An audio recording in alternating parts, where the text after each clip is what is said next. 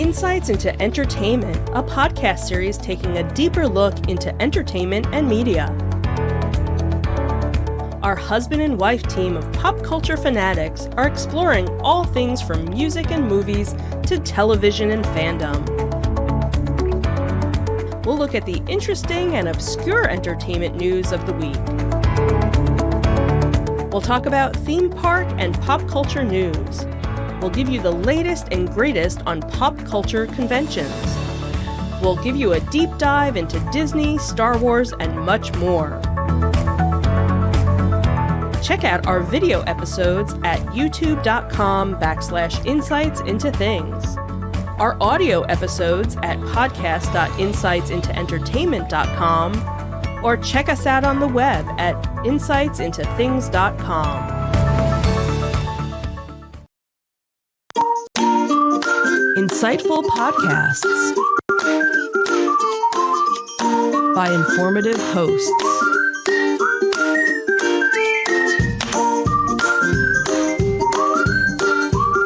Insights into Things, a podcast network.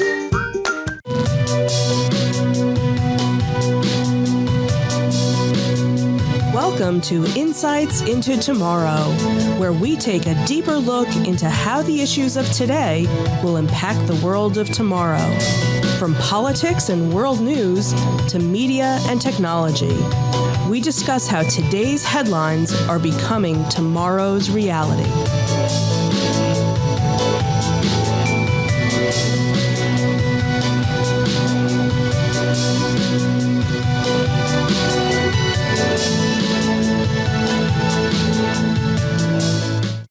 Welcome to Insights into Tomorrow. This is episode 9, Entertainment a la carte. I'm your host, Joseph Whalen, and my co-host, Sam Whalen. Hi, everyone.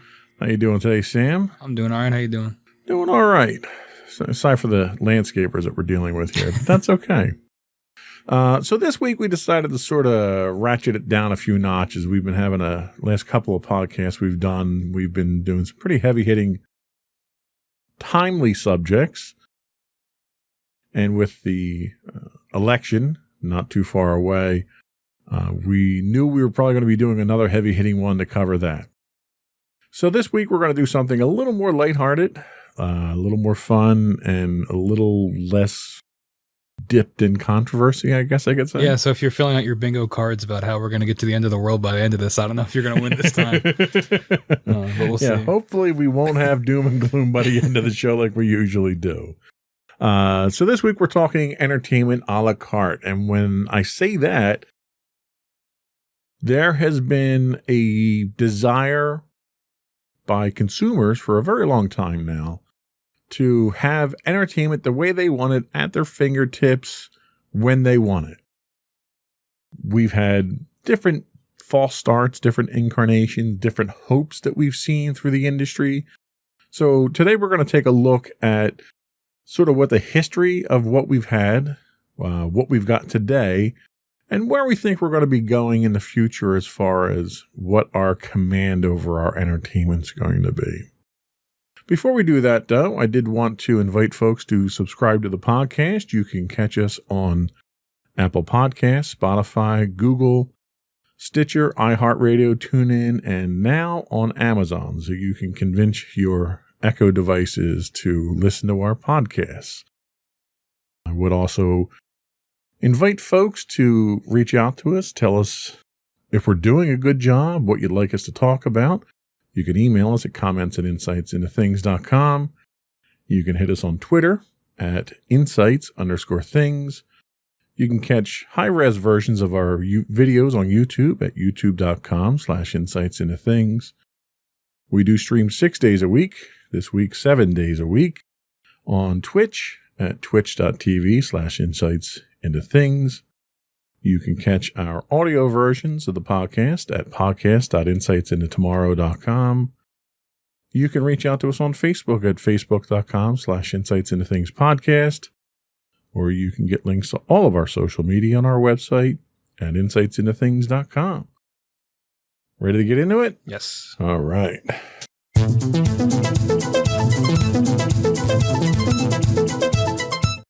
So first up, I just wanted to sort of kind of summarize what we're looking at when it comes to entertainment here, and how important entertainment is in the home.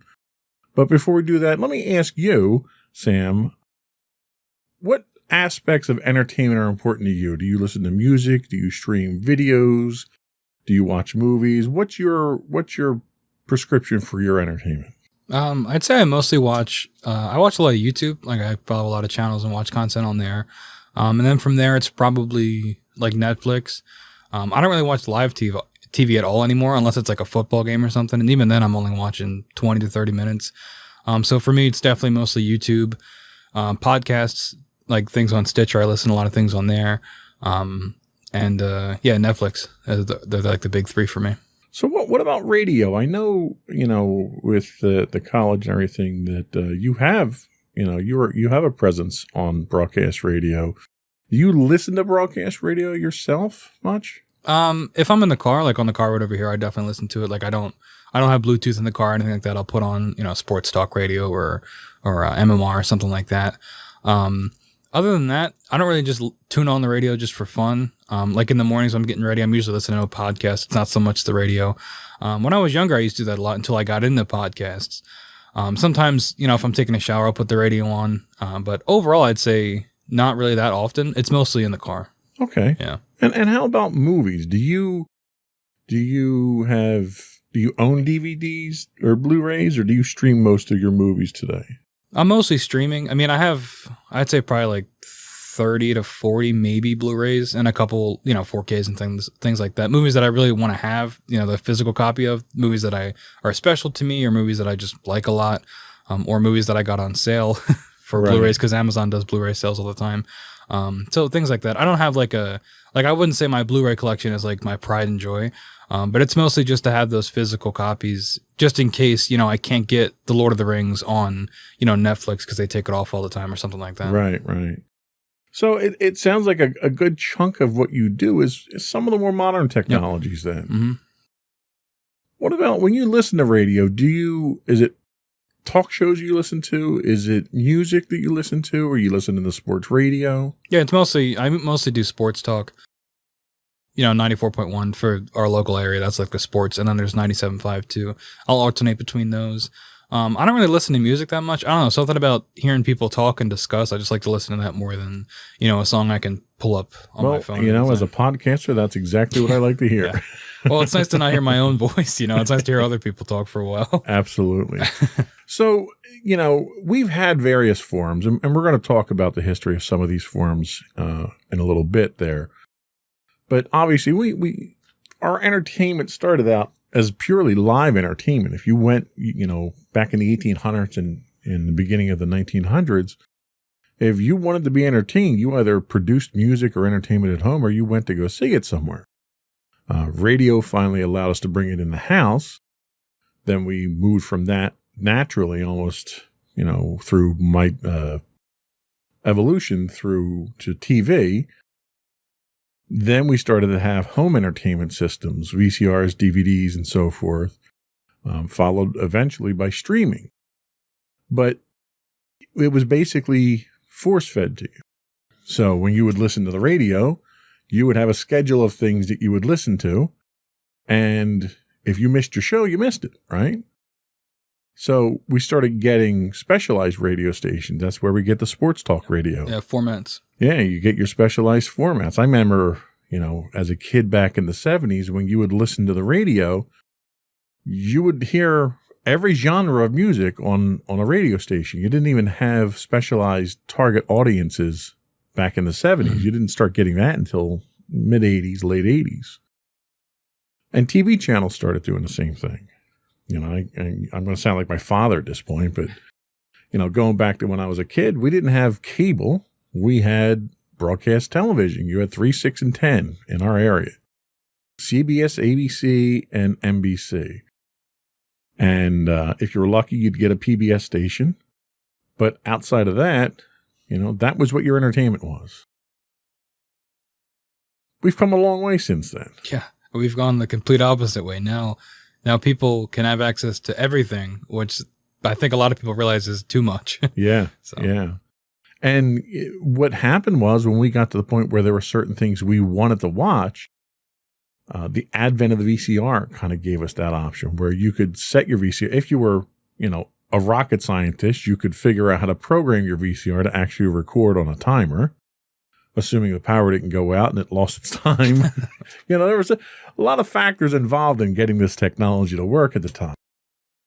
So you would record your programs and then watch them after the fact. You didn't have streaming. You didn't have DVRs even at the time. Yeah, and I think something that I'm sure I don't want to get too far ahead of ourselves, but one of the things we'll probably talk about is how as a society we all, like when it was the radio, everybody would gather around and listen to the radio at the same time all around the world. So you'd all listen to, something at 8 p.m. on a Thursday every week. Everybody would do that. But then as we kind of went further and further down the timeline, viewing experiences became more individualized, where now it's not everybody tunes in Sunday to watch something. I mean, you still get that with like sports, but for things like Game of Thrones, right? I mean, that was kind of the last big thing that everybody would tune in and watch, except for things like reality shows like The Bachelor and things like that. Those are usually still watched live. But big entertainment moments like that are getting more and more rare as, people can watch and stream whatever they want, whenever they want. Yeah, and it's a very intimate experience where you get to build your entertainment consumption experience yourself. And we didn't start being able to do that until we got technology like the VCR. Yep. Outside of that, you were watching stuff on a schedule. We got smart cable at some point in time in the 90s where you started getting video on demand, where you were able to go in through your cable box and say, all right, I want to watch a movie now, whatever time it is. And they would charge you for that, and they would send you a bill for the pay-per-view experience.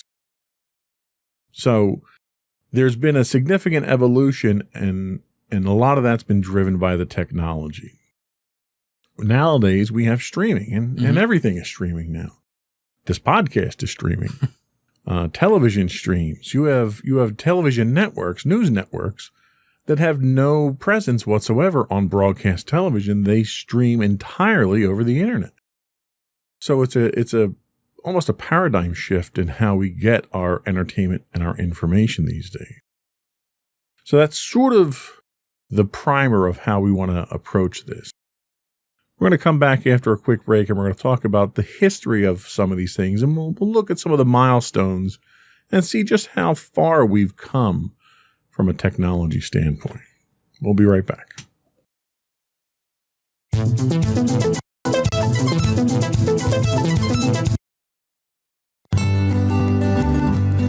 Insights into Teens, a podcast series exploring the issues and challenges of today's youth. Talking to real teens about real teen problems. Explore issues from braces to puberty, social anxiety to financial responsibility. Each week, we talk about the topics concerning today's youth. We look at how the issues affect teens, how to cope with these issues, and how parents, friends, and loved ones can help teens handle these challenges. Check out our video episodes on youtube.com/insightsintothings. Catch our audio versions on podcast.insightsintoteens.com or on the web at insightsintothings.com.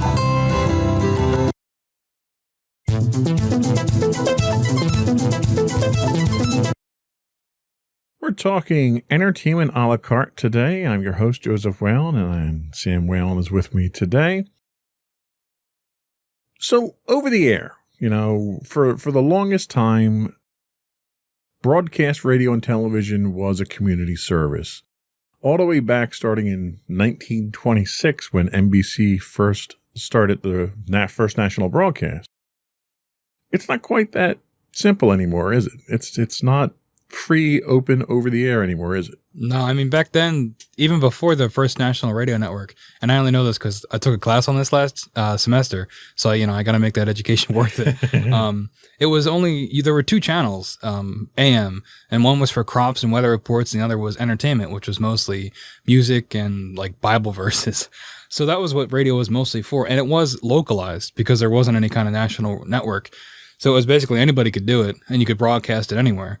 But then when you had NBC come along, it sort of became that network. And nowadays it's so far, it's still local in a sense because you'll have local stations. But for most of them, like we have a local rock station here, WMMR, and you can tune in that dial 93.3, but also they have a streaming app, right? So they get all the time people all across the world tuning in and listening. And, they archive their morning shows and you can tune in live and listen to their music. So it's not, you don't need a radio to listen to the radio anymore, basically. Exactly. And in fact, it's funny you mention that. Cell phones all have radio receivers on them. Mm-hmm. Most people don't realize that. There are apps that you can get that will tap into the radio antenna on your phone and allow you to do it. And we had a hurricane come through a couple of years back, and we lost power, so we didn't have any battery-powered radios. So we actually wound up downloading the app because we still had cellular coverage, and we had an app that allowed us to get weather radios basically built into our phones. So broadcast radio is still going very strongly out there, but it doesn't give us that personalization that I think we're looking for. A lot of radio stations that do stream, they'll stream multiple streams. And you can basically pick the streams that you want, pick the channels that you want. Because a lot of our radio networks are multi-format network. So you might have Clear Channel being one of the network. And that network may have 50 different radio stations across the country, but you don't have over-the-air rights to get most of those because of the limitations of the technology. But they'll stream all of those on their website. So you can literally listen to a radio station from Ohio or California or whatever. So technology has given us that ability to choose at this point in time. And as technology has evolved, we've gone from AM to FM where we can broadcast further, high fidelity and so forth. What do you think about satellite radio? Satellite radio, XM first introduced satellite radio in early 2000s. The biggest deal that they probably ever had was when they brought in Howard Stern. How do you think that impact has had? Because it's subscription-based. It's not free. Right. And most cars today, if you buy a new car, have an XM radio built into it. Do you think satellite radio gives you that customization of your entertainment choice? I think at the time, it was definitely a precursor to what we ended up seeing with things like Netflix and Hulu and things like that, just for radio. And especially with Howard Stern, because he wasn't censored, that was like the big appeal of it. But what a lot of people forget is before Howard Stern went to satellite, he was against it, like vehemently. He was all about terrestrial radio. But then when his fines like almost bankrupted his station, he had really no choice. But yeah, I definitely think it was a kind of a precursor, and you can customize it to an extent, but I think that subscription sort of is kind of a barrier to entry to a lot of people. It's a barrier to entry to me because not only did I not want to pay the subscription, but I also don't have a radio that can use it. I got it for free like a trial a while back, and I was using it on my phone. But if I'm going to use my phone to listen to something, I'm probably just going to listen to a podcast. So, and without having it in a car, there's that entry there. So if you're buying a new car and you get it for free for 3 months or, included, I can definitely see you using it. Not to mention that you do have a lot of great personalities and great stations on satellite radio that there's most likely something for everybody. Yeah. And I'll tell you, when I bought my new car, it came with that 3 months of XM free. And the problem that I had with that is the same problem that I have with cable television today. And we'll get into a little bit more. It's 180 channels, and how do I find what I want to listen to? It was an overwhelming experience to have that much choice. And it's kind of ironic because it's that choice that we've demanded for years now, I want the ability to make my entertainment selections the way that I want.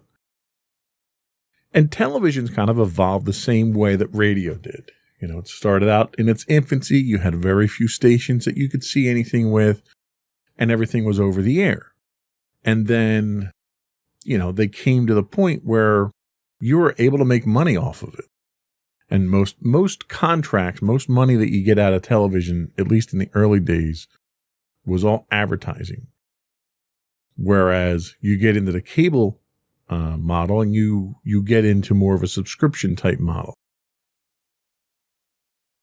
But, television was first introduced in the early 20s at the World's Fair. And then by 1931, you had 40,000 televisions in the United States.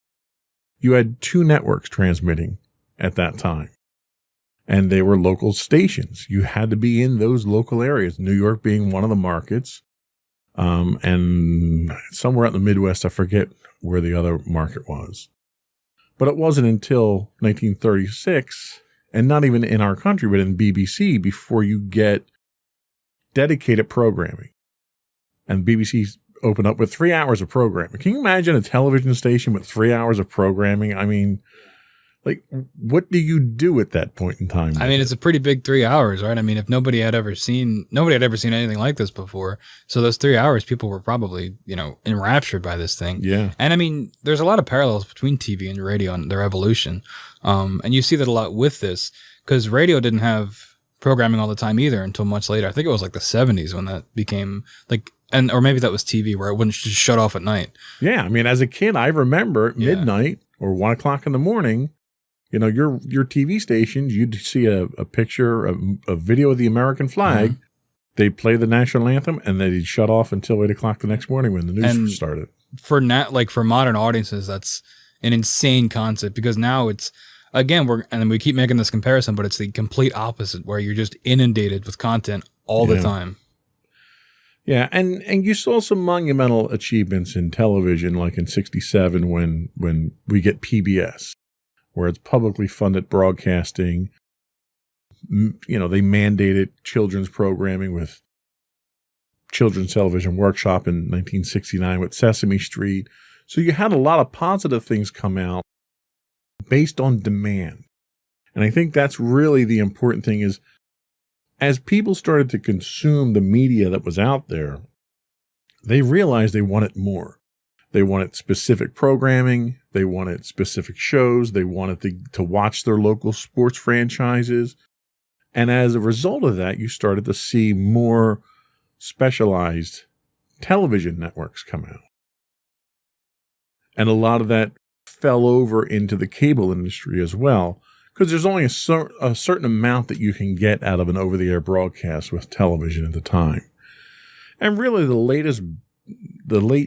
latest biggest innovation over-the-air television wasn't until 2009 when they went all digital, which I got to tell you, that was a real monster to deal with, because you had people throughout the country who didn't have cable, couldn't afford cable, and they were getting all of their news and sports and everything over the air broadcasts. And with the mandate to move to all digital, and the reason for the all digital was because of how much more data you can put out over a digital signal than you ever could over an analog signal. And you see now with digital with digital transmissions, your local ABC station might be putting out 5 different channels over the bandwidth it used to use for one. So there was a definite benefit to it, but it also required everyone to replace all their equipment, which is expensive. So much so that when they went through this process, the federal government actually subsidized it. You could go to the government and get a coupon to buy a digital antenna at the time. And the program ran for like 18 months or something like that. I remember when it ran, and they funded it with, a ludicrous amount of money. And even after that fact, people still didn't have it because of how inaccessible it was for a lot of people. There's a lot of televisions that sit around right now that have no function whatsoever because nothing's broadcasting on frequencies they can receive.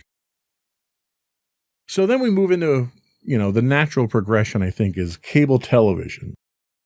And it's funny because in doing the research for the podcast today, I learned a lot about cable television that I didn't know. The fact that it's existed since 1948 blew my mind. Like, when I grew up, I came from a fairly underprivileged house. We didn't have a lot of money coming in. So my dad did not subscribe to cable for a very long time.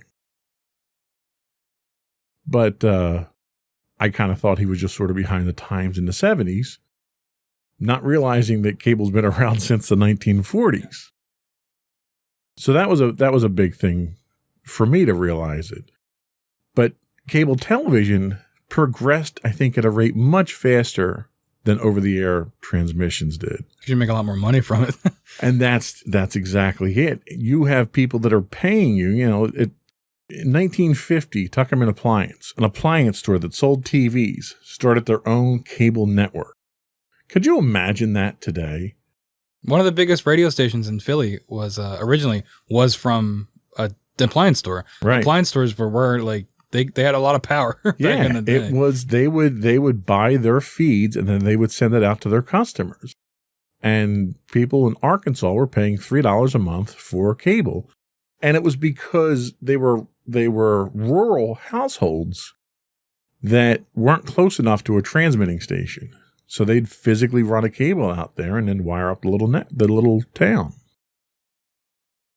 So in 1972, you start getting into specialized television channels. You get HBO.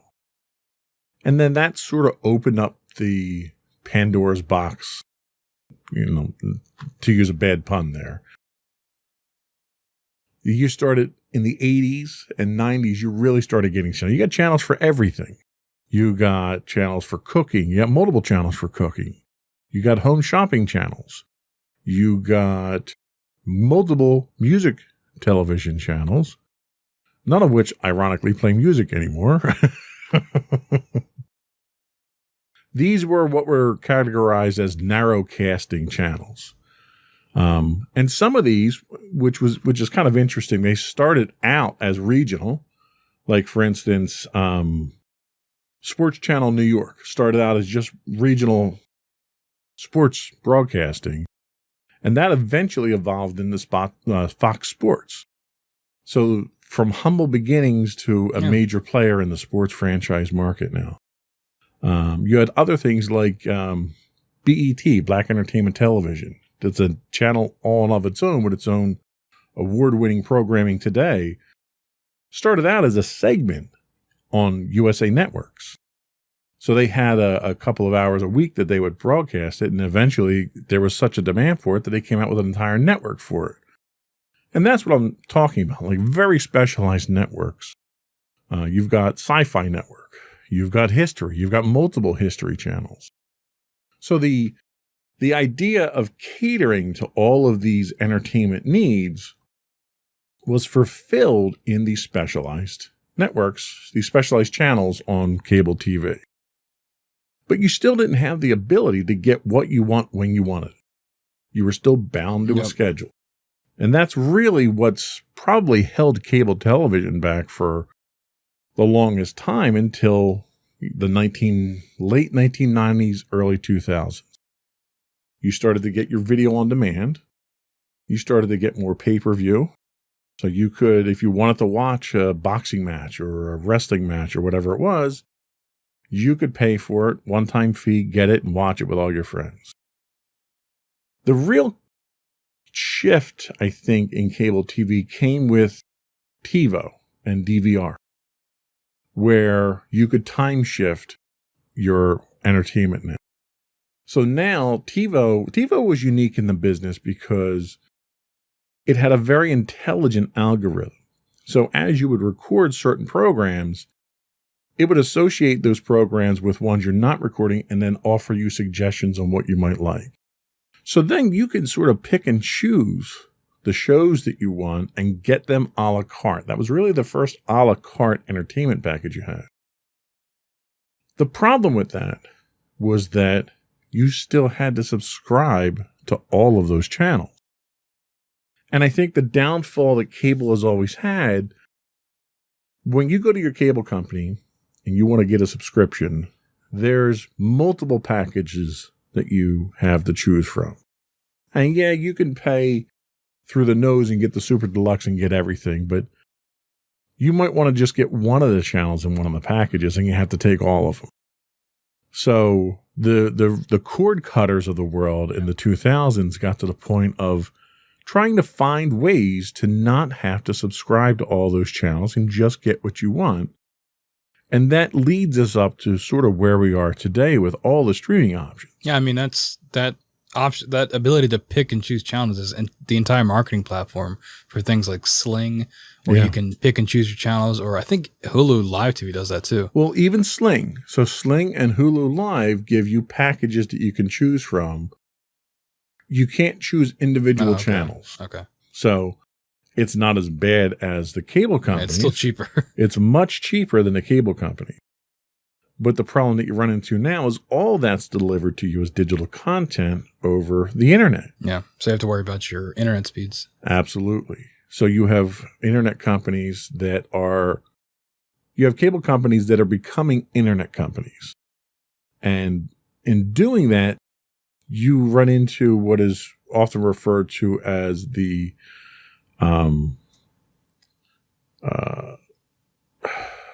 monopoly. Well, no, they've been monopolies for a long time. Net neutrality. Oh, okay. So, and with net neutrality, the concept behind net neutrality is data. Doesn't matter where it is, where it comes from, what it contains. It's data. It should all be treated the same. And the cable companies want their data to be treated better than others. And Netflix ran into this very early on with a lot of the cable companies, Cox Cable, Comcast, and a few others, where they were throttling the bandwidth that people were using for Netflix. So you may have an unlimited agreement with your cable company for data, but if they see that the majority of the data that you're using comes from outside their network from Netflix, they throttle it. You see a lot of buffering, your quality goes down, and they're trying to push their own video on demand services instead, which they don't count against your bandwidth caps. So none of this has been resolved. This is still a problem.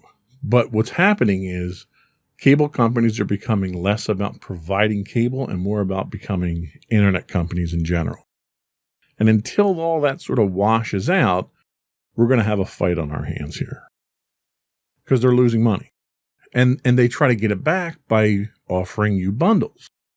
So, for instance, if all you need is internet, it's cheaper for you to get internet, cable, and phone than just internet for the first year.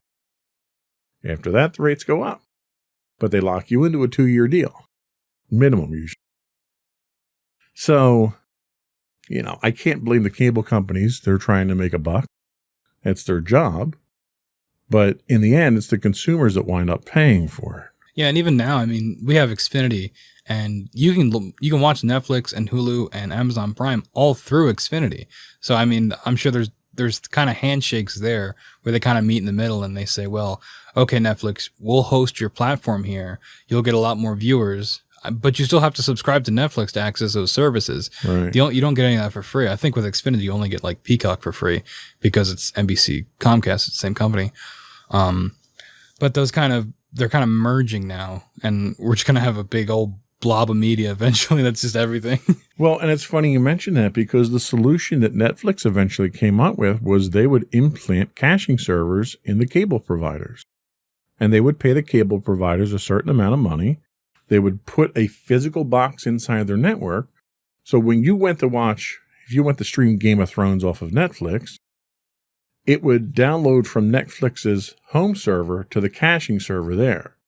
You would watch it, but anybody else who went to watch Game of Thrones would pull it from that caching server. So the result of that was it didn't put a demand on the backbones, the internet backbone connections that the cable companies had. So that was an exclusive deal they offered to Netflix that they're not offering to other streaming providers either. And I'm not even sure they're still offering. There's some debate whether or not they're still offering that service. I know Comcast was having a bit of an issue with that, where they stopped offering it to Netflix. But it's all, you're right, it's you scratch my back, I'll scratch yours, and we'll all make a buck off of the end consumer. Not to mention now, I mean, you've got Disney, which now effectively owns Hulu because they own Fox, right? So it's a lot of that programming too. So it's not just, these streaming companies are not like small businesses. They're all, I mean, I don't think Netflix is owned by any major corporation. No, Netflix is still independent. Yeah. And then Amazon obviously is a mega corporation. So, you know, the streaming service is just a portion for most of these companies, just a portion of their revenue. Right. I mean, except for Netflix, but even then, I mean, they've moved more into film production in general too. So they're more of they're not just streaming anymore. They're making a lot of their own content as well. And it's interesting to mention that. So we talked over the radio, television, and cable. The alternatives that we had to get our a la carte fix of entertainment were VCRs. You know, the VCRs came out in the 1970s. They became popular in the 80s. Blockbuster Video opened in 85. So if you wanted to watch a movie, you could a la carte on demand, go down and get a movie and bring it home and watch it. As long as you rewound it, you were fine. DVDs became the alternative. They were much more convenient, higher quality. First DVDs were released in 97. Blockbuster started carrying them in 2001. They kind of missed the boat on that a certain amount. Hollywood Video actually started DVD rentals as soon as they became available. But the one interesting thing with Blockbuster was when Blu-ray came out, there was, just like with VCR, when VHS came out, you had Betamax as an alternative. When HD Blu-rays came out, you had HD video. And when Blockbuster had such a huge portion of the market that they decided that they were going to go Blu-ray. And as soon as that happened, it basically was the end of life for HD DVD at that point. So they had such a huge segment of the market that they could make that kind of demand. But then you see other services like Redbox pop up. You know, you see Redboxes all over the place still, even though a lot of people are streaming stuff. I think Redbox is a streaming service too. Like, I think you can stream, and I think they have their own original things. Like, I don't know if they make it, like, I don't know if they produce it like Netflix does, but they can definitely license and stream a lot of stuff on their own site as well. Yeah. So, and then streaming, streaming really started in the early 90s. The problem you had was your data connections. The first practical codecs for streaming, the compression algorithms for streaming came out in 92. But 92 was also when we had 33K baud modems. You didn't have your high-speed data connections, your cable modems, your DSL even at that time.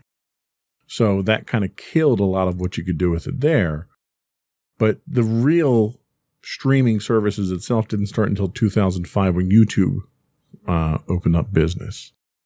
And at the time, YouTube and streaming was, YouTube was where people posted their videos. It was the TikTok of today.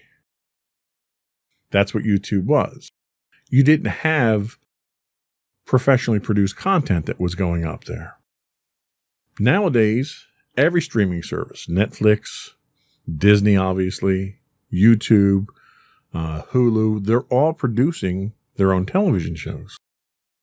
To the point that you have award shows that are controversial because you have TV awards for streaming services that never appear on TV. Yeah, I think the Emmys, maybe more than the majority, was mostly all from streaming services. Yeah.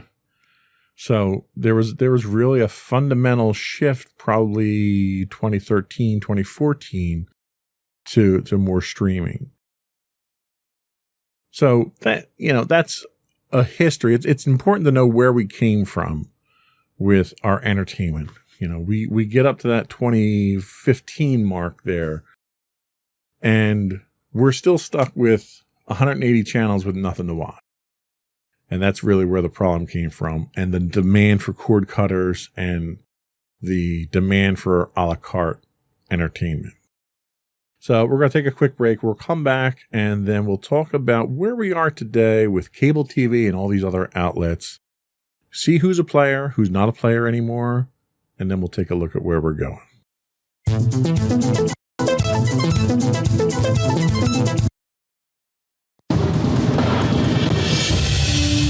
For over 7 years, the Second Sith Empire has been the premier community guild in the online game Star Wars: The Old Republic. With hundreds of friendly and helpful active members, a weekly schedule of nightly events, annual guild meet and greets, and an active community both on the web and on Discord. The Second Sith Empire is more than your typical gaming group. We're family. Join us on the Starforge server for nightly events such as operations, flashpoints, world boss hunts, Star Wars trivia, guild lottery, and much more. Visit us on the web today at www.thesecondsithempire.com.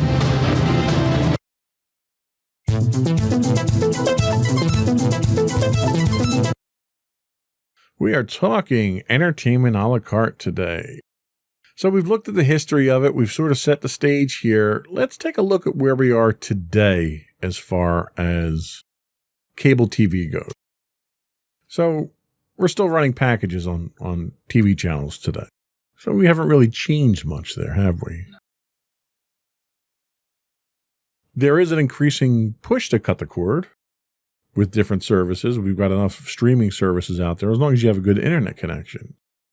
Now, the one thing to mention here that I actually didn't put in the notes, that's the new satellite internet network that Elon Musk is putting out. So it will be possible very soon to have low latency satellite internet, high-speed internet, and not have to deal with your cable company. Of course, when that happens, God help you if you're an astronomer, because you're not going to be able to look at anything up in the sky now without seeing one of these satellites. Net neutrality. We mentioned it earlier on. One of the biggest problems with net neutrality is that the FCC determines what is and isn't net neutrality. And the FCC is traditionally chaired by someone from the telecommunications industry. So it doesn't look good for consumers from that perspective. What are your thoughts on, net neutrality and whether or not it's an issue moving forward? Is it an issue today? Is it a non-issue? Should we not even worry about it now? I definitely think it's an issue. And I do think, I think people underestimate how important it is, really.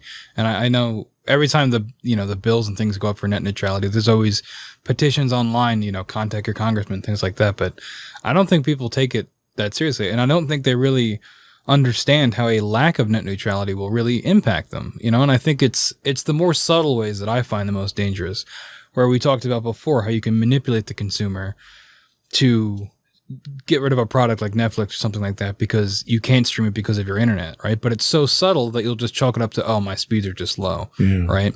But there's a company behind the scenes that's pulling those strings and that is manipulating you, and you might not even realize it. So I think that net neutrality is extremely important for those reasons, because it's just another element that can be used to manipulate consumers, which I get is the whole point of a business, basically, is to get people to continue buying your product. But I think when it's something so universal like that, where the internet should probably be a utility that everybody has access to, but it's not that yet. And it's not looking like it's going to go that way either. If the patterns that we're seeing now continue, it looks like a lot of people are going to have restricted access, where the internet should be a free and open resource for everybody. Yeah, and I agree. And you touched on it earlier when you mentioned cable companies and monopolies, and this is really them behind a curve, not getting with the program here, because there's a lot of things. Technology moves much faster than cable companies cable company lawyers can move. We're looking at satellite communications that have exploded at this point. You're looking at alternatives like Verizon Fios, where you can get fiber run right to your house. You're looking at 5G now, where, once the 5G networks are built out, you won't need to have a wired connection to your house, at least if you buy into the hype. Yeah, but it's going to make all our heads explode. Haven't you heard? And cause coronavirus. Yeah, I know. It's going to turn us into zombies. But you can get cable, you can get over-the-air speeds for your internet now that are comparable to your cable connection that are more than enough to stream video. So I think if nothing else, the cable companies have a real problem ahead of themselves. They've got too many outlets that people have alternatives for, because cable companies thrive when you didn't have options. And, a lot of this started in the 90s when cable companies started gobbling up all the regional cable providers. And you start having giants emerge like Comcast, where you have entire regions of the country that don't have an alternative to cable, phone, or internet but Comcast. So you don't have a choice but to go with that. But it's not a monopoly. But that's not a monopoly because it's only regional. Yeah. But I think the problem is that they've had that level of monopolistic protection for so long now that they don't realize that they're really threatened at this point in time. So I don't know where cable's going to go. It's an endangered species right now, but it doesn't realize it. Yeah, I think you're seeing a little bit of that with things like Peacock, where Xfinity, which is Comcast, which is NBC, is trying to get into that streaming market. But I don't know, maybe it's just me, but Peacock seems like it's really late to the game. And they don't really seem like they have a whole lot to offer other than things they already own, like reruns of like Cheers and Frasier, which used to be on Netflix, but it looks like they were just flexing that they own the rights to these shows, so they put it on their own streaming service. But it doesn't seem like it's enough to make them a competitor for something like Netflix or Hulu, because it's not making... What separates companies like our services like Netflix and Hulu and Amazon is that they're making their own shows, like we mentioned before. But with things like Peacock, if you're just rebroadcasting essentially content that everybody's already seen and just wants to watch reruns, I don't think that's going to make you enough of a competitor in the market. And I think that if that's their attempt to keep their cable company status, but also dip their toe in the streaming water, I don't think it's going to be enough. And I think that's a great segue to the streaming services in general. So what really got me on this topic was there was an article on CNET. I think the person who did the research and wrote it was Ashley Esqueta who wrote it up. And she went through and ranked 101 quote unquote major streaming services. And she ranked them based on price, the number and quality of original programming, the number and quality of their back catalog, their overall variety, and what their availability was for subscribers. And it was kind of eye-opening to me that there were 101 major streaming providers out there. Well, I mean, major, I don't know about that, because on this list we have, what is it, we have the top 10 here. This is just the top 10. And I haven't heard of one of them, so I don't know how major it is. I've never heard of Acorn TV. I don't know what that is. Well, and that's like Acorn. So like if you use Plex or Kodi or any of the media streaming service players at home, Acorn TV you would know. Acorn TV is like a free add-on that you can get for it. And think of it like the MeTV of streaming, where it's like some of the nostalgic stuff. Yeah. Okay. All right. That makes sense. But a lot of them are like that. I mean, you had ones on here that were rated much lower because they were so specialized. So for instance, NFL Networks has a streaming service. NHL does. WWE does. All the sports, basically. Right. So they didn't rate very high because they didn't have a very wide variety. But the fact that there's 101, this goes back to the I want it now, and I want it the way I want it. So instead of having 180 channels with nothing on, We now have 101 streaming networks that we now have to sort through now. Yeah, and the argument used to be from cord cutters, it's like, well, if you add up all the streaming services, it's still less than a cable bill. But within like 3 years, that is not a valid argument anymore because, I mean, I personally have Amazon Prime, Hulu, Netflix, Disney Plus, and I guess whatever HBO has now, but I think that's included with my cable.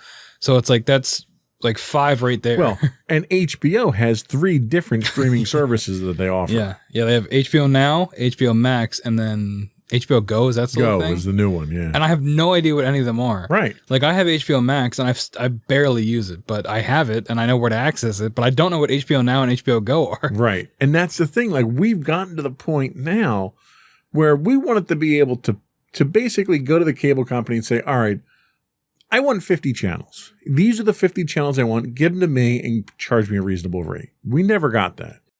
Instead, what we got was you go to your cable company. Here's your boom. There's your package. Oh, and if you want all this other stuff, because you have stuff that are exclusive to the streaming networks. So if I want to watch Star Trek, I can't watch Star Trek on cable anymore. I have to have a subscription to CBS All Access to watch anything Star Trek. And that's one of the things that like really bothers me about all these companies coming out of the woodwork and making their own streaming service, because it just seems like I mentioned before with Peacock, it just seems like they're flexing their muscles and saying, oh no, these are ours. Right. Like that happened with The Office on Netflix. Who was that? Was that Peacock or was that somebody else? I can't even keep track. I think it was Peacock. They had it on someone. Yeah. And they pulled it. I think it was on Netflix. Yeah. They pulled it off and they put it on some. And on the other Friends network. was like that too. And again, it's the shows where you're just rebroadcasting reruns, but it's a show that a lot of people like, and now they have to pay another $10 a month to watch it, and they're probably not gonna. And Disney did the same thing. Yeah, exactly. You look at all the Marvel TV shows that Disney had on Netflix that were, for the most part, good. They canned them all. And they canned them all. But they didn't even bring them over to their own network yet. Yeah, even though they tease people as if they were going to, Right. and they haven't yet, and I doubt they're going to. Right. It's been too long. So I don't think we're any better off today than we were 10 years ago. It's just everything that you have now, and they all price themselves at either $5 or $10 a month. And it's like, okay, well, if I get the 50 channels or the 50 streaming services that I want, I'm paying more for my service now than I would have through cable. Oh, and I still have to pay for my internet. So I'm getting more because I'm getting on-demand back catalogs. I'm getting original content. The top 10 of these probably all, with the exception of Acorn, I don't know if Acorn does, they all do original content. So I'm probably getting more things to watch, but the price is going up exponentially at this point. Yeah, I mean, I know in my house, I've been a strong advocate of we don't need cable, right? But I'm not the only one in the house, obviously. Like my mom, she watches a lot of live TV and she records a lot of things live. But there are also things that I'm pretty sure are available on some of these services. Like she watches Big Brother, and I'm pretty sure that's on CBS All Access because that's the network it airs on, I think. I'm sorry if there's Big Brother fans out there and I'm wrong about that. But that's the thing too, because it's like, and like my grandma doesn't really understand how streaming stuff works, but she can get on her Roku TV and put on ABC and stream the live TV. So she doesn't need a cable box. Right. And it's like, that's like a whole nother layer to it where it's live TV, but then you're streaming it through a streaming service, which you then have to pay for. But some of these you need a cable subscription to access, like the live TV for the ABC, you need a cable service to log into it.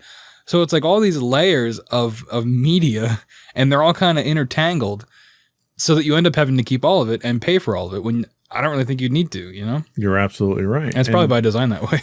Well, and the amount of overhead that this creates now causes all of the bills to go up even higher because the cable companies now have to pay for the broadcast versions. They have to pay for the streaming versions. There are different revenue sources that come out of it through advertising now, obviously. But for the end consumer, you're not better off. You're not getting what you were looking for. You know, we wanted to have everything on demand for us. And all these networks were like, well, this is what you asked for. It's all on demand now. You know, you need to have 50 subscriptions if you want to get your 50 channels. And I think the appeal is with something like CBS All Access, well, okay, you you might not want to get our streaming service because you think it's just reruns. So we're going to make something like Star Trek, or like the 3 different versions of Star Trek. And okay, that's new content. You can come here and watch that.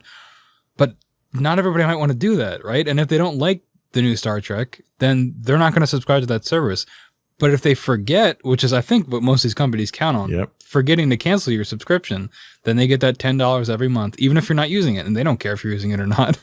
You know, it's funny you mention that. Netflix actually got to the point where they had so many hangers on like that they introduced a service without being asked for it, that they monitor whether or not you watch the service if you use it. If you haven't used it in a year, they'll notify you and cancel your subscription for you. I mean, they're making so much money, it probably is negligible, but they are. It's just to improve their like public image. That's a helpful service though, because I still pay for, and this is totally different from this, but like in terms of for getting subscriptions, I still pay 99 cents a month for cloud storage. I haven't had an iPhone in like 3 years, but every time I go to cancel it, it's so many steps to cancel it that I just like, well, you can have my $12 a year, you know? Yeah. And that's Apple for you. Yeah. So outside of cable and streaming, there are other options. Us being one of them, us being podcasts being one of them. And there's a ton of sources for podcasts. There's tons of podcasts out there that cater to every possible desire for media consumption out there. And there's apps. You know, we talk about Instagram and Facebook. TikTok, well, we're not talking about it too much now because Trump's trying to ban it. Nah, Microsoft will buy it. Microsoft and Walmart.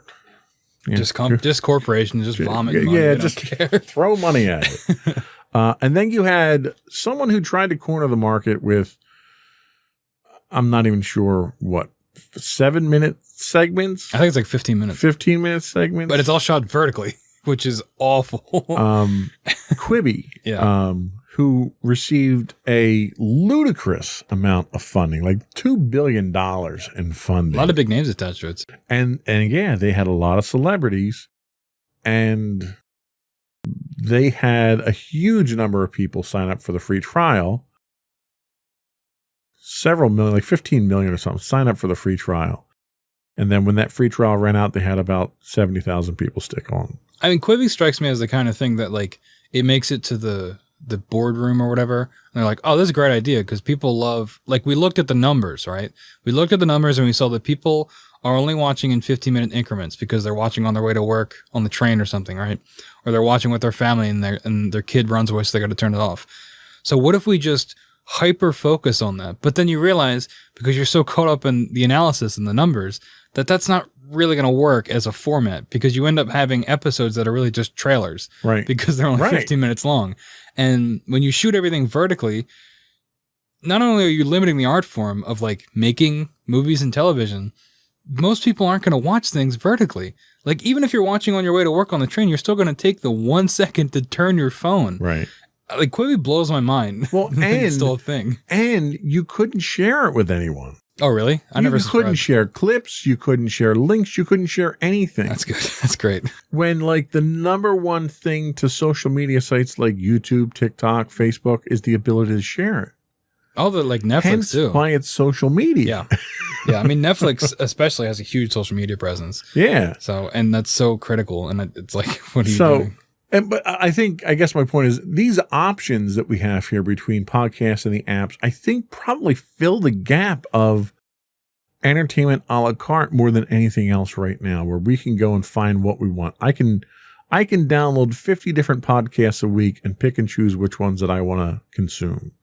So I think that's probably more meeting the needs of the consumer than anything. Yeah. And I mentioned before that I watch a lot of YouTube, and YouTube's just like that too. You can follow different channels that do different things, just like you'd subscribe to different podcasts. Like I follow a couple cooking channels. I follow a couple comic book based channels, history channels. So there's something for everybody within each of these sections. Yep. Just like you can listen, like you said, to different podcasts. So I think if you want that a la carte, it's those places you're probably going to turn to, because it's made by people and it's not as heavily regulated. I mean, YouTube's pretty regulated, but something like a podcast. Anybody can do a podcast, right? So there's always something for somebody. Really? Literally anybody. I mean, anybody can do it. You just talk. No, but wow. And make sure to subscribe to our podcast on your local podcast Good provider. thing you're not in our advertising department. Hey, free plug, shameless advertising. But yeah, I think that's where you get a lot of that a la carte, right? Because I agree. You can find any kind of channel or any kind of podcast to meet your needs. I agree 100%. Let's take a quick break. We'll come back with our doom and gloom section where we look towards the future.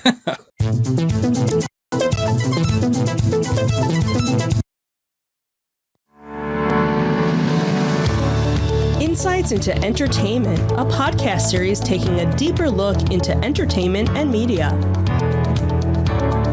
Our husband and wife team of pop culture fanatics are exploring all things from music and movies to television and fandom. We'll look at the interesting and obscure entertainment news of the week. We'll talk about theme park and pop culture news. We'll give you the latest and greatest on pop culture conventions. We'll give you a deep dive into Disney, Star Wars, and much more. Check out our video episodes at youtube.com/insightsintothings. Our audio episodes at podcast.insightsintoentertainment.com, or check us out on the web at insightsintothings.com.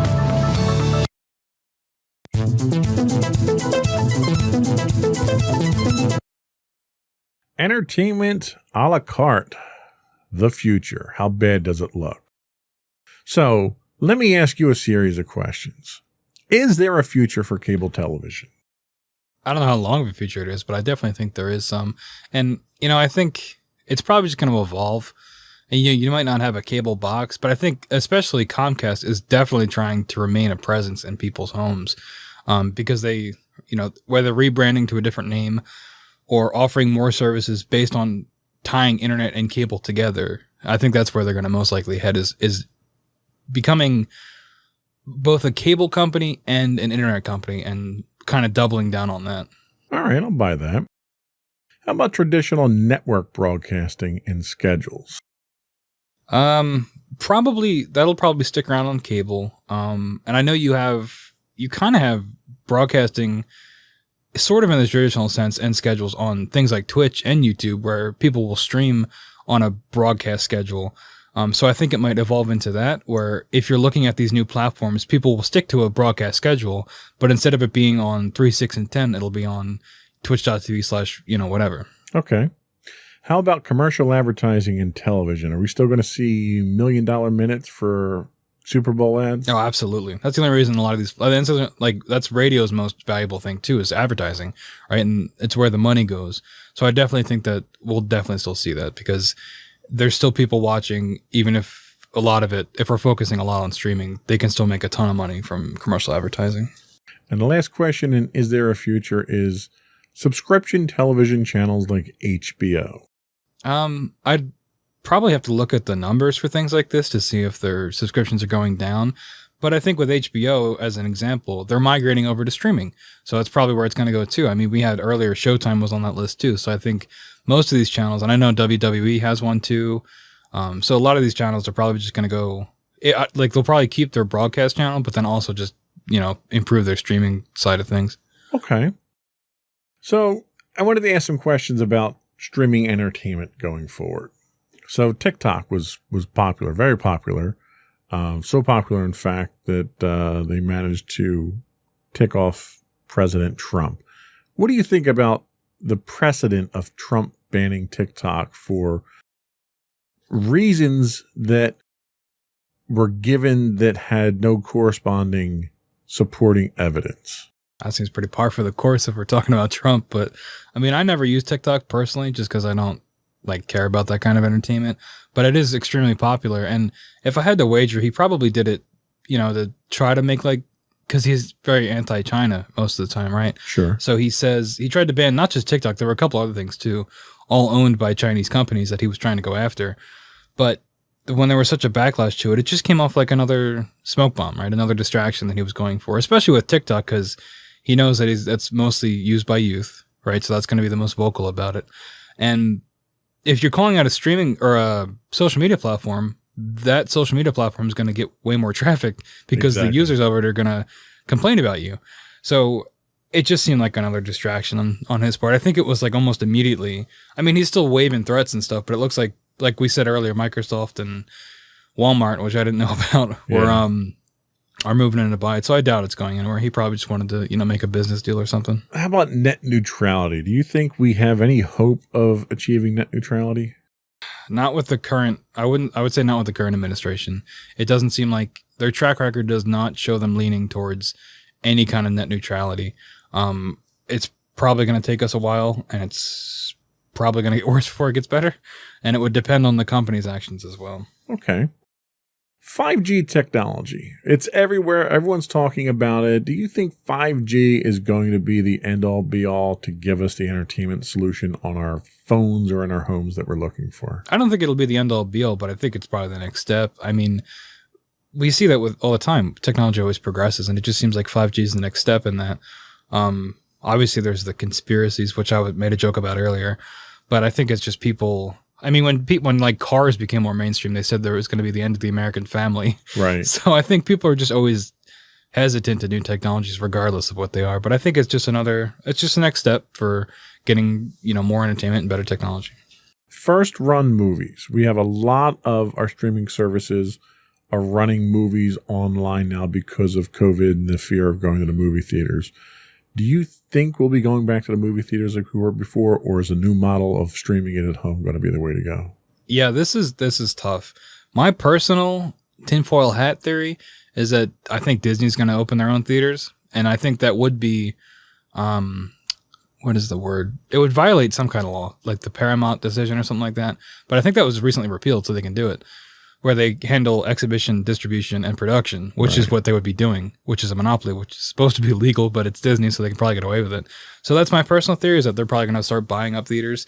But if not, I mean, a lot of them have already filed or are going to file for bankruptcy, most likely. And I don't know how much people are going to want to go back, because there's theaters open now, but I don't think like big movies like Tenet are still making money, but not nearly as much as they should be making, given their production, plus what a normal Christopher Nolan movie would take. Yeah.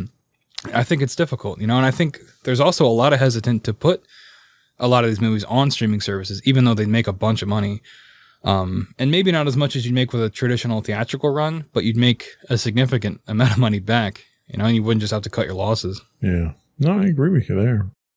The last question I'll ask, and it's not in the notes, but the last question I wanted to ask was, do you think we'll ever reach that entertainment a la carte level where we'll get to pick and choose what we want and it would be affordable?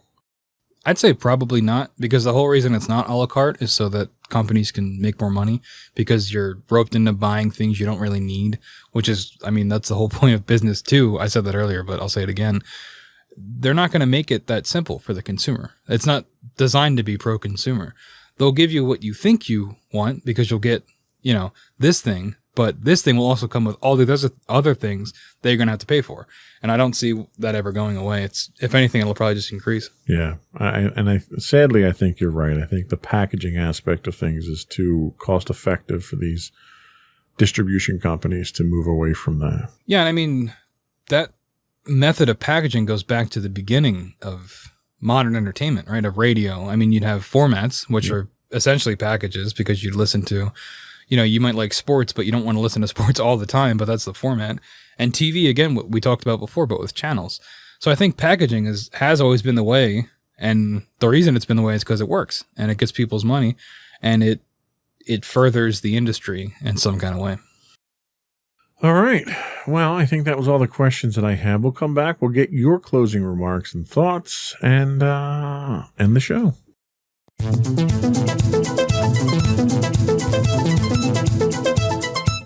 So, wasn't too doom and gloom today, but what are your final thoughts on the entertainment industry, where we're going, where we're at, and is there hope for us?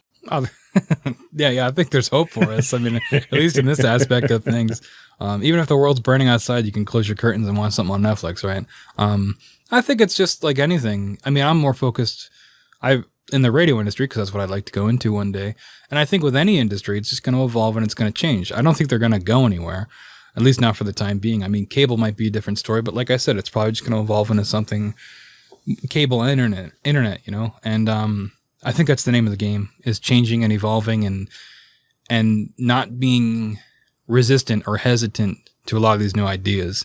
Where like you wouldn't want to release a new movie on streaming because the theaters are closed and you insist on putting it in theaters regardless of the situation. I think there's that friction there of resisting change, which I can understand from someone like Chris Nolan's perspective, where he wants his movie in theaters because that's what he made it for. It was designed to be watched that way. But I think the tides are just changing too fast. And if you want to make any sort of, if you want your art out there and if you want the profit from that art, I think you're going to have to, you know, just go with the flow of things, honestly. And you know, I think that's very well said. And I agree with you 100%. I think we're going to continue to evolve. Technology is going to push that evolution. And the people that are adaptable enough to pick up on those things are the ones that are going to thrive in the future. So, very well said. That was all we had today. I do want to reiterate for folks out there that we do publish our long form articles on Medium at medium.com/insightsintothings. And please do subscribe to our podcasts on Apple Podcasts, Spotify, Google, Stitcher, iHeartRadio, Amazon. You subscribe and you'll get our podcast the instant they're available, Monday mornings at 8 a.m. Please feel free to reach out to us at comments@insightsintothings. You can hit us on Twitter at insights_things. And I think that's it. Did you have anything else? Just one quick thing. If you have Amazon Prime, that means you have one Twitch Prime sub a month.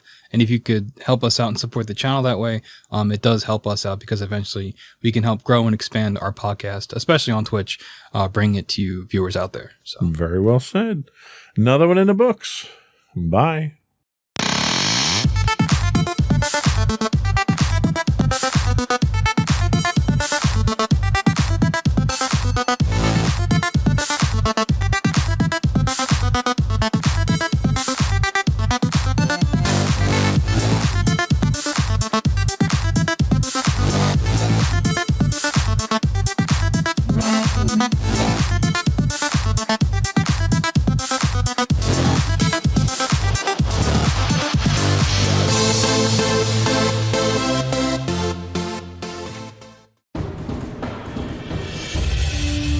For over 7 years, the Second Sith Empire has been the premier community guild in the online game Star Wars: The Old Republic. With hundreds of friendly and helpful active members, a weekly schedule of nightly events, annual guild meet and greets, and an active community both on the web and on Discord. The Second Sith Empire is more than your typical gaming group. We're family. Join us on the Starforge server for nightly events such as operations, flashpoints, world boss hunts, Star Wars trivia, guild lottery, and much more. Visit us on the web today at www.thesecondsithempire.com.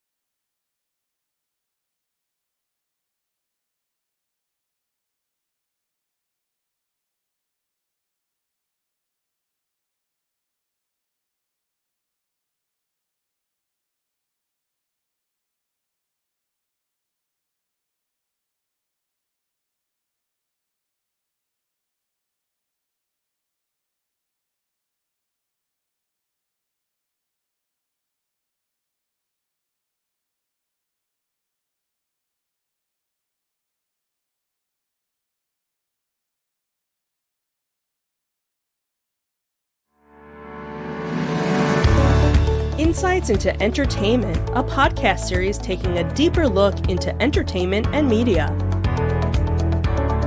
Our husband and wife team of pop culture fanatics are exploring all things from music and movies to television and fandom. We'll look at the interesting and obscure entertainment news of the week. We'll talk about theme park and pop culture news. We'll give you the latest and greatest on pop culture conventions. We'll give you a deep dive into Disney, Star Wars, and much more. Check out our video episodes at youtube.com/insightsintothings. Our audio episodes at podcast.insightsintoentertainment.com, or check us out on the web at insightsintothings.com. Insightful podcasts by informative hosts.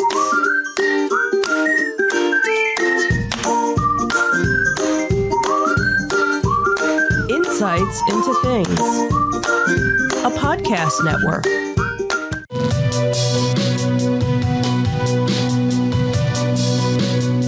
Welcome to Insights into Tomorrow, where we take a deeper look into how the issues of today will impact the world of tomorrow. From politics and world news to media and technology, we discuss how today's headlines are becoming tomorrow's reality.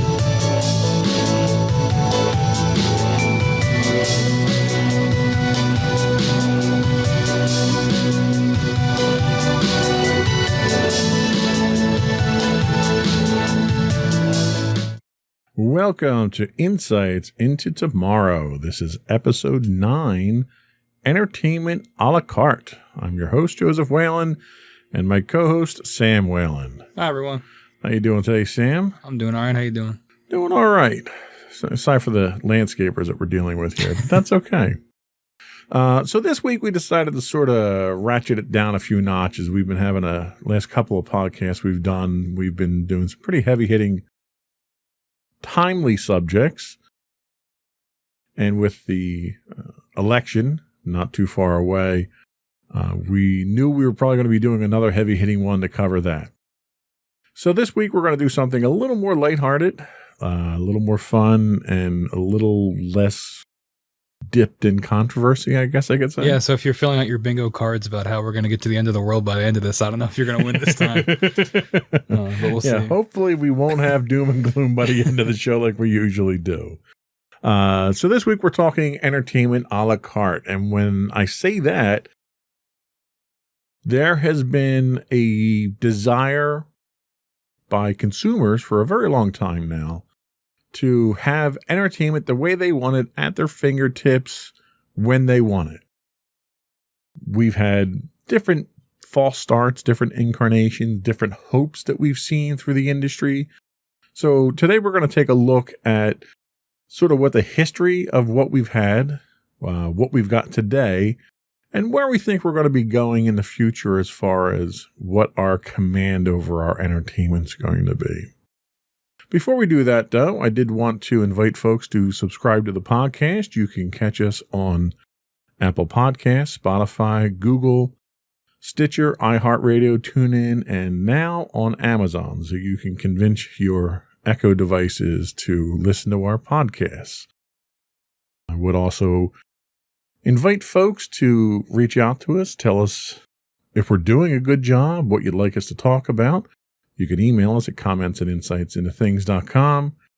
You can hit us on Twitter at insights_things. You can catch high-res versions of our videos on YouTube at youtube.com/insightsintothings.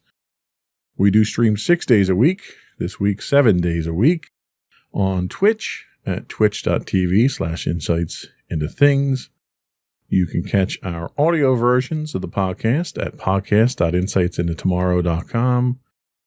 You can reach out to us on Facebook at facebook.com/insightsintothingspodcast, or you can get links to all of our social media on our website at insightsintothings.com. Ready to get into it? Yes. All right.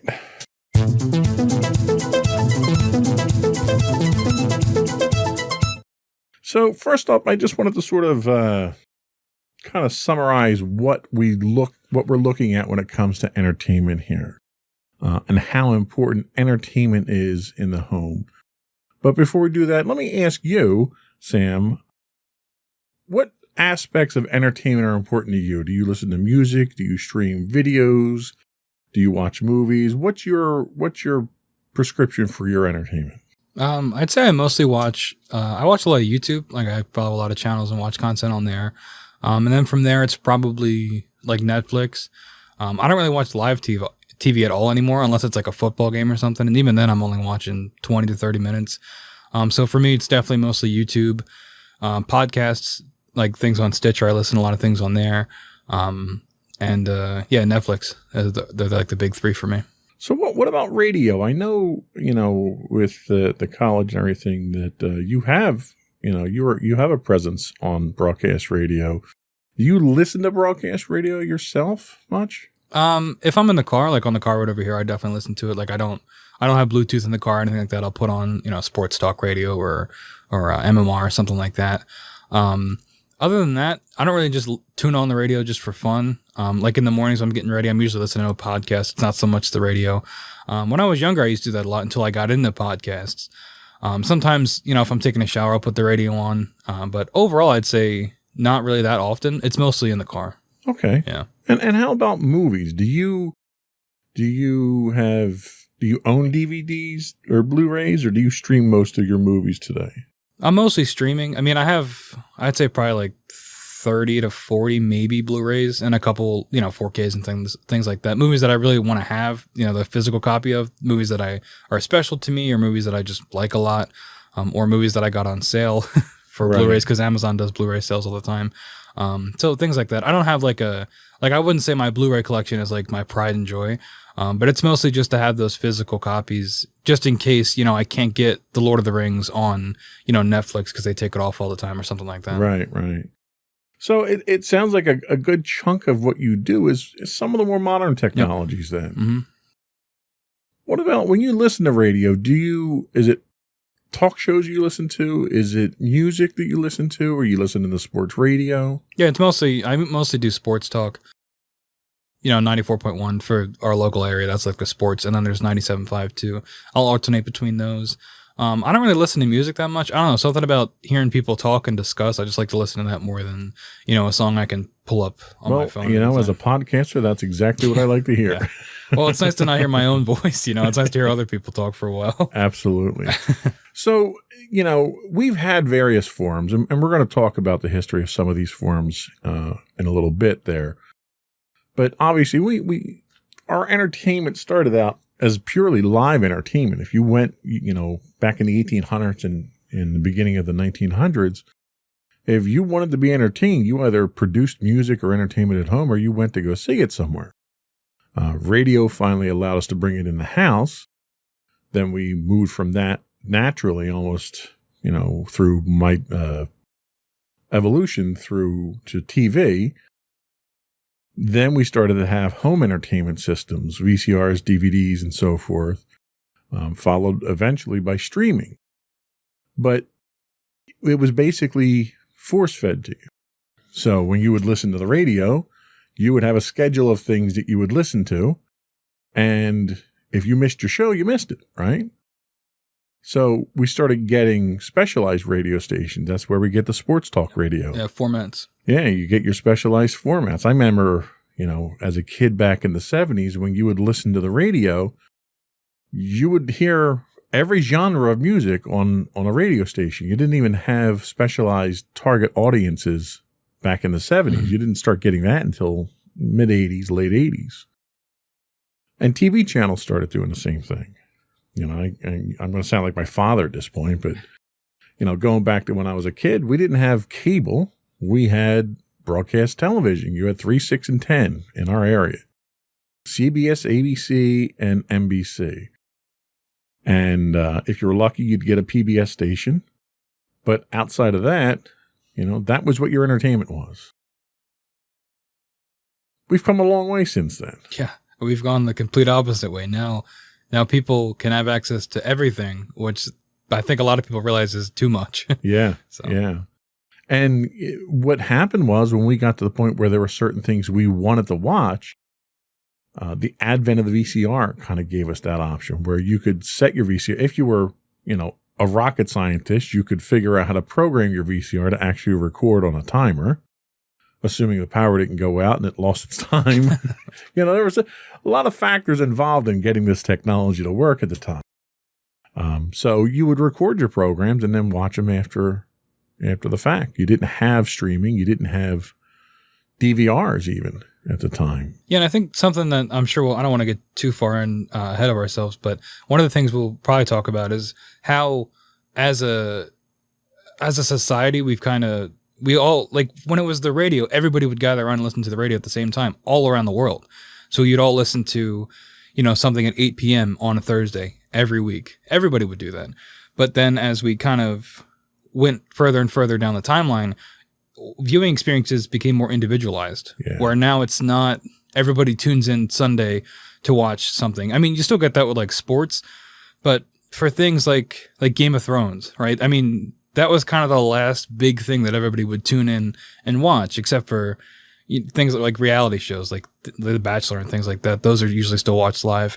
But big entertainment moments like that are getting more and more rare as, people can watch and stream whatever they want, whenever they want. Yeah, and it's a very intimate experience where you get to build your entertainment consumption experience yourself. And we didn't start being able to do that until we got technology like the VCR. Yep. Outside of that, you were watching stuff on a schedule. We got smart cable at some point in time in the 90s where you started getting video on demand, where you were able to go in through your cable box and say, all right, I want to watch a movie now, whatever time it is. And they would charge you for that, and they would send you a bill for the pay-per-view experience. So there's been a significant evolution, and a lot of that's been driven by the technology. Nowadays, we have streaming, and everything is streaming now. This podcast is streaming. Television streams. You have television networks, news networks, that have no presence whatsoever on broadcast television. They stream entirely over the internet. So it's almost a paradigm shift in how we get our entertainment and our information these days. So that's sort of the primer of how we want to approach this. We're going to come back after a quick break, and we're going to talk about the history of some of these things, and we'll look at some of the milestones and see just how far we've come from a technology standpoint. We'll be right back.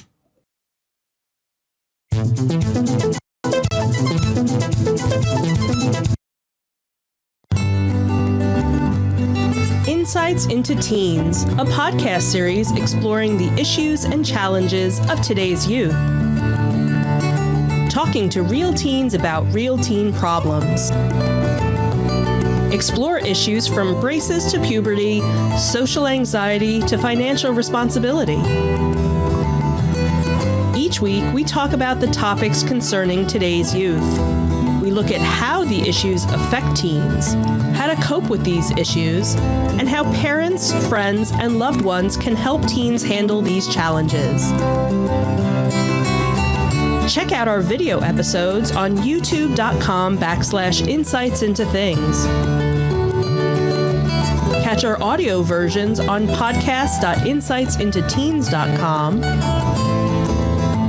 or on the web at insightsintothings.com.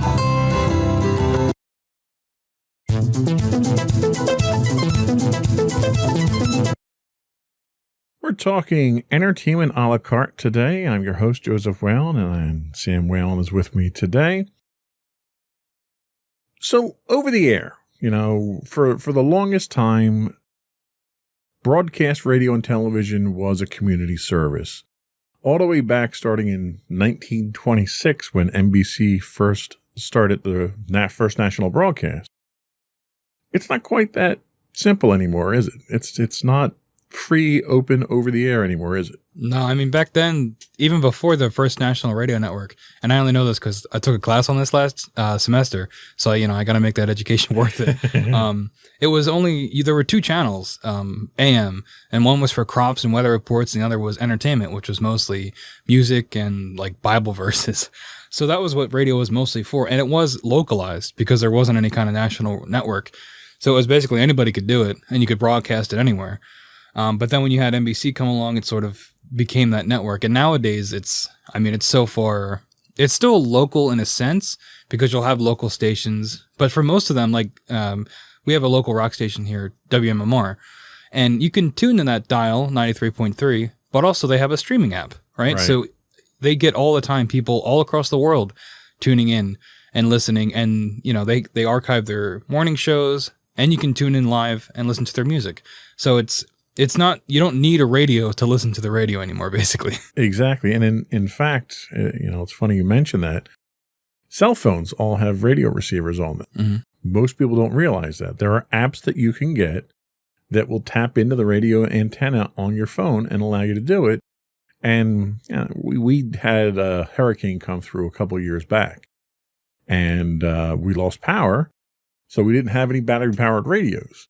So we actually wound up downloading the app because we still had cellular coverage, and we had an app that allowed us to get weather radios basically built into our phones. So broadcast radio is still going very strongly out there, but it doesn't give us that personalization that I think we're looking for. A lot of radio stations that do stream, they'll stream multiple streams, and you can basically pick the streams that you want, pick the channels that you want, because a lot of our radio networks are multi-format network. So you might have Clear Channel being one of the network, and that network may have 50 different radio stations across the country, but you don't have over-the-air rights to get most of those because of the limitations of the technology. But they'll stream all of those on their website. So you can literally listen to a radio station from Ohio or California or whatever. So technology has given us that ability to choose at this point in time. And as technology has evolved, we've gone from AM to FM where we can broadcast further, high fidelity, and so forth.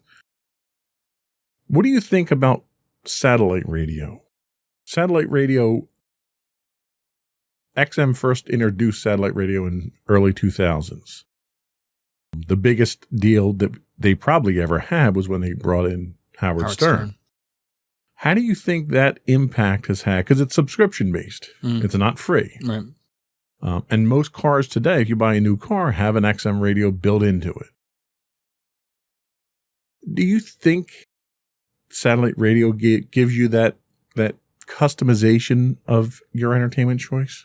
I think at the time it was definitely a precursor to what we ended up seeing with things like Netflix and Hulu and things like that, just for radio. And especially with Howard Stern, because he wasn't censored, that was like the big appeal of it. But what a lot of people forget is before Howard Stern went to satellite, he was against it, like vehemently. He was all about terrestrial radio. But then when his fines like almost bankrupted his station, he had really no choice. But yeah, I definitely think it was a kind of a precursor, and you can customize it to an extent. But I think that subscription sort of is kind of a barrier to entry to a lot of people. It's a barrier to entry to me because not only did I not want to pay the subscription, but I also don't have a radio that can use it. I got it for free like a trial a while back, and I was using it on my phone. But if I'm going to use my phone to listen to something, I'm probably just going to listen to a podcast. So, and without having it in a car, there's that entry there. So if you're buying a new car and you get it for free for 3 months or, included, I can definitely see you using it. Not to mention that you do have a lot of great personalities and great stations on satellite radio that there's most likely something for everybody. Yeah. And I'll tell you, when I bought my new car, it came with that 3 months of XM free. And the problem that I had with that is the same problem that I have with cable television today. And we'll get into a little bit more. It's 180 channels, and how do I find what I want to listen to? It was an overwhelming experience to have that much choice. And it's kind of ironic because it's that choice that we've demanded for years now, I want the ability to make my entertainment selections the way that I want. And television's kind of evolved the same way that radio did. It started out in its infancy. You had very few stations that you could see anything with, and everything was over the air. And then, they came to the point where you were able to make money off of it. And most contracts, most money that you get out of television, at least in the early days, was all advertising. Whereas you get into the cable model and you get into more of a subscription type model. But, television was first introduced in the early 20s at the World's Fair. And then by 1931, you had 40,000 televisions in the United States. You had 2 networks transmitting at that time. And they were local stations. You had to be in those local areas, New York being one of the markets. And somewhere out in the Midwest, I forget where the other market was. But it wasn't until 1936, and not even in our country, but in BBC, before you get dedicated programming. And BBC opened up with 3 hours of programming. Can you imagine a television station with 3 hours of programming? I mean, what do you do at that point in time? I mean, it's a pretty big 3 hours, right? I mean, if nobody had ever seen anything like this before. So those 3 hours, people were probably, enraptured by this thing. Yeah. And I mean, there's a lot of parallels between TV and radio and their evolution. And you see that a lot with this, because radio didn't have programming all the time either until much later. I think it was like the 70s when that became or maybe that was TV where it wouldn't just shut off at night. Yeah. I mean, as a kid, I remember at midnight or 1 o'clock in the morning, your TV stations, you'd see a picture, a video of the American flag. Mm-hmm. They'd play the national anthem, and they'd shut off until 8 o'clock the next morning when the news started. For modern audiences, that's an insane concept, because now it's, again, we keep making this comparison, but it's the complete opposite, where you're just inundated with content all the time. Yeah, and you saw some monumental achievements in television, like in '67 when we get PBS, where it's publicly funded broadcasting. They mandated children's programming with Children's Television Workshop in 1969 with Sesame Street. So you had a lot of positive things come out based on demand. And I think that's really the important thing is, as people started to consume the media that was out there, they realized they wanted more. They wanted specific programming. They wanted specific shows. They wanted to watch their local sports franchises. And as a result of that, you started to see more specialized television networks come out. And a lot of that fell over into the cable industry as well, because there's only a certain amount that you can get out of an over-the-air broadcast with television at the time. And really the latest biggest innovation to over-the-air television wasn't until 2009 when they went all digital, which I got to tell you, that was a real monster to deal with, because you had people throughout the country who didn't have cable, couldn't afford cable, and they were getting all of their news and sports and everything over the air broadcasts.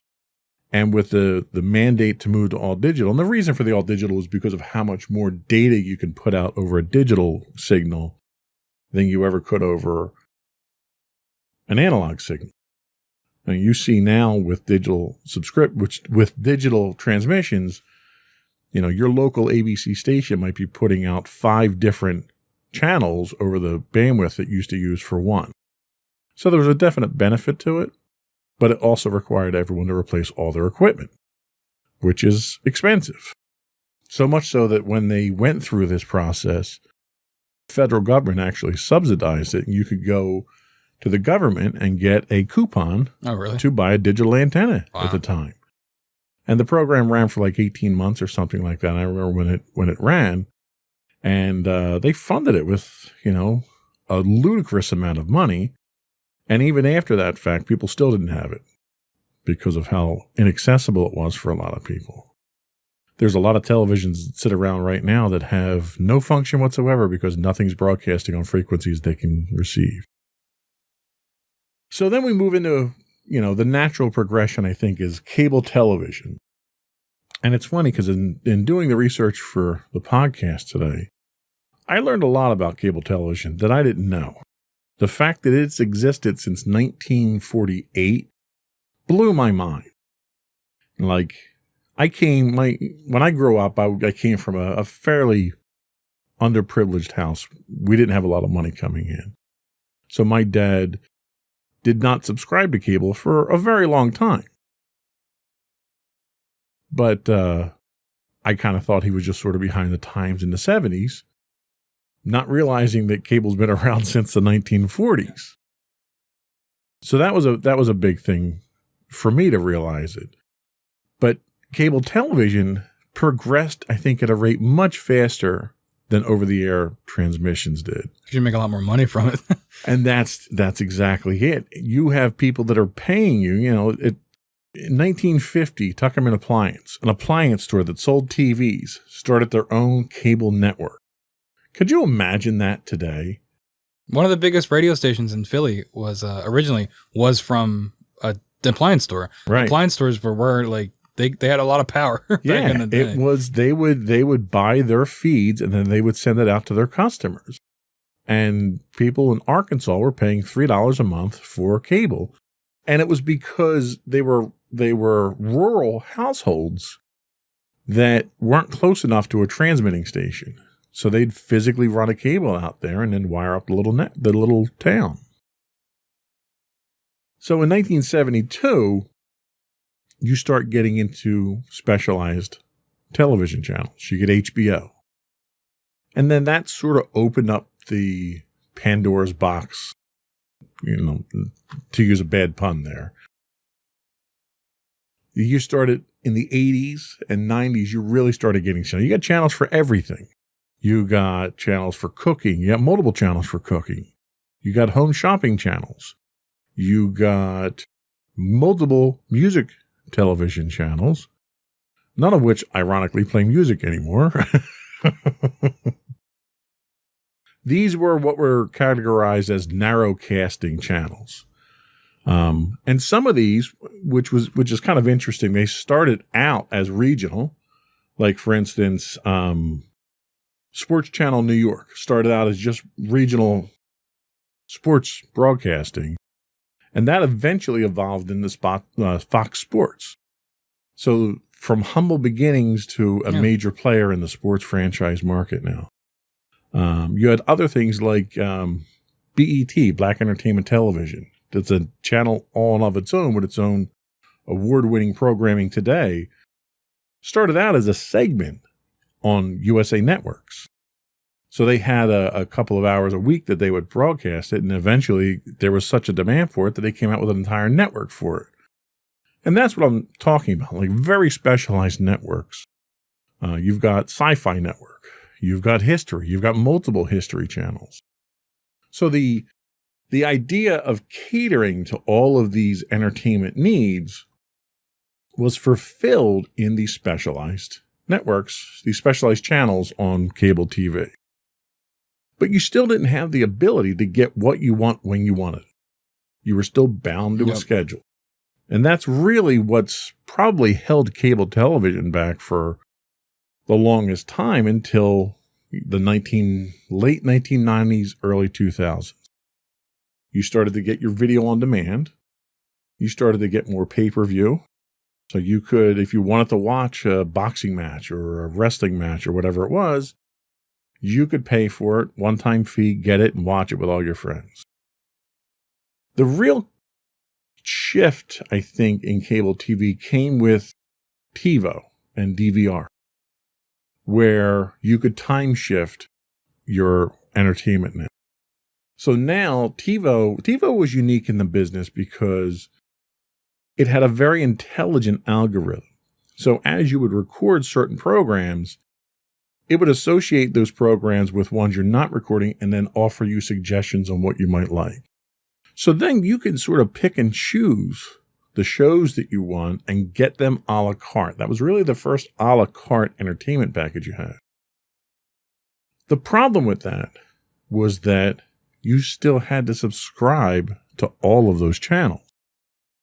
And I think the downfall that cable has always had, when you go to your cable company and you want to get a subscription, there's multiple packages that you have to choose from. And yeah, you can pay through the nose and get the super deluxe and get everything, but you might want to just get one of the channels in one of the packages and you have to take all of them.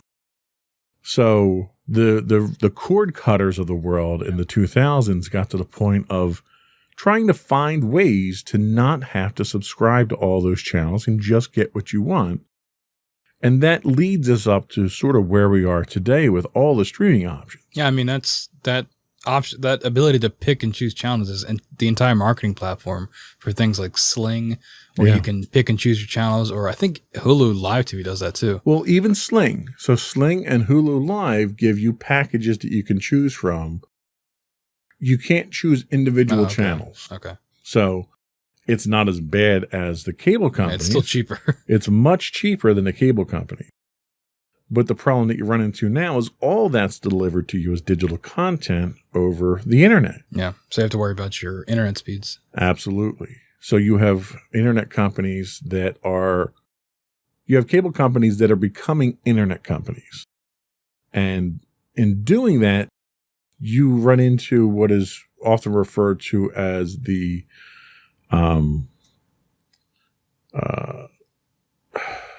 monopoly. Well, no, they've been monopolies for a long time. Net neutrality. Oh, okay.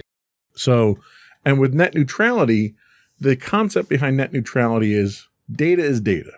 Doesn't matter where it is, where it comes from, what it contains. It's data. It should all be treated the same.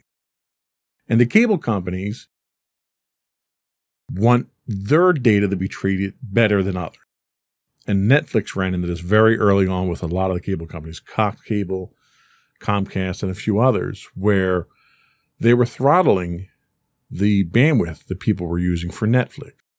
So you may have an unlimited agreement with your cable company for data, but if they see that the majority of the data that you're using comes from outside their network from Netflix, they throttle it. You see a lot of buffering, your quality goes down, and they're trying to push their own video on demand services instead, which they don't count against your bandwidth caps. So none of this has been resolved. This is still a problem. But what's happening is cable companies are becoming less about providing cable and more about becoming internet companies in general. And until all that sort of washes out, we're going to have a fight on our hands here because they're losing money. And they try to get it back by offering you bundles. So, for instance, if all you need is internet, it's cheaper for you to get internet, cable, and phone than just internet for the first year. After that, the rates go up, but they lock you into a 2-year deal, minimum usually. So, I can't blame the cable companies. They're trying to make a buck. It's their job. But in the end, it's the consumers that wind up paying for it. Yeah, and even now, I mean, we have Xfinity, and you can watch Netflix and Hulu and Amazon Prime all through Xfinity. So, I mean, I'm sure there's kind of handshakes there where they kind of meet in the middle and they say, well, okay, Netflix, we'll host your platform here. You'll get a lot more viewers, but you still have to subscribe to Netflix to access those services. Right. You don't get any of that for free. I think with Xfinity, you only get like Peacock for free because it's NBC, Comcast, it's the same company. But they're kind of merging now, and we're just going to have a big old blob of media eventually. That's just everything. Well, and it's funny you mention that because the solution that Netflix eventually came up with was they would implant caching servers in the cable providers. And they would pay the cable providers a certain amount of money. They would put a physical box inside their network. So when you went to stream Game of Thrones off of Netflix, it would download from Netflix's home server to the caching server there. You would watch it, but anybody else who went to watch Game of Thrones would pull it from that caching server. So the result of that was it didn't put a demand on the backbones, the internet backbone connections that the cable companies had. So that was an exclusive deal they offered to Netflix that they're not offering to other streaming providers either. And I'm not even sure they're still offering. There's some debate whether or not they're still offering that service. I know Comcast was having a bit of an issue with that, where they stopped offering it to Netflix. But it's all, you're right, it's you scratch my back, I'll scratch yours, and we'll all make a buck off of the end consumer. Not to mention now, I mean, you've got Disney, which now effectively owns Hulu because they own Fox, right? So it's a lot of that programming too. So it's not just, these streaming companies are not like small businesses. They're all, I mean, I don't think Netflix is owned by any major corporation. No, Netflix is still independent. Yeah. And then Amazon obviously is a mega corporation. So, you know, the streaming service is just a portion for most of these companies, just a portion of their revenue. Right. I mean, except for Netflix, but even then, I mean, they've moved more into film production in general too. So they're more of they're not just streaming anymore. They're making a lot of their own content as well. And it's interesting to mention that. So we talked over the radio, television, and cable. The alternatives that we had to get our a la carte fix of entertainment were VCRs. You know, the VCRs came out in the 1970s. They became popular in the 80s. Blockbuster Video became opened in 85. So if you wanted to watch a movie, you could a la carte on demand go down and get a movie and bring it home and watch it. As long as you rewound it, you were fine. DVDs became the alternative. They were much more convenient, higher quality. First DVDs were released in 97. Blockbuster started carrying them in 2001. They kind of missed the boat on that a certain amount. Hollywood Video actually started DVD rentals as soon as they became available. But the one interesting thing with Blockbuster was when Blu-ray came out, there was, just like with VCR, when VHS came out, you had Betamax as an alternative. When HD Blu-rays came out, you had HD video. And when Blockbuster had such a huge portion of the market that they decided that they were going to go Blu-ray. And as soon as that happened, it basically was the end of life for HD DVD at that point. So they had such a huge segment of the market that they could make that kind of demand. But then you see other services like Redbox pop up. You know, you see Redboxes all over the place still, even though a lot of people are streaming stuff.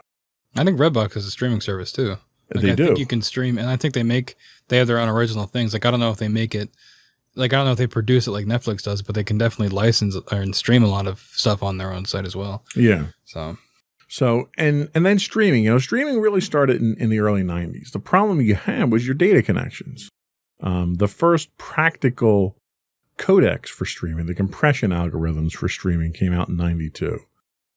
But 92 was also when we had 33K baud modems.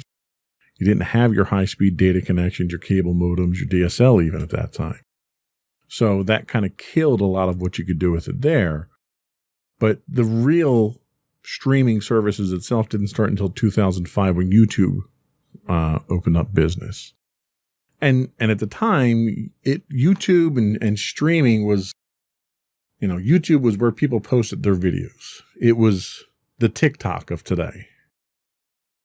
That's what YouTube was. You didn't have professionally produced content that was going up there. Nowadays, every streaming service, Netflix, Disney, obviously, YouTube, Hulu, they're all producing their own television shows. To the point that you have award shows that are controversial because you have TV awards for streaming services that never appear on TV. Yeah, I think the Emmys, maybe more than the majority, was mostly all from streaming services. Yeah. So there was really a fundamental shift, probably 2013, 2014, to more streaming. So that's a history. It's important to know where we came from with our entertainment. We get up to that 2015 mark there, and we're still stuck with 180 channels with nothing to watch. And that's really where the problem came from. And the demand for cord cutters and the demand for a la carte entertainment. So we're going to take a quick break. We'll come back and then we'll talk about where we are today with cable TV and all these other outlets.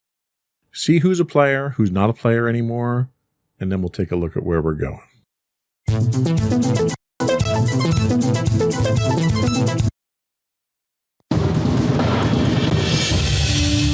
For over 7 years, the Second Sith Empire has been the premier community guild in the online game Star Wars: The Old Republic.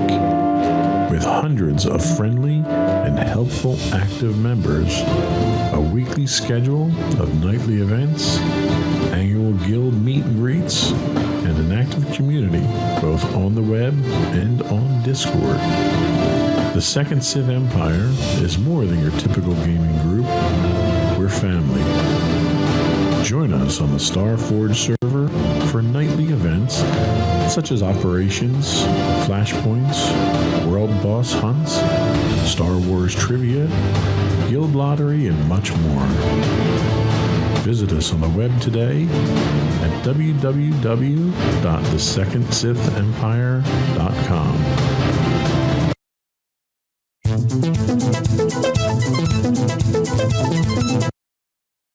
We are talking entertainment a la carte today.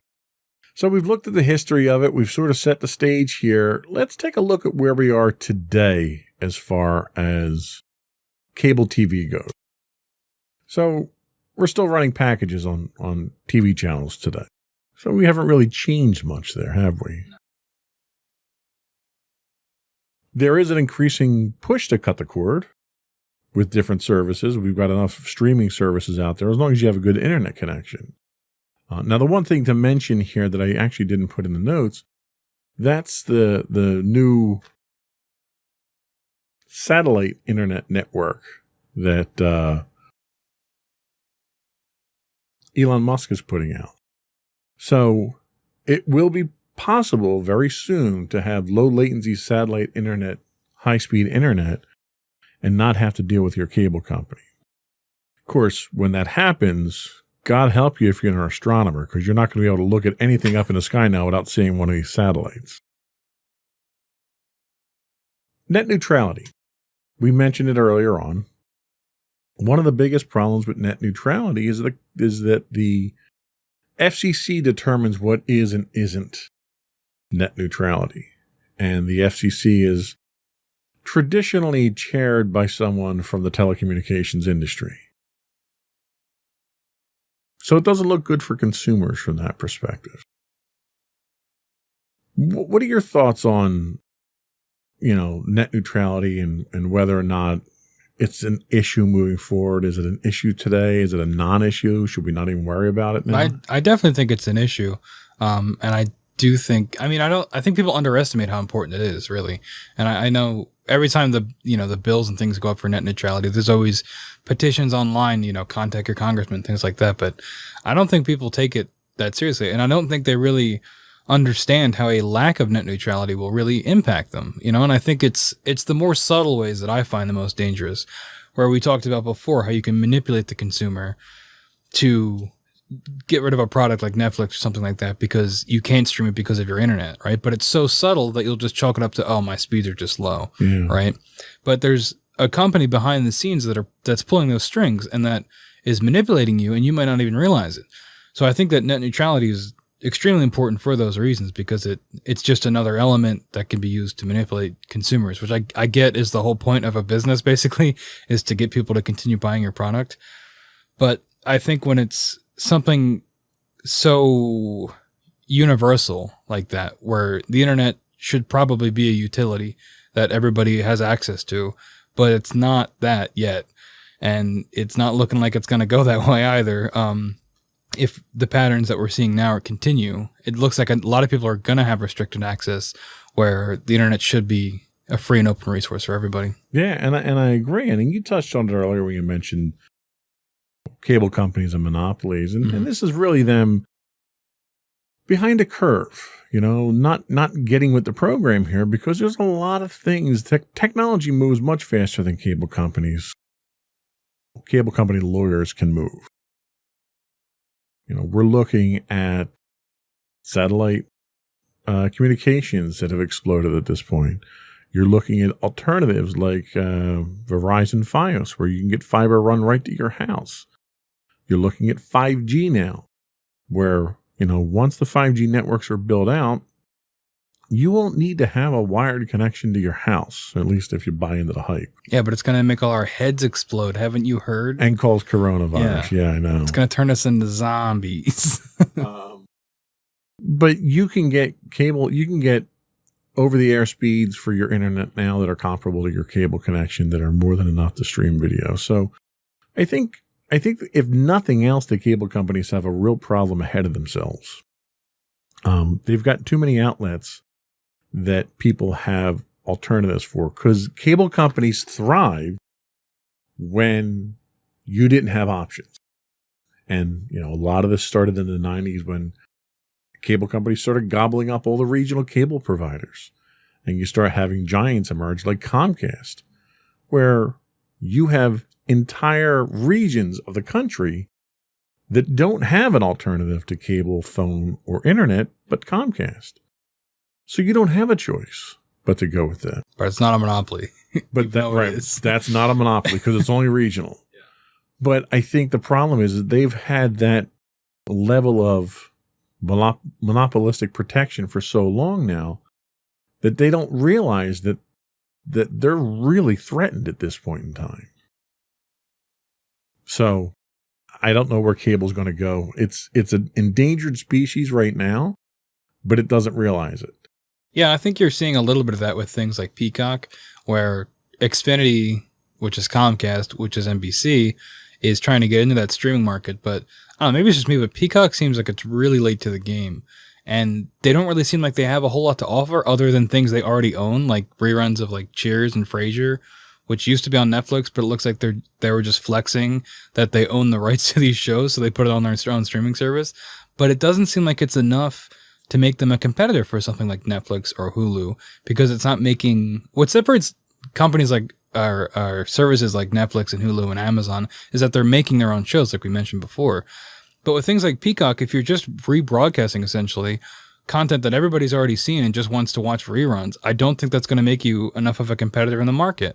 And I think that if that's their attempt to keep their cable company status, but also dip their toe in the streaming water, I don't think it's going to be enough. And I think that's a great segue to the streaming services in general. So what really got me on this topic was there was an article on CNET. I think the person who did the research and wrote it was Ashley Esqueta who wrote it up. And she went through and ranked 101 quote unquote major streaming services. And she ranked them based on price, the number and quality of original programming, the number and quality of their back catalog, their overall variety, and what their availability was for subscribers. And it was kind of eye-opening to me that there were 101 major streaming providers out there. Well, I mean, major, I don't know about that, because on this list we have, what is it, the top? We have the top 10 here. This is just the top 10. And I haven't heard of one of them, so I don't know how major it is. I've never heard of Acorn TV. I don't know what that is. Well, and that's like Acorn. So like if you use Plex or Kodi or any of the media streaming service players at home, Acorn TV you would know. Acorn TV is like a free add-on that you can get for it. And think of it like the MeTV of streaming, where it's like some of the nostalgic stuff. Yeah. Okay. All right. That makes sense. But a lot of them are like that. I mean, you had ones on here that were rated much lower because they were so specialized. So for instance, NFL Networks has a streaming service. NHL does. WWE does. All the sports, basically. Right. So they didn't rate very high because they didn't have a very wide variety. But the fact that there's 101, this goes back to the I want it now, and I want it the way I want it. So instead of having 180 channels with nothing on, We now have 101 streaming networks that we now have to sort through now. Yeah, and the argument used to be from cord cutters, it's like, well, if you add up all the streaming services, it's still less than a cable bill. But within like 3 years, that is not a valid argument anymore because, I mean, I personally have Amazon Prime, Hulu, Netflix, Disney Plus, and I guess whatever HBO has now, but I think that's included with my cable. So it's like, that's like 5 right there. Well, and HBO has 3 different streaming services that they offer. Yeah, they have HBO Now, HBO Max, and then HBO Go. Is that still a thing? Go is the new one, yeah. And I have no idea what any of them are. Right. Like I have HBO Max, and I barely use it, but I have it, and I know where to access it, but I don't know what HBO Now and HBO Go are. Right. And that's the thing. Like we've gotten to the point now where we want it to be able to basically go to the cable company and say, all right, I want 50 channels. These are the 50 channels I want. Give them to me and charge me a reasonable rate. We never got that. Instead, what we got was you go to your cable company. Here's your boom. There's your package. Oh, and if you want all this other stuff, because you have stuff that are exclusive to the streaming networks. So if I want to watch Star Trek, I can't watch Star Trek on cable anymore. I have to have a subscription to CBS All Access to watch anything Star Trek. And that's one of the things that like really bothers me about all these companies coming out of the woodwork and making their own streaming service, because it just seems like I mentioned before with Peacock, it just seems like they're flexing their muscles and saying, oh no, these are ours. Right. Like that happened with The Office on Netflix. Who was that? Was that Peacock or was that somebody else? I can't even keep track. I think it was Peacock. They had it on someone. Yeah. And they pulled it. I think it was on Netflix. Yeah. They pulled it off and they put it on some. And on the other Friends network. was like that too. And again, it's the shows where you're just rebroadcasting reruns. But it's a show that a lot of people like, and now they have to pay another $10 a month to watch it, and they're probably not gonna. And Disney did the same thing. Yeah, exactly. You look at all the Marvel TV shows that Disney had on Netflix that were, for the most part, good. They canned them all. And they canned them all. But they didn't even bring them over to their own network yet. Yeah, even though they tease people as if they were going to, Right. and they haven't yet, and I doubt they're going to. Right. It's been too long. So I don't think we're any better off today than we were 10 years ago. It's just everything that you have now, and they all price themselves at either $5 or $10 a month. And it's like, okay, well, if I get the 50 channels or the 50 streaming services that I want, I'm paying more for my service now than I would have through cable. Oh, and I still have to pay for my internet. So I'm getting more because I'm getting on-demand back catalogs. I'm getting original content. I mean, the top 10 of these probably all, with the exception of Acorn, I don't know if Acorn does, they all do original content. So I'm probably getting more things to watch, but the price is going up exponentially at this point. Yeah, I mean, I know in my house, I've been a strong advocate of we don't need cable, right? But I'm not the only one in the house, obviously. Like my mom, she watches a lot of live TV and she records a lot of things live. But there are also things that I'm pretty sure are available on some of these services. Like she watches Big Brother, and I'm pretty sure that's on CBS All Access because that's the network it airs on, I think. I'm sorry if there's Big Brother fans out there and I'm wrong about that. But that's the thing too, because it's like, and like my grandma doesn't really understand how streaming stuff works, but she can get on her Roku TV and put on ABC and stream the live TV. So she doesn't need a cable box. Right. And it's like, that's like a whole nother layer to it where it's live TV, but then you're streaming it through a streaming service, which you then have to pay for. But some of these you need a cable subscription to access. Like the live TV for the ABC, you need a cable service to log into it. So it's like all these layers of media, and they're all kind of intertangled so that you end up having to keep all of it and pay for all of it when I don't really think you'd need to, you know? You're absolutely right. And it's probably by design that way. Well, and the amount of overhead that this creates now causes all of the bills to go up even higher because the cable companies now have to pay for the broadcast versions. They have to pay for the streaming versions. There are different revenue sources that come out of it through advertising now, obviously. But for the end consumer, you're not better off. You're not getting what you were looking for. You know, we wanted to have everything on demand for us. And all these networks were like, well, this is what you asked for. It's all on demand now. You know, you need to have 50 subscriptions if you want to get your 50 channels. And I think the appeal is with something like CBS All Access, well, okay, you you might not want to get our streaming service because you think it's just reruns. So we're going to make something like Star Trek, or like the 3 different versions of Star Trek. And okay, that's new content. You can come here and watch that. But not everybody might want to do that, right? And if they don't like the new Star Trek, then they're not going to subscribe to that service.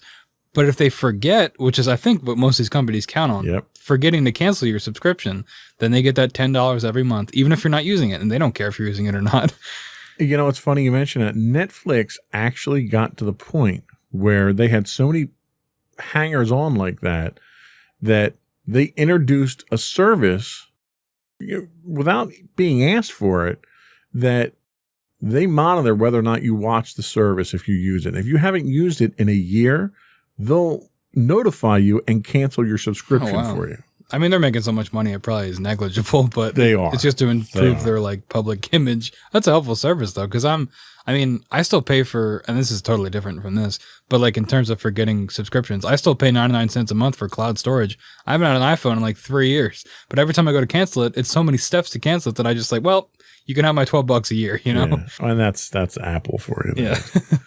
So outside of cable and streaming, there are other options.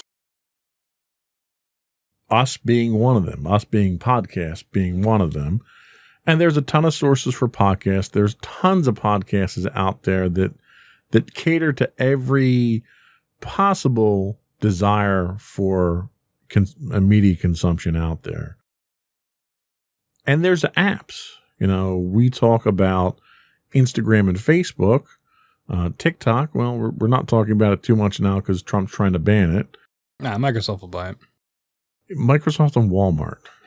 Yeah. Just corporations, just vomit money. Yeah, just throw money at it.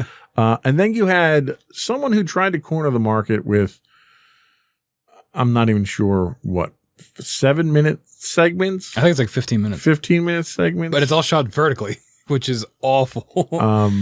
Quibi, who received a ludicrous amount of funding, like $2 billion in funding. A lot of big names attached to it. And yeah, they had a lot of celebrities, and they had a huge number of people sign up for the free trial. Several million, like 15 million or something, sign up for the free trial. And then when that free trial ran out, they had about 70,000 people stick on. I mean, Quibi strikes me as the kind of thing that like it makes it to the boardroom or whatever. And they're like, oh, this is a great idea because people love, like we looked at the numbers, right? We looked at the numbers and we saw that people are only watching in 15-minute increments because they're watching on their way to work on the train or something, right? Or they're watching with their family and their kid runs away, so they got to turn it off. So what if we just hyper focus on that? But then you realize, because you're so caught up in the analysis and the numbers, that that's not really going to work as a format, because you end up having episodes that are really just trailers, right? Because they're only 15 minutes long. And when you shoot everything vertically, not only are you limiting the art form of like making movies and television, most people aren't going to watch things vertically. Like even if you're watching on your way to work on the train, you're still going to take the 1 second to turn your phone. Right. Like Quibi blows my mind. Well, and it's still a thing. And you couldn't share it with anyone. Oh, really? You couldn't share clips. You couldn't share links. You couldn't share anything. That's good. That's great. When like the number one thing to social media sites like YouTube, TikTok, Facebook is the ability to share it. Oh, the like Netflix Hence too. why it's social media. Yeah. Yeah. I mean, Netflix especially has a huge social media presence. Yeah. So, and that's so critical. And it's like, what are you doing?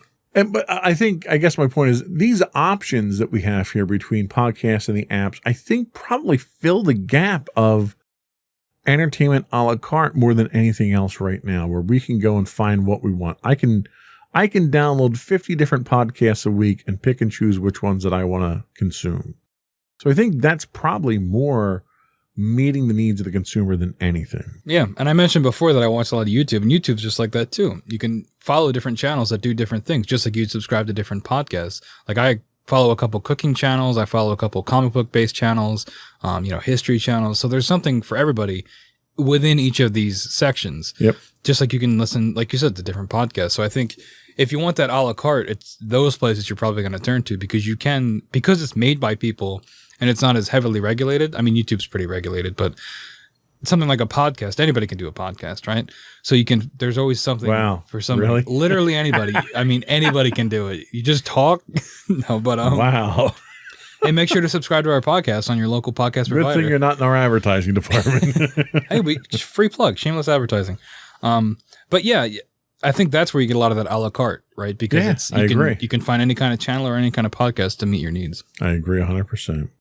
Let's take a quick break. We'll come back with our doom and gloom section where we look towards the future.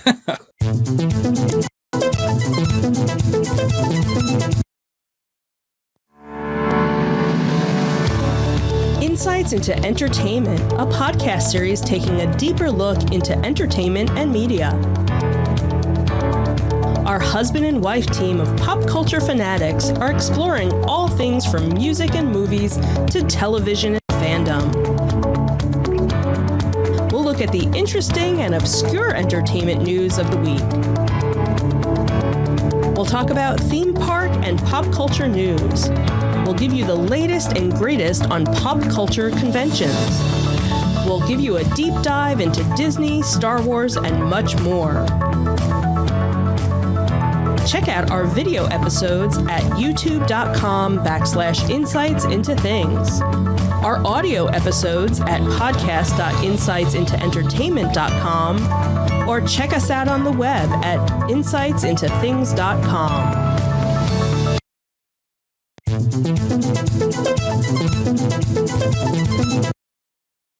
Entertainment a la carte. The future. How bad does it look? So, let me ask you a series of questions. Is there a future for cable television? I don't know how long of a future it is, but I definitely think there is some. And, I think it's probably just going to evolve. And you might not have a cable box, but I think especially Comcast is definitely trying to remain a presence in people's homes because they, whether rebranding to a different name or offering more services based on tying internet and cable together. I think that's where they're going to most likely head is becoming both a cable company and an internet company and kind of doubling down on that. All right, I'll buy that. How about traditional network broadcasting and schedules? That'll probably stick around on cable. And I know you kind of have broadcasting sort of in the traditional sense and schedules on things like Twitch and YouTube where people will stream on a broadcast schedule. So I think it might evolve into that, where if you're looking at these new platforms, people will stick to a broadcast schedule, but instead of it being on 3, 6, and 10, it'll be on twitch.tv/ whatever. Okay. How about commercial advertising in television? Are we still going to see $1 million minutes for Super Bowl ads? Oh, absolutely. That's the only reason a lot of these, that's radio's most valuable thing too, is advertising, right? And it's where the money goes. So I definitely think that we'll definitely still see that because there's still people watching, even if a lot of it, if we're focusing a lot on streaming, they can still make a ton of money from commercial advertising. And the last question in Is There a Future is subscription television channels like HBO. I'd probably have to look at the numbers for things like this to see if their subscriptions are going down. But I think with HBO, as an example, they're migrating over to streaming. So that's probably where it's going to go too. I mean, we had earlier Showtime was on that list too. So I think most of these channels, and I know WWE has one too. So a lot of these channels are probably just going to go, they'll probably keep their broadcast channel, but then also just, improve their streaming side of things. Okay. So I wanted to ask some questions about streaming entertainment going forward. So TikTok was popular, very popular. So popular, in fact, that they managed to tick off President Trump. What do you think about the precedent of Trump banning TikTok for reasons that were given that had no corresponding supporting evidence? That seems pretty par for the course if we're talking about Trump. But I mean, I never use TikTok personally just because I don't care about that kind of entertainment, but it is extremely popular. And if I had to wager, he probably did it, to try to make because he's very anti-China most of the time, right? Sure. So he says he tried to ban not just TikTok, there were a couple other things too, all owned by Chinese companies that he was trying to go after. But when there was such a backlash to it, it just came off like another smoke bomb, right? Another distraction that he was going for, especially with TikTok, because he knows that that's mostly used by youth, right? So that's going to be the most vocal about it. And if you're calling out a streaming or a social media platform, that social media platform is going to get way more traffic because the users of it are going to complain about you. So it just seemed like another distraction on his part. I think it was like almost immediately. I mean, he's still waving threats and stuff, but it looks like we said earlier, Microsoft and Walmart, which I didn't know about, are moving in to buy it. So I doubt it's going anywhere. He probably just wanted to, make a business deal or something. How about net neutrality? Do you think we have any hope of achieving net neutrality? Not with the current, I would say not with the current administration. It doesn't seem like their track record does not show them leaning towards any kind of net neutrality. It's probably going to take us a while, and it's probably going to get worse before it gets better. And it would depend on the company's actions as well. Okay. 5G technology. It's everywhere. Everyone's talking about it. Do you think 5G is going to be the end-all, be-all to give us the entertainment solution on our phones or in our homes that we're looking for? I don't think it'll be the end-all, be-all, but I think it's probably the next step. I mean, we see that with all the time. Technology always progresses, and it just seems like 5G is the next step in that. Obviously, there's the conspiracies, which I made a joke about earlier, but I think it's just people. I mean, when like cars became more mainstream, they said there was going to be the end of the American family. Right. So I think people are just always hesitant to new technologies, regardless of what they are. But I think it's just the next step for getting, more entertainment and better technology. First run movies. We have a lot of our streaming services are running movies online now because of COVID and the fear of going to the movie theaters. Do you think we'll be going back to the movie theaters like we were before, or is a new model of streaming it at home going to be the way to go? Yeah, this is tough. My personal tinfoil hat theory is that I think Disney's going to open their own theaters, and I think that would be, what is the word? It would violate some kind of law, like the Paramount decision or something like that. But I think that was recently repealed, so they can do it, where they handle exhibition, distribution, and production, which is what they would be doing, which is a monopoly, which is supposed to be legal, but it's Disney, so they can probably get away with it. So that's my personal theory, is that they're probably going to start buying up theaters. But if not, I mean, a lot of them have already filed or are going to file for bankruptcy, most likely. And I don't know how much people are going to want to go back, because there's theaters open now, but I don't think like big movies like Tenet are still making money, but not nearly as much as they should be making, given their production, plus what a normal Christopher Nolan movie would take. Yeah. I think it's difficult, and I think there's also a lot of hesitant to put a lot of these movies on streaming services, even though they make a bunch of money. And maybe not as much as you'd make with a traditional theatrical run, but you'd make a significant amount of money back, and you wouldn't just have to cut your losses. Yeah. No, I agree with you there. The last question I'll ask, and it's not in the notes, but the last question I wanted to ask was, do you think we'll ever reach that entertainment a la carte level where we'll get to pick and choose what we want and it would be affordable? I'd say probably not, because the whole reason it's not a la carte is so that companies can make more money, because you're roped into buying things you don't really need, which is, I mean, that's the whole point of business too. I said that earlier, but I'll say it again. They're not going to make it that simple for the consumer. It's not designed to be pro-consumer. They'll give you what you think you want, because you'll get, this thing, but this thing will also come with all the other things that you're going to have to pay for. And I don't see that ever going away. If anything, it'll probably just increase. Yeah. Sadly, I think you're right. I think the packaging aspect of things is too cost effective for these distribution companies to move away from that. Yeah. I mean, that method of packaging goes back to the beginning of modern entertainment, right? Of radio. I mean, you'd have formats, which are essentially packages, because you'd listen to, you might like sports, but you don't want to listen to sports all the time, but that's the format. And TV, again, what we talked about before, but with channels. So I think packaging has always been the way. And the reason it's been the way is because it works and it gets people's money, and it furthers the industry in some kind of way. All right. Well, I think that was all the questions that I have. We'll come back. We'll get your closing remarks and thoughts and end the show.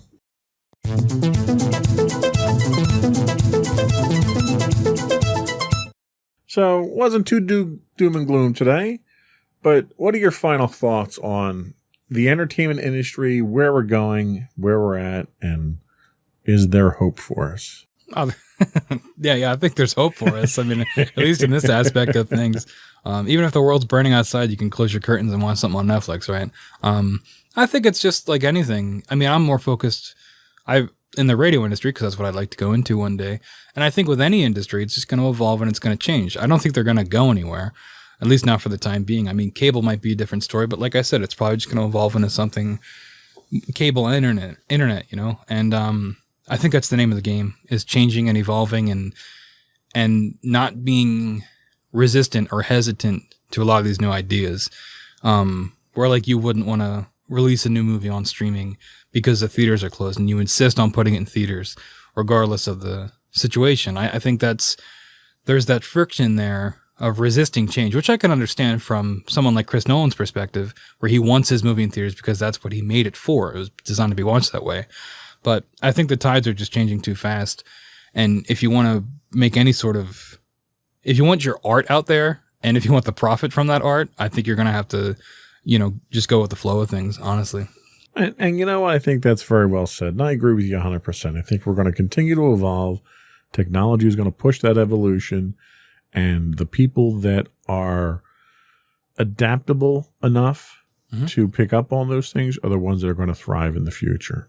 So, very well said. That was all we had today. I do want to reiterate for folks out there that we do publish our long form articles on Medium at medium.com/insightsintothings. And please do subscribe to our podcasts on Apple Podcasts, Spotify, Google, Stitcher, iHeartRadio, Amazon. You subscribe and you'll get our podcast the instant they're available, Monday mornings at 8 a.m. Please feel free to reach out to us at comments@insightsintothings. You can hit us on Twitter at insights_things. And I think that's it. Did you have anything else? Just one quick thing. If you have Amazon Prime, that means you have one Twitch Prime sub a month. And if you could help us out and support the channel that way, it does help us out because eventually we can help grow and expand our podcast, especially on Twitch, bring it to you viewers out there. So very well said. Another one in the books. Bye.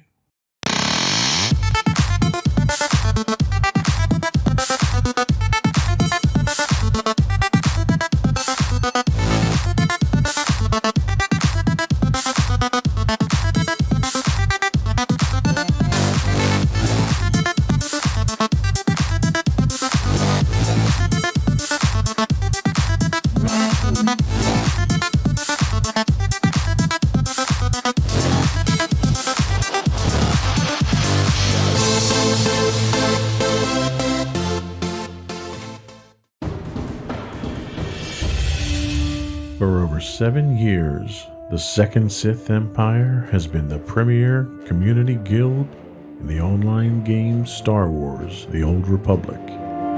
With hundreds of friendly and helpful active members, a weekly schedule of nightly events, annual guild meet and greets, and an active community both on the web and on Discord. The Second Sith Empire is more than your typical gaming group. We're family. Join us on the Starforge server for nightly events such as operations, flashpoints, world boss hunts, Star Wars trivia, guild lottery, and much more. Visit us on the web today at www.thesecondsithempire.com. Insightful podcasts by informative hosts.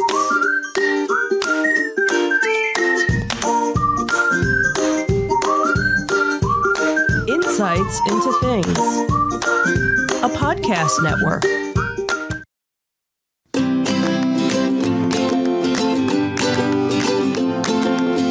Welcome to Insights into Teens, a podcast series exploring the issues and challenges of today's youth. Your hosts are Joseph and Madison Whalen, a father and daughter team making their way through the challenges of the teenage years.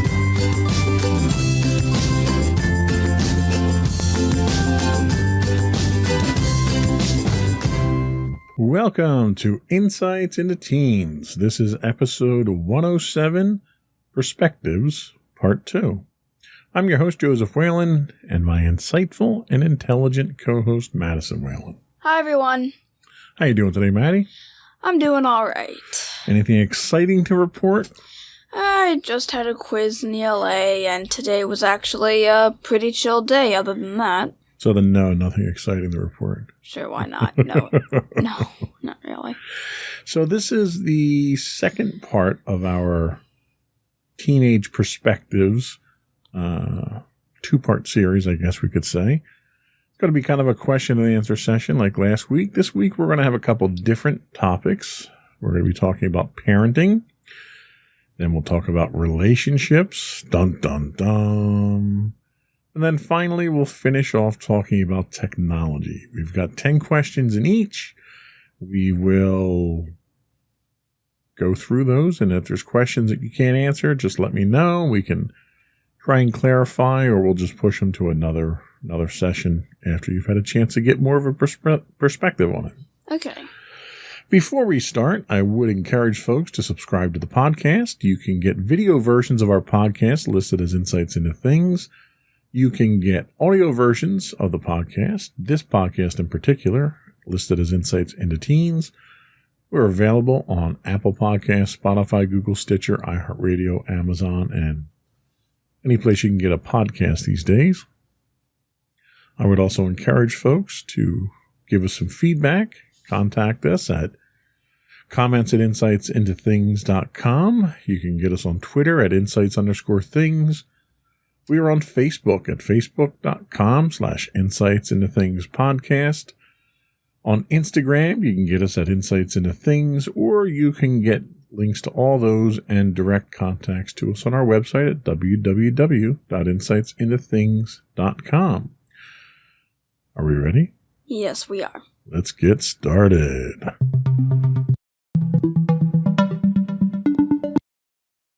So we're going to start off today with parenting questions. So we're going to kind of ask you questions about how your parents treat you and how you think you would be as a parent, or your perspective on parenting. Okay. Okay? Some of these questions are a little, I don't know, off the wall, I guess.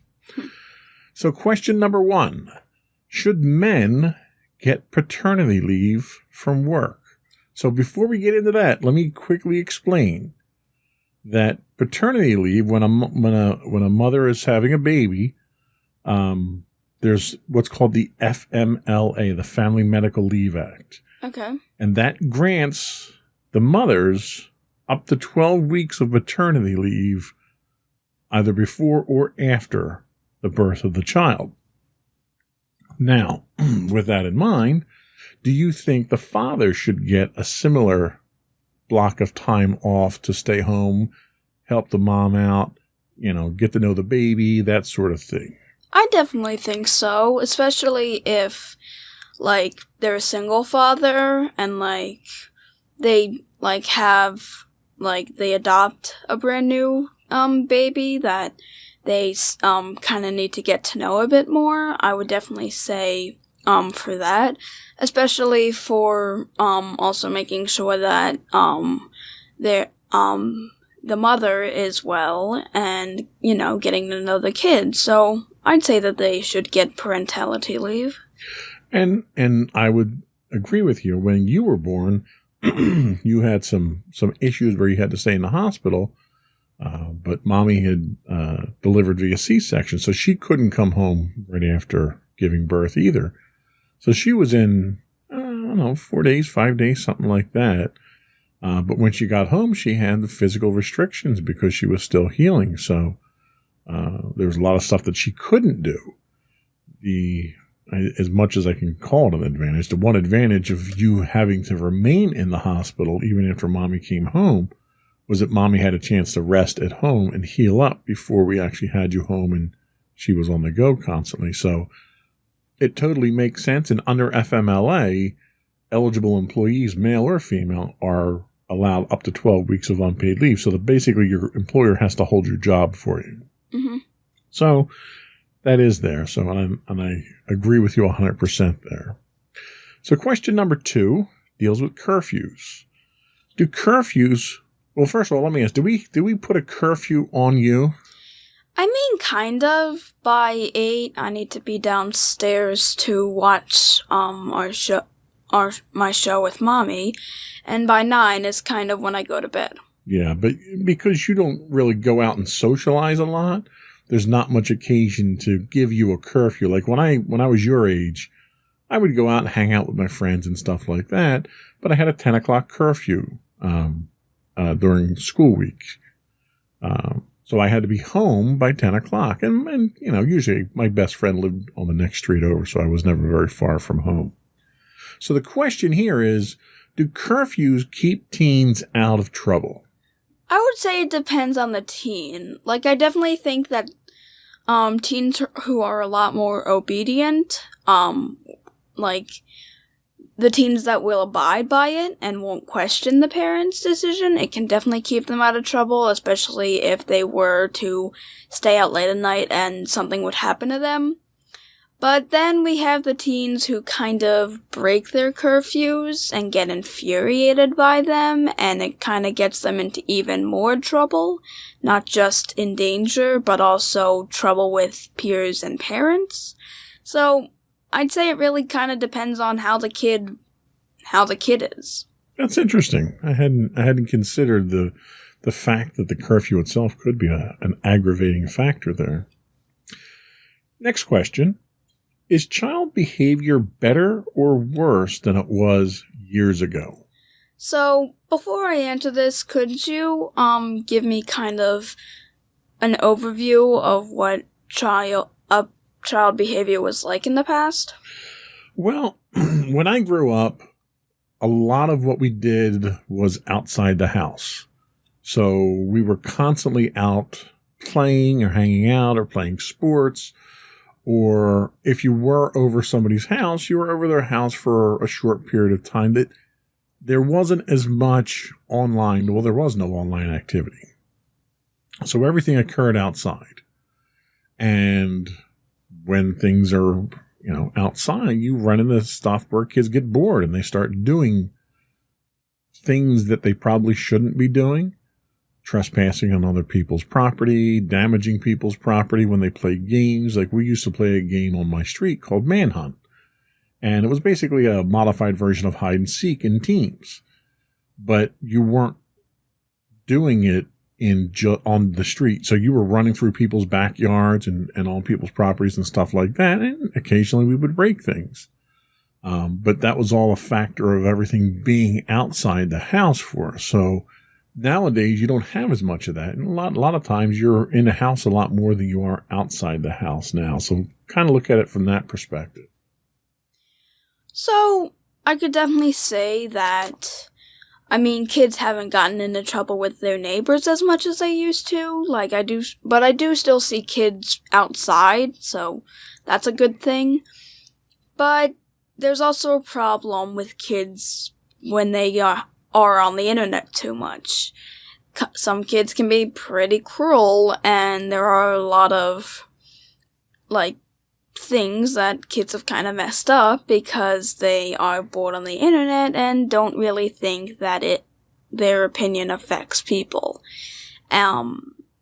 So it's kind of 50-50 at this point.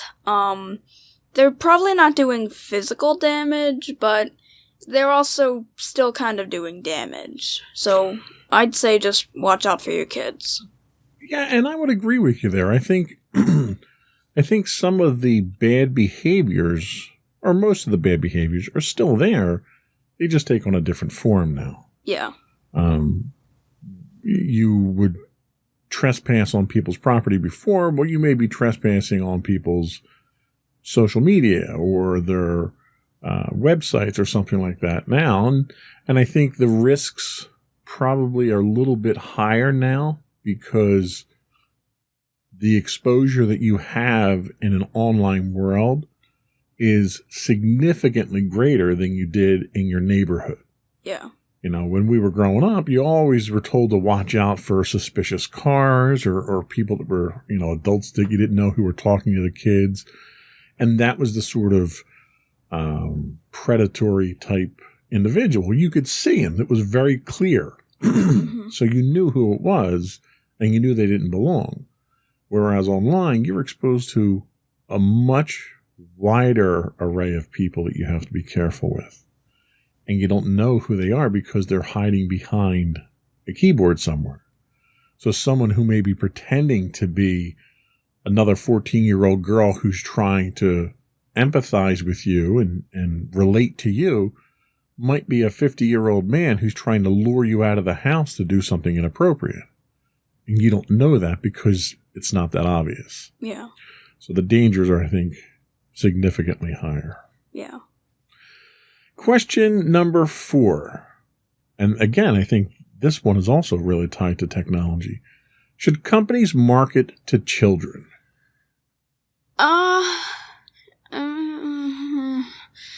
I mean, I think some companies definitely shouldn't, because a lot of it's just like, hey, get your parents to get you this and spend money on our products. Like, I think that's kind of the main thing that people do. But I think it's really bad when, like, what they're marketing is not child-friendly and shouldn't be exposed to children. That's probably when it really gets to be a problem. I'm pretty sure we're not going to be able to stop companies from marketing to children, and I don't think there's anything wrong with kids wanting to have toys. It's just the companies clearly just want to make money, and some companies don't entirely care about the kids' safety. They just want to make money. So, yeah, there's a certain point where they should probably not. Yeah, and you know, this goes back to the technology again. You know, when I was a kid, the only marketing I was really exposed to was television or radio or whatever the medium happened to be at the time. So I'd watch Saturday morning cartoons or whatever I watched when I got home from school, and you would get this influx of product marketing to that age group. And it was a very it was targeted to the age group, but it wasn't targeted to me. Whereas with the technology we have today, and the amount of tracking that happens with your online presence, companies can market directly to you now by looking at what websites you go to, what products you buy, what videos you watch, who your friends are, the region that you live in. So they have so much information on you now that you get these personalized ads where it's almost like they're talking directly to you. And that can be much more intoxicating to a teen than seeing a generic ad for a new toy. Yeah. So it's a more personalized, but in some way more powerful form of marketing as well. Yeah. Question number 6. No. Question number 5. Counting. Math is so tough. When should parents let teens make their own decisions? So I don't think there's a defined time for this, and it really just depends on how mature the teen is when they're making their decisions. If they're mature enough and they've been shown that they can make their own decisions, I'd say then you can let them make their own decisions on what they like, what they don't like, that kind of thing. But I do think that there are some teens that make pretty bad decisions, and parents kind of have to have a bit more control with them and not let them make too many of their own decisions, just to keep them safe at least. That's a good point. It's more of a judgment call than, saying that you're 13, you can make your own decisions now. Yeah. And it's, you invest a certain amount of responsibility in the child and see how they react to it. Some react well and they can handle it. Some can't. And you kind of have to pull back on the reins a little bit until they get a little bit more mature. Now, question number 6. It was such a good question, I wanted to skip everything else. Do teens have decent role models today? I don't entirely know how to answer this, because personally, I don't entirely have role models that I'm pretty sure plenty of other people have. Like, of course, I have the generic you and mommy as my role models, but I don't entirely... I don't consider myself generic at all, by the way. It's just I don't entirely know how to answer this, because I don't know, I really don't have any experience with role models in the media for teens, at least. Like, I don't know really how to answer that. Well, and I can tell you that as a child, as a teenager myself, most of my role models, I drew on fiction for my role models because I don't know. I think creatively things were a lot more black and white when I was a kid. You know, you had good guys and you had bad guys. There weren't shades of gray in between. You were either one or the other. Mm-hmm. And it made it very easy to look at things that I was interested in. TV shows, for instance. Transformers was a great one. I used to love Transformers. Optimus Prime. You know, Optimus Prime was the ultimate good guy. He was always a good guy. He always did the right thing. Was a cool looking truck. Had, you know, a really, you know, Peter Cullen did the voice. He did an awesome voice for Optimus Prime. But you had these moral good versus evil plays where it made it very easy to pick the good guy or to recognize the bad guy. And, you know, whether it was Transformers or G.I. Joe or Star Wars or whatever it was, I never looked at celebrities as role models. I never, like a lot of people worship celebrities. I never really got into that. Yeah, neither did I. Right. So my thing was always either characters from literature or television shows or movies or whatever. That was who I related to. You know, that was the character that I could get into. And that was where the life lessons were a lot of times because it was so black and white. And I don't think today's entertainment for teens is that black and white. You have so many anti-heroes now, so many heroes or so many characters that play both sides of that fence. And sometimes they're morally ambiguous. You have a lot more flawed characters that you see in television and movies now. So it's not as easy to see what a good guy or a bad guy is in fictional accounts. So I think a lot of teens turn towards athletes or celebrities, and they see, oh, you know, this guy, a basketball player who grew up poor and got his big shot, and now he's a multimillionaire and he's got his own shoe line. That's who I want to be because he's so successful. And I think the reason behind some of that motivation for using them as a role model might be disingenuous from what role models were when I was a kid, at least. I mean, yeah, I can understand that. And I definitely think that some fictional characters might, it's definitely hard to depict who's good and who's bad. So, yeah, I can definitely understand your aspect of that. Okay. So the next question we have is there too much of an attitude of entitlement in today's youth? You know what I mean by that? Yeah, and yeah, I'm pretty sure that lots of kids at this point have kind of gotten the feeling of being really entitled. There are plenty of kids who are demanding, who are spoiled, who want everything in the world and don't think they need to work hard for it.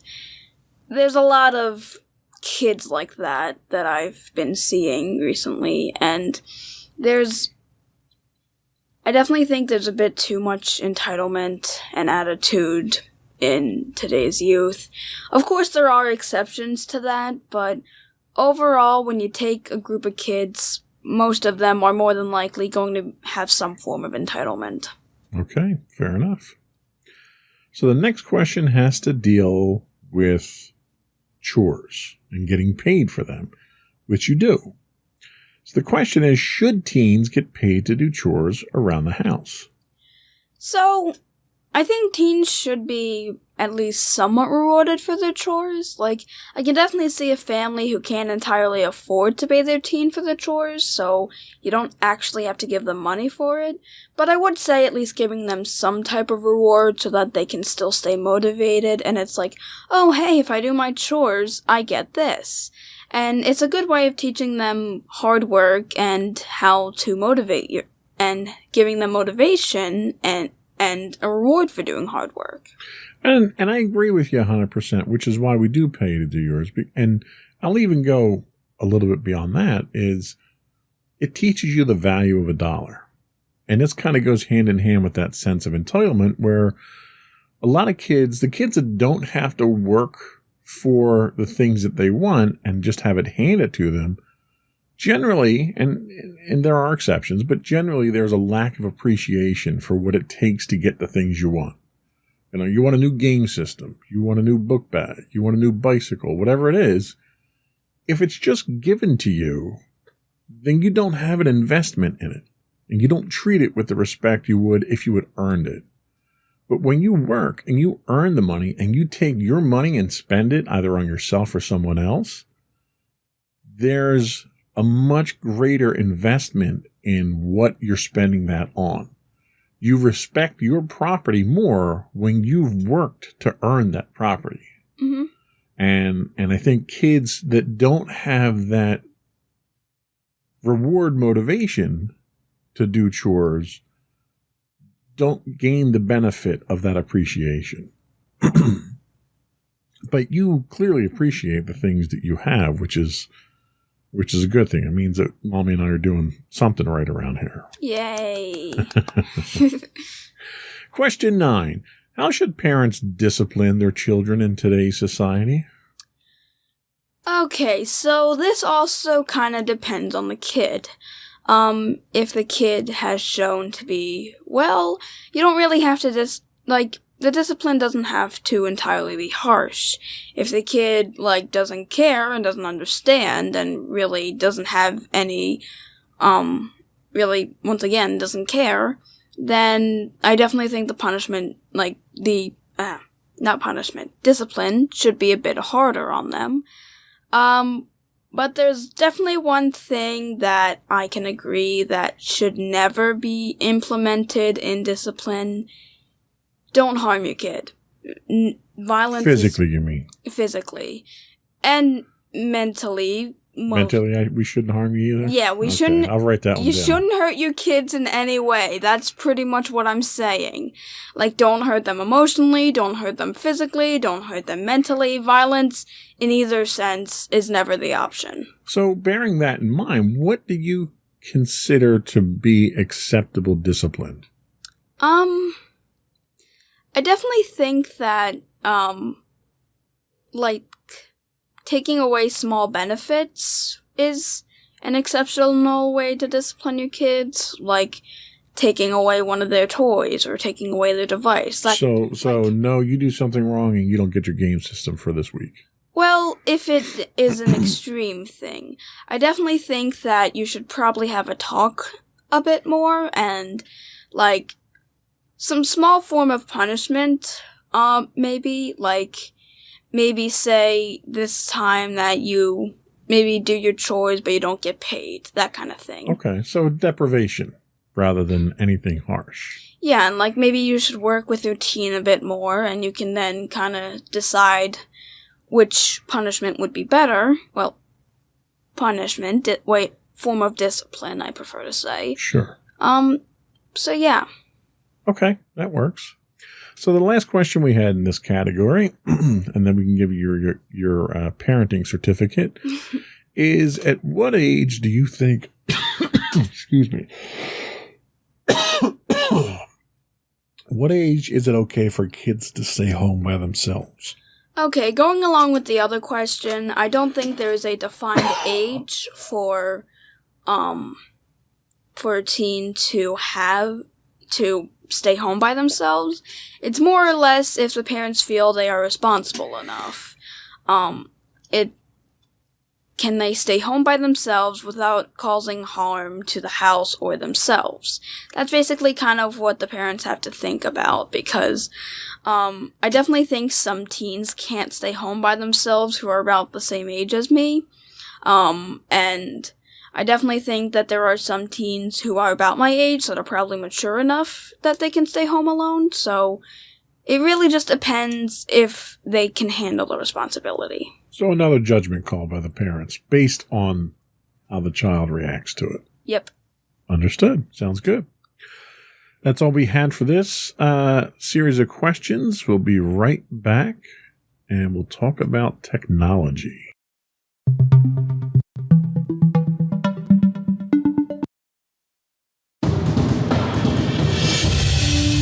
For over 7 years, the Second Sith Empire has been the premier community guild in the online game Star Wars: The Old Republic. With hundreds of friendly and helpful active members, a weekly schedule of nightly events, annual guild meet and greets, and an active community both on the web and on Discord.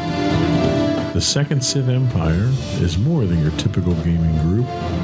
We're family. Join us on the Starforge server for nightly events such as operations, flashpoints, world boss hunts, Star Wars trivia, guild lottery, and much more. Visit us on the web today at www.thesecondsithempire.com.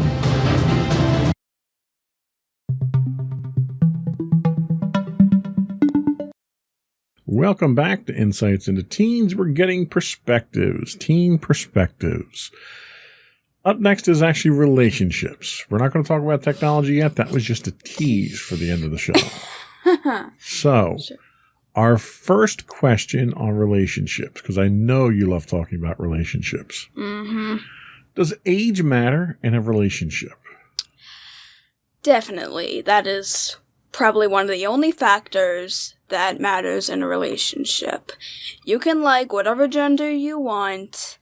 You can have whatever preference, but one thing that should matter, probably one of the only things that matters, is age. Like hands down, I don't care if you say, oh, it's okay for someone who's 10 years younger to date someone. No. Age matters in a relationship, and you cannot change my mind. So, explain to me why age matters. Because, okay, so the main problem with this is when you think about someone who could be someone kind of young, dating someone who's old enough to be their parent. Like, that feeling just makes many people, myself included, extremely uncomfortable. And especially if we're thinking about younger kids, yes, age definitely matters in a relationship. No one's gonna change my mind. Age is the only factor that would matter in any type of relationship. Well, you seem very strong about this. Definitely, yes. Well, I have to tell my brother, who married someone who was younger. He's 10 years older than me. He married someone who was younger than I was. And to the best of my knowledge, they're still happily married. You have certain marriages. You have Michael Douglas, I think, is a good example. His wife, I think, is almost 20 years younger than he is. And they have a very successful, very happy, productive marriage.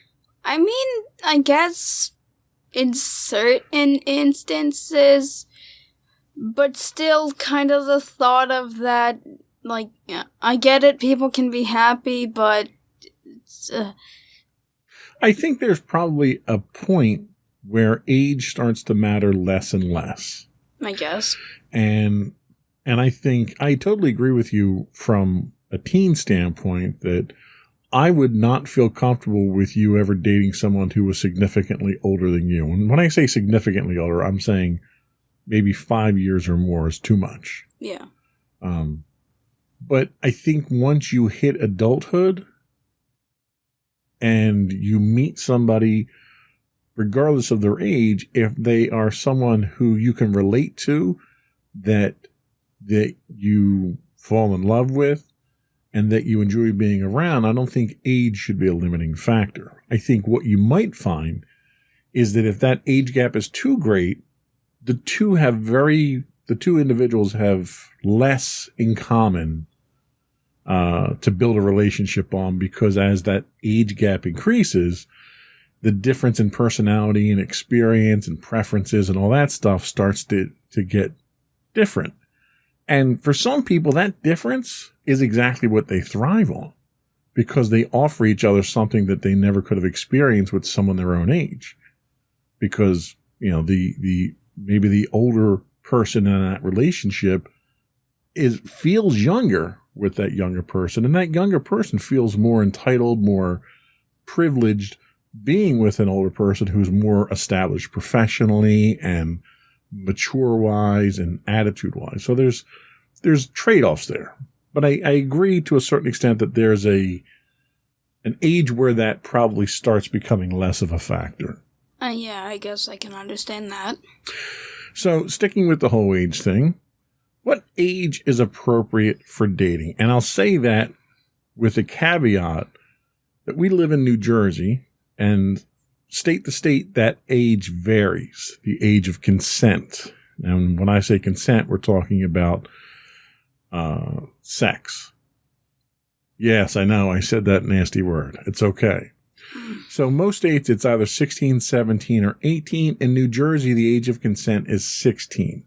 Just because you're dating someone doesn't mean that becomes a factor, but for the purpose of this discussion, it's important to know what those legal ramifications are. Okay? So, with that in mind, what age is appropriate for dating, do you think?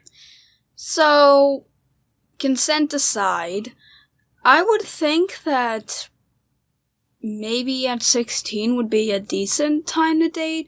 Of course, you don't have to date immediately when you're 16. You don't have to date at all, in fact.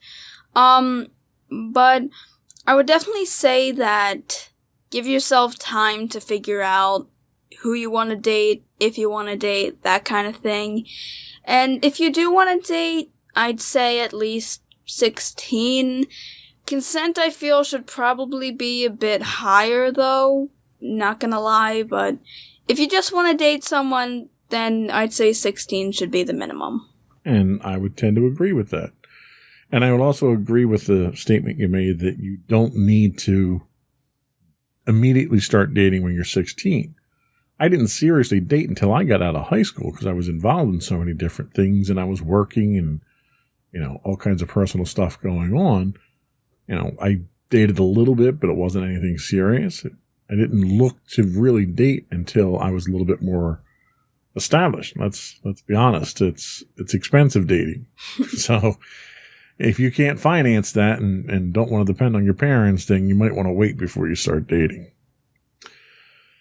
Let's see. Question number 3, another age-related one here. Should young couples be able to marry? Now, again, a caveat with that. In the United States, I don't know about other countries, but in the United States, an individual can marry at the age of 18 without parental consent or authorization. Younger than that, your parents have to consent to it. Now, I'll say with that in mind that there are people that have been married as young as 12 years old over the course of history in this country. So, should young couples be able to marry? I mean, not very, very young couples. I don't entirely feel like marriage is a big thing, and basically you're saying, okay, this is the person I want to spend the rest of my life with. Yes, it can get a divorce, but that's a whole nother can of worms you probably don't want to open. So, I mean, I guess as long as they really figure out, like, as long as they know what they're in for, I guess that it would be okay. But I would say, I would kind of prefer it if the youngest age was maybe 20, 21. It's kind of the same thing with the military thing we talked about in the last video. I don't entirely feel comfortable with, like, older teens marrying because, like, you don't make the best decisions when, like, you make a lot of life decisions at 18, and I don't feel as though marriage should be one of them. And I would agree with you there. I think depending on the gender dynamic of the relationship, half of that relationship may not be mature enough to make that decision. And there's a lot of other world decisions that have to get made before you get to that point. And not only is dating expensive, marriage is very expensive. So if you don't have the means to support yourself and your family, you're probably better off waiting to get married and waiting to start a family until you're a little bit more established. Mm-hmm. But that's just my philosophy. So, is it okay for girls to ask boys out? Sure. I don't see a problem with it. Same thing with girls proposing to guys. I really don't see any problem with it. Like, girls can make the first move. I don't really see a problem with that. Okay, well, moving right along. I mean, yeah, I don't really... Not much discussion to happen there. Yeah, I don't really have much else to say. Like, I kind of thought that girls would, like, sometimes ask guys out on their own. So you're not a traditional, romantic person where you expect chivalry to be still alive and guys to hold doors open and pull chairs out for women and stuff? Oh, trust me, no. That is not equal rights. People might think it's nice at first, but then you realize, yeah, why can't the woman do that? So you're more for equal rights and less for chivalrous conduct? Yeah, pretty much. Okay. I think that's a fair way to go through life. I think it sets the expectations much more realistic at that point. So, online dating. So according to a study published by the Pew Research Center, roughly 60% of participants have had positive experiences with dating platforms. Now, before I ask the question, I will put the caveat out there that your mother and I met through an online dating service. And she's going to hit me if I get this wrong, 18 years, I want to say, into being together now. I'm waiting for her to bang the door down now to tell me I'm wrong. So I think it was successful for the most part. So the question is, do you think online dating sites are effective? I mean, considering, like, that my parents who are having a really successful relationship and that we have a successful relationship as a family, I'd say, yeah, they're pretty effective. They can, like, especially since you can meet people that on the internet that you'd probably never meet in real life. I definitely think that online dating can be very effective for plenty of people. Okay. And obviously I'll agree with that. Otherwise, Mom will divorce me. Is there sufficient relationship counseling for teens? Do you feel that if you have questions or confusions or just want to have something explained to you, do you feel that there are sufficient resources for you either, I don't want to say at home, but in school, for instance? Do you think there's counselors, guidance counselors or whatever, or any kind of resources that you can go and ask questions? I mean, I guess maybe with the guidance counselors, I don't know. I've never really asked them about, like, it never came up about relationships specifically. They never really discussed it with me. It was kind of just, okay, tell me about what you like and stuff. It never really came up, like, about relationships and about how I wanted to have a relationship. I'm guessing if I asked, they would probably have some answers. It's just, that kind of thing was never really discussed in school with me. So the jury's kind of still out on that one. Yeah. Just for the record, Mommy did confirm, well, first of all, she put 2004 up like I'm going to be able to do math, because math is hard. But she did confirm 17 years last month. So I was 1 year off. That's not bad. That's not bad. That's not to say it feels longer. I don't want to say that because that could come across wrong, but 17 years is a pretty successful relationship so far. Mm-hmm. Let's see. Question 7. Are social events at school a good place to take a date? Understanding this question relates to non-COVID related conditions. I'm not entirely sure. Once again, there was never really, like, a bunch of talk about relationships and stuff. Like, I can see a bunch of people taking their dates to the prom, but I don't know. Like, I don't know how the teachers would react, I guess. And since we never really brought up that kind of stuff, I'm not entirely sure if it would have been a good idea. Like, they could definitely be fun, but if I personally wanted to date, I'd probably just do something outside of school. The reason I put this in here is in my youth, that was a lot of what your socializing was.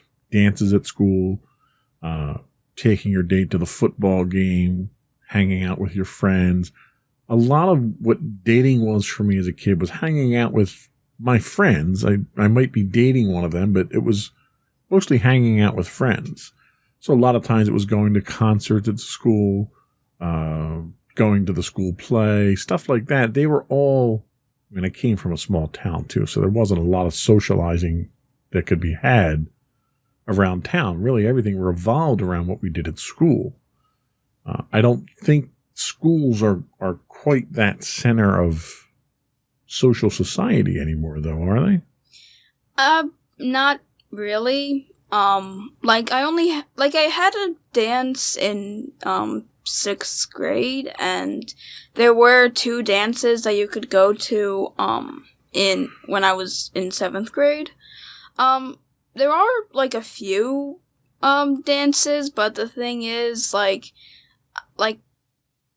I mean, we had games and stuff, but I was the type of person who really didn't go to that kind of stuff. Like, we did have social events, it's just, I don't know. You just didn't go to the social events. Yeah, that's just my... Okay, nothing wrong with that. I didn't go to a lot of myself either, but... Yeah. I had to ask. Question number 8. Can you just be friends after breaking things off with a romantic interest? The dreaded let's just be friends line. I mean, I think it's possible, especially if you two were really good friends, before you started dating. And then you can kind of figure that, hey, maybe it might not work. We don't work in a romantic sense, but we work in a friendship sense. Why don't we just be friends? And sure, there can be instances where it's a bit awkward, but I definitely... Awkward. But I definitely think people can move past that, and I'm pretty sure people have, and they can be friends with their ex-partners. Okay, so here's another good question. Is it okay to date the ex-partner of your friend? Okay, there's a couple things that factor into this. One, is the ex-partner a good person? Well, we're not going to get deep in it. We're not doing psychoanalysis. Yeah. If your best friend breaks up with their friend, their significant other, is it okay for you to date their former significant other? I'd say as long as their friend's okay with it. So you need to ask permission first. Like, I think you can have, like, a well-talked discussion about it, like a civilized discussion. I definitely think it could be possible. A lot of people probably think that, oh, it's just gonna end in disaster. Well, I think that it could also not end in disaster, so. Okay. So there's a chance that it might work. Yeah. Gotcha. You gotta be tactful with it. Yeah. So the last question we have, I think we've kind of already answered this, but I'll give you a chance to expound on it. Is it okay not to date at all while in high school? Of course. Like, a lot of people can be too busy for a relationship. A lot of people, like, can probably, not care for being in a relationship. And there's a bunch of people who can probably just be okay with just having friends and not really feel as though they need a significant other. Okay. Sounds good. That's it for this segment. We'll be right back, and we'll finish off with our technology questions.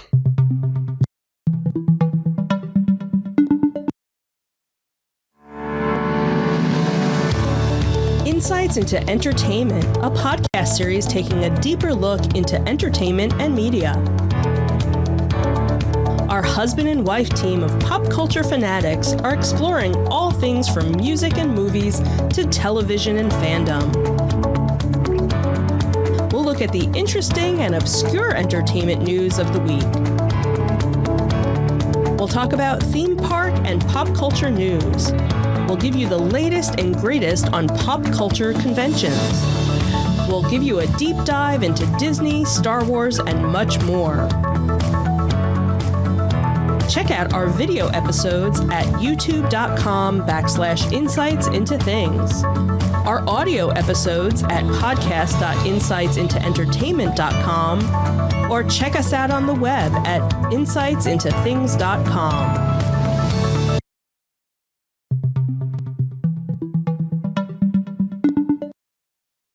Welcome back to Insights into Teens. We're getting teen perspectives today. We're talking about technology now.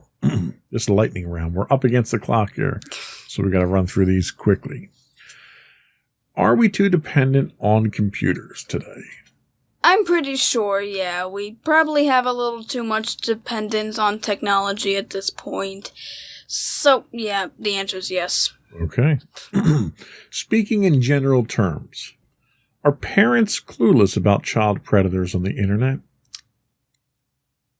I mean, I'm pretty sure lots of parents are aware. Some parents are probably more clueless than others because, one, they either don't care, or two, they're just clueless. They don't entirely have a lot of knowledge of that. But I definitely think that there are ways that parents can learn about this and make sure that they protect their child from child predators. Good point. Cell phones. Are cell phones dangerous or detrimental to teens? I mean, to some teens, they could be, but to others, they can definitely be helpful. Maybe some teens can do something on their phone that can cause them to be put in danger, but normally it's probably because they weren't mature enough to have it. But it can also be beneficial to plenty of other teens. So, it can be, but I don't think it's entirely dangerous. So situational. Yes. Okay. Do violent video games cause behavioral problems? I don't think so.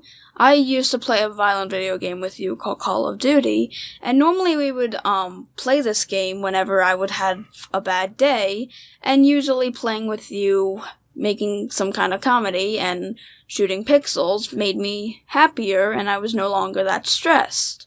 It didn't turn me into, a bloodthirsty killer. That's good to know. Which, for some reason, people believe. But playing that game just kind of let me blow off some steam. And it's probably better to have a way to blow off steam instead of bursting around other people, where you really can get a bit violent. Good point. So, do you think about cybersecurity before you use technology? Not really. I kind of just figured that, you being the tech guy that you are, you would kind of make sure that you would kind of take care of that in a way. That's my problem. I mean, as a teen myself, I really never thought that I had to worry about that, and I never did. So. Okay.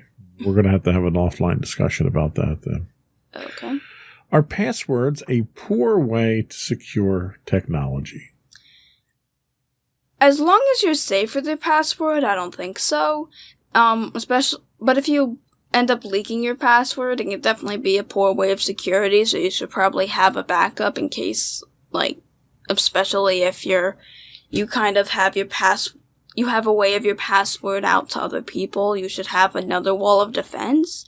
But for the most part, I'm pretty sure as long as you keep your passwords hidden from other people, then I'm pretty sure that's fine. Okay. Is technology important in schools today?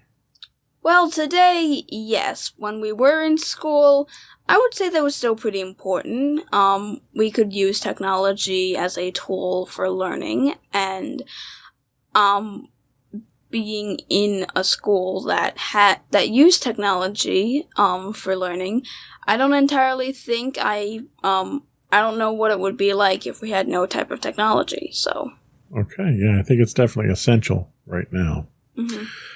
So, thinking in broader terms of all technology, is technology a tool, a convenience, or a burden for you? Well, it can definitely be a tool, especially when it comes to school.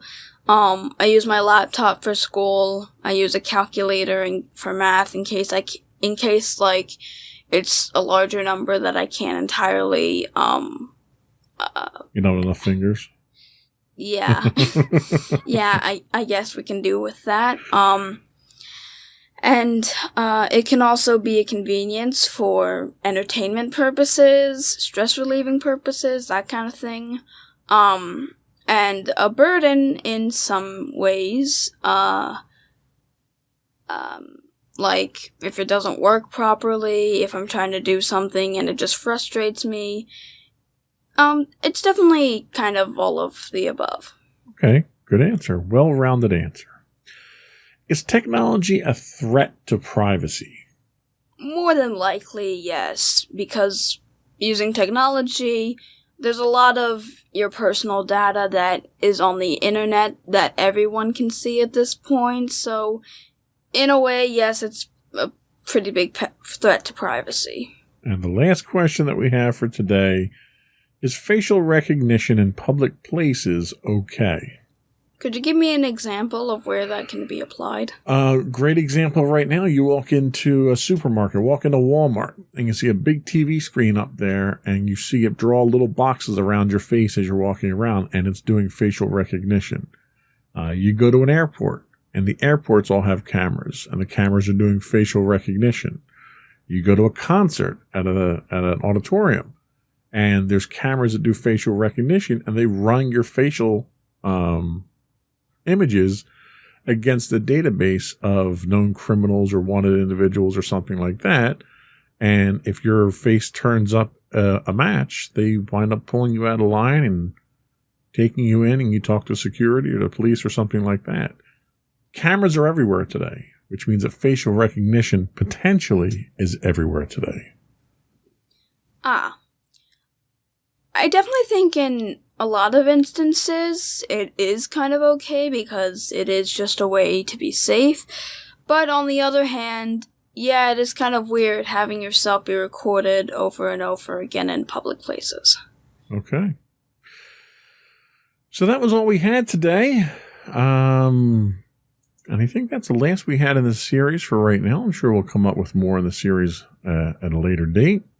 Before we go, I would want to once again suggest folks subscribe to the podcast. You can subscribe to video versions of all of our shows. If you look for Insights into Things, you can get audio versions of this podcast. If you look up Insights into Teens, we're available on Apple Podcasts, Spotify, Google, Stitcher, and anywhere you can get a podcast these days. We would also invite folks to give us your feedback. We're looking for show suggestions, topics that we can discuss, feedback on how we're doing. Are we doing a good job? You can email us at comments@insightsintothings.com. We're on Twitter at insights_things. You can get high-res versions of our videos on YouTube at youtube.com/insightsintothings. We stream 6 days a week, really 5 days a week at this point, since we started recording during the week. We stream 5 days a week on Twitch at twitch.tv/insightsintothings. If you are an Amazon Prime subscriber, you do get a free monthly Twitch Prime subscription. We'd appreciate it if you threw that our way. You can get audio versions of this podcast at podcast.insightsintoteens.com. We are on Facebook at facebook.com/insightsintothingspodcast. We are on Instagram at insightsintothings. Or you can get us on our main website at www.insightsintothings.com. And you. And don't forget to check out our other two podcasts, Insights into Entertainment, hosted by you and Mommy, And Insights into Tomorrow, our monthly podcast hosted by you and my brother Sam. That's it. Another one in the books. Bye, everyone.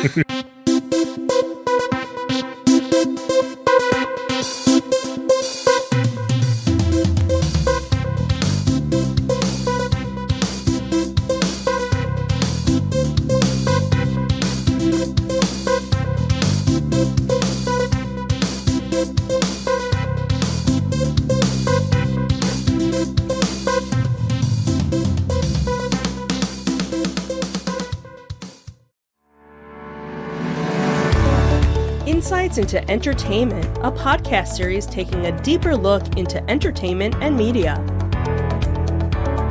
Our husband and wife team of pop culture fanatics are exploring all things from music and movies to television and fandom. We'll look at the interesting and obscure entertainment news of the week. We'll talk about theme park and pop culture news. We'll give you the latest and greatest on pop culture conventions. We'll give you a deep dive into Disney, Star Wars, and much more. Check out our video episodes at youtube.com/insightsintothings. Our audio episodes at podcast.insightsintoentertainment.com, or check us out on the web at insightsintothings.com.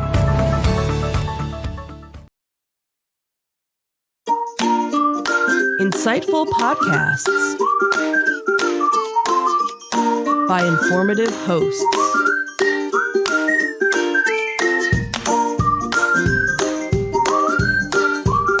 Insights into Things, a podcast network.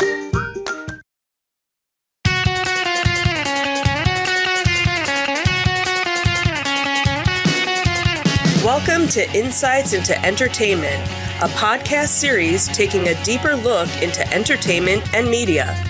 Your hosts, Joseph and Michelle Whalen, a husband and wife team of pop culture fanatics, are exploring all things from music and movies to television and fandom. Welcome to Insights into Entertainment. This is episode 107. I am Kiwi. I'm your host, Joseph Whalen, and my vibrant and energetic co-host, Michelle Whalen. Hi, everyone. How you doing I guess today? I kind of had to... Got to perk up real quick there, huh? With an intro like that, you know. Got to give you a little jolt for the show. I appreciate it. So how you doing today, sweetie? I'm doing okay. It's, almost the end of the work week, so... It is indeed almost the end. But that never gets here fast enough, does it? No, it never does. But, it's okay. Right. But that's not what we're talking about today. What are we talking about today? Today, we're going to be talking about, in our Disney Detective, Disney's Imagineering project Kiwi in the works, and a Disney fan complaining about wokeness. Yes. Was it? Wokeness. And I don't even know what that is, so you're going to have to explain right. that. And the response to his complaints. Which are priceless. Yes, so I did read those. Yeah. Then in our Tales from the Edge of the Galaxy, Anakin is being voiced again for a new Star Wars animated project. Dun, dun, dun. Which is yet to be officially announced. Right. And Ewan McGregor felt humiliated by the idea of Disney casting somebody else for the Star Wars series he's in. Interesting. Mm-hmm. Okay. I didn't think he did TV, though, so that was interesting. In our entertainment news, we got a bunch of news and entertainment news. New Jersey's largest arcade is planned for the Showboat Casino in Atlantic City. And we have some Captain America. You trimmed it down. Yeah. You threw me off. Because I still have it up in the screen, too. Okay. Okay. What are you talking about? Did you take both of those articles out? No, they're both there. Oh, see, now you're summing it up in the one. Yeah. This is why I don't let you write these intros. Well, anymore. you know what? If I do a horrible job, then Wait, either... No, that's the husband philosophy. If you don't want to do something, you do a bad job at it. See? And then you're never asked to do it again. Oh, I was trying. Anyway, so we have a couple of Captain America stories as well, and then we'll finish up with our insightful picks of the week. in this week's episode of Insights into Entertainment Follies. Hey! We'll be right back to get into our Disney Detective.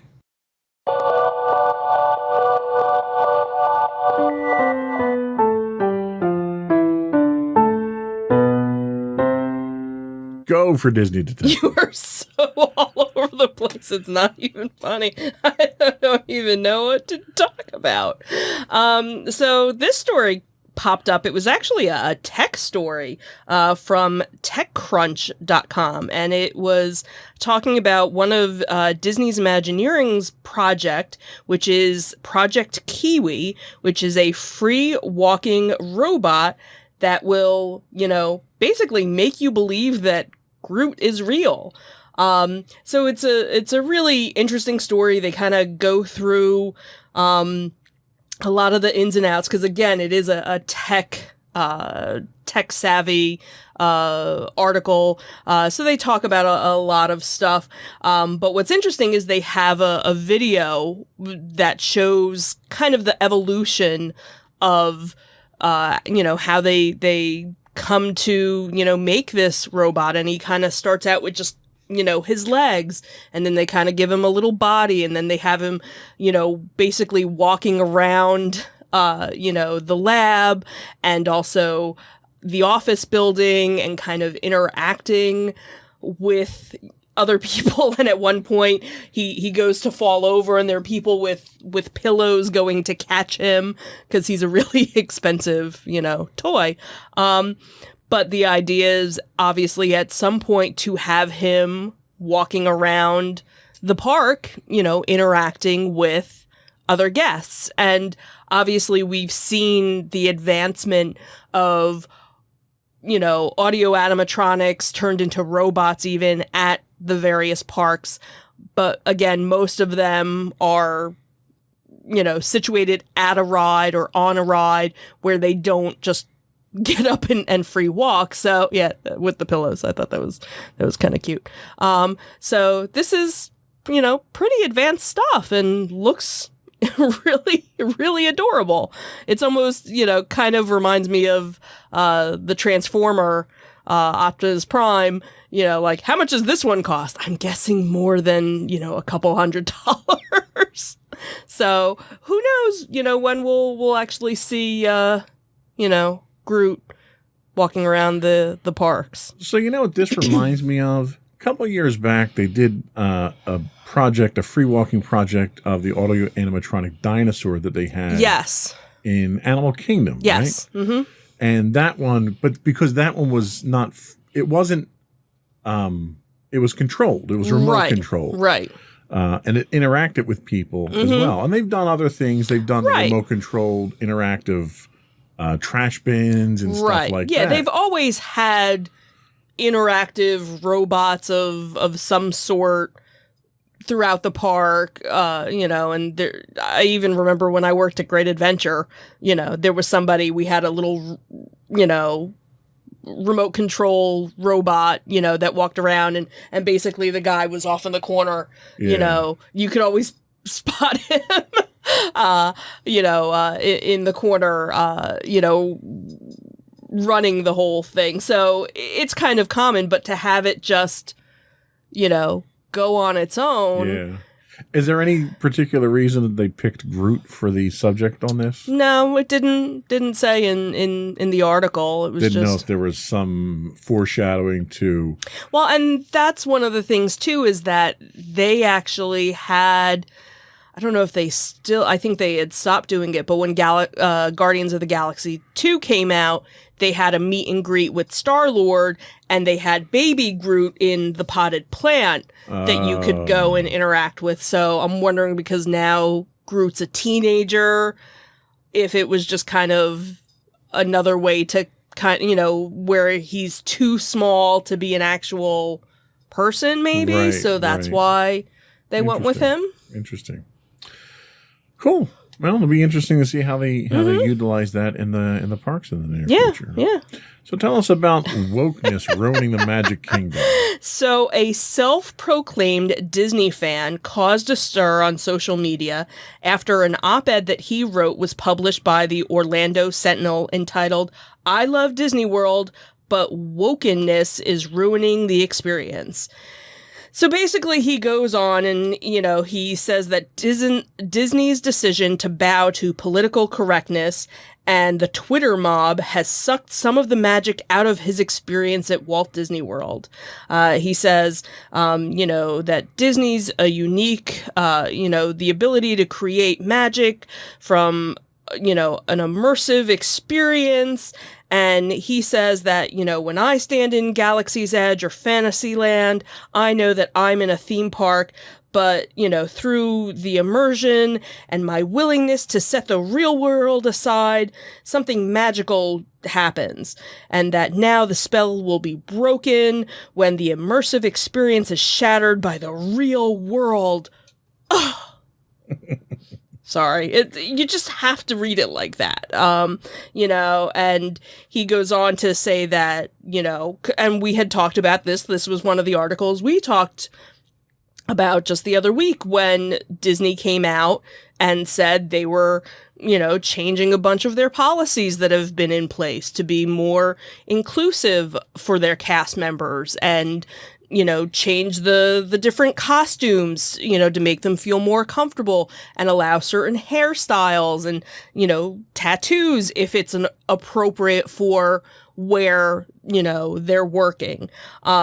So he basically goes to say that, he doesn't like that the new policy is going to allow cast members to have, haircuts and tattoos. And he even says, is Tinkerbell going to have a sleeve tattoo? Because that's going to totally kill it.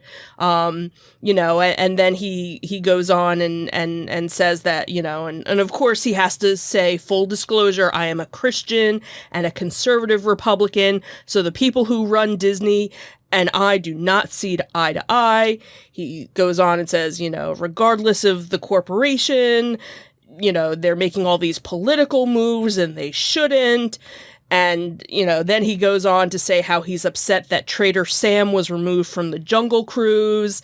And, and that how could that offend anybody?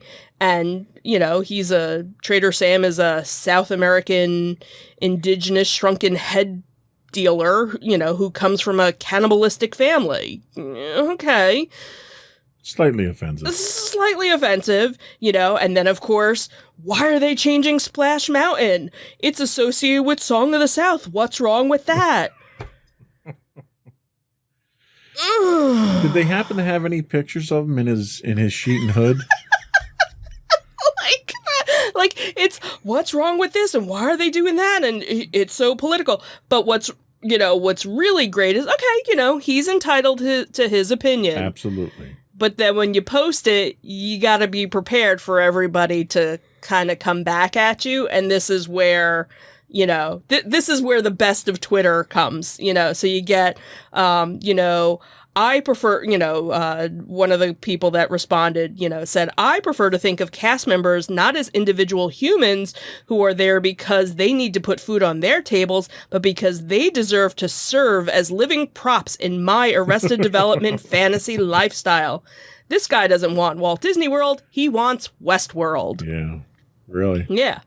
And then another person wrote, as a white guy living life on the lowest difficulty setting, I'd like my theme park experience to stay exactly the same. Sure, that means some rides and shows are a bit insensitive to others, but it doesn't affect me. So you're here to accommodate me, right? Yeah. And then what was nice was, Patricia Arquette, the actress, chimed in and said, this guy is taking the Christ out of Christian. If he doesn't understand why racist imagery isn't acceptable, I don't know what is. And then someone else responded to that saying, well, I'm a Mexican and I grew up in LA. My dad took me to Disneyland as a child and I didn't see myself in faces of anyone. Personally, I kind of like the woke Disney, and I finally feel like I belong at the park. And P.S., and if they were really woke, they would have dropped their prices. And then my most favorite one is, won't someone please consider the delicate sensitivity of a middle-aged white man when designing a children's theme park? Yeah. So, Yeah. Yeah. And unfortunately, if there's anything that we've found over the last 4 years or so, it's that there's a lot of these people out there. Oh, absolutely. And the beauty of it is, if you don't like what a company does, and you don't like their policies and their politics and how they conduct themselves, you don't have to do business with them. Absolutely. There's absolutely nobody that's twisting this man's arm and forcing him to go and experience a park that offends him. Right. The Holy Land experience is not that far away. That's true. But we still have to get there, by the way. One day. So, but if it's filled with, I don't know, what do you call a male Karen? Kyle. Kyle. Yeah. If it's filled with Kyles, it's probably not worth the admission. I don't know. I think it would kind of be fun to do a twist on, But I love how he feels it's necessary to point out that he's a Christian. Right. Even though you don't reflect any Christian ideas. Exactly. That's the biggest thing isn't it love thy neighbor as thyself? Right. Isn't that one of the big giant ones? No hate towards. Right. And you honestly, okay, yes, they're going to change their policy on the hair and the tattoos or whatever. You really think Tinkerbell is going to come out with a full sleeve? Tinkerbell's not going to have her hair in a bun? I have a feeling, I'm pretty sure that when it comes to the face characters, they will have a different standard of costuming than what they're anybody talking else. About are when I go to a quick serve. Right. The person they're behind actually going to look like a real person. Right. The person at the quick serve is going to have what I hope Disney doesn't do, and just not to get off the subject. Sure. What I hope they don't do is what other retail industries do. Like if someone has a facial piercing, they'll make them put a Band-Aid over it. Right. Then I feel compelled to say, what happened? Are you okay? Right. If it's a facial piercing, just let it be a facial piercing. Right. And there's so many different, things where you can just get a little ball or give them a little mouse. How adorable would that be? There you go. Let them be themed with their, Perfect. Yeah. So anyway, well, this is another good example to make fun of conservatives. Yep. Yay. So anyway, that's it for our Disney Detective. We'll be back in a minute with our Tales from the Edge of the Other Side of the Room and Galaxy thing. Nice.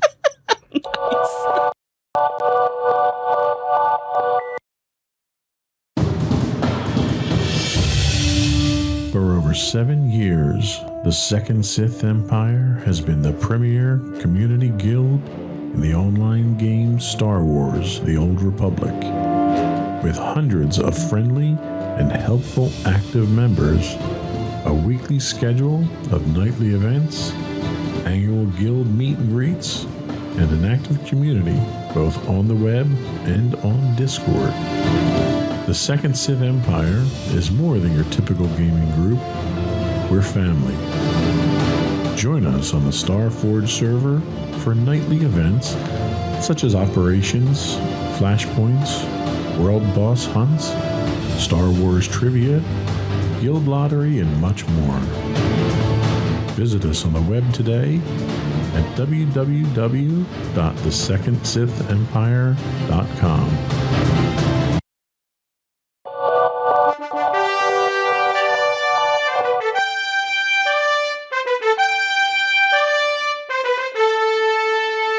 Go for Tales from the Edge of the Galaxy. We have too much fun here. So, from Star Wars Net .com, it seems that Matt Latner, the voice of Anakin Skywalker in the Clone Star Wars... Matt Lanter. Lanter, sorry.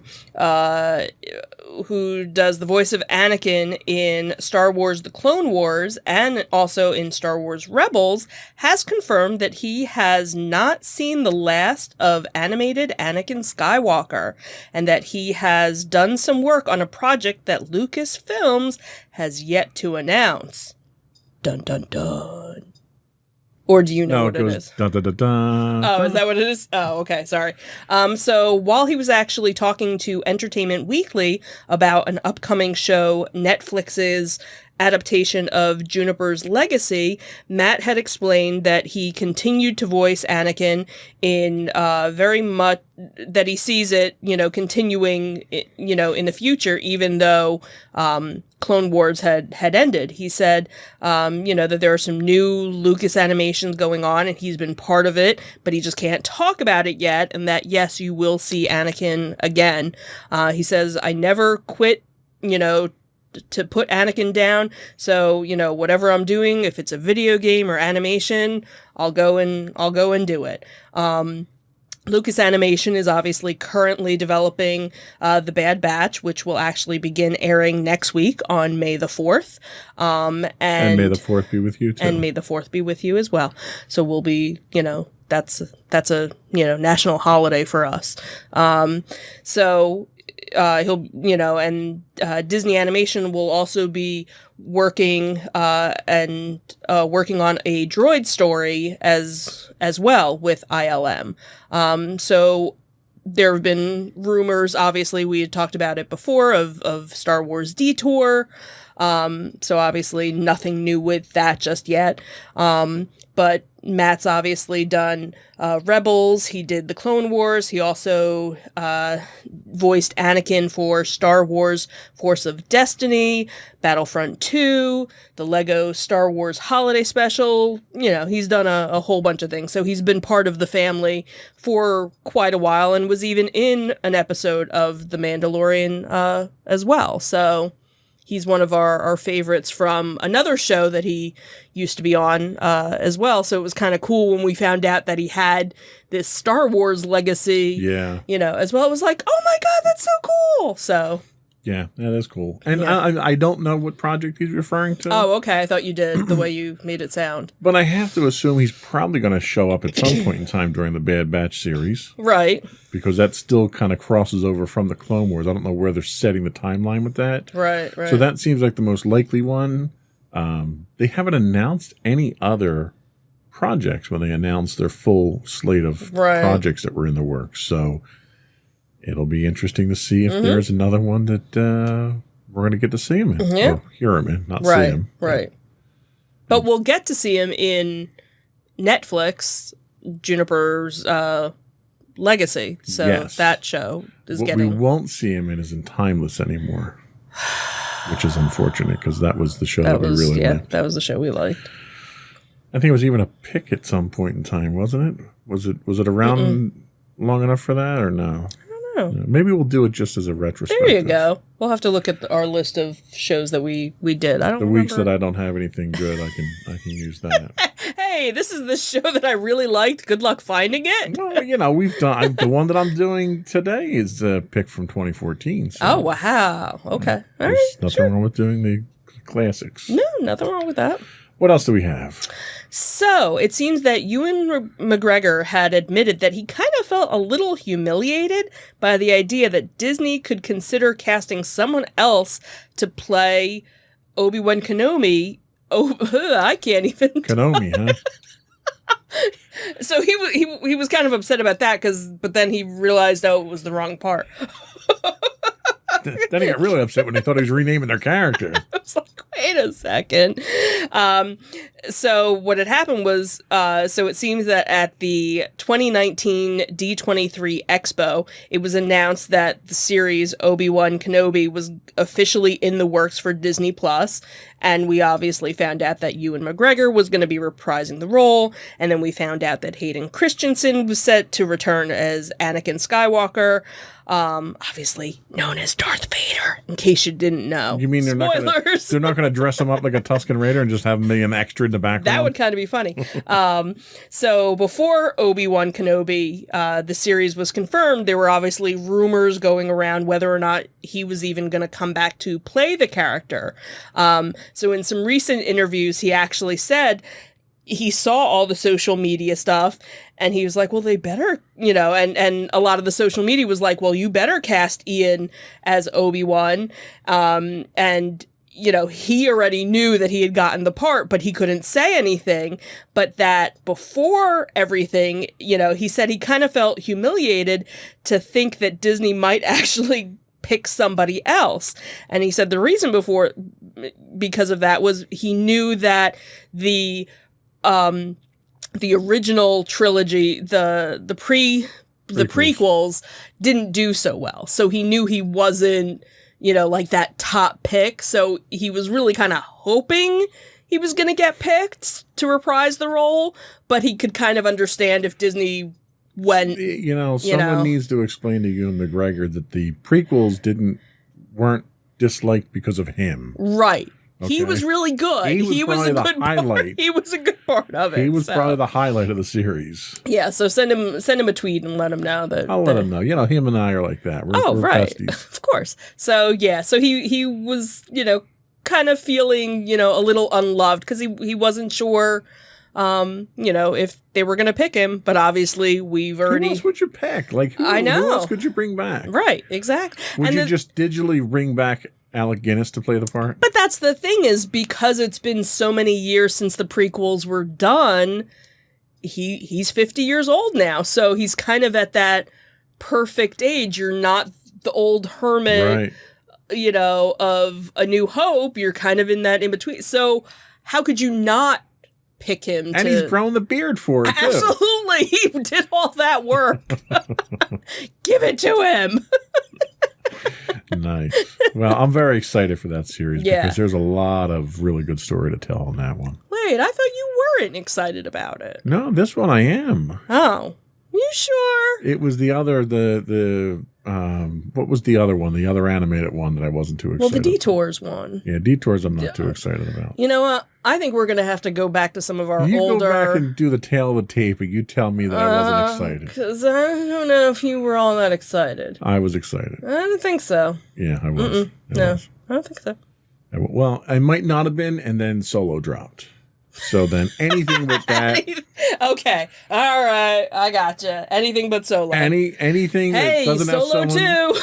Anything that doesn't have someone saying, I'm going to be a pilot every 5 minutes, and I'm okay with it. All right. That was all we had for our Tales from the Edge of the Galaxy. Yep. We'll be back with our entertainment news in just a minute.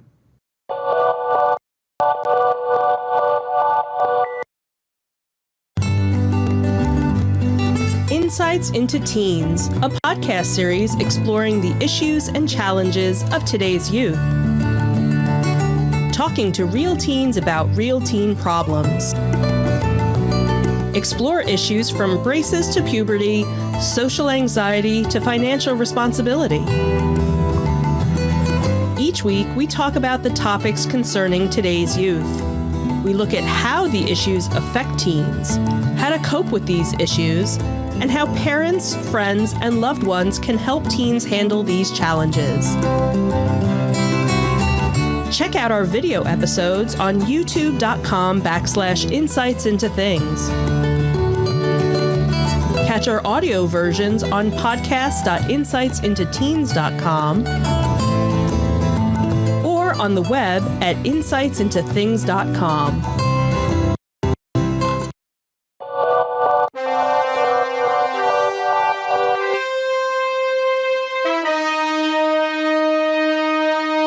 Go for entertainment news. Dum. I wasn't even going to do it, and then I was just kind of like, all right, I should do it. So for some local-ish news to kind of bring up with entertainment stuff. This article came from the Press of Atlantic City. We're about 35 minutes or so from Atlantic City. 30 minutes the way you drive, 45 the way I drive. Right, it depends on who's driving. So this article had come out last week, and it talked about how they were planning to redo, I guess, part of one of the casinos down in Atlantic City, the Showboat, where they're turning it into the largest arcade, I guess, in the area. And so they're trying to make some family-friendly entertainment, because obviously in Atlantic City, the majority of the items are not kid-friendly, even though they've always said, oh, it's a family place, and it really isn't. There might be a couple of small little arcades. It's a family place because people live there. Right, there you go. So they are building a family-friendly entertainment venue called the Lucky Snake at the Showboat. And it's going to, I guess the first stage is actually slated to open on May 5th, which will include an arcade, which will be the largest in the state. Then there's also going to be a sports bar, performance stages, a speakeasy, and some meeting spaces. So obviously not the whole thing is kid friendly, because I'm guessing you're not taking your kid to a speakeasy? Maybe not yet. It's a speakeasy arcade. Right, exactly. So the idea, in the article they talk about that they're gonna it's gonna create about 100 jobs, and the idea is also that they're proposing a indoor water park as well that'll cost $97 million. To get in? To build. So they're hoping to actually break ground on that next month.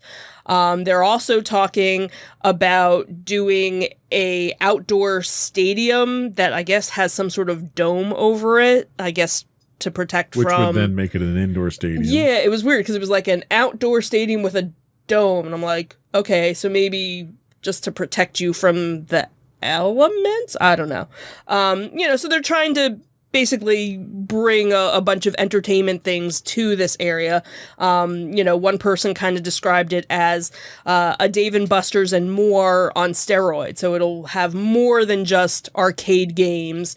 It'll have other things, and that they're also talking about having some sort of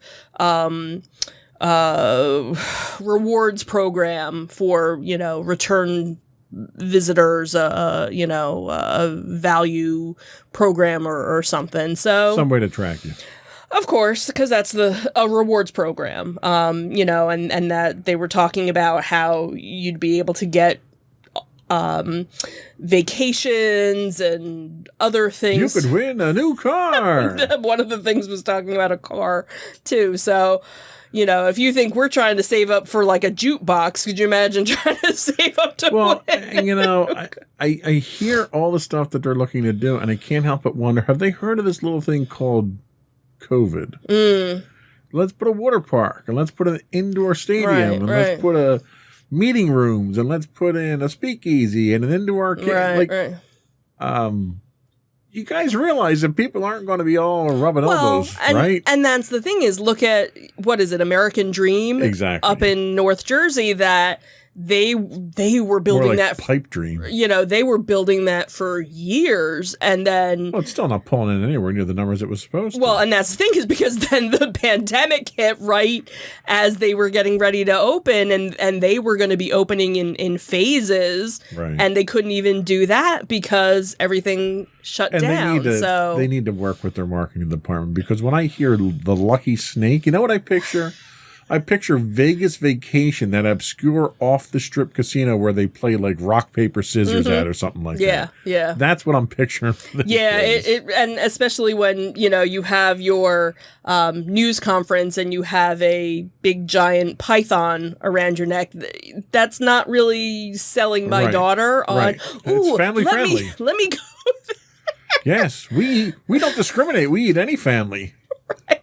So, we're not too far from it, so I could totally see us not planning to go I'll be honest with you. there. This is not drawing me to Atlantic City.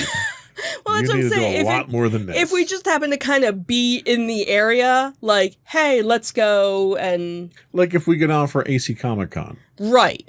And maybe we can go play games with the snake. Do they play snakes and ladders? I was going to say, is the snake there signing autographs? Is that their mascot? You're going to have a guy dressed in a snake costume? That would be kind of funny. Yeah. Anyway. Yeah. Only in Jersey. Only in Jersey. What else we got? So we have 2 Falcon Winter Soldier stories. The first one was actually one that you brought to my attention from the UK that was actually kind of questioning, will there be another season of the series? So obviously, the Falcon Winter Soldier had its finale last Friday, and people were kind of wondering, okay, now that it came to an end, is there going to be a season 2? Because they really didn't say whether or not it was a one-off. It was described as a mini-series, which led fans to believe that it was kind of wrapped up.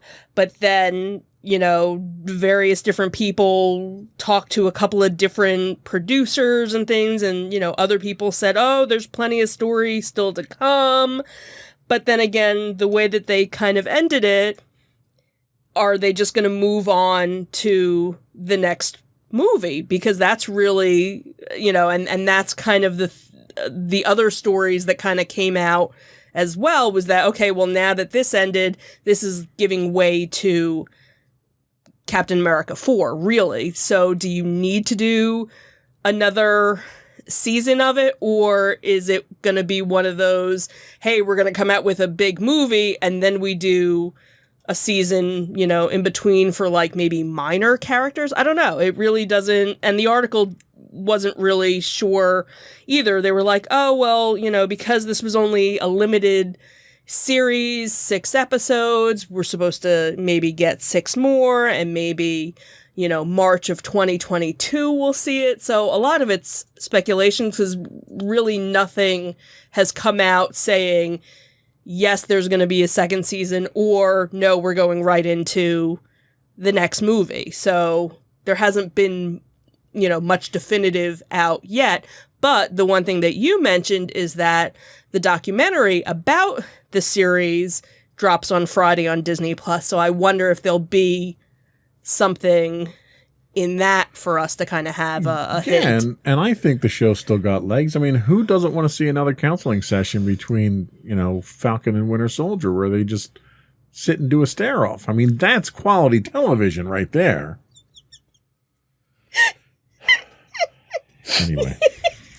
Anyway. What else do we have, dude? So, to bring a happier for our new Captain America, Anthony Mackie was on with Stephen Colbert earlier this week, and they were talking about the finale of Falcon Winter Soldier and whatnot. But what was really cute was that Stephen Colbert surprised Anthony with his action figure, his new action figure as Captain America. He's like, oh, have you seen this? He goes, no, I haven't even seen this. I didn't even know it was there. And what was funny, so he takes it out. He goes, oh, I have one that's still in the box, so I'm keeping that one. But, here's the one to play with. And Anthony Mackie goes, that looks a little bit like Jamie Foxx. And they go on to, to talk about, he goes, no, that's really cool, and everything. And in the interview, they, he's talking about it, and he's like, yeah, he goes, just so you know, he goes, that's all me under the suit. I didn't want a muscle suit, that's my pride, right there. That was me, working out 7 films in, to make sure I had the Dorito, he goes, that's what they call it with your shoulders and everything. So he's like, yeah, I worked hard to make that look good. So it was a really, cute episode, and, nice to see that he has his, really cool looking action figure.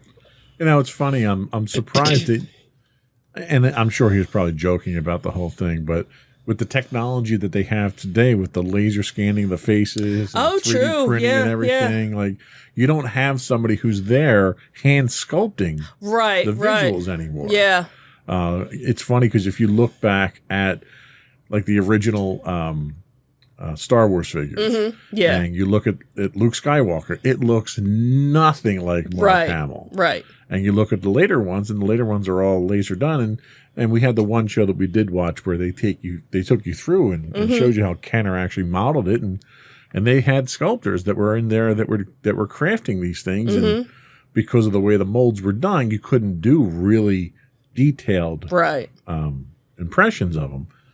But in this case here, I don't know. You can't really see from the. And the other thing too is like his goggles and stuff, they don't come off. So it looks like they're sculpted on. So I'm kind of surprised they didn't make one where you could, take them and I'm off, sure this is one of 75 that you're going to be able to buy, I'm sure. Absolutely. That's the way our toy marketing works. And that's the way Disney works, Yep. That's the only reason they gave them the new costumes, so they can sell new action figures off of them. Awesome. Anyway, that's all we have for our entertainment news this week. We'll be right back with our insightful picks of the week.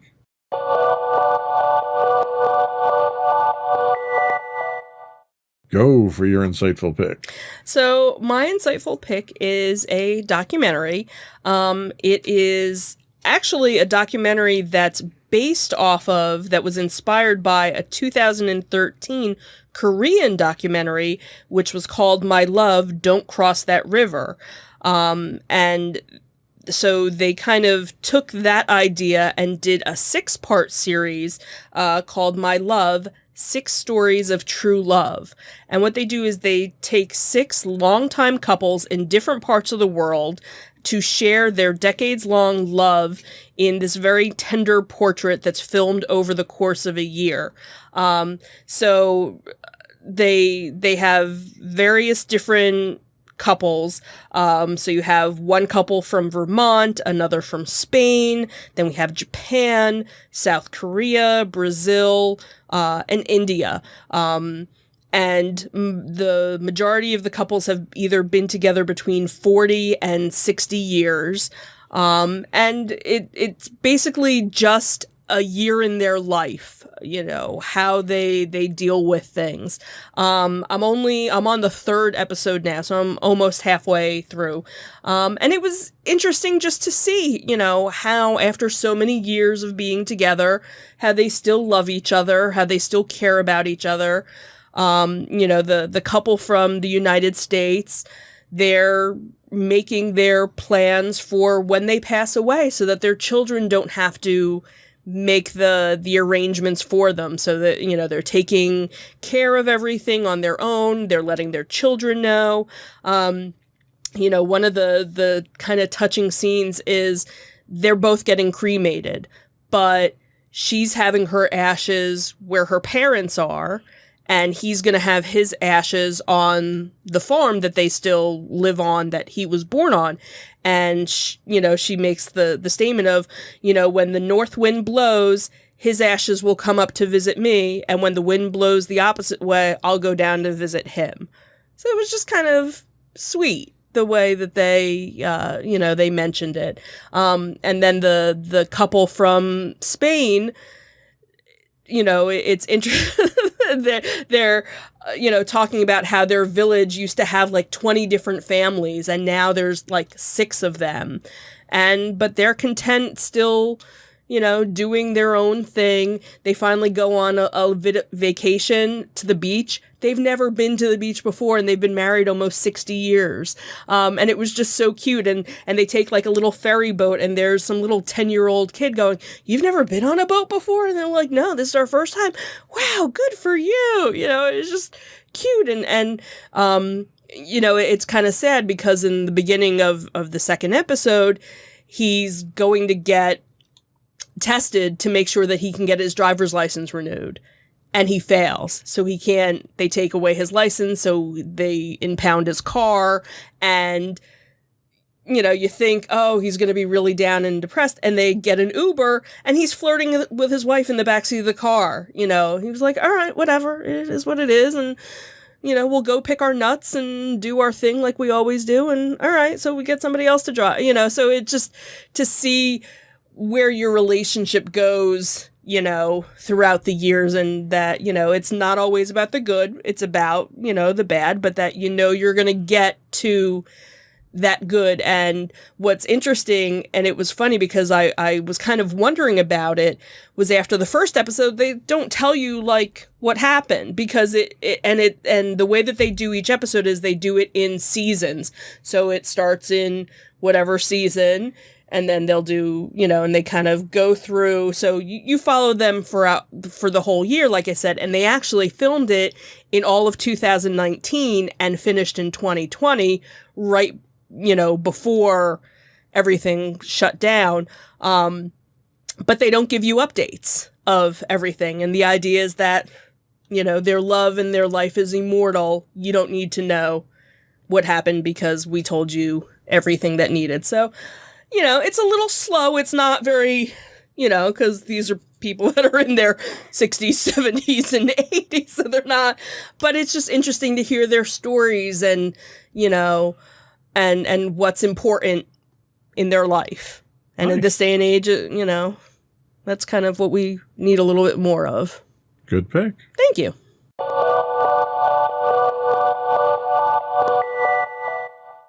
So for my pick this week, I'm going way back to 2014, pre-pandemic. This is a documentary called The Secrets of Quantum Physics on Amazon Prime. Professor Jim Al-Khalili reveals how Einstein thought he'd found a fatal flaw in quantum physics that implies that subatomic particles can communicate faster than light. He discusses how robins navigate using quantum entanglement, how our sense of smell is touched by ethereal quantum vibrations, and even how physics might play a role in evolution. It's a two-episode miniseries. Episode 1 traces the path from the 1800s through the Jazz Age to the hippie era, highlighting the insights into light which illuminated the true nature of reality, the conflicts with the ideas of Albert Einstein, and recreating the test that resolves this conflict devised by John Bell in the 1960s. The episode is illustrated with vaudevillian analogies, including playing cards with the devil, demonstrating the thematic relations to Lewis Carroll. Episode 2 ponders the possibility that quantum physics explains some biological mysteries, including the use of quantum entanglement for navigation by the European robin, the use of quantum vibrations by humans to smell, and the part played by the uncertainty principle in evolution. Through all the incredibly in-depth analysis and details, Professor Al-Khalili makes use of simple and easy-to-understand analogies to help even the most scientifically uninitiated understand what are some of the most complex and poorly understood aspects of our universe. Quantum physics has always been something that's fascinated me, and the way that this series tackles it is done in such a way that makes it almost simplistic, the way that it explains it. Okay. They actually take you into the lab. They show you actual experiments that happen. They explain probably the most famous quantum physics experiment that's ever been done, and that's passing light through a piece of paper or a barrier with two slits and how they interact. The closest analogy I had was they had made a movie or a TV movie out of Stephen Hawking's A Brief History of Time, where he talks about space-time using very similar down-to-earth analogies and makes that very complicated thing seem very relatable and very understandable. Professor Al-Khalili is one that's been on a number of documentaries that I've watched for physics, and he's got this magnetic personality on the screen that makes him very easy to relate to. Okay. And you kind of need that sort of a host to sort of get these points across. Professor Michio Kaku from New York is the same way. Okay. He's relatable to the point that he can bring these very complex concepts across so that people can understand them. I'm not a scientist. I'm not a physicist. I'm not a mathematician. And it's not only is it educational, it's entertaining to watch if you're at all curious about the universe. The Secrets of Quantum Physics, streaming now on Amazon Prime.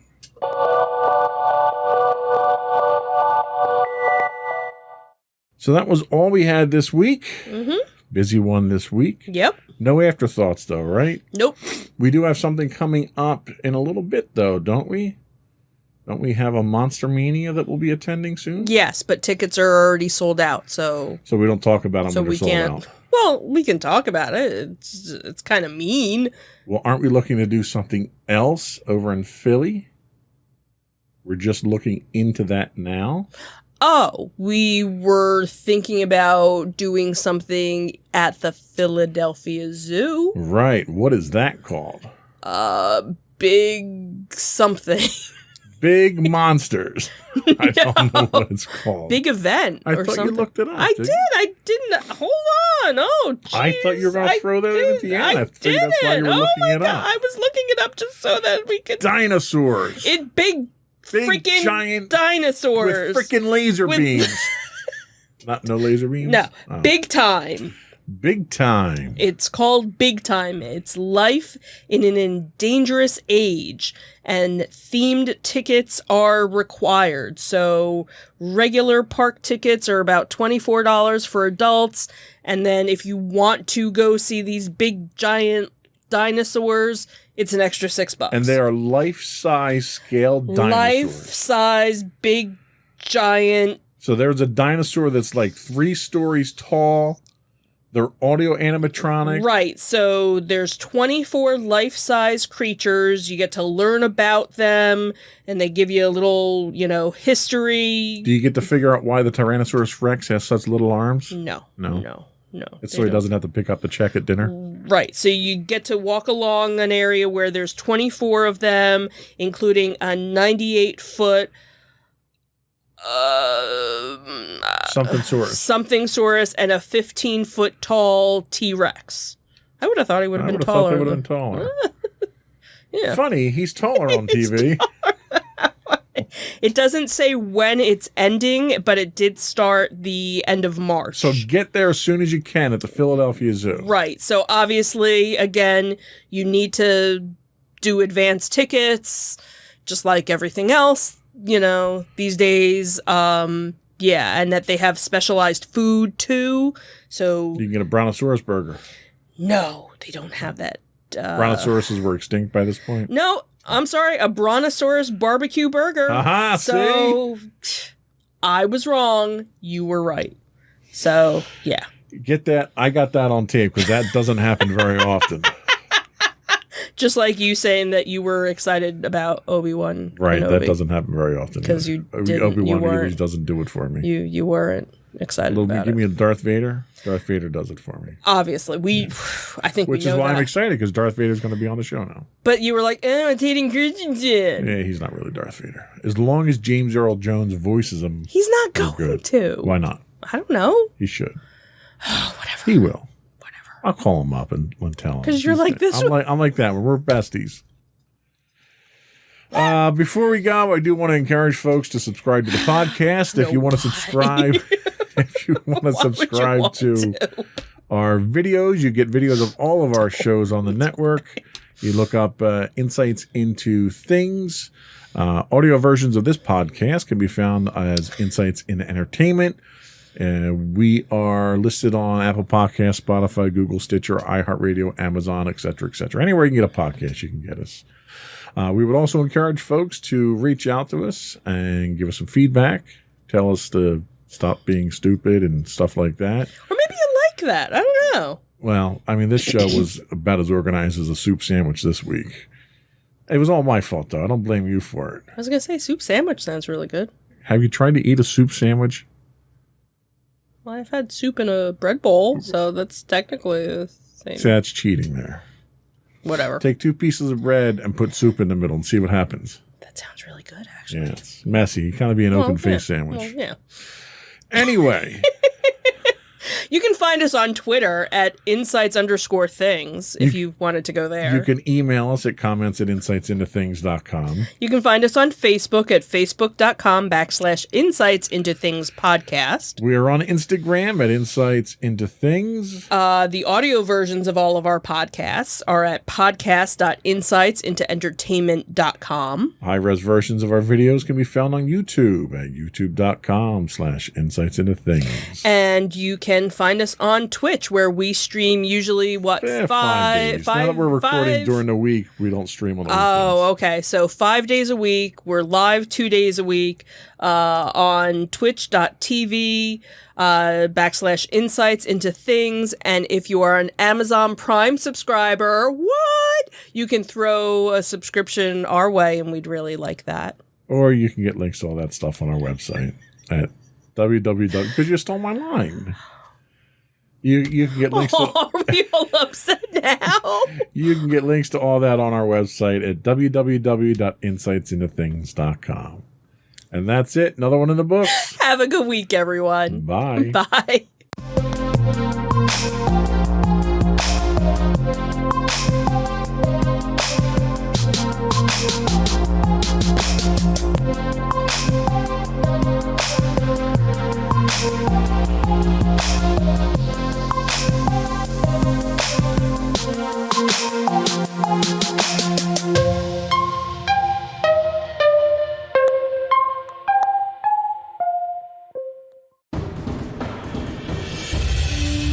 For over 7 years, the Second Sith Empire has been the premier community guild in the online game Star Wars: The Old Republic. With hundreds of friendly and helpful active members, a weekly schedule of nightly events, annual guild meet and greets, and an active community both on the web and on Discord. The Second Sith Empire is more than your typical gaming group. We're family. Join us on the Starforge server for nightly events such as operations, flashpoints, world boss hunts, Star Wars trivia, guild lottery, and much more. Visit us on the web today at www.thesecondsithempire.com. Insightful podcasts by informative hosts.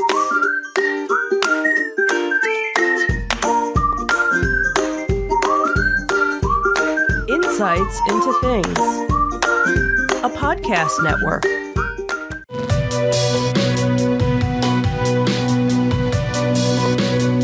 Welcome to Insights into Tomorrow, where we take a deeper look into how the issues of today will impact the world of tomorrow.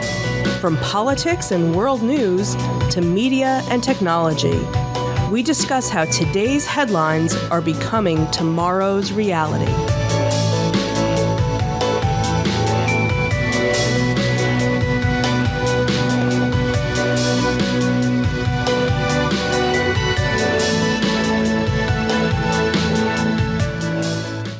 Welcome to Insights into Tomorrow. This is episode 10, Decision 2020, Trump versus Biden. I'm your host, Joseph Whalen, and my co-host, Sam Whalen. Hello. How you doing today, Sam? Doing all right. The weather's kind of lame, but, Yeah, it is pretty rough out there, isn't it? Cold and rainy, but, inside's warm, so. That is true, and I don't mind the cold. I like the cold. So we've danced around politics on this show for a little while now. We've touched on it a little bit as impartially as possible. Last episode, we deliberately avoided talking politics and opted for a bit of a softball topic. But I don't think we can avoid it this week. No, we are shooting this on Sunday, the Sunday before the election on the 3rd on Tuesday, so. Indeed. Given the number of early votes that have been cast, I don't think anything that we say here is going to change anyone's mind any more than any of the candidates campaigning out there are going to change anyone's mind. However, I do think it's a worthwhile discussion for us to have comparing the candidates. And I think we're going to kind of go about this in a kind of a different way. We're going to do it scored sort of like a boxing match. We'll do a tale of the tape between the two candidates and look at some of their key vital information. And then we're going to do 5 rounds that are based on a couple of surveys that have been done over the past couple of weeks. And we'll score on a 10-point must each round, what each candidate, how they perform in these polls. And then we'll give our opinions at the end of who won, why they won, and so forth. Good to go? Yeah, absolutely. All right. Well, before we start, let's get some podcast business out of the way. Yeah, so some of the rigmarole, your various subscriptions, you can subscribe to us on Apple Podcast, Spotify, Google Podcast, Stitcher, iHeartRadio, TuneIn, and on Amazon. If you have Amazon Prime, that means you have Twitch Prime, and we would appreciate it if you would help us with those. You get 1 free Twitch Prime sub a month. It would really help us out if you were to give that to this channel. You can contact us at, you can email us, at comments at insightsintothings.com. On Twitter, we are at insights_things. Facebook, facebook.com/insightsintothingspodcast. And if you missed any of these links, they're all on the web at insightsintothings.com. Awesome. And we'll be right back with the tale of the tape.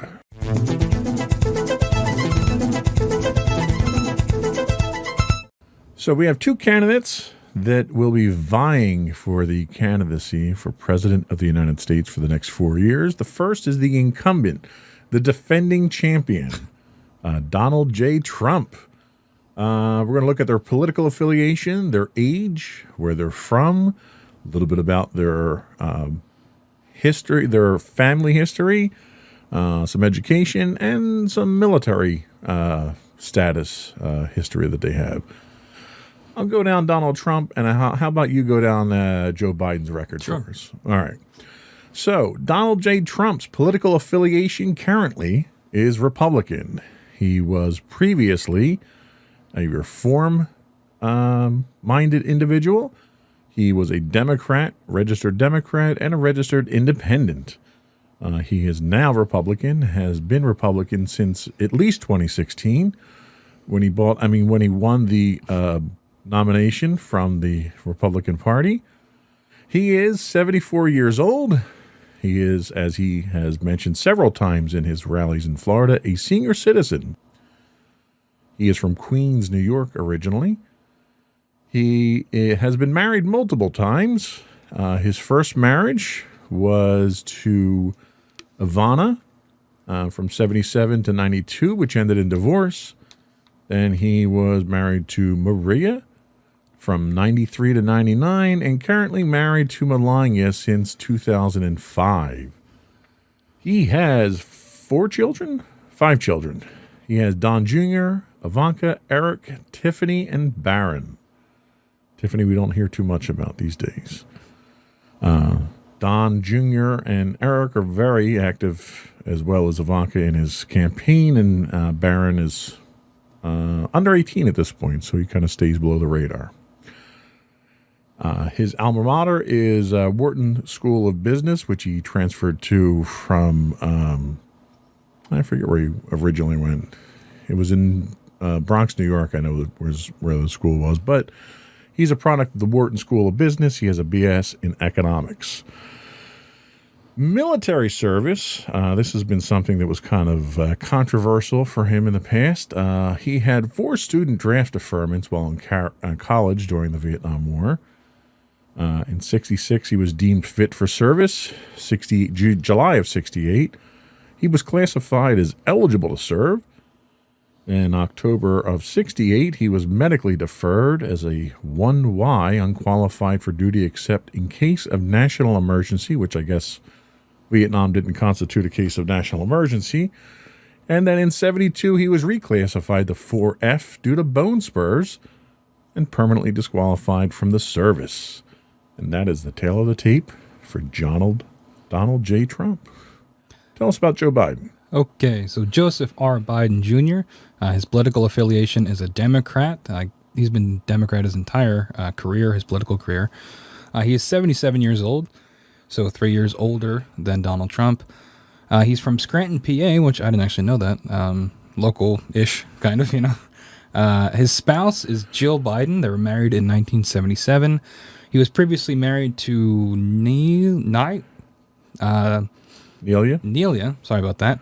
They were married from 1966 to 1972, and unfortunately, she passed away. He has three children, four children. And the count keeps going. I know, they're hiding in there. Hunter, Bo, who unfortunately passed away, Ashley, and Naomi, who also unfortunately passed away. His alma mater is Syracuse University. He got a degree in law there. His military service, he had 5 student draft deferments while in college. And in 1968, he was medically deferred as a 1-Y due to asthma. And he, much like Donald Trump, unqualified for duty except in case of national emergency. And that is Joseph R. Biden. So they are our candidates that will be vying for president. And we'll be right back for round 1.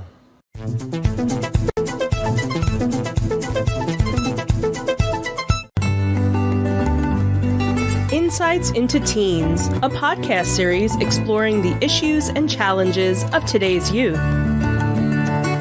Talking to real teens about real teen problems.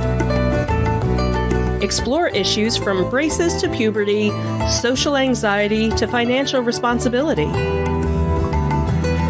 Each week, we talk about the topics concerning today's youth. We look at how the issues affect teens, how to cope with these issues, and how parents, friends, and loved ones can help teens handle these challenges. Check out our video episodes on youtube.com/insightsintothings. Catch our audio versions on podcast.insightsintoteens.com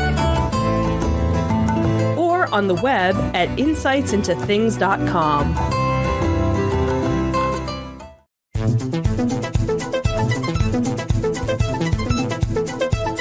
So round 1 of our showdown here between Donald Trump and Joe Biden, we're going to be talking about the key issues. This information comes from a survey done by a website called yougov.com. And we have a couple of different issues that will kind of go down the route of where these candidates stand on the issues and where Survey of Americans actually falls. So the first key issue that we talk about is nominating the next Supreme Court justice. Obviously, this has been done already. She's been confirmed. Trump, his stance was to confirm the nomination immediately. Biden and the Democrats wanted to wait until after the election.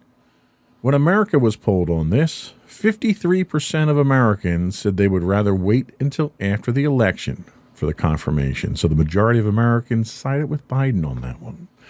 What's our next category? So our next category is handling the COVID-19 pandemic. President Trump said he declared victory and wants to move on. He had the virus himself and proclaims to have been cured of it. Biden wants to implement mandatory masks, social distancing, and other recommendations from medical professionals. 45% of America was confident in Biden, while 37% were confident in Trump. So it looks like most people side with Biden on that issue. Yes, they do. The next is the economy and fixing the economy. Trump thinks the economy is doing great and it's the best there ever was. Biden acknowledges the impact of COVID on our workers and our families. America thinks 37% think things will get better under Trump, and 32% think things will get better under Biden. So America is siding with Donald Trump on this one. The next category, race and violence in our cities. Trump doesn't think there's systematic racism in the country and condemns any violence. Biden acknowledges racism in the country and condemns the violent protests and supports the more peaceful ones. Americans, 39%, think they are mostly violent riots, while 32% think they are peaceful protests. So it looks like most people are swinging towards thinking they're violent riots and are against that. Correct. The next we look at, and the last item we look at in this round, is integrity of the election, which has been quite controversial over the past few months. Trump is attacking mail-in voting as ripe with fraud. Biden encourages people to vote any way they can, especially considering the conditions we're in under a pandemic. America was asked if they have confidence in the election.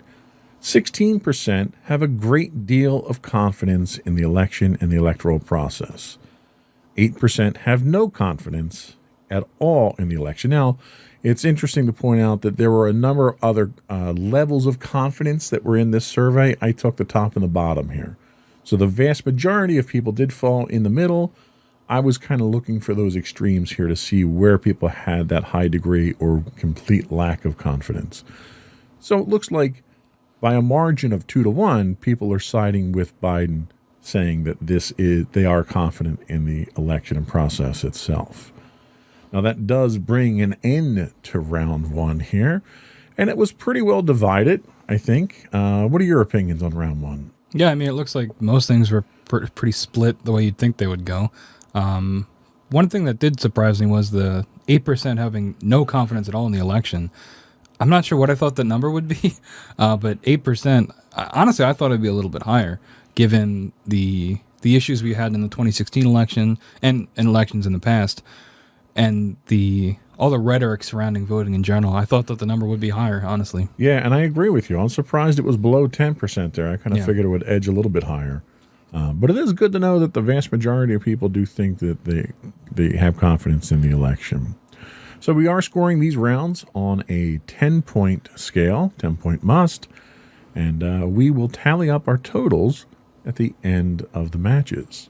Do we want to do our scores for each round, or just count it all at the end? Well, I would pencil in your score now, and then we'll do the math at the end there, and we'll just give the totals. So that's it for round one. We'll be back in a minute with round two.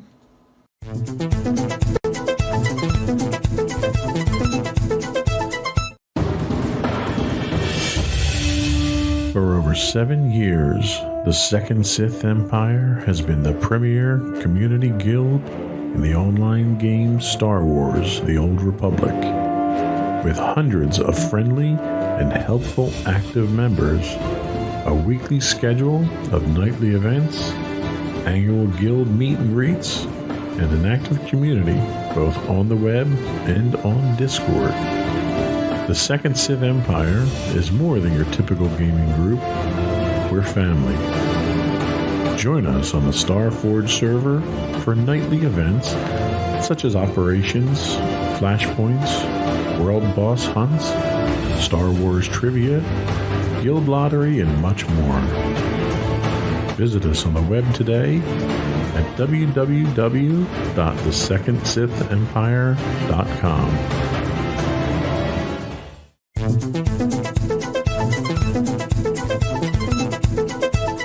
So round two, we're actually drawing our information from a survey done by Pew Research, and all of the links to the surveys will be available on our website in our show notes after the podcast.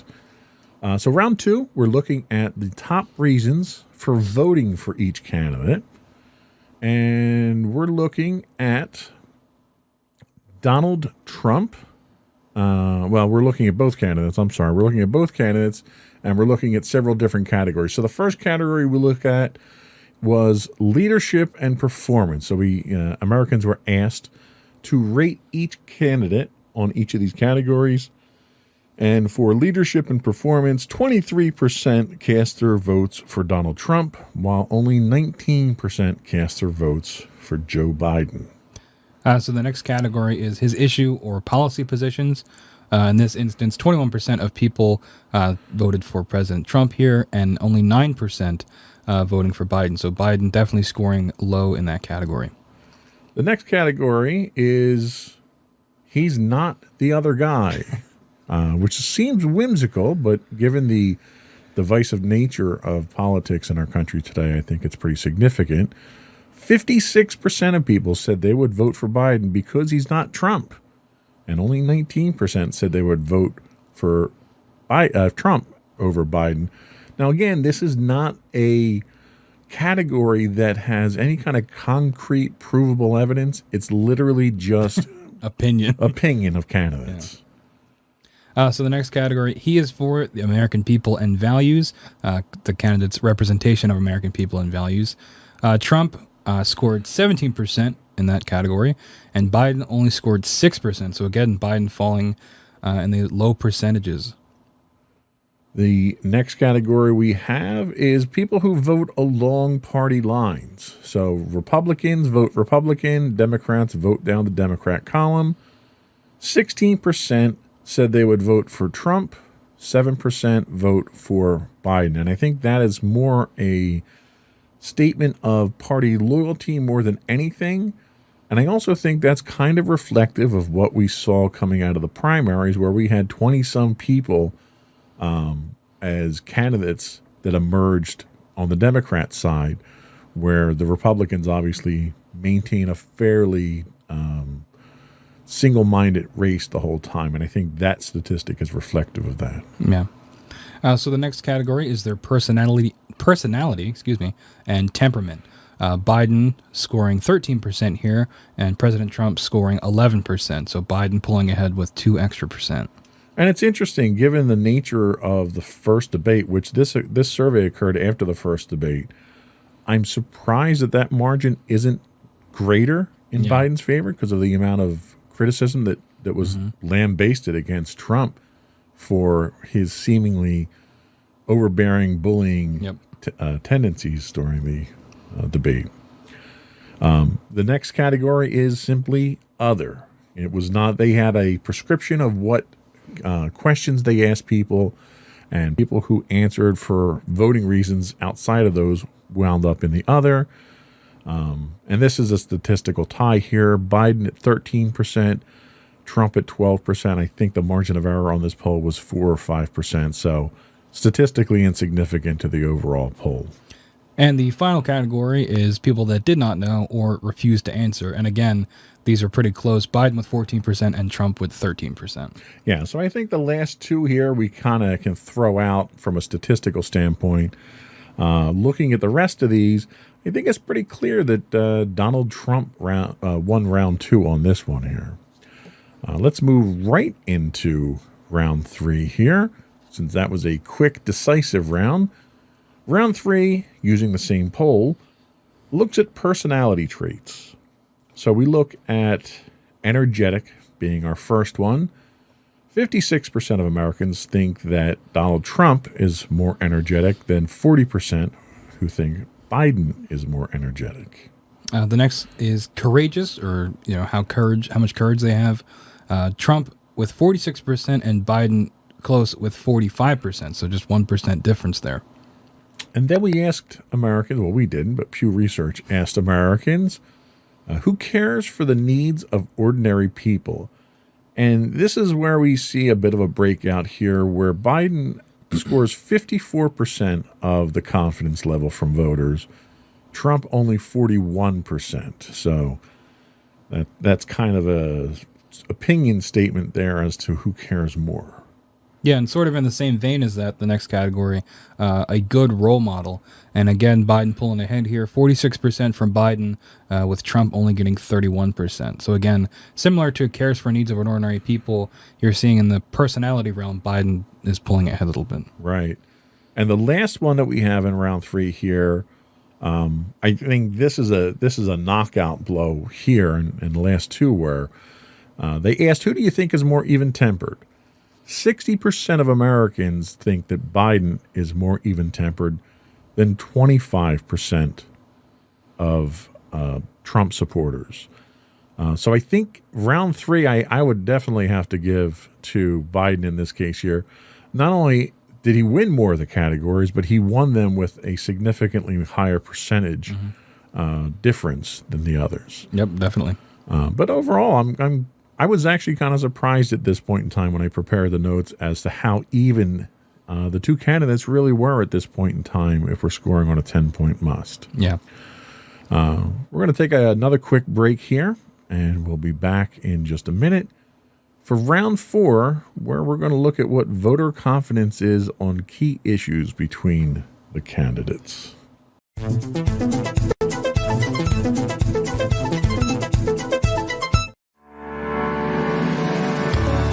Insights into Entertainment, a podcast series taking a deeper look into entertainment and media.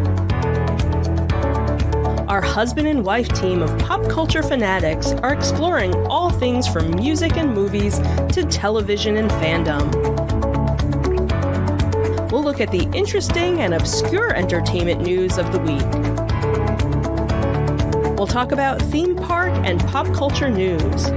We'll give you the latest and greatest on pop culture conventions. We'll give you a deep dive into Disney, Star Wars, and much more. Check out our video episodes at youtube.com/insightsintothings. Our audio episodes at podcast.insightsintoentertainment.com, or check us out on the web at insightsintothings.com.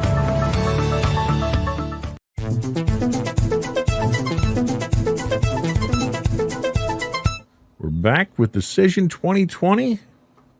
Wrong camera angle. I was like, hello. Decision 2020, Trump versus Biden. We're about halfway through now. We're scoring this on a 10-point must. We did our tail of the tape. Halfway through now. We've got 2 rounds left to go. Where do you think we stand on the candidates? Well, just doing a quick, I'm not going to reveal my scores yet. We got to tease it for the end. But just doing a quick totaling of my scores. Both candidates are pretty close. I think in the most recent round, in round 3, we definitely saw Biden pull ahead just in terms of his personality. And I think that's interesting because if you look at it, being president is more than just your personality. It's about policy issues, which if we look at those rounds, candidates were much closer, or it leaned to one towards, President Trump. So it's interesting to see how these votes are coming down and what people might value in a presidential candidate or a president themselves. Yeah, and I think part of that is the fact that, Donald Trump has been president for 4 years, so we have a performance that we can look at for comparison purposes. Biden has been out of office for 4 years, and when he was in office, he wasn't president. He was a vice president, he was a senator, and so forth. So I think when people look at policy decisions, they look at that kind of differently given the roles that Biden's been in the past. And I don't think he gets nearly as much attention or credit for those policy decisions. But especially from an economic standpoint, Donald Trump has very much cast himself as, well, he's casting himself as the law and order president, but he also hinges a lot of what his performance is on the economy. How do you think that's affecting the survey results? Well, at the end of the day, people care probably the most about money, right? So, and if Trump's able to frame it in such a way that if you vote for me, I can keep the income flowing or I can keep your families fed. When in reality, at least from my point of view, given the COVID-19 pandemic, he hasn't done all that great of a job in terms of keeping like stimulus checks and things like that. And I know that it was also the Democrats involved with that about not being able to push that through. But I think it's not nearly as cut and dry as Trump would like people to believe, where if you vote for him, immediately the economy will be better, and in turn your life will be better. And I agree with you on that point. A lot of the things I think that I would knock Donald Trump on here is he's telling you that things are bad. We have riots in the streets. If you elect Joe Biden, your taxes are going to go up, and this is going to happen, and that's going to happen. And he cites a lot of things that are happening right now under a Republican administration. So I find it difficult to correlate that electing Biden would change things, since obviously we're still having riots in the streets now. Most recently in our backyard in Philadelphia here. Yep. And that's happening on Donald Trump's watch. So why would that change on Joe Biden's watch? Yeah, those ads that make that argument, they perplex me. Because he presents this image of an America that is burning, but he's the president. Right. And it's on one hand, I can't tell if it's smart or not. Because some people are probably believing it. Yeah. And that if they give him another 4 years, he can stop it all. But in a lot of instances, he is at some fault for the state of things now anyway. Yeah. So, I mean, I know we don't want to turn it into a Trump bashing thing, but like you said, we've had 4 years of his performance to critique, and I guess that's probably why we're leaning that way. Well, and he makes a point of talking about the forest fires out in the on the West Coast there, and a lot of experts make a case for the forest fires being as bad as they are because of environmental issues, global warming, and so forth, the drought that's been out there. And Donald Trump tends to counter saying, well, it's forest management. Well, 2/3 of the land that's burning is managed by the Federal Forest Service, which is under his control. Mm-hmm. So if there's an issue with forest management, it's the administration that's falling down on that. And I look at that, the response that he has, and I have to question really the veracity of it. And then even getting to something as simple as the slogan, Biden is Build Back Better, which, okay, that's kind of lame, but sure, it's different. But Trump is sticking with Make America Great Again. And I have to wonder if that's really helping you out. You campaigned in 2016 with Make America Great Again. You got 4 years, and you're campaigning on Make America Great Again. Are you saying that in the first 4 years you didn't make America great? Yeah, I think go ahead. If that's the case, why would I vote for you again for another 4 years? Yeah, I think sometimes he'll change it up and say, keep America great. But if this is our definition of greatness, it's not one that I would like to subscribe to. Right. So we seem to get very confusing messages out of the Trump campaign at this point in time. But, on the opposite side, we have a number of controversies out there that are brewing around Biden. We're talking packing the Supreme Court. We're talking the whole Hunter Biden laptop thing, which is or isn't an issue, and that's still up for debate. But a lot of the tough questions, fracking being another one, a lot of the tough questions that are being pushed at Joe Biden are basically being ignored. They're not being responded to. And I don't know if that's a good strategy, in that maybe his handlers are afraid of the response that he's going to give. If you look at his response on fracking, it's been fragmented. It's been inconsistent. And he's countered previous statements a number of times during the campaign. Or is he just avoiding answering the tough questions? Yeah, I think it's a little bit of both. And talking about fracking, when he talks about the pandemic, he is all in favor of science and things like that.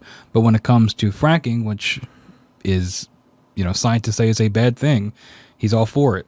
So there's conflicting messages there. And obviously with every politician, you're going to have that. You're going to have them conflict with themselves.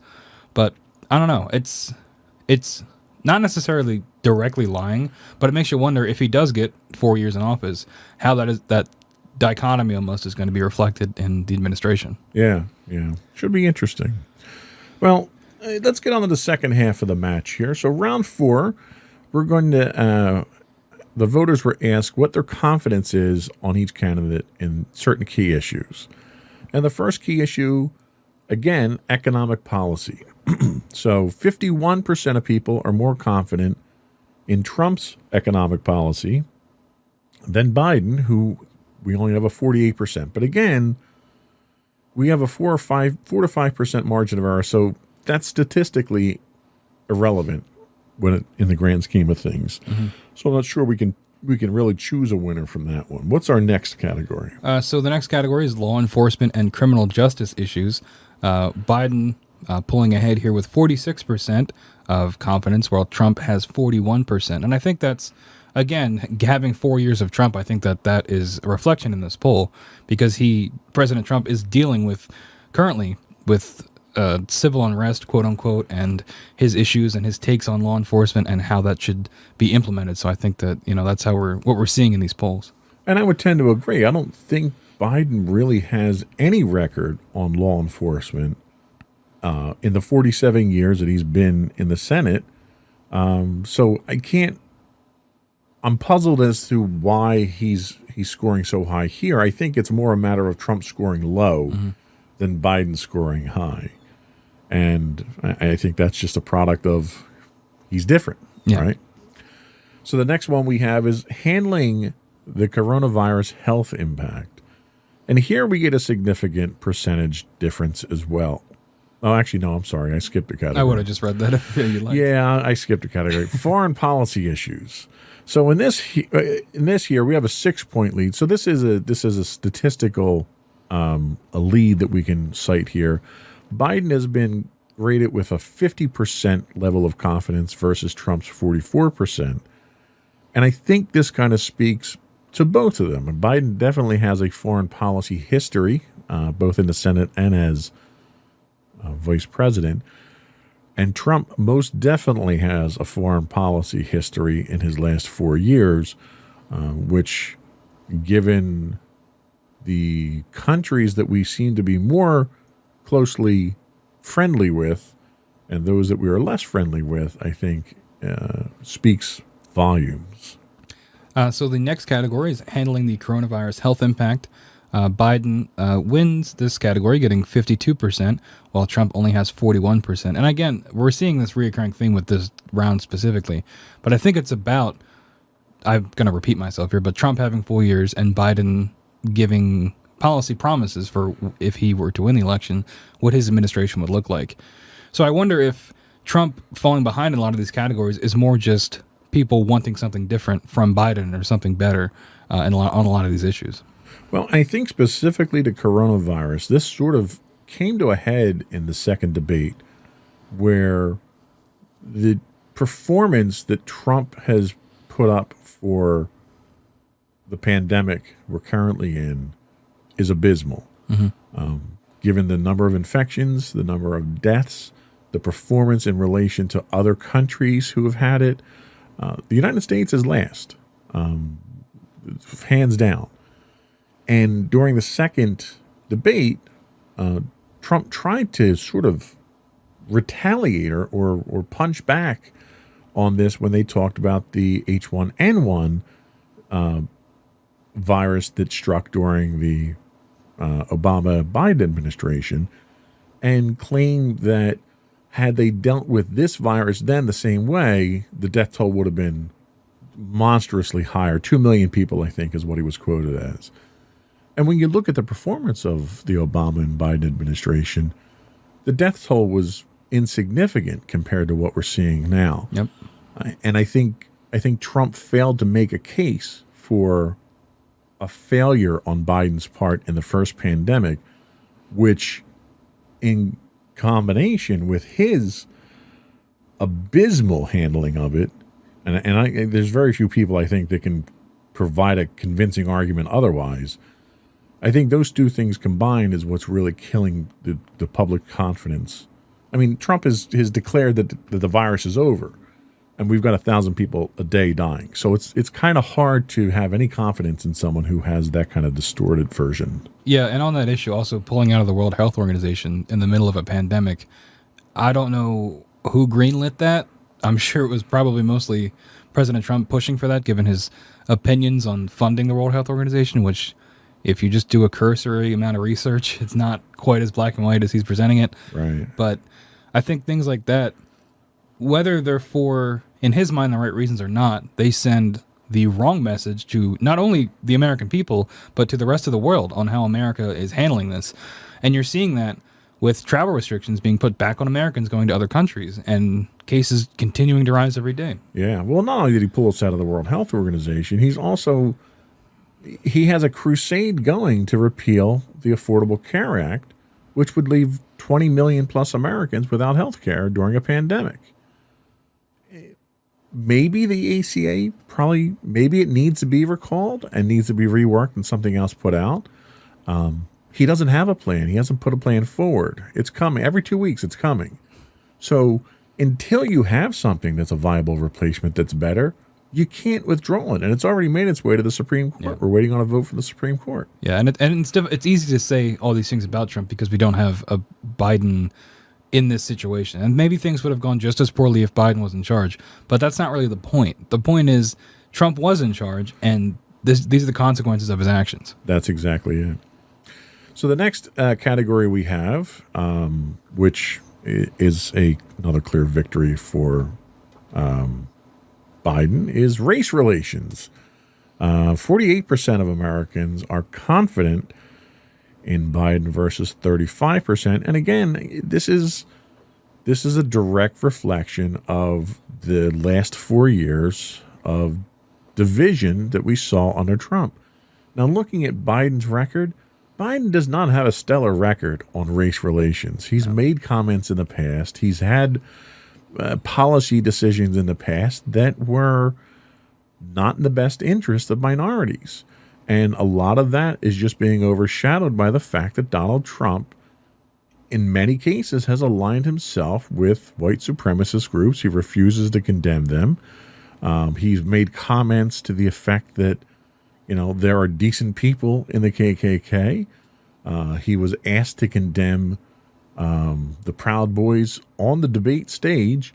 And instead of saying, stand down, it was stand back and stand by, which is a very, very different message than stand down.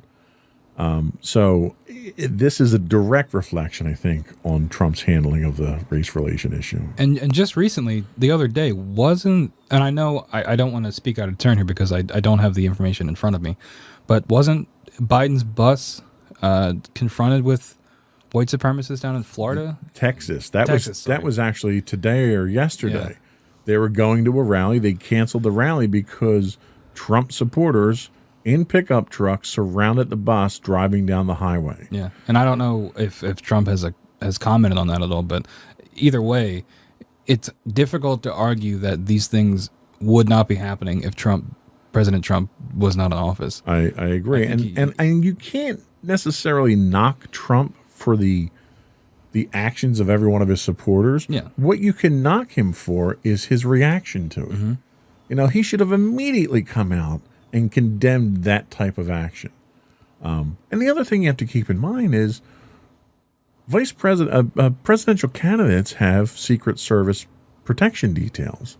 So you have these highly trained individuals with weapons that are being provoked by these protesters. American citizens. Yeah. And the fact that this is being allowed to happen is extraordinary during an election. Yeah. I guess speaking of all that, the final category we have here is bringing the country closer together.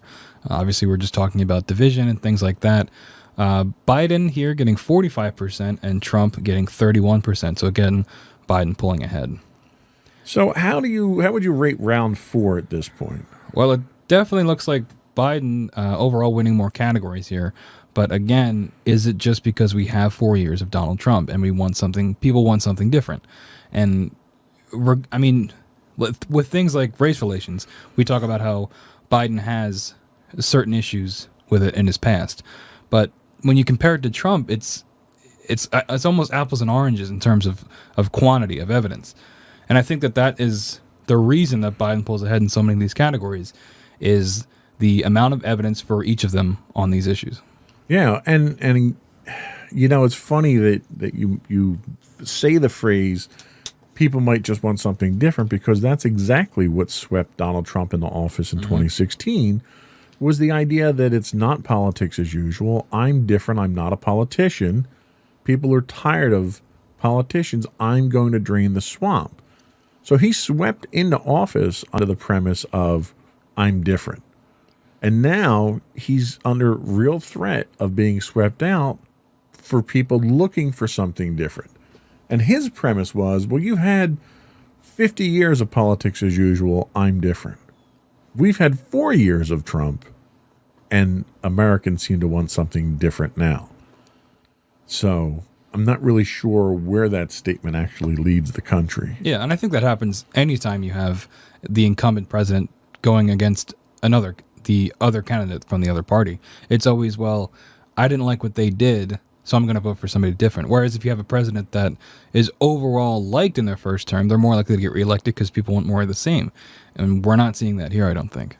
Well, and the one thing I think that's very different about this race than I think I've ever seen in the history of politics is you look at the national conventions for each party. And the Democratic National Convention quite literally had more respectable Republicans speaking in favor of Biden than Donald Trump had in total speaking at the Republican National Convention. When more Republicans show up for the Democratic National Convention, I think you're seeing a divide in a party where that party has been very consciously trying to cover up that divide at this point. And the race that we're looking at here is not really just a race for the president. It's a race for the Senate and the House. Right now, the Republicans control a majority there. So anything that the Democrats try to do is being thwarted. And there's a real threat right now because of how the country has been in the last 4 years under a Republican president, that not only do you see the executive office switch, you may see enough seats in the Senate switch that you could have a Democratic president and a Democratic-controlled Congress that will dominate for the next at least 2 years until the midterms. So that could have a significant impact on the future of this country. Yeah, and we're not even taking into account the Supreme Court, too. Having majority Republican judges is also going to affect how Well, others... and let's not call them Republican judges. That's kind of unfair because, they are impartial, but they've been Republican-appointed judges. Yeah, sorry, that's closer to what I meant.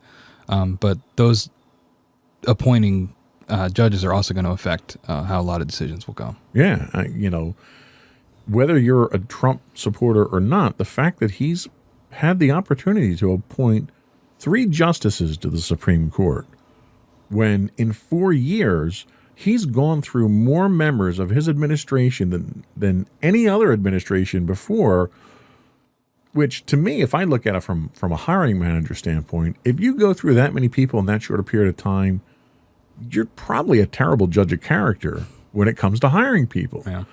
And based on that revolving door policy on his administration, he's got 3 people appointed to the highest court in the land for life terms that will have far-reaching impacts on the future of this country than anything.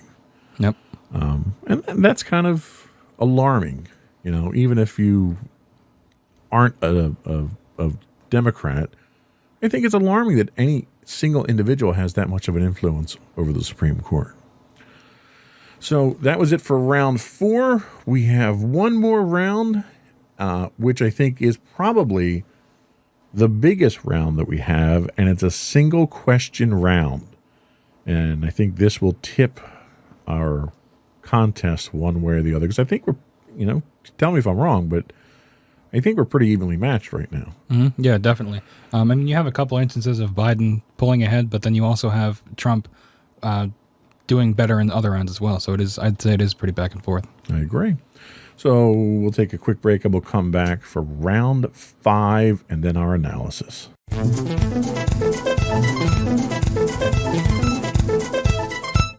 So round 5 is a single question, very simple.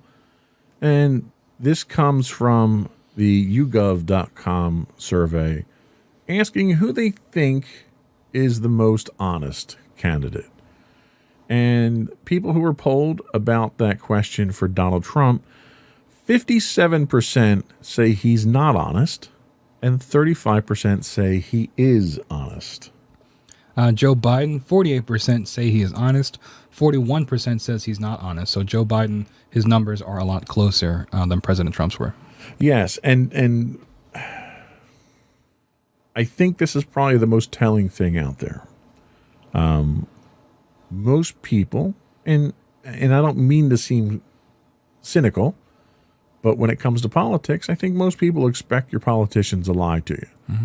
And I think if you don't, you're naive. The fact that they think that the only career politician in this race is more honest than our current president speaks volumes. Yeah, especially given a big reason for Trump getting elected in 2016 was his stance against career politicians. And now the career politician is in some ways being more favored in different categories. Yes, and I think Donald Trump's, again, a lot of this reflection is on the last 4 years. I think Donald Trump puts himself out there with these absolute statements, and that's a product of his political naivety, where a career politician knows how to say something that leaves him enough wiggle room to get out of an absolute statement. Yep. Donald Trump gets in front of the microphone and says things like, there'll be a vaccine in 2 weeks. Well, when there's not a vaccine in 2 weeks, what are you going to do? Mm-hmm. You've kind of painted yourself into a corner there. Yeah, and we talked about that with Biden having more of the career politician take, where he talking about things like fracking and his criminal justice background, where he gives himself that wiggle room. He doesn't have a concrete stance, Right. which is a negative and a positive at the same time. It depends on how you look at it, because he can't.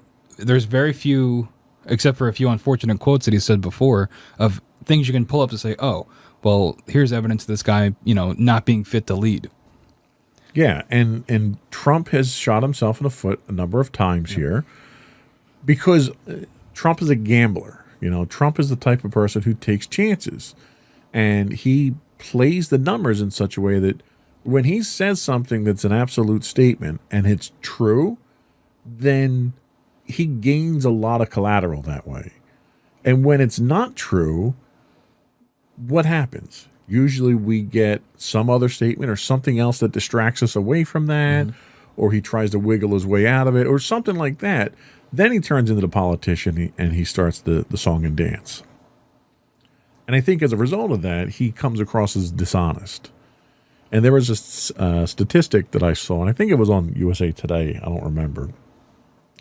But midway through this race a couple months ago, there was a statistic that came out that rated Donald Trump as every fourth word out of his mouth was a lie. And that's based on the number of words that he's given in public and the number of lies that he's told. And I've never seen that statistic for any politician. The fact that he has so many untruths out there that they can calculate that is alarming. Yeah, and this came up with the debates, too. People wanted live fact checkers. I think even Joe Biden said there should be live fact checkers. But I do think it can be a little bit one-sided against Trump with how much he lies, especially with things like fact checking. I think in terms of the debates, I think it should have been a little bit more even with who's being fact checked the most, where I think Trump makes himself an easy target given all of his lies. And I think that there has been a lot of attention on that and maybe not as much on Joe Biden. Well, and Donald Trump has also put himself in compromising positions in the past, like the Woodward interviews, for instance, that were done months ago, very early into the pandemic. And Donald Trump came out acknowledging the fact that he knew how dangerous the virus was. He knew it was airborne, and he willingly chose to downplay the virus because he didn't want to panic Americans. And why you would say something that was so compromising on tape, knowing that you're on tape, boggles my mind. Yeah. And I don't understand what he thought he was going to gain from that. The way I see it is he doesn't care, because that is already out of the news cycle. Right? I mean, he admitted to this on tape, and it was major headlines for a couple of days, but it's out of the cycle now. And I think that has been a reoccurring thing with his administration and his presidency. He says something insane or does something insane that you would never think a president to do, and in the past would probably be extremely damning. But because it happens so frequently, we become desensitized to it, and it becomes, unfortunately, a new normal almost. And I think that he says things like this because he knows that it's not going to stick. Yeah, and I think you're right. And I think when he does something where he shoots himself in the foot, and the news organizations pick up on it and report on it, then we get it's fake news, they're not treating me fairly, did you ask Biden the same questions? Yeah. And he goes on this defensive rant to distract away from everything. So I have to give him full props as a master manipulator. He really has perfected the methodologies of manipulating the media at this point in time. Yeah, I mean, that was kind of his reputation even before he became president, right? I mean, with his depiction in different movies, Back to the Future 2, the president in that being loosely based, or not the president, but older Biff being loosely based on Donald Trump, right, and things like that. I think he's always had this reputation. It was only before it was more normal because he was a greedy businessman. But when you put somebody like that in office, the standards are different. Yeah. So. Yeah. Interesting. So that was it for round 5. I think we can say that squarely went to Joe Biden. We'll be right back with our final thoughts and our tally of who we think won the matchup.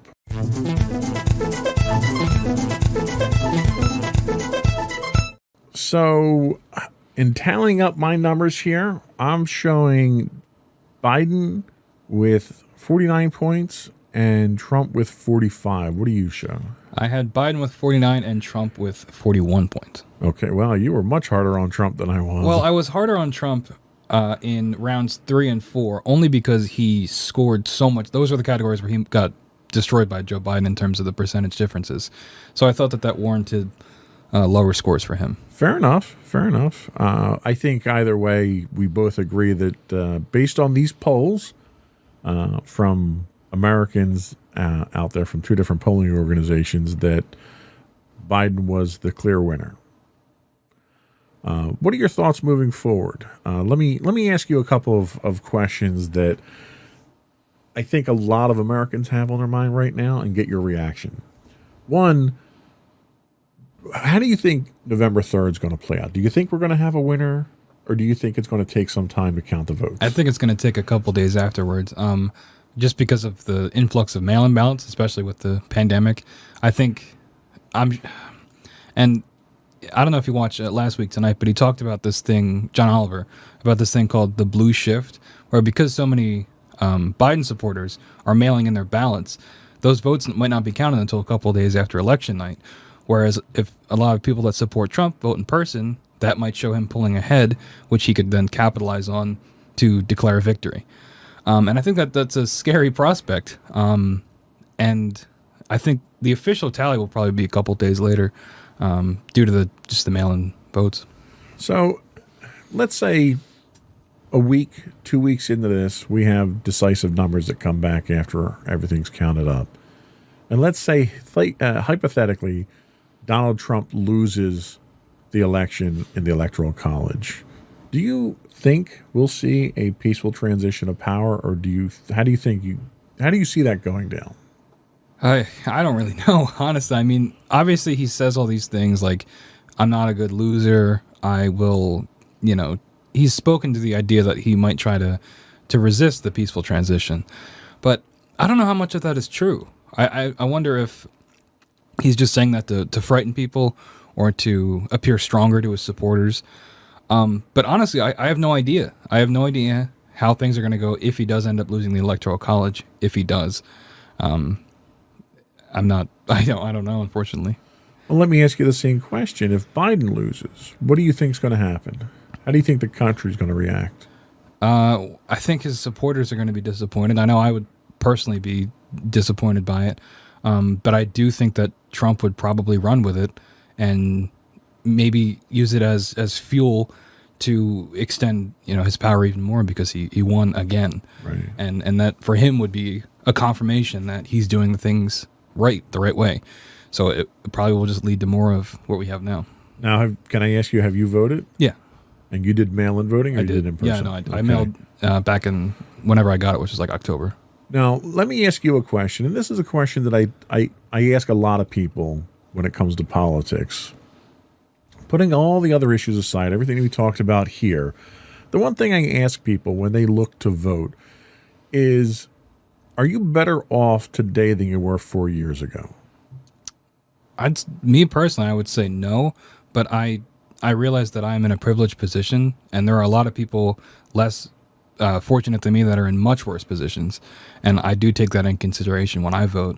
I'd say the biggest thing that the Trump presidency has affected me is the coronavirus pandemic, and it limiting my options in my life in terms of social options and things for school, having to do school remotely.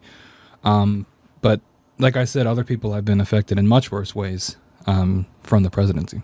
Should we see a change in administration here and Joe Biden come into power, do you think the coronavirus will be dealt with better? Do you think we'll see a more involved government in addressing of it? I do. I at least I hope so. I hope that funds will be better allocated. I think that if if the leader of the country admits that there is a problem and is working towards it, I think that will help at least some people in the country take it more seriously as well. Because I know in at least my life, a lot of people are not taking it as seriously as they should. And I wonder how much of that comes from the kind of rhetoric they're hearing about it from their leaders. Right. And economically speaking, who do you think the country would be better off with, Trump or Biden? I am not super well versed in economics. I know that a lot of people are citing Biden's taxing of the wealthy, which I am in support of. I think that that's a good thing. I think people that are wealthy should contribute more. But like I said, I'm not familiar as much as I should be with the economics. Is there any outstanding issue that you think sticks out more than anything else that we've discussed that would decide who do you think should be president? I know that before I said that it's not all about personality when you're picking a candidate, but for me, I just don't see voting for Trump as the moral right thing to do. And that's the biggest thing for me. I don't support Biden on a lot of issues. I don't agree with him on a lot of issues, but I just don't think Trump is a good man. And maybe Biden isn't either, but I think there's something about Trump that for me, he's just not the right person to be in office or to be in power. Fair enough. That was all I had. Did you have anything else that you want to get into? Nope. All right. I think that's it for today. I think our next podcast will be very interesting depending on how this election goes. I assume by the time we go on the air again, that decision will have been made by the country, and we'll see what direction we go, and it might even decide what we talk about on the next podcast. Yeah, I guess so.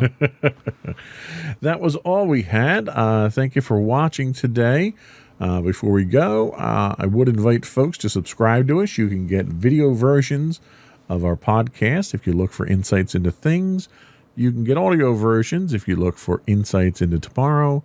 We're available on Apple Podcasts, Spotify, Google, Stitcher, iHeartRadio, TuneIn, and Amazon. We would also invite folks to reach out to us and give us your feedback. You can email us at comments@insightsintothings. We're on Twitter at Insights Into Things. We are on Instagram at Insights Into Things. Facebook, you can catch us at facebook.com/Insights Into Things podcast.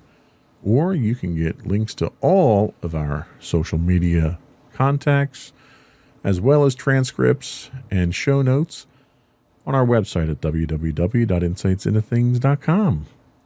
And I think that's it. Another one in the books. Bye.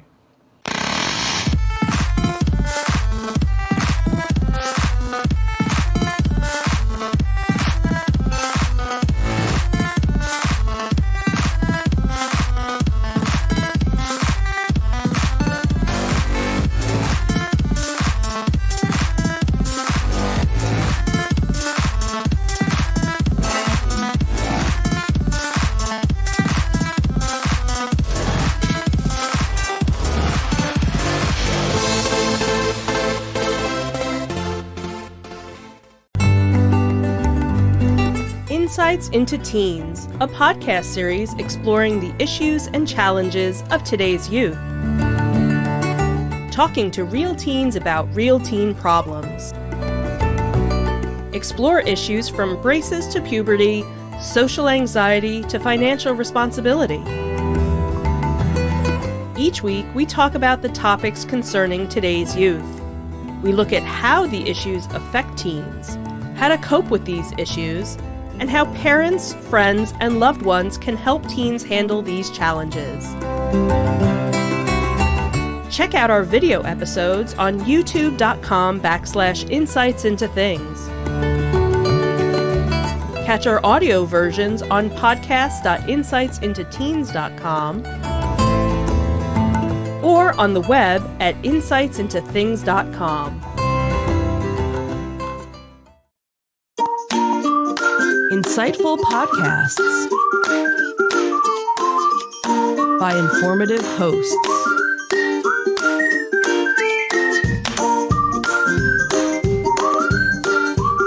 Insights into Things, a podcast network.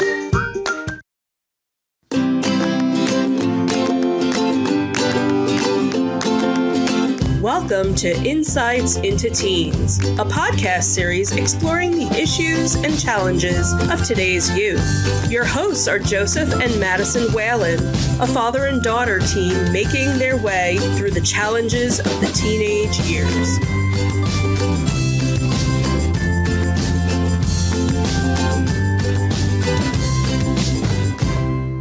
Welcome to Insights into Teens.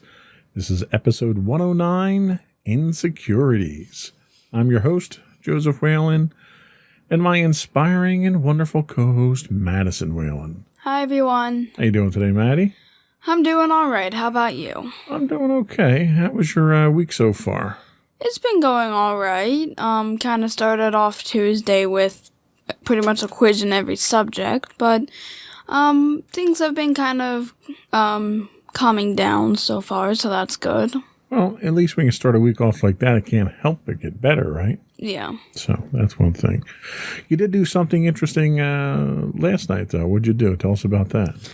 I actually went to the first rehearsals for marching band. And how'd that go?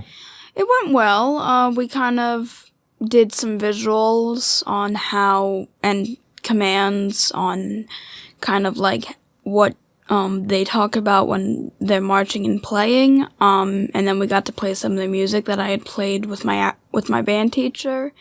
And then we kind of just closed everything out. Cool. So is it something you think you're going to stick with for a little while? For now, at least. I'll kind of see how the rest of it goes and, Okay. But that's not what we're talking about this week. This week, we're talking about insecurities. What does it mean to be insecure? What type of insecurities are there? What are the signs of insecurity? We'll discuss all this, and we'll take a look at how to deal with insecurity in this week's episode of Insights into Teens.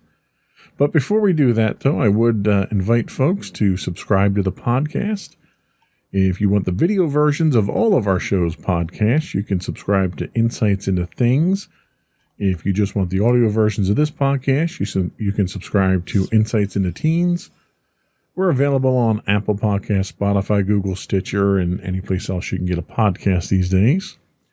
We would also invite folks to give us some feedback. Write in, give us some show suggestions, tell us how we're doing. You can email us at comments@insightsintothings.com. You can hit us on Twitter at insights_things.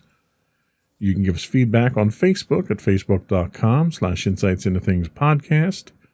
Or on Instagram at instagram.com/insightsintothings, or right through our website at www.insightsintothings.com. Are we ready to get started? why not? All right.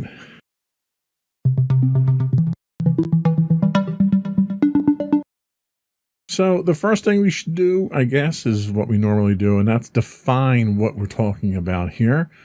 And today's definition was found by you. You did the research for today's topic, and you used WebMD for this one. So why don't you tell us, what does insecurity mean? Insecurity is a feeling of inadequacy or not being good enough and uncertainty. It produces anxiety about your goals, relationships, and ability to handle certain situations. Everybody deals with insecurity from time to time. It can appear in all areas of life and come from a variety of causes. It might stem from a traumatic event, patterns in previous experiences, social conducting, or learning roles by observing others, or local environments. So with that in mind, and before we get into any more of the specifics, do you think you have any insecurities? I definitely think I have a few insecurities. Would you like me to specify, or? Well, only if you're comfortable talking about it.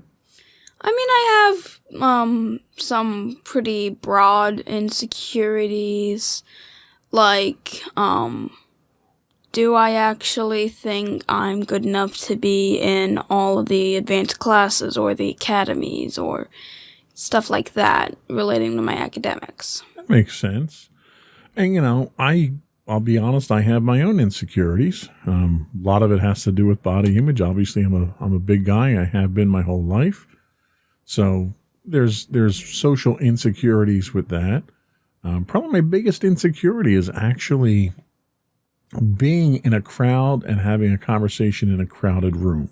And the reason for that is I have issues with hearing.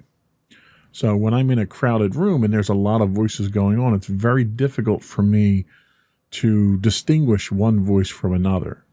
So if you and I happen to be at a restaurant and the restaurant happened to be loud and you were talking to me, I'd have a very difficult time understanding what you were saying because it sort of blends into the background noise with my hearing issues. So it makes me very insecure to be in a social environment like that. So everyone has insecurities of some form or another. I think the biggest thing is identifying them and addressing them more than anything else. But there are specific types of insecurities. Why don't you tell us about what the specific types of insecurity are? So the first type of insecurity that we have is called relationship insecurity. One of the most common kinds of insecurity concerns relationships or attachments. Attachment theory originated out of the desire to connect the attachment patterns of early childhood to later relationship patterns and reliability available and supportive.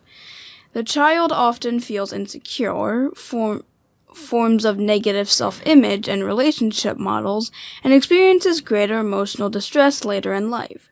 Relationship or attachment issues don't need to begin in early childhood. They can arise wherever previous experience or personal identity undermines someone's security in their closest relationships. So now, do you think you suffer from, based on that definition, relationship insecurity? I mean, I'm pretty sure people have always I'm pretty sure plenty of people have had that instance where, you message with your one friend, you text your friend something, and they don't respond in a few hours, and you're kind of wondering, well, do they not like me anymore? Is something going on? Yeah. I sometimes have that insecurity about some of my friends. I also don't know if this pertains to, actual romantic relationships. I'm guessing it does. Sure, why wouldn't it? I definitely had my fair share of being insecure about, people my age are already kind of figuring out who they like and are even dating people, and I'm here still not sure who or what I'm interested in, and I really don't know what to make of it. I've gotten a bit better in accepting the fact that it's fine to not know yet, but there's still always something like that in the back of my mind that, this person my age already has this figured out. So, yeah, I'd say I have a bit of it. I'll give you a little bit of insider information. Nobody at the age of 14 has anything figured out. It takes you, I'm much older than that, and I still don't have everything figured out. So don't ever think that that's a factor there. But at age 14, I don't think you have anything to worry about. I had relationship insecurity. Most of the relationships I've ever been in, I've had relationship insecurity, but it didn't stem from my partner so much as it stemmed from my own sense of self-worth. And a lot of that stems back to the body image issues I've had and the insecurities I've had about that. Why would this person want to be with me, when I look the way that I do type thing? And, sometimes that's been an issue in relationships that I've had in the past. I'm very fortunate now that mommy sees beyond the surface, the skin deep type thing. And mommy sees, the person that's inside. And no, I didn't need someone. But they tell you, there's that phrase that people say all the time that you can't judge a book by its cover. And that's true. I mean, the person that you are, you could be an incredibly attractive, beautiful person on the outside, but you could be rotten to the core on the inside, the way that you treat other people, and you could be selfish. Or you could look like an ogre like me and be a pretty decent person on the inside. It just, it took finding mommy to see that person on the inside myself, because I didn't see that person for a long time. So a lot of times the people that you're around can help you with your insecurities. What's the next type of insecurity we have? So the next one probably doesn't apply to many teens, but it can kind of be interpreted in different ways, I suppose. This one is job insecurity. Job insecurity occurs when you are anxious about your continued employment or about the continuation of certain benefits attached to your employment. It can be triggered by anxiety over your own job performance or anxiety over factors beyond your control, such as the economy, industry trends, workplace conflict, or the danger of company restructuring or failure. High rates of unemployment and temporary work increase job insecurity on a national scale and contribute to widespread mental health problems. Yeah, and this is a big factor now because of the way the pandemic has affected so many businesses. You've had so many businesses, especially in the service industry, like bars and restaurants, that have had to shut down. And as a result, you have massive unemployment. I mean, you've got unemployment numbers that have been approaching Great Depression level unemployment. And it's no fault of the employees. It's not like you're not doing your job, but if the company itself can't continue to work, it's going to be a problem. Mommy and I have been very fortunate that our companies have not been as affected by the pandemic, and we've been able to continue working. Mommy's work, her company has allowed her to work remotely.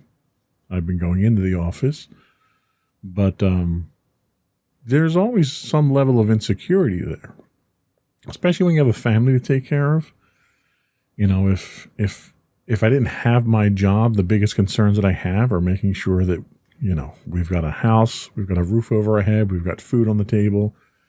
You start to think of those very basic types of elements in environments like this, where the luxuries and the nice to haves become less important, and you start to appreciate the fact that I can pay the mortgage at the end of the month, or I can go grocery shopping and I can make sure we have food. So it's a significant driver of anxiety when you have job insecurity, especially in times like now. Yeah, and I can actually kind of see an indirect relation to it with teens. Like there was a point on Monday when you went in where Mommy had mentioned that you might be losing your job. You say you're coming around to the point where you might have to look for another job because you might end up quitting or they might end up firing you. Right. And I can definitely see teens in similar situations like that worrying about these larger issues. Of course, they're probably not worrying about whether they're going to go to work the next day or if they need to leave work, but more or less the effects of one of their parents or relatives or guardians leaving work and how it will affect their lifestyle in a way. Absolutely. I remember as a kid, my father had retired from one job and he started working another job because we just didn't have the income to not have him work. And they wound up letting him go at the job. And there was a significant amount of worry about whether or not we were going to continue to be able to live where we were. Were we going to have to move in with other family until we got back on our feet? And a lot of that stuff, it's very scary for kids. For me at that point, it was like, okay, well, if we can't afford to keep the house because we were renting at the time, then we're going to move in with grandmom and grandpop.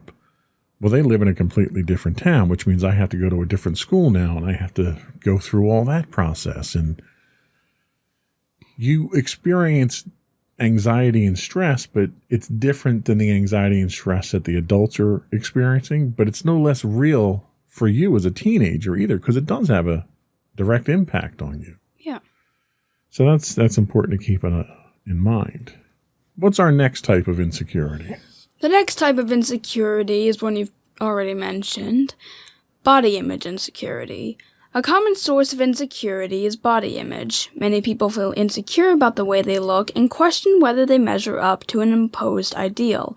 There is no necessary connection between actual body health or appearance and body insecurity. People of all body types can experience this type of insecurity. I'd like to think I've kind of grown past my insecurities here. It's to the point now where I'm kind of set in my ways. So as long as I'm healthy, I think I'm happy. I don't think I have some unrealistic expectation that I'm going to be 230 pounds and slim and athletic at any point in time in my life. And there comes a point when people make fun of you long enough because of the way you look that it just stops bothering you at some point. And I came to that realization probably 10 years ago. There wasn't any specific incident where it happened, but it was just like, yeah, I'm fat. I get it. Thanks for pointing it out. If things don't work out with your current job, you can be a detective for figuring that one out. And you just move on.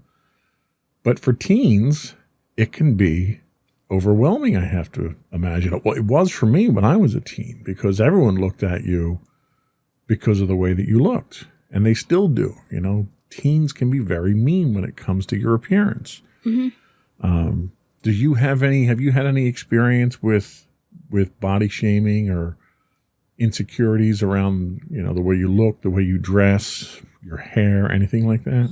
I mean, I don't think I've directly experienced people saying that shaming me for how I look, but I can definitely say that there are instances where I kind of look in the mirror and I think, well, maybe if things looked a little differently, I'd be a little bit better. Of course, being a teen, some of this stuff's normal, like pimples. I really can't control that. Right, you can't avoid that. Yeah, but pimples have somewhat become an insecurity for me. And although I'm more than likely not overweight, there are some times where I kind of wish I was a little thinner. I have, a sizable stomach, but a lot of times I really don't like admitting it, so I really kind of try hiding it sometimes. One of the reasons I actually wear hoodies is because it makes me think I'm a little skinnier, but I don't think I have it as bad of a body insecurity as other people do. Sometimes I accept the fact that I'm like, okay, I look this way. Oh well. I just try to fix myself up as best I can. But I can definitely say the insecurity's there. It's just not as prominent as others probably have it. Yeah, and a lot of times it's self-imposed. It's not necessarily something that society imposes on you. More often than not, we're our own worst critics, right? We look at ourselves in the mirror every day and we make a judgment call every day. Do I need to brush my hair different? Do I need to wear different clothes? Does this shirt do these pants make me look fat? And my conclusion usually is no, my fat makes me look fat. But that's why I stopped worrying about it. There's only so much, I only have so much to work with here. So there's only so much I can do. So you kind of have to accept what you've got and you work with it. You can't beat yourself up about it. Yeah. What's the last insecurity we have? The last insecurity is called social insecurity. Another common type of insecurity surrounds the way that we are perceived by our peers at the ease with which we interact with them. This insecurity can be a reoccurring, low-level problem, or it can blossom into full-blown social anxiety or social phobia. Now, that's a very good point about the social phobia here, is that you have people that they have to interact with people, but they have this crippling fear of doing so. interact with people all that much. I don't like people, and it's nothing personal. It's just that I deal with people a lot with my job, and all of my patience in dealing with people goes into that. So when I get out of work, I'm really not a particularly social individual. Part of it has to do with the hearing insecurity. Part of it has to do with the body image insecurity. Part of it has to do with my interest and the things that I like and can talk about are not anywhere near the same kind of categories that other people that I would interact with. Like, I'm not a sports person. You know, I'll watch football or this or that, but I'm not the type of person that can go to a party and sit in a room full of guys and talk about football and this athlete and the draft and all that stuff. It doesn't work for me. I'm a technology guy. I watch documentaries primarily on TV, so I'm pretty boring. So it's difficult for me to interact with people like that because not that many people are as boring as I am. And that's the honest truth about it. Now, do you experience social insecurities on any level? I mean, in certain ways, yes. I wouldn't say that I'm a full-blown introvert or that I have social anxiety, but I definitely experience a lot of things that introverts typically do. Like, I don't really go outside that much. Nobody does now. I mean, yeah. Before the pandemic, I should say. Okay. Before the pandemic, I never really went outside that often. I only really spoke with friends, and I rarely ever made new ones. And for the most part, I kind of kept to myself. I didn't hate interacting with people. I could definitely socialize with people, especially if there was a topic that I could talk about, because you know how I can monologue, and that kind of gets conversations going pretty quickly. But I still had but my main issue was starting conversations. I was never really able to make the first move when it came to talking to people, and there were very few instances where I actually was the one that, spoke first. When meeting my one friend, I did end up speaking first, but when meeting another one of my friends, they ended up speaking first. It was kind of, I know I can talk to people, it's just, I don't have much experience with starting the conversations. If they start up the conversations, I'll typically be fine, especially if they do mention a topic that I know and can talk about for hours on end. So overall, I'm an ambivert. So maybe what you need like a cheat sheet of topics that you walk around with so that you can figure out a topic that you can start a conversation with, and that'll get you going. Yeah, that's just the thing. I never entirely know how full-on extroverts start conversations. Like, I don't know which conversation would be best for which kind of person and in which kind of instance. And it's kind of, like, I kind of take it into more of, like, a strategic level in a way. And I kind of wonder how extroverts are able to start conversations pretty easily.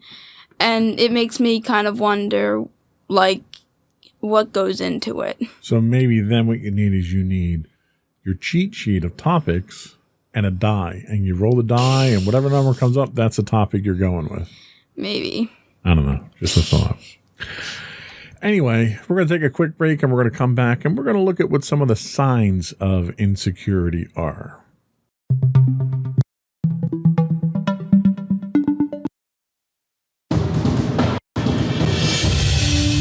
For over 7 years, the Second Sith Empire has been the premier community guild in the online game Star Wars: The Old Republic. With hundreds of friendly and helpful active members, a weekly schedule of nightly events, annual guild meet and greets, and an active community both on the web and on Discord. The Second Sith Empire is more than your typical gaming group. We're family. Join us on the Starforge server for nightly events, such as operations, flashpoints, world boss hunts, Star Wars trivia, guild lottery, and much more. Visit us on the web today at www.thesecondsithempire.com.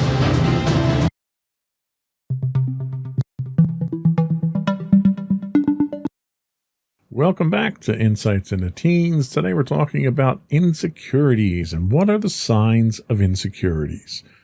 So the first one we have to talk about here is low or superficial self-esteem. One sign of insecurity is low self-esteem or negative self-image, particularly when that image seems to be inconsistent with external observation. Low self-esteem means you think badly about yourself or your abilities. It can lead to other problems, especially concerning mental health. Because the measurement of self-esteem generally relies on self-report, insecurity can lead to superficial self-esteem. People with insecurities often want to appear secure. Deliberate misrepresentation or false behavior or information on social media can also be a sign of social anxiety.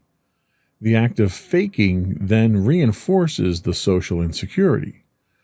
So in this case here, I would probably say that I definitely suffer from a certain amount of social insecurity when it comes to the superficial self-esteem, because a lot of times you see even what I'm doing here in the podcast here is a little bit of self-deprecating humor to kind of break the ice and ease into things, while still staying on topic.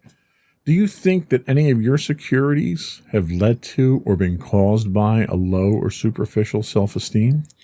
Probably, yeah. There are certain parts of me where I know that I'm good in certain things, but then there's always that one part of me that's like, well, what if you're not? And that's probably the part of me that causes most of my insecurities. I can also kind of relate to the feeling of wanting to appear secure. Like, I don't really try and hide my insecurities that often. It's just I really don't talk to people about it that often, and it's not like it's ever really come up in conversations. And even on the podcast, when I have talked about my insecurities, I really haven't gone too much in depth. Right. Like, there's a part of me that's like wanting to get it out, but also there's the other part of me that's like, they probably don't want to hear about your problem, so you can probably just forget about it. Well, and I think there's another aspect of that where it's the vulnerability of it. Talking about your insecurities and the things that bother you requires you to let down your guard, and it requires you to make yourself vulnerable. And our human instinct is to sort of put up our hands and to defend ourselves when we feel vulnerable, right? Mm-hmm. So that need to drop those defenses in order to talk about it is probably one of the things that's causing some resistance as well. Yeah. The next thing they talk about is perfectionism. The inability to be satisfied with progress and need to control and refine projects until they're perfect can be a sign of insecurity. It stems from the sensation that you or your performance is never enough. It could appear as a manifestation of insecurity in any area of life, but is frequently found in cases of job insecurity and body insecurity. Eating disorders, for example, often appear along with both harmful perfectionism and attachment insecurities. Now, I have to ask, because I don't think this applies to me, because there's nothing that I do that I strive for perfection in. My motto is good enough. But you, on the other hand, tend to be a bit of a perfectionist in some of the things that you work on. Do you think that is an example of insecurity, or is that just your ability to excel at the things that you try to do? Bit of both, I guess. Okay. I definitely always try and succeed whenever I do become a perfectionist, but in some of those instances, I have been known to be unsatisfied even if my work was good enough and satisfactory, and a lot of times I try pushing myself further, and sometimes I'm just never satisfied, and I'm trying to get better. I have gotten a little better, but still not exactly perfect, if you get what I'm saying. Well, and that's the thing. I mean, the desire to drive yourself to be better isn't a bad thing unless it gets out of control. Yeah. And I think they're talking about here that this is when it gets out of control, where you're trying to control things that you can't control or probably shouldn't control in order to compensate for those insecurities. I don't think that's where you're at, though. I think you want to succeed because you like success. And that's probably the best motivator out there. Yeah, but the times when I don't entirely succeed is really when those insecurities kind of set in. Absolutely. You are very rough on yourself when you don't meet your own expectations. Mm-hmm. Self-isolation is the next thing they mention. Social insecurity can lead people to avoid social interactions, isolating themselves. Sometimes these people prefer to interact virtually in internet situations. They feel they can control. Now, this one, I raise my hand and I plead guilty on this one because I tend to self-isolate largely because of my social insecurities. And other people have suffered as a result of this. For instance, mommy's much more social than I am.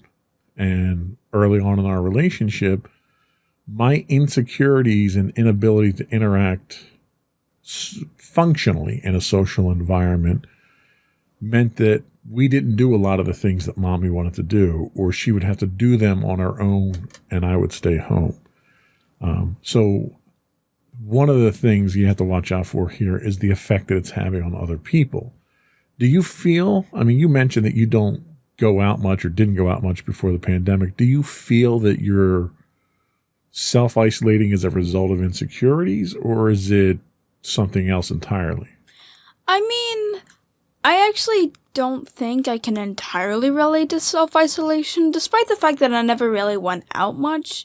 I still interacted with friends, especially at school, and there were instances where I would visit my friends on the weekends.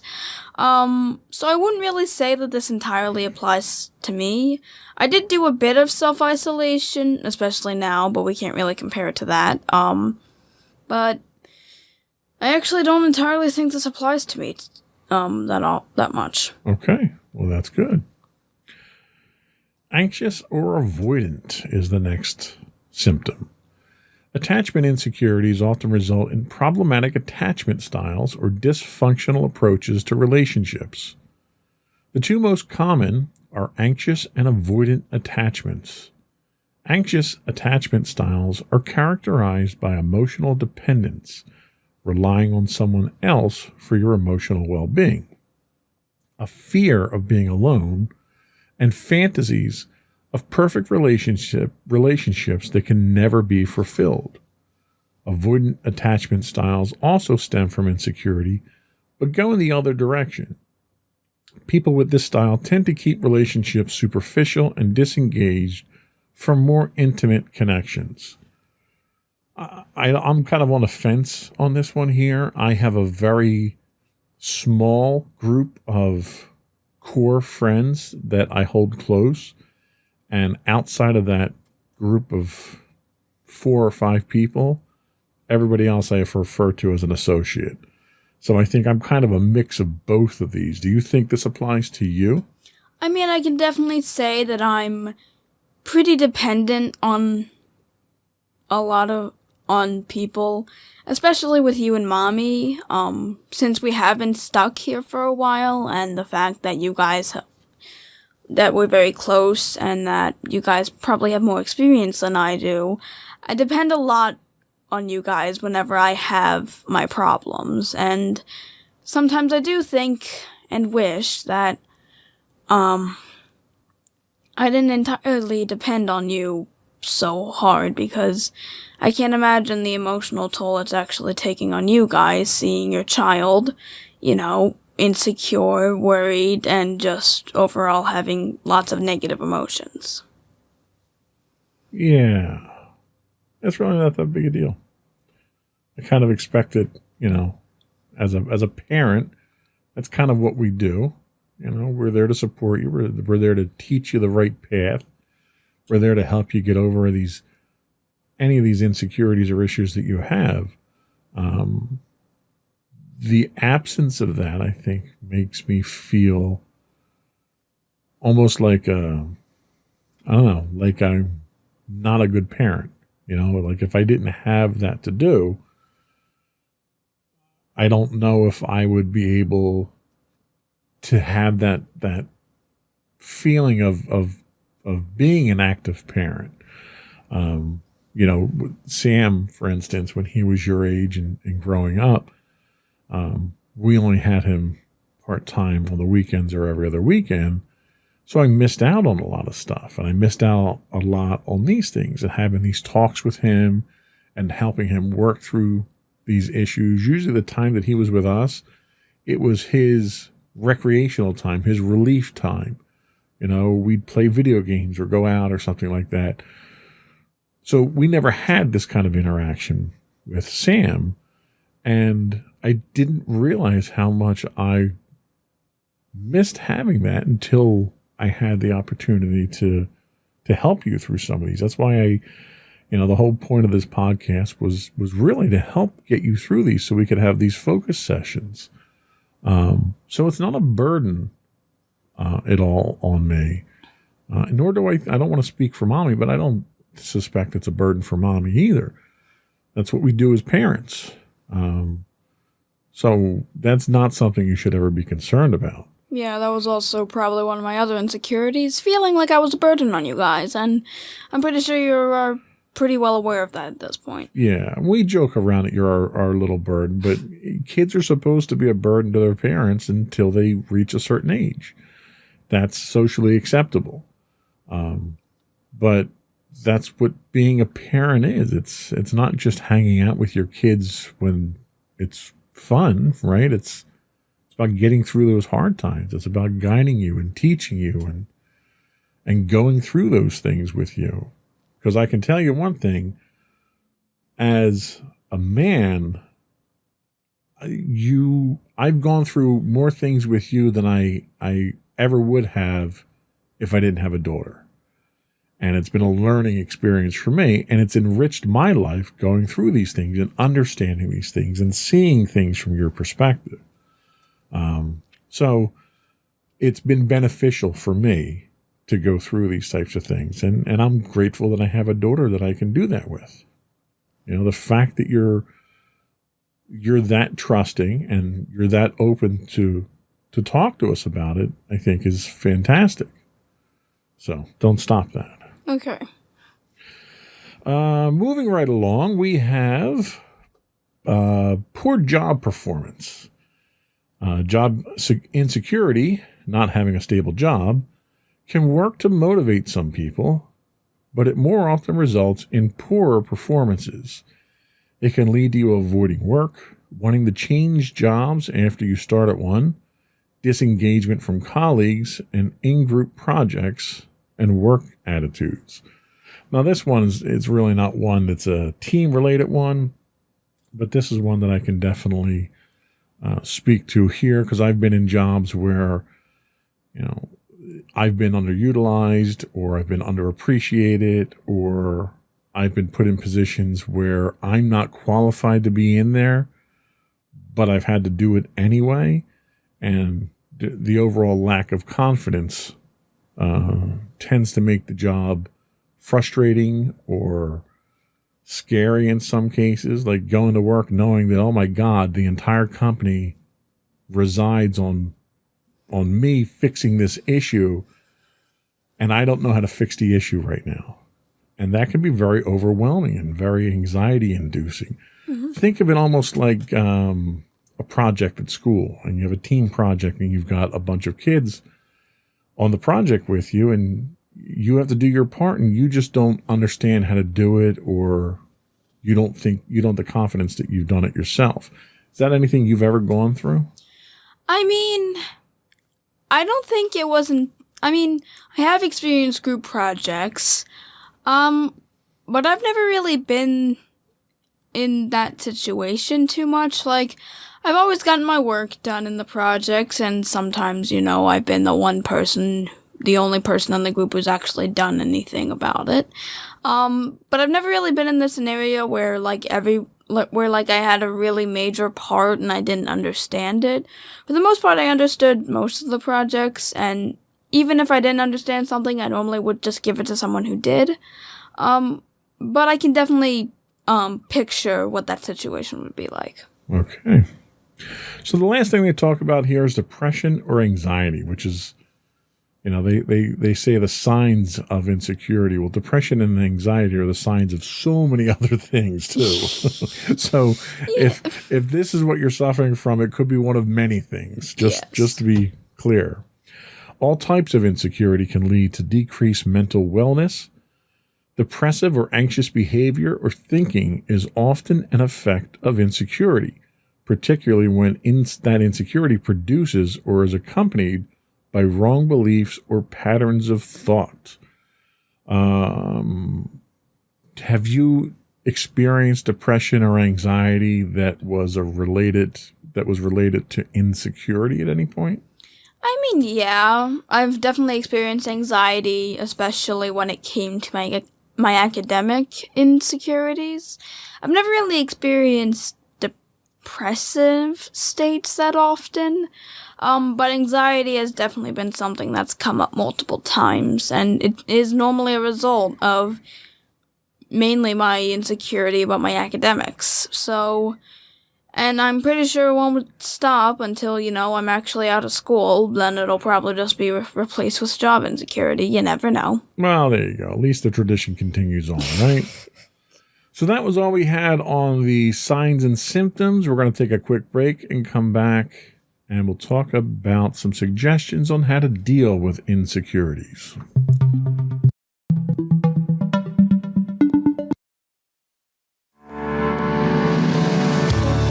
Insights into Entertainment, a podcast series taking a deeper look into entertainment and media. Our husband and wife team of pop culture fanatics are exploring all things from music and movies to television and fandom. We'll look at the interesting and obscure entertainment news of the week. We'll talk about theme park and pop culture news. We'll give you the latest and greatest on pop culture conventions. We'll give you a deep dive into Disney, Star Wars, and much more. Check out our video episodes at youtube.com/insightsintothings. Our audio episodes at podcast.insightsintoentertainment.com, or check us out on the web at insightsintothings.com.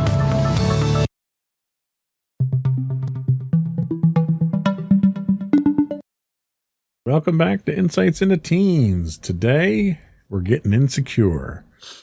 Let's talk about some things about how to deal with insecurity. Occasional insecurity is a natural part of life. For deeper and more long-lasting feelings of insecurity, however, professional therapists can help you sort through your emotions and develop strategies of life. Dealing with insecurity, here's a couple of tips. What's our first tip? Our first tip is that social networks matter.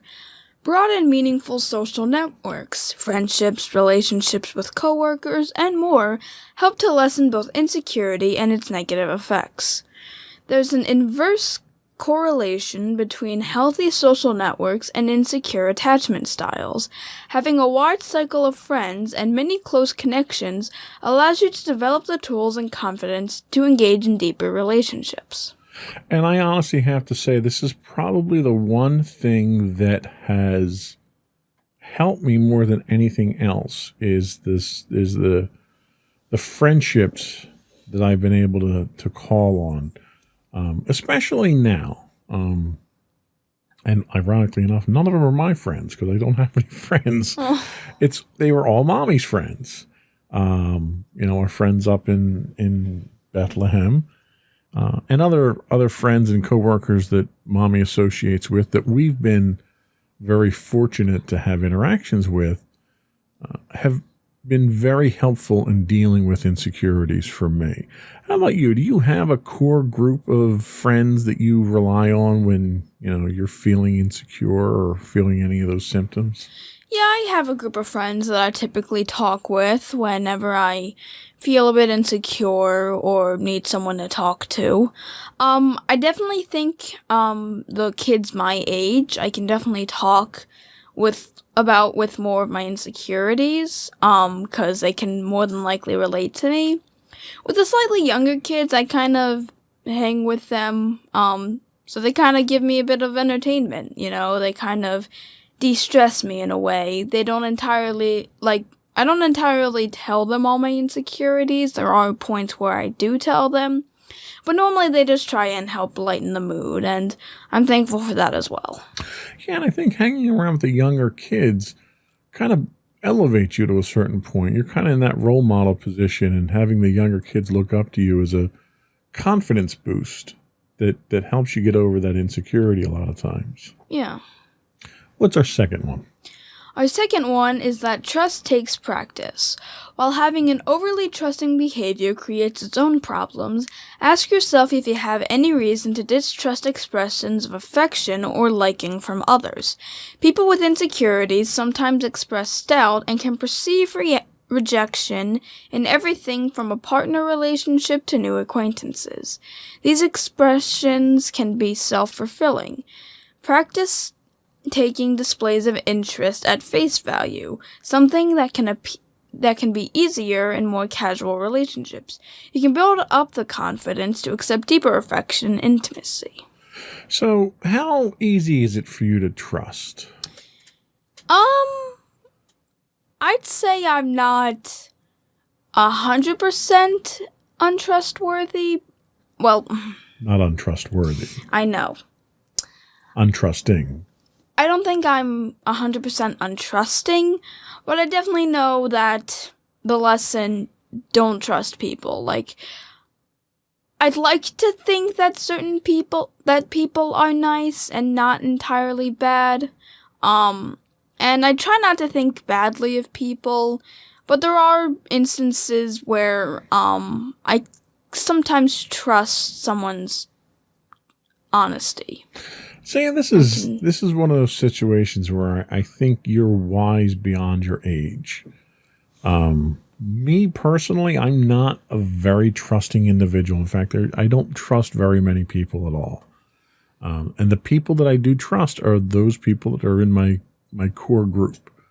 And a lot of that has to do with the fact that it's experience. I've been burned a lot of times. And every time you trust someone and get burned in that trust, it makes you a little bit more gun shy to give out that trust. And I've developed the philosophy over time that trust is, and we've talked about this, trust is like currency. It's very difficult to earn it, but it's very easy to squander it. And if people want me to trust them, they have to earn that trust. And my expectations for people in general, and this is probably a kind of a jaded view, but my expectations for people in general are very low. And unfortunately, they seldom fail to meet those low expectations. So a lot of people don't give me reason to trust them. Yeah, and I think my reason for not entirely trusting people is, one, the fear of having something bad happen to me, because I know that's happened before. Other people have had experience with it. And there are definitely people who I know who I feel I can't trust. And the fear of being wronged by people is enough to make me more or less cautious of them. Another reason, I'm guessing, is kind of the effect you've kind of had on me. Like you said... Gee, thanks. Like you said, you're not a very trusting individual, and you always tell me trust no one, but yourself. And, in a way, I've kind of kept that. I think that also might be one of the reasons I'm not the most sociable person. But I can say I definitely have more trust in people and a bit of higher expectations than you have of people. So you haven't affected me that much. That's good. But I definitely am not the most I'm definitely not the most trusting person you'll meet. Well, that's good. I want you to be wise beyond your years, but I don't want you to be a miserable old man like me. The last thing I did want to talk about, and we don't actually have it in the notes here, this is kind of an ad lib, and that's courage. You know, having courage to confront your insecurities or anything, your fears, the things that make you cringe, I like to say. Having the courage to confront those is a major tool. And a lot of people tend to shy away from these things. They shy away from the things that make them uncomfortable or the things that take them outside their comfort zone. And the people that confront these things, you know, your body image, your job insecurity, they're the ones that can make a difference about it.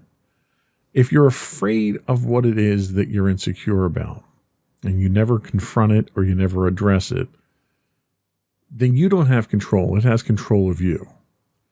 And that's even more frightening, I think. When I have an insecurity, you know, if my insecurity is my body image, and I take to heart everything that people say about me, and people make fun of me, and believe me, people have made fun of me my whole life about it. I've been a big guy since I was born. Little factoid, I was actually the biggest kid in the hospital when I was born, which for some reason my mother was very proud of that fact. I'm not really sure why, but she spoke of it with a great deal of pride when she told me about it. So my whole life I've been like that. And for a large portion of my life, I let people tell me how I felt about myself. And I realized later in life that that was a mistake. And it wasn't until I took control of that situation and I took control of my own image of what I thought of myself. And I do that with the self-deprecating humor. I'm fat. I get it. I know I am. You know, people, one of the things that kids used to say, you know, oh, you're fat. I said, well, I'm fat. You're ugly. I can diet, you know. You know, there's something that I can do about it. And when I realized that, and when I started to take control of those things, it was very liberating. You know, it allowed me to have control of that portion of my life back. And I think a lot of people experience that when they've got the courage to confront those insecurities. You know, the first thing is you have to acknowledge that you have the insecurity and why you have it. And then once you do that, then you have the choice. You can make the active choice to do something about it. And even just making that choice, even if you're not successful in dealing with it the way that you initially choose, just the choice to do something about it is liberating, and it's self-motivating, and it gives you a level of confidence knowing that I'm taking control of this aspect of my life that I didn't have control over, even if I'm not 100% successful. Just the fact that I'm doing something about it is very liberating. So, is there anything that you've had or insecurities that you've had in your life that you've chosen to confront and to take on rather than to shy away from? And how, if so, how did that make you feel? Well, probably the biggest one right now would be my academics. I had insecurities about not being able to get good grades, whether or not I should have joined marching band, and exactly how high school was going to go. but it was one of the ones where I'm like, okay, let's try confronting this. For getting better grades, I made sure that I studied more. I checked my answers, and I made sure that I knew what I was doing.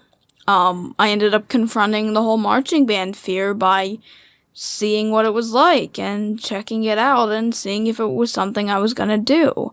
While I haven't been fully successful, I've definitely felt a lot better about my academics, and confronting them and going to the marching band rehearsal and checking my answers and studying and getting those good grades is very fulfilling, and I don't entirely have as large of a fear about it.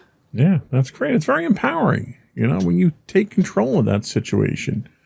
Now, you might not always win the battle with that insecurity, but at least now you're fighting it on your terms and it's not controlling you. So that was all we had for insecurities. We're going to take a very quick break and come back, and we're going to get your closing thoughts on the topic.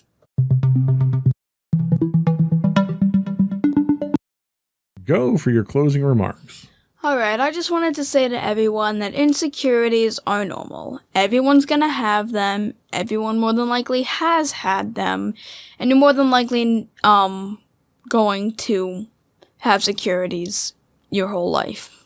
But there are ways that you can deal with those insecurities, and just know that they don't have the ability to empower you, to take control of you, as long as you do something about it. Try some of these tips, and if these tips aren't helpful, try seeking, higher grade, I don't know how to say it. Professional help. Try seeking professional help for it. And just know that it's alright. Everyone has insecurities, and you're not alone. Okay. Sage advice as always. Thank you. So that was all we had for the show today. I would invite folks to subscribe to the podcast. You can get video versions listed as Insights into Things. Audio versions of this podcast can be found as Insights into Teens on Apple Podcasts, Spotify, Google, Stitcher, iHeartRadio, TuneIn, Amazon, etc., etc. All in one breath, too. Nice. I would also invite folks to contact us, email us at comments@insightsintothings.com. Get us on Twitter at insights_things. You can get high-res versions of all of our videos on YouTube at youtube.com/insightsintothings. We do stream 5 days a week on Twitch at twitch.tv/insightsintothings. If you are an Amazon Prime subscriber, you do get a free Twitch Prime subscription monthly. If you threw that our way, we'd appreciate it. Audio versions of this podcast can be found at podcast.insightsintoteens.com. You can find us on Facebook at facebook.com/insightsintothingspodcast. On Instagram, we're at instagram.com/insightsintothings. Or you can get links to all that stuff on our website at www.insightsintothings.com. And don't forget to check out our other two podcasts, Insights into Entertainment, hosted by you and Mommy, and Insights into Tomorrow, our monthly podcast hosted by you and my brother Sam. That's it. Another one in the books. Bye, everyone. Bye.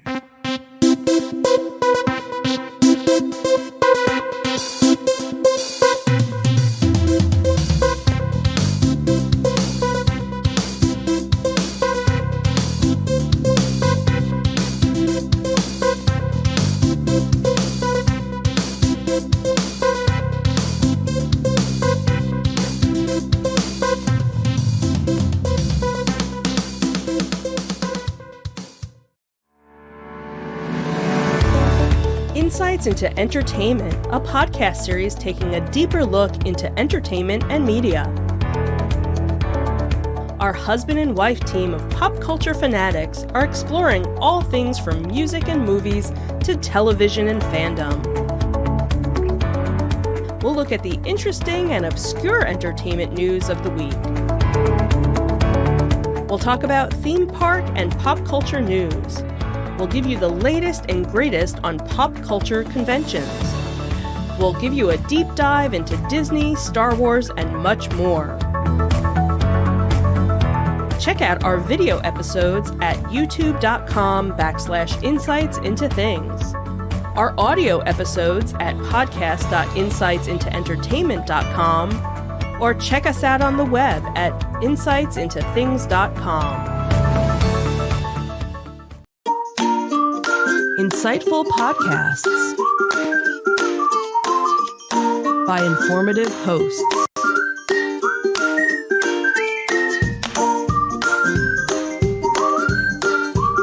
Insights into Things, a podcast network.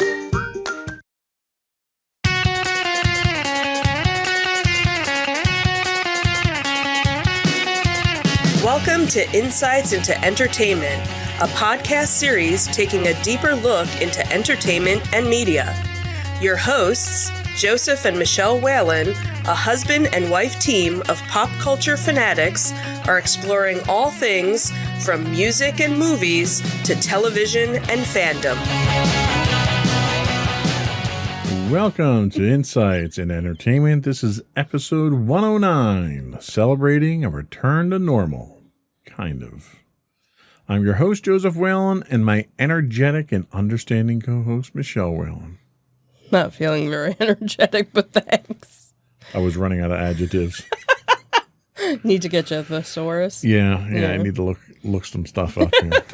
That's okay. Anyway, how you doing today?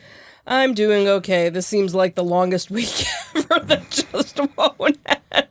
Yeah, it just keeps getting longer and longer. Yeah, they sure do. So, in today's episode on Disney Detective, we're going to talk about Disney World reducing some of their social distancing requirements in select areas of the theme parks. And we'll talk about some stage shows that are back at Walt Disney World. Mm-hmm. So a little bit of a return to normal there. Yeah, just a little. And our Tales from the Edge of the Galaxy Star Wars Celebration 2022 is coming sooner than we expected, but we won't be there.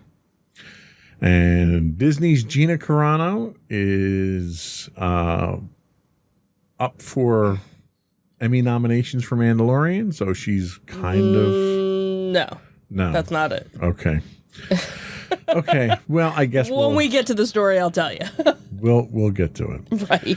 In our entertainment news, James Gunn says Guardians of the Galaxy 3 is the end of the story. Dun, dun, dun. It's interesting. I saw an interview with Dave Bautista, right, who plays Drax, and he's pushing for a Drax solo movie, but with someone else as Drax. Oh, okay. So he thinks that there's some story that can be milked out of that one. So okay. Also, NBC is canceling the Golden Globes for 2022. Mm-hmm. They've got a bit of a reputation they need to work on there. Yep. And then we'll finish up with our insightful picks of the week. We didn't have any afterthoughts this week, it looks like. No. Unless you slipped them in at the end there and didn't tell me. No, okay, good. Nothing there. Before we get started, though, I would invite folks to subscribe to the podcast. You can get video versions of the podcast, of all of our show's podcasts, if you look up Insights into Things, or you can get just audio versions of this podcast listed as Insights into Entertainment. We're available on Google, Apple, Pandora, Amazon, Stitcher, any place you can get a podcast these days. We would also invite folks to write in, give us your feedback. You can email us at comments@insightsintothings.com. You can get us on Twitter at insights_things. We're at Facebook at facebook.com/insightsintothingspodcast. On Instagram, we're at insightsintothings. Or you can get all those links on our website and give us feedback through there at www.insightsintothings.com. Shall we get started? Sure, let's do it. All right.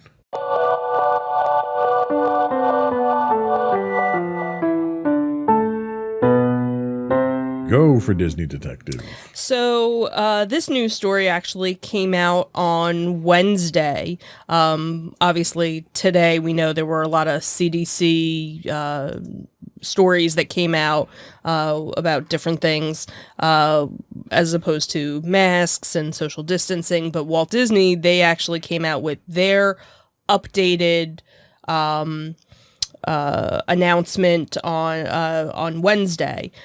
So this article actually came from clickorlando.com, but bunch of different news sources were talking about it, saying that Walt Disney World has announced plans to relax physical distancing measures in select areas of its park. So since the Orlando area parks had reopened last year, guests have been required to maintain 6 feet of distance between one another to prevent the spread of COVID.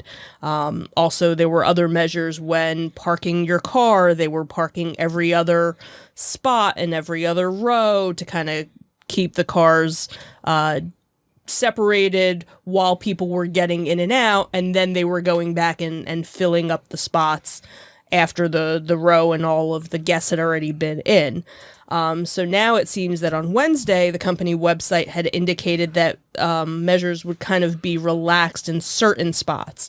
So they said, temporary adjustments are still in place to promote physical distancing, while we will reduce physical distancing measures for guests across many areas with a gradual phased approach. 6 feet distancing measures will continue in all of our dining locations, merchandise stores, and in areas where guests can temporarily remove their masks. One of the things that was interesting was one of the websites did a screenshot of how the policy had changed, and it was very minute changes, where the one showed 2 people with a little line saying 6 feet. Now it just showed 2 people, but it didn't actually have like a measurement. So in most cases, they're saying people can get a little bit closer. But again, in certain areas, they're still keeping the 6 feet apart.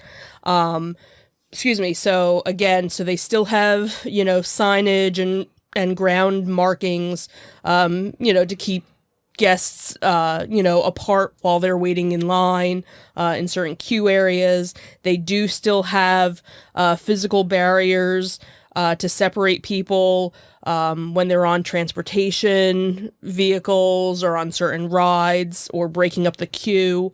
They do have a notice about party size, that if you're traveling in 10 or more, you will be asked to split up into smaller groups for certain things. They are asking if you're paying for parking to use a cashless pay system. They were talking about how cast members are going to be trained to engage with guests and promote physical distancing guidelines in common areas and queues.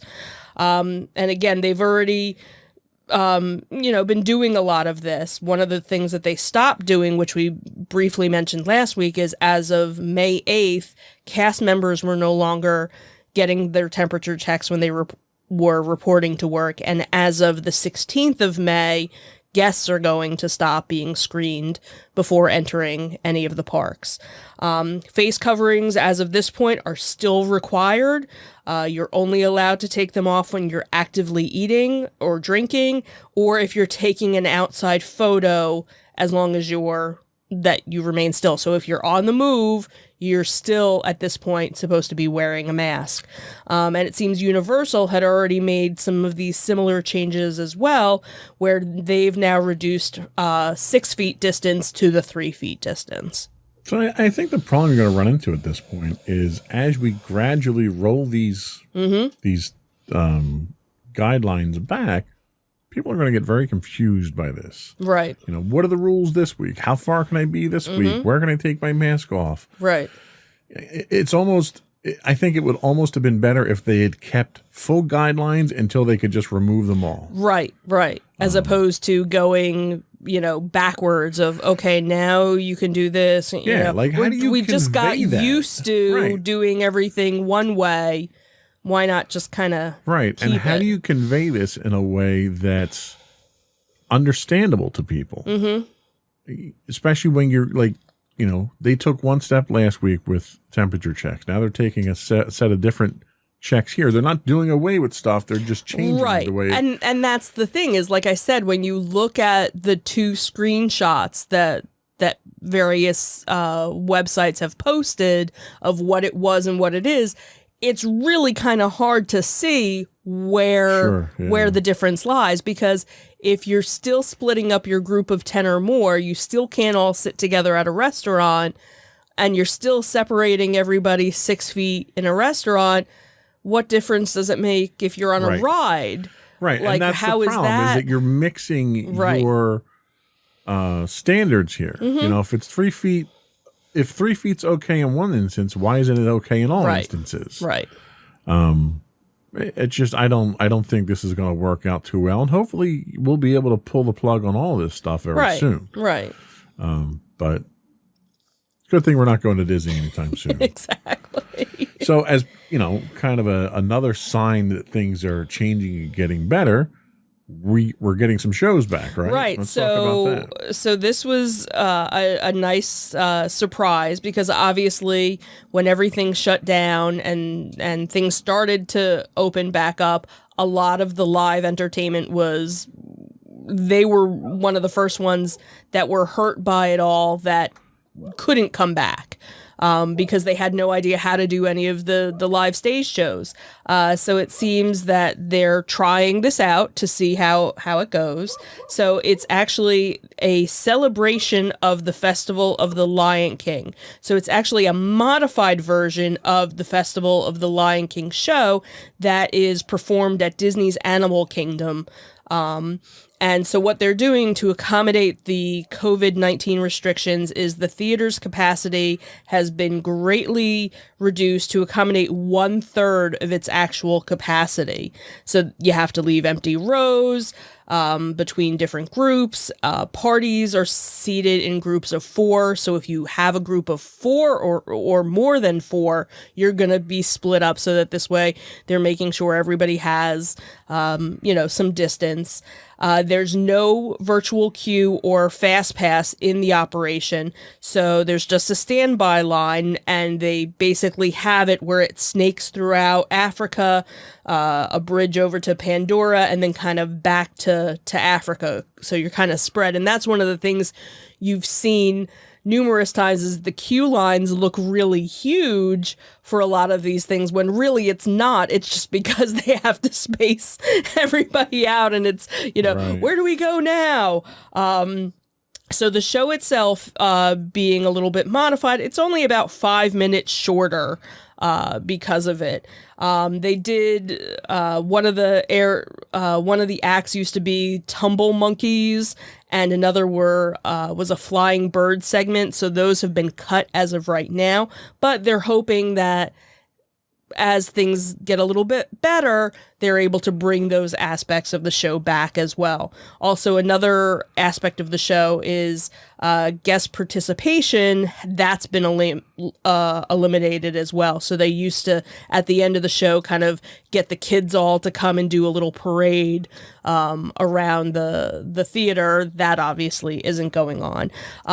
So right now, the show is doing unannounced previews, but it's officially going to debut on May 15th. So, here's at least the first show that's coming back. So hopefully, more will be coming back. And the other thing too is they've modified the show so that this way they can spread out the guests as well as the cast members, the actors that are in the show as well, so that this way they're not right on top of each other either. So now what rules apply here under the circumstances of it being the show? Are you 6 feet apart? Are you 3 feet apart? well, they have everybody, you can see from the video here, this was a video of the show. Everybody's kind of, spread out, in some cases more than 6 feet. In most cases. So they're leaving, rows in front, rows behind you, and then leaving so much room in between the row. And even if, I'm guessing maybe the people that are a little close to each other are probably people that are within the same party. Right. So they probably, group them, together. So, All right, it's a step in the right direction, right? and again, you have to wear your mask, even though you're at the theater and you're not moving, you still have to wear the mask. So Right.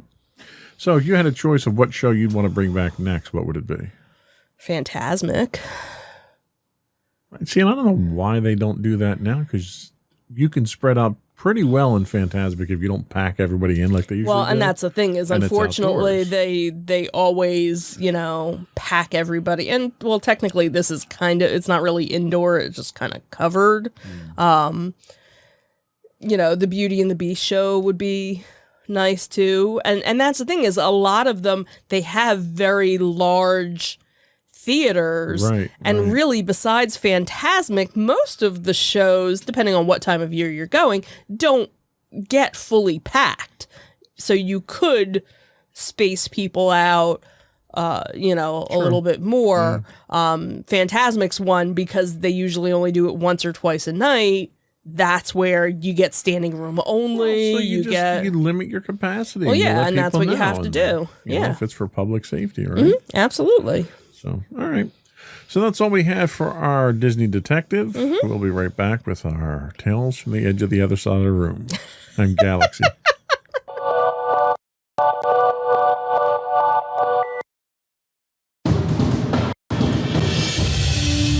For over 7 years, the Second Sith Empire has been the premier community guild in the online game Star Wars: The Old Republic. With hundreds of friendly and helpful active members, a weekly schedule of nightly events, annual guild meet and greets, and an active community both on the web and on Discord.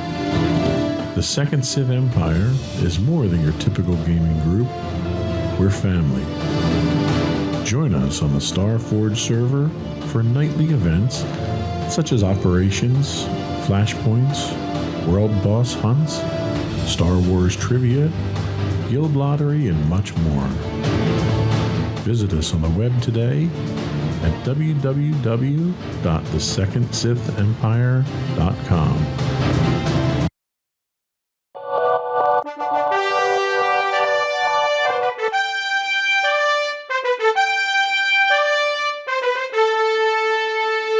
I need to make that intro shorter. It's too long. Okay. Anyway, go for Tales from the Edge of the Galaxy. So this was something that you actually had sent over to me. It was news that Star Wars Celebration Anaheim 2022 was actually changing their dates. So they had released today that the dates of Star Wars Celebration are actually moving up. Originally, they were going to be August 18th through the 21st, and now they're going to be May 26th through the 29th. So in their press release, they said, "We can't wait to welcome fans back safely. Current ticket holders that wish to keep their existing tickets will have their orders automatically transferred to the new dates and will receive a new confirmation email. And if fans want to keep their ticket, no further action is needed. If you already had your ticket and wanted a refund, you need to do it before June 11th of this year." So no word on when you can start buying tickets for it. Obviously everybody that had tickets already are kind of already in the queue, I guess. So we were actually thinking about going to it, and now we're not sure. So we'll kind of wait and I see. think we're pretty sure we're not going. That at we're this not point. going now. Well, I don't think I'm going to be comfortable flying at this point by then. By next year. So, Okay. yeah, and we're not driving. So Right, because that's a really long like drive for us. 3,500 miles. So. Yeah. Yeah, I think But we'll hopefully, pass. There'll be We'll wait for Celebration to come back to Orlando. and then we'll do that. But hey, if it was a D23 convention, you'd be flying out. Yeah. So Yeah, that we're still I not sure wouldn't, about. Well, I see ya. probably wouldn't. Yeah, exactly. One day I'll make it to one. So some good news for people looking forward to Star Wars Did Celebration. they say why they moved it up? No, there was nothing. Was it a scheduling conflict or something? Because usually, If anything, you move it back. yeah, You never especially move under it. the current conditions, it just seemed odd. Yeah. Maybe it was, I don't know, convention center wasn't available. Who knows? Anyway, tell us about our favorite Mandalorian actress. Yeah. So it seems that despite Lucasfilm stating that they would no longer work with her, they included her in their Emmy for Your Consideration awards push for The Mandalorian. So on Sunday, a poster surfaced from Disney, which owns the Star Wars production company, promoting cast members including Pedro Pascal and Giancarlo Esposito for awards contention. Carano is listed under the Best Supporting Actress category. obviously, in February, we had the whole backfiring of everything where she had posted a now deleted post on Instagram that ended up, getting her fired. But again, it was kind of funny that with all of this, she's listed as, one of the people in contention, for your consideration, nominate these Funny how people. she's the only supporting actress nominated. Right. Well, because the other thing too is in most cases, everybody else was a guest actor that was only in. Yeah, but she didn't appear in that many episodes, though. Right, but everybody else pretty much only appeared in like one or two. She, I guess there's probably something where how much screen time you have. Yes, but I would have thought Ming-Na Wen would have been in there as well. Yeah, I'm kind of surprised that she is. As guest actor. She's as a guest actor. Yeah, so I don't know what, what the, guidelines are for, what makes you just a supporting actor or what makes you a guest, right? Star. Because really, Mark Hamill was listed. He technically he didn't wasn't even actually appear on screen, so I don't know how he got nominated. So it's kind of, like, do you just kind of, hey. Mark Hamill's likeness. Well, and it's almost like it's a list of, this is everybody that was in this season. Right. Nominate somebody. Please, like that. It's kind of, so we'll see, the Emmy Awards are scheduled to take place September of this year. So we'll see who actually gets the nominations. So on a side note, related but not related. Okay. They had decided, National Geographic decided to air the episode of Running Wild with Bear Grylls. Which we knew. With Gina Carano in it. Mm-hmm. And I have to say, after watching it, I have a very different opinion of her now. Okay. She does not so the controversy that kind of got her in bad standing with Disney was about her social media posts. Mm-hmm. And she had some, let's call them obtuse statements or insensitive statements, which gives you a certain impression of the attitude she might have towards other people. Mm-hmm. And she came across very different on the show itself. And the one thing that's I like about the show is, as much as a lot of the adventure stuff they do is staged, one of the things that they do is they interview the person who's participating with Bear Grylls. Okay. And you're being interviewed under duress. So you're there confronting things that are terrifying to you. You're being put in a very uncomfortable position, sometimes literally very uncomfortable. You're being forced to face your fears, and the real you comes out under those stressful circumstances. And she came across as a very sensitive, very vulnerable individual.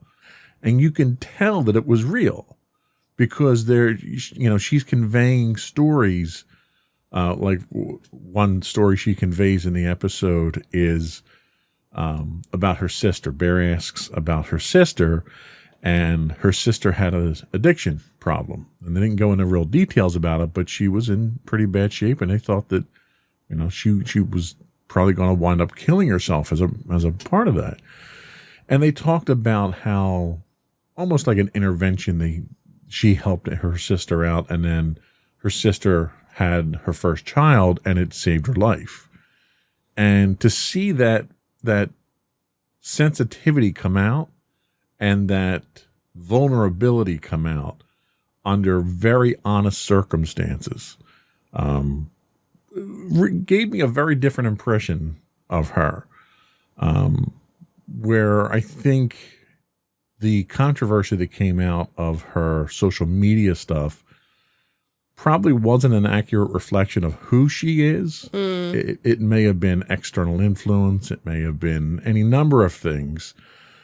But seeing her on the show, Running Wild, really gave me a different appreciation for the type of person that she is. And I came across where I have a lot more respect for her now.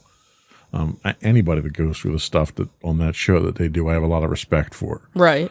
But I don't look at her in the same negative way as I did prior to that show. So I think from an image standpoint, it was an excellent idea to get that out there and to let people see a little bit about who she really is, and to get a glimpse of that inside personality that she has. So, because she talks in the show about being cast in these strong leading roles all the time, and she's this strong, tough person, and in reality, she's not. You know, she has all these insecurities and you know, self-image problems and all this other stuff, and it really humanized her. So if you haven't watched the show yet, I think it's worth, even if you're not into watching the adventure shows and stuff like that, it's worth watching to kind of get a glimpse of what the real Gina Carano is to watch that show. Well, and maybe that was kind of, since they allowed it to air, maybe that was almost some of their PR cleaning up. Absolutely. You know, I would not put that past Disney. You know, to say what, because maybe some of those other rumors that, you know, we talked about in previous weeks about, oh, she might still be coming back. Maybe they're trying to save face and whatever. Maybe that. Well, and Disney's the type of organization that's very calculating. You know, they're going to put something like that show out. Right. Then they're going to see what the fan reaction is. And if the fan reaction by airing out our dirty laundry is positive, then we'll see what the next step is to bring her back into the fold. And maybe that. It's a great character that she portrays. She does a fantastic job doing it. I'd love to see the character in the show more. I just wish she would play by the rules of Disney in order to do that. Yeah. So that was all we had for our Tales from the Edge of the Galaxy. We'll be back in a minute with our entertainment news of the week.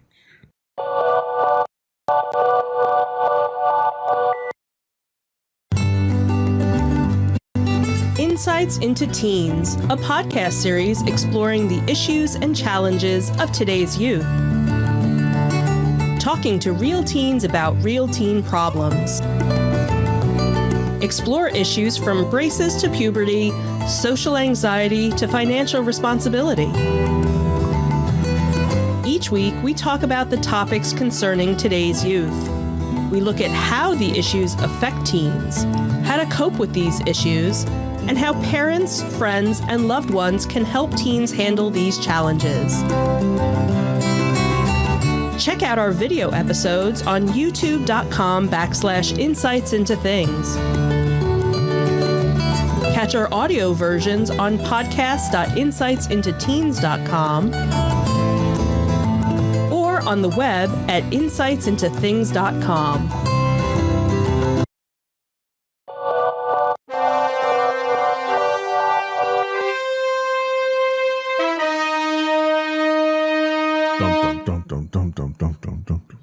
Dude, stealing my thunder.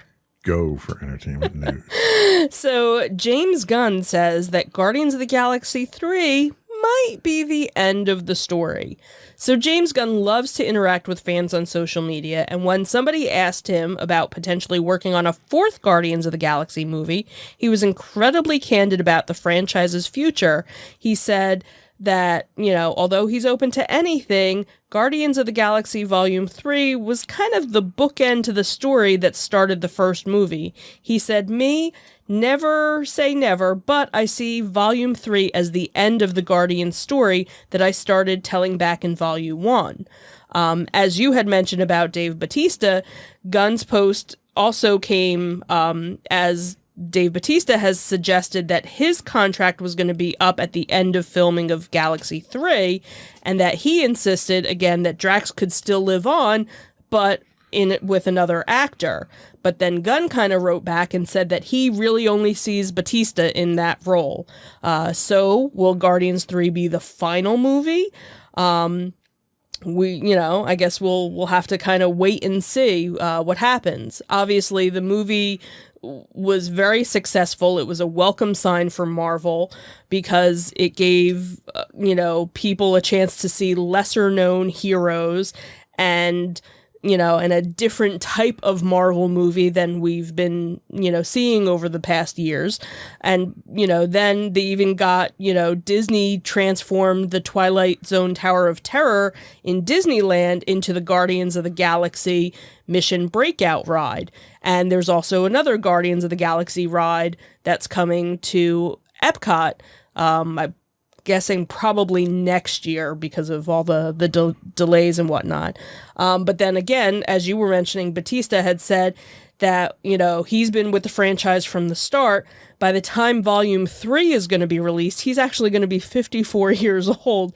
And he said that he's ready to kind of hand it over to somebody else. So maybe that's where the whole tie-in was, hey, you could still do a story with Drax, just have, somebody else do it. So I guess we have to kind of wait and see. I believe Guardians doesn't come out until next year, I think is what the Marvel trailer had it for. Right. So we'll have to, wait and see. So maybe it is. Maybe they just do Guardians as a trilogy, or if they, do another version, maybe it's a different group of characters. Yeah, and I have to confess, I was not a big Guardians fan of the comics, so I don't know what direction they ever went in the comics itself. It was always kind of a fringe comic, it wasn't one of the mainstream. So it kind of shocked me, and it shocked a lot of other people that Disney turned it into such a big franchise.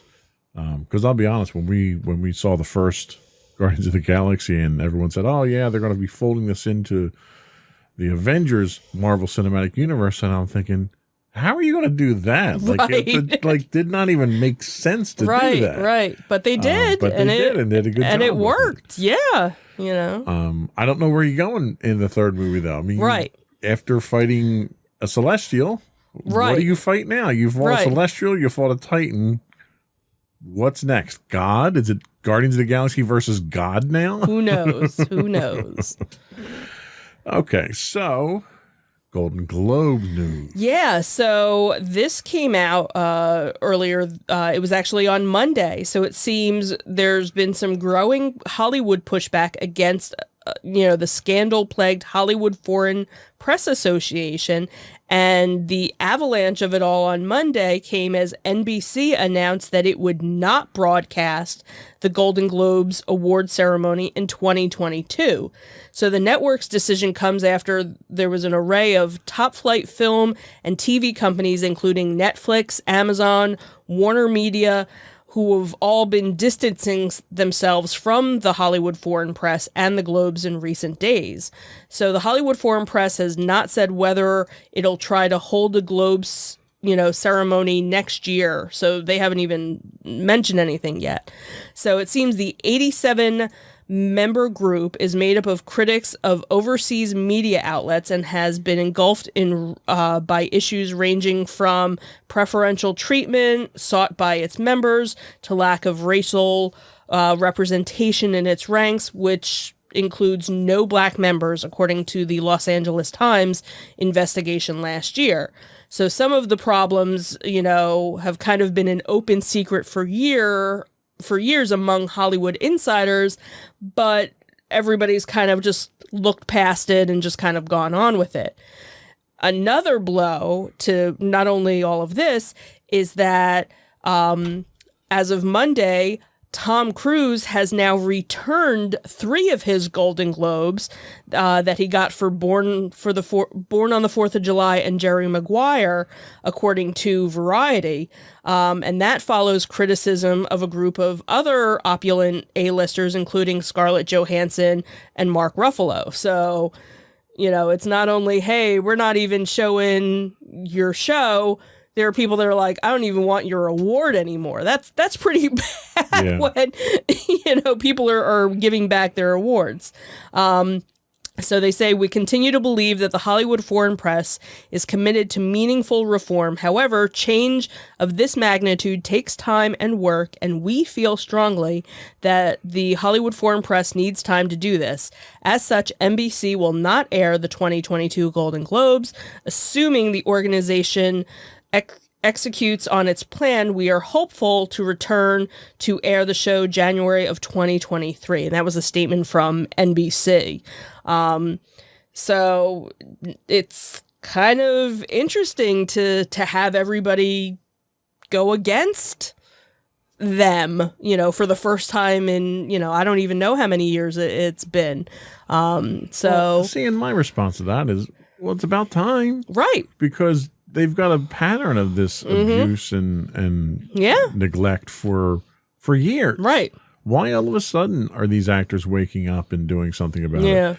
When did Tom Cruise get his first Golden Globe? And that's the thing. It wasn't even like they were recent ones. They were all from the 90s, Born on the 4th of July and Jerry Maguire. So geez. He's held on to him this long, and all of a sudden he's decided to do something about it. You know what? I don't need to. Maybe they were taking him to space. Maybe he was purging. Maybe. See, I think he hasn't had another Mission Impossible movie in the last 6 months, so he needed something. He needed to get some attention.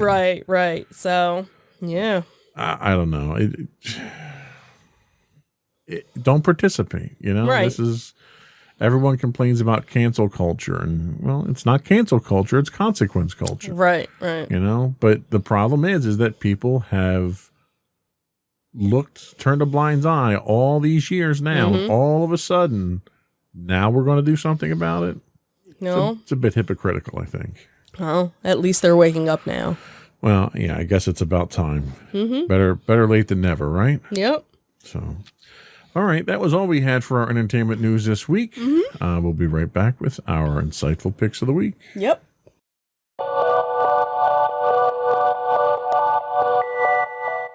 Go for your insightful pick. So my insightful pick this week is Marvel's Agent Carter. Now you might be saying, wait, didn't that already air? Well, yeah, it did. It just so happens that now with Marvel and Disney, you have a lot of things showing up on Disney Plus that you haven't seen in a while. So Marvel's Agent Carter happens to be on Disney Plus. So the first season takes place in 1946 with Peggy Carter having to balance the routine of office work that she does for the SSR in New York City with secretly assisting Howard Stark, who finds himself framed for supplying deadly weapons to the enemies of the United States. Carter is assisted by by Stark's butler, Edwin Jarvis, who find those responsible and to dispose of the weapons. In the second season, Carter moves from New York City to Los Angeles to deal with the threats of a new atomic age by the secret empire in the aftermath of World War II, gaining new friends, a new home, and a potential new love interest, who isn't Captain America, just FYI.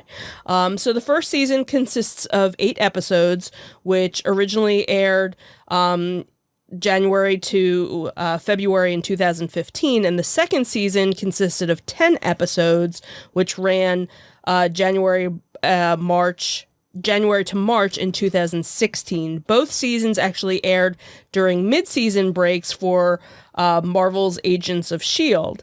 And even though it did really well, NBC canceled them after 2 seasons, which we were kind of upset about because we really enjoyed the show, and it was a nice little tie-in, to Captain America and, the other characters. And then what ended up happening was later on, if you watch Agents of S.H.I.E.L.D., one of the other characters from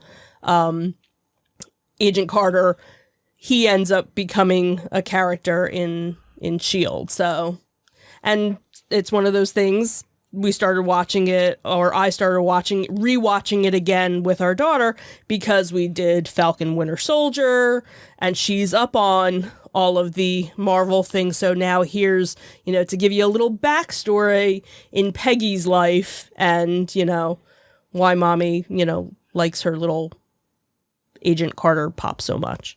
Okay, cool pick. Thank you.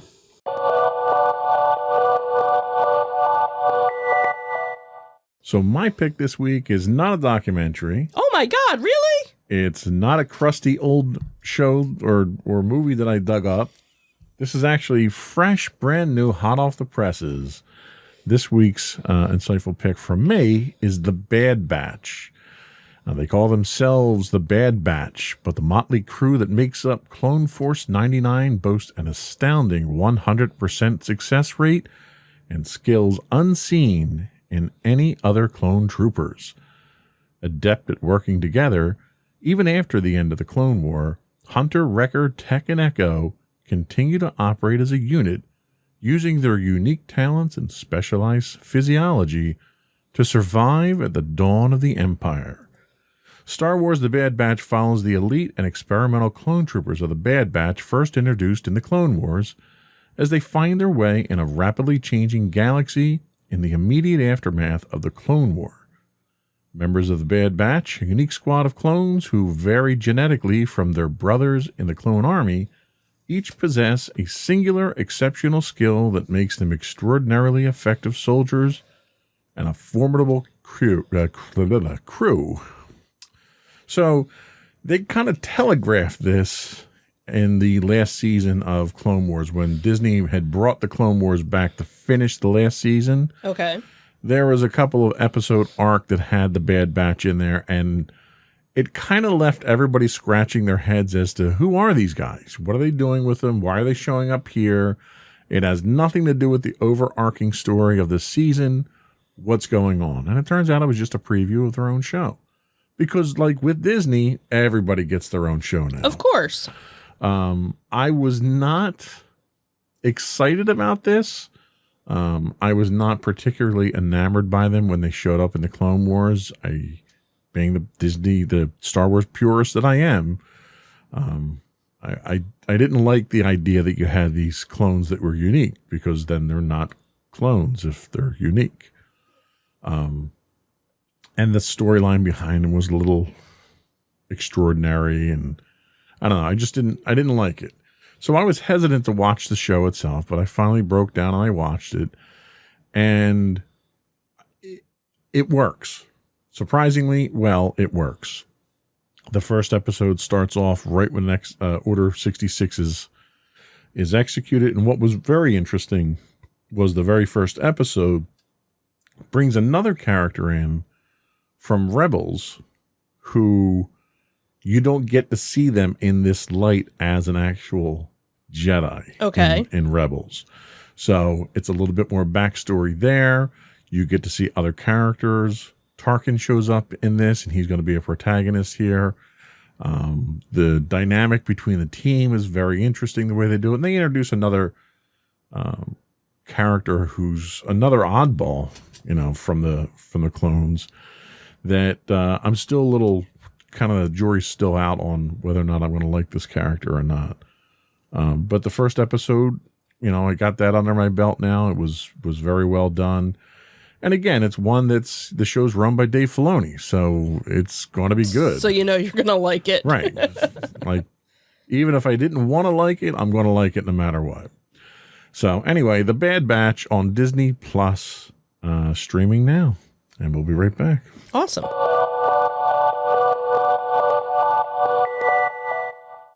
So that was all we had this week for Insights into Entertainment. Did you have any parting words or anything to... what are we doing this weekend? Didn't we have an event this weekend that's sold out that people can't go to, or is that next weekend? No, that's in like 2 weeks. 2 weeks. The Okay. Monster Mania. Monster But Mania. there was something that for the Colonial Theater, I think it is, in Phoenixville. They usually do like monster movie things or whatever. They were doing The Fog and...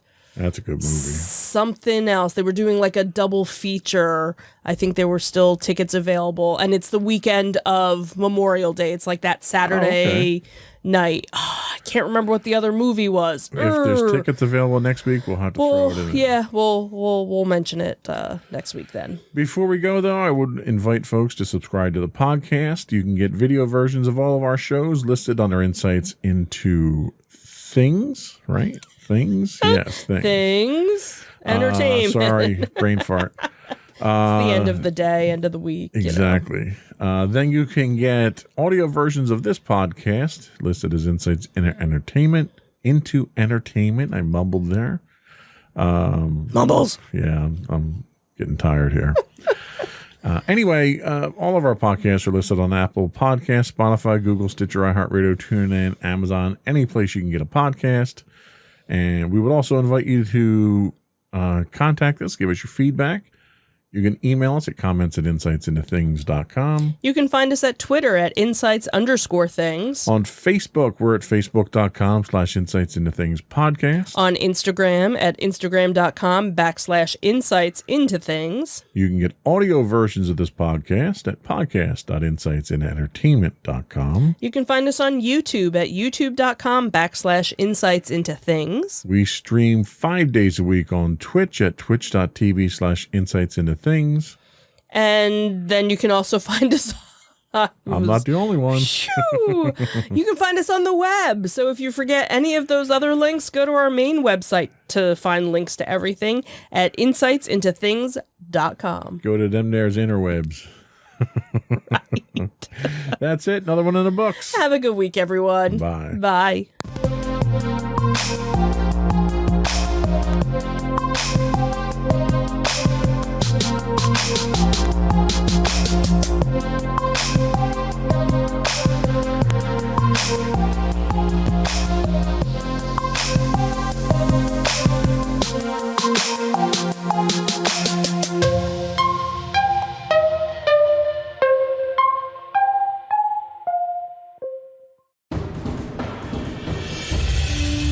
For over 7 years, the Second Sith Empire has been the premier community guild in the online game Star Wars: The Old Republic. With hundreds of friendly and helpful active members, a weekly schedule of nightly events, annual guild meet and greets, and an active community both on the web and on Discord.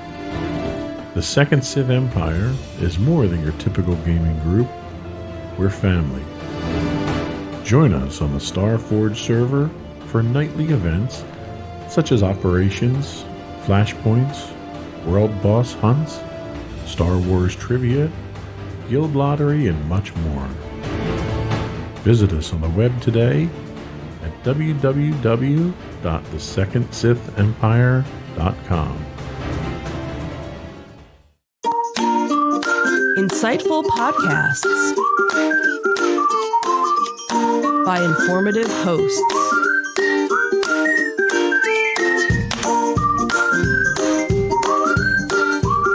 Insights into Things, a podcast network.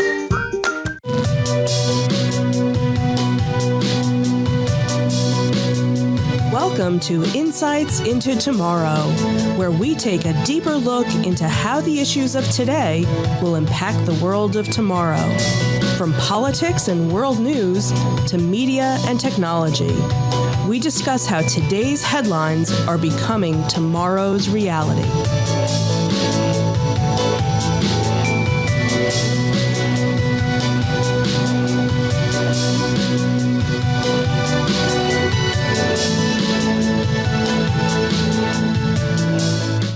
Welcome to Insights into Tomorrow.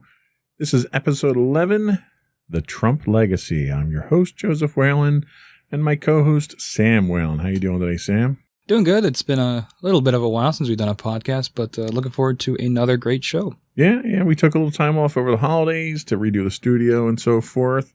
In the process, we have a new president. So I thought it would be interesting. We had originally discussed doing a podcast on the insurrection on January 6th. And I thought that was probably, while it was a worthwhile topic, it might be a little too focused. I think it would be probably more interesting and more helpful to look at the Trump legacy in a more general sense. I don't want to.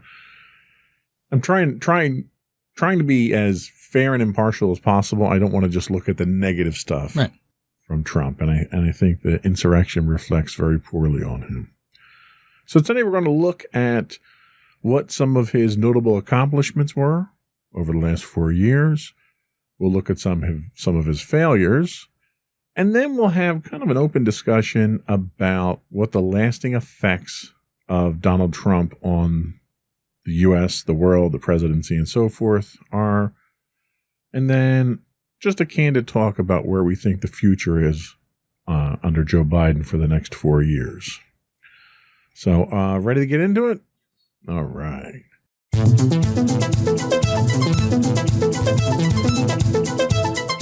So, I wasn't even going to do the plugs because I think this is going to be a long podcast. We'll do the plugs at the end of the show. Notable accomplishments. I kind of broke these down into a couple of key ones that came out of the whitehouse.gov website prior to the changeover. And the first one, and one that I think really is probably the biggest, is the reshaping of the federal judiciary. So everyone knows that Trump appointed 3 Supreme Court justices that are life terms, but he also appointed 220 judges to lower courts, which are all lifetime appointments as well. 25% of U.S. Circuit Court judges that are in place today were Trump nominees. And Trump's influence as a result of that will live on through the judiciary for the foreseeable future. Do you think that is a good thing, a bad thing, indifferent thing? What are your thoughts? I think it depends on what these judges are going to be ruling on in the coming years.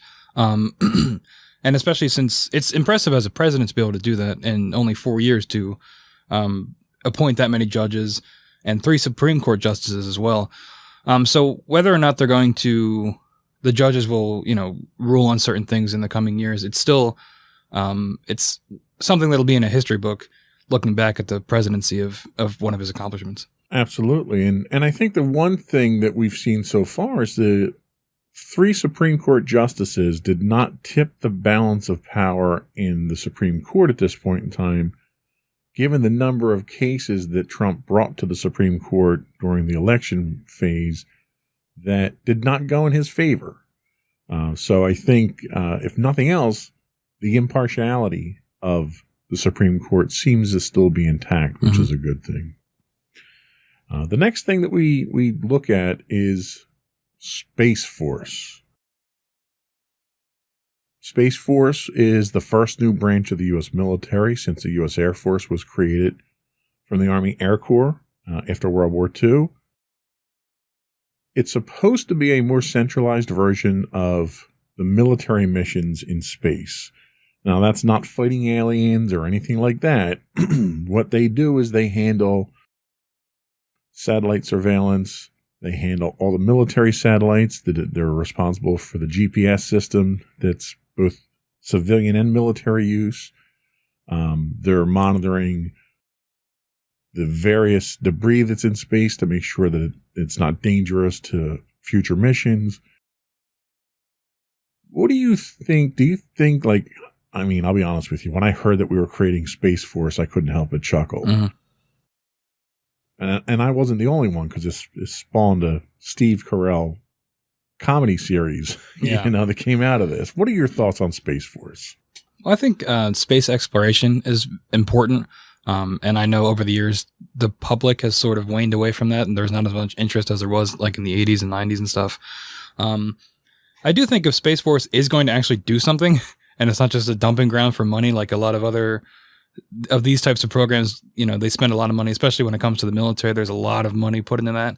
But I think if they do monitor things like the debris around the Earth, which is getting really, it's becoming a real problem, and satellites and things like that, I think that's a good start. And maybe they'll segue into actual exploration missions in the future, hopefully. Yeah, we don't really know what direction they're going in right now. They really inherited a lot of things that the Air Force had already been doing. They're not doing exploration at this point. Yeah. That is still the domain of NASA. But, we have missions up there. You have an International Space Station up there that occasionally needs to be moved so it doesn't get hit by a refrigerator-sized piece of debris that brings it down. So that's really what they're working towards. And you also have private companies like SpaceX that are going a lot more in, they have a little bit more of a budget than NASA does for the funding. So they're able to do a lot more missions into space. Sure. Yeah. In fact, speaking of space junk, one of the things that's really starting to crowd the low Earth orbit are these new internet-enabled satellites. SpaceX, Elon Musk is putting a huge constellation of satellites, some 400 or 500 satellites up there, all of which are moving obstacles that are flying at 17,500 miles an hour. So it's not a small job monitoring that stuff for safety. What's the next thing that we have? So next up, we have the tax reform. It was the biggest overhaul of the nation's tax code in 3 decades. It slashed corporate tax rates from 35% to 21%. Some critics argue it was a windfall for massive corporations at the expense of the middle class. Administration officials predicted GDP boost by 3 to 6%. Now, we haven't seen the GDP boost that they expected so far. However, I can say, at least in my experience, that slashing of the corporate tax was enough of an incentive for my company to give more back to its employees. I think my company is an exception to that rule. I think a lot of companies take that as a windfall and they absorb the profit themselves. Right. This kind of goes back to the early 80s with Reagan economics of trickle-down economics, where, give the rich people more money and then it'll trickle down to other people. Which I don't think that worked then, did it? That has never worked in the history of mankind, actually. Turns out the rich just get richer. You don't get rich by spending it, that's for sure. So the tax reforms definitely are there. A lot of those went in place before the COVID pandemic happened. And I think a lot of the benefits that happened from that tax reform are largely wiped out because of the debt the country has incurred as a result of a lot of these COVID relief packages. Yeah, but that tax plan, that corporate tax rate is going to stay in place until the new administration could put something together to overturn it. So it's something to think about. That's correct. Yeah. So the benefits will still be there for a lot of that. Let's talk about the reform of the justice system a little bit. So one of the things that Trump tried to do was address the mass incarceration in the federal prisons. For several decades, they've been severely overpopulated. A lot of it had to do with lower level drug arrests for minor infractions. But he also overhauled the federal sentencing to reduce the minimum mandatory sentences. And that's kind of a concept that a lot of people aren't familiar with, is that the federal guidelines for sentencing for just about every crime out there, there's a minimum amount of time that you can sentence someone. And even if it's an insignificant issue, but you have to sentence someone, they have to get that minimum amount of time. And that was largely done to try to preserve fairness in the penal system itself, so that you couldn't have people buying judges off and stuff like that. So one of the things that Trump did do was he reduced those minimum sentences so that even though you may be going into jail for these offenses, you're getting out sooner. He also tried to shift focus from punishment to rehabilitation and more job training opportunities. One of the problems that convicted felons have when they get out of prison is they lack the skills to get jobs and employment. As a result, they become a burden on society. So the focus kind of shifted to try to prepare these individuals to get back into the workforce and become producing members of society again. And what's the last thing that we have to talk about for his accomplishments? Defeating the ISIS caliphate. Trump has falsely claimed ISIS is totally defeated. Though territory has been lost, there are still an estimated 18,000 fighters between Iraq and Syria. The U.S. was successful in killing ISIS leader, probably going to pronounce his name wrong, Abu Bakr al-Baghdadi. I apologize if That's I actually didn't say pretty that good. wrong. We'll go with that. Yeah. So, yeah, I mean, it's no different than when George Bush landed on the aircraft carrier with the big giant banner and said mission accomplished. Right. Progress has been made. More progress has been claimed than has been made, I think. At this point in time, ISIS is lacking territory, but they're not lacking support. They're getting support through other countries like Syria and Iraq and Iran. So they're being funded by these countries, but they might not have the territory that they once had. Yeah, I think conflicts like this in this area of the world are always going to be this messy, and they have been since the U.S. began to get involved way back in the 70s and 80s. It's always been a difficult, not war, but difficult conflict to manage, whether through proxy or through direct involvement from the U.S. And I think that this is no different. I think, and it's going to continue to be this way because it's too difficult of something for us to manage and certainly not fix. Sure. Yeah, no, I agree 100%. One of the things that I didn't put in here that was related to this was the drawdown on troops in Iraq and Afghanistan, which Donald Trump has made significant progress there. He had wanted to get us out of that area completely, but because of the sensitive nature of that territory, we couldn't pull out entirely. Yeah. But the number of troops that are in that area have been reduced, ironically enough, to the point that we had more people in Washington, more soldiers in Washington for the inauguration than we had in Afghanistan and Iraq. Wow. Yeah, it's difficult because I'm obviously not like a general or anything, but it seems like we make the progress with the troops, and then the second the troops are gone, all that progress is lost, sometimes overnight. So it's a difficult call.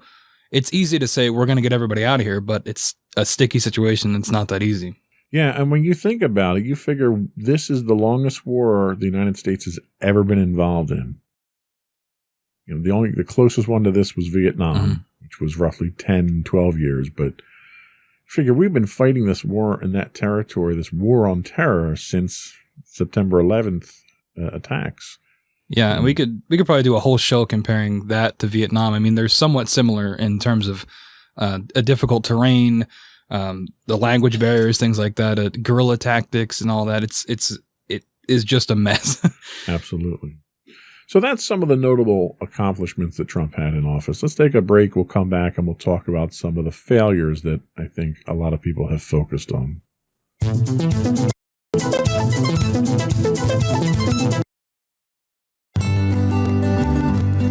Insights into Teens, a podcast series exploring the issues and challenges of today's youth.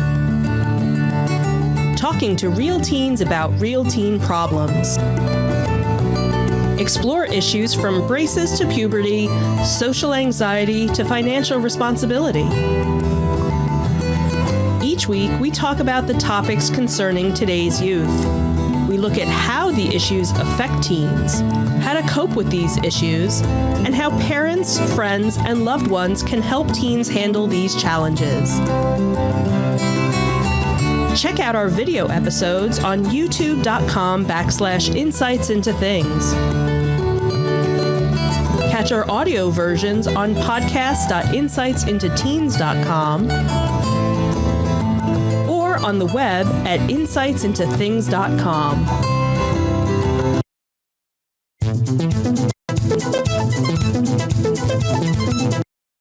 Welcome back to Insights into Tomorrow. Today, we are talking about the legacy of Donald Trump. We just went over some of his notable accomplishments. I think it's prudent for us to talk about some of his failures at this point in time. So the first one that I have here is the incident in Charlottesville related to George Floyd. So during this entire process, Trump really blamed, quote, many sides for the violence at the rally for George Floyd. And at the time, he claimed that there were, quote, very fine people on both sides. One side being the Black Lives Matter group who were protesting the death of George Floyd. The other side being made up largely of white supremacists and the KKK. This statement itself really stirred up a bit of a hornet's nest here when he was describing these white supremacists as very fine people. And he took criticism from both Democrats and Republicans, including traditionally staunch supporters like Lindsey Graham. What are your thoughts on this particular failure of Trump's? I think it seems like such a simple thing, right? You see white supremacists and KKK leaders on one side. You just have to condemn them. And he couldn't do it. And he was directly asked, I remember multiple times by reporters, to just condemn them. And he wouldn't do it. And it makes you wonder why that is and what is going through his mind and his administration's mind, why he simply would not come out and condemn them. And you saw that again recently with the insurrection at the Capitol, where he said, "Go home. We love you." Very kind words to people that were attempting to storm and succeeded in storming the Capitol building. And it just makes you wonder. Yeah, well, and the thing is that when this happened, there was a lot of research that came out about Trump's history and the Trump family history, and information came out at this time that his father was a member of the KKK. He was arrested in the early part of the 20th century at a KKK rally for crimes that were committed at the time. So it was very disturbing to see this side of a president come out where he was openly endorsing white supremacists. And that was a pattern of repeated alarmist type behavior that we've saw the last at least 2 years of his presidency where we've had these issues. What was the next thing that we're pointing out here? So we're taking a look at America's global image under the Trump presidency. America's global image has declined significantly under Trump. I think that anybody that reviews the last 4 years can probably put that together. Trump repeatedly insulted key U.S. allies while cozying up to dictators. Trump pulled the U.S. out of key international agreements like the Paris Climate Accords. Surveys show the majority of citizens from 32 different countries have an overall lack of confidence in Trump to do the right thing on world affairs. And finally, Trump's handling of the coronavirus pandemic has left the U.S. embarrassed on the world stage and created a void in global leadership that China is rushing to fill in currently. Yeah, I mean, he left us really in a bit of a predicament. Yeah. So much so that immediately after the election, before the results were certified, you had allied nations that were reaching out to Joe Biden to congratulate him on the win before it was even official. Mm-hmm. I'm not sure what the long-term implications of that are, because I think a lot of the damage that he did, at least as far as our allies go, are things that can be built back fairly quickly with him out of office. Mm-hmm. My concerns center around more the relationships that he had with the adversaries of the United States, like the Putins and North Korea and so forth. You know, I mean, he really took the country in a direction that it never went in the past. What are your thoughts? Yeah, I mean, there's multiple instances of him talking about how he admires Vladimir Putin and things like that. And it's not a great look, right? I mean, on paper, America's supposed to be like this bastion of freedom, which obviously in practice is not necessarily the case. But when you're on the world stage cozying up with known dictators, borderline admitted dictators who have, of course, never been proven, but have, eliminated political rivals through, various means or subjugating their own people. When you see the leader of the free world being friendly with them, it sends a disturbing message to other countries, not to mention the people of America as well. Yeah, absolutely. It's kind of scary when we get to that point. So the next thing we talk about is immigration, which was one of the things that Donald Trump had campaigned on. His promise to build the wall, to stop illegal immigration coming in, to deport the people that were in the country already that shouldn't have been here, in his opinion. Trump has been accused of human rights abuses and violating international law by the UN for his treatment of undocumented immigrants. I couldn't tell you the last time an American president was accused of human rights violations. Trump policies had led to the separation of at least 5,500 families and saw children placed in cages for the world to see, which was another embarrassing moment that the press really hammered him on. 445 of those children still are left separated from their parents. So it's a continuing problem where they can't find these parents for the children. The president of the American Academy for Pediatrics labeled Trump's policies nothing less than government-sanctioned child abuse. Yikes. What are your thoughts on his immigration policy? I mean, we've got a lot of the wall done, right? So is that a good thing or a bad thing? I don't think the wall was a great idea. I mean, it for people that think that we should take a strong stance on immigration, I think it's a very good physical thing to see. But I think in practice, I don't know that the wall really works. And not to mention, speaking back to the ICE situation, we actually talked about doing a whole episode on ICE, but doing the research, we found it would be better to just lump it in with this. But the fact that 545 children don't have their parents or any real person to take care of them still, and for this long is horrifying. And the fact that it's still happening. Yeah. Yeah. And Trump tried to defend his actions by claiming that a lot of these children were not brought over by their parents. They were being brought over by criminals and mules and, people that were trying to get into the country illegally and using the children as a means to get into the country. And there just wasn't any facts to back that claim up.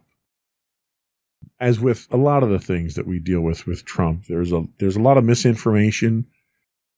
There's a lot of what the Trump administration has labeled alternative facts. And I think you have a difficulty in sifting through. There's so much misinformation thrown out about these things that it takes an effort to sift through that you shouldn't have to make such an effort to do. Yeah, I think we'll probably touch on it more later in our concluding thoughts, but I think that's part of the plan, is to put as much false things out there that you question what is real and what is true. And then from there, you can make your reality whatever you want. Right. So what was the next thing that we're going to ding him on here? So the handling of Iran, Syria, and Afghanistan, we touched a little bit on this with the troop withdrawals. Trump's decision to withdraw from the U.S. from the 2015 Iran nuclear deal induced chaos throughout the Middle East. It remains one of Trump's most unpopular decisions in the global arena. Trump has failed to thwart Iran's aggressive behavior through his maximum pressure campaign. He exacerbated the situation by ordering the killing of Iran's top general, another name I'm going to probably mispronounce, Qasem Soleimani, which was huge when it happened. I remember we talked about it on one of the previous shows. Yeah. About how insane that was. And it's almost like we forgot it happened, but here it is again, looking back at everything. Iran has since abandoned the nuclear deal and is actively working towards nuclear weapons. Again, Trump pulled U.S. troops out of Syria, abandoning U.S. allied Kurdish forces. I remember that was extremely controversial too, especially I saw a lot of veterans on Twitter talking about that when that happened, about how that was wrong to do because you left these people hanging to dry. The withdrawal induced a humanitarian crisis in the region and the security vacuum that Russia, Iran, and accused war criminal Syrian President Bashar al-Assad benefited from. Trump started a massive pullout of U.S. troops from Afghanistan, essentially surrendering the country once again to the Taliban. And finally, Trump dismissed published reports that Russia paid bounties to Taliban-like militants to kill U.S. troops. So we're getting a little bit of the cozying up with dictators again in this section as well.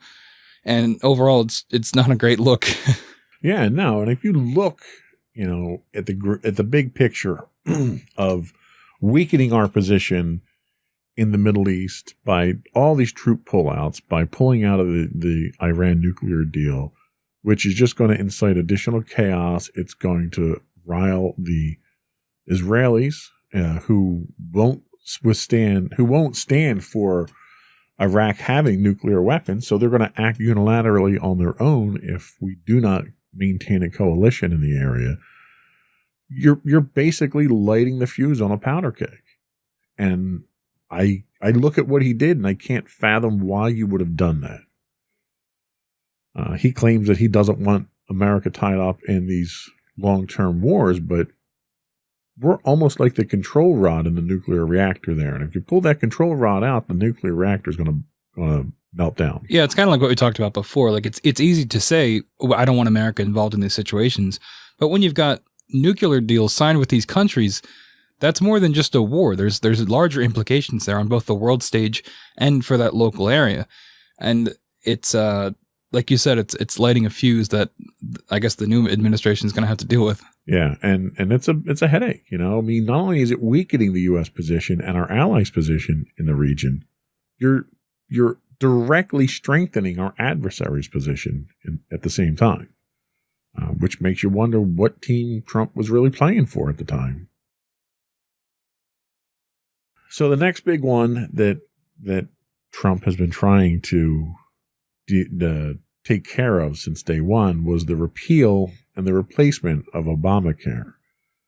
Trump lost the vote for a full congressional appeal, thanks to, at the time,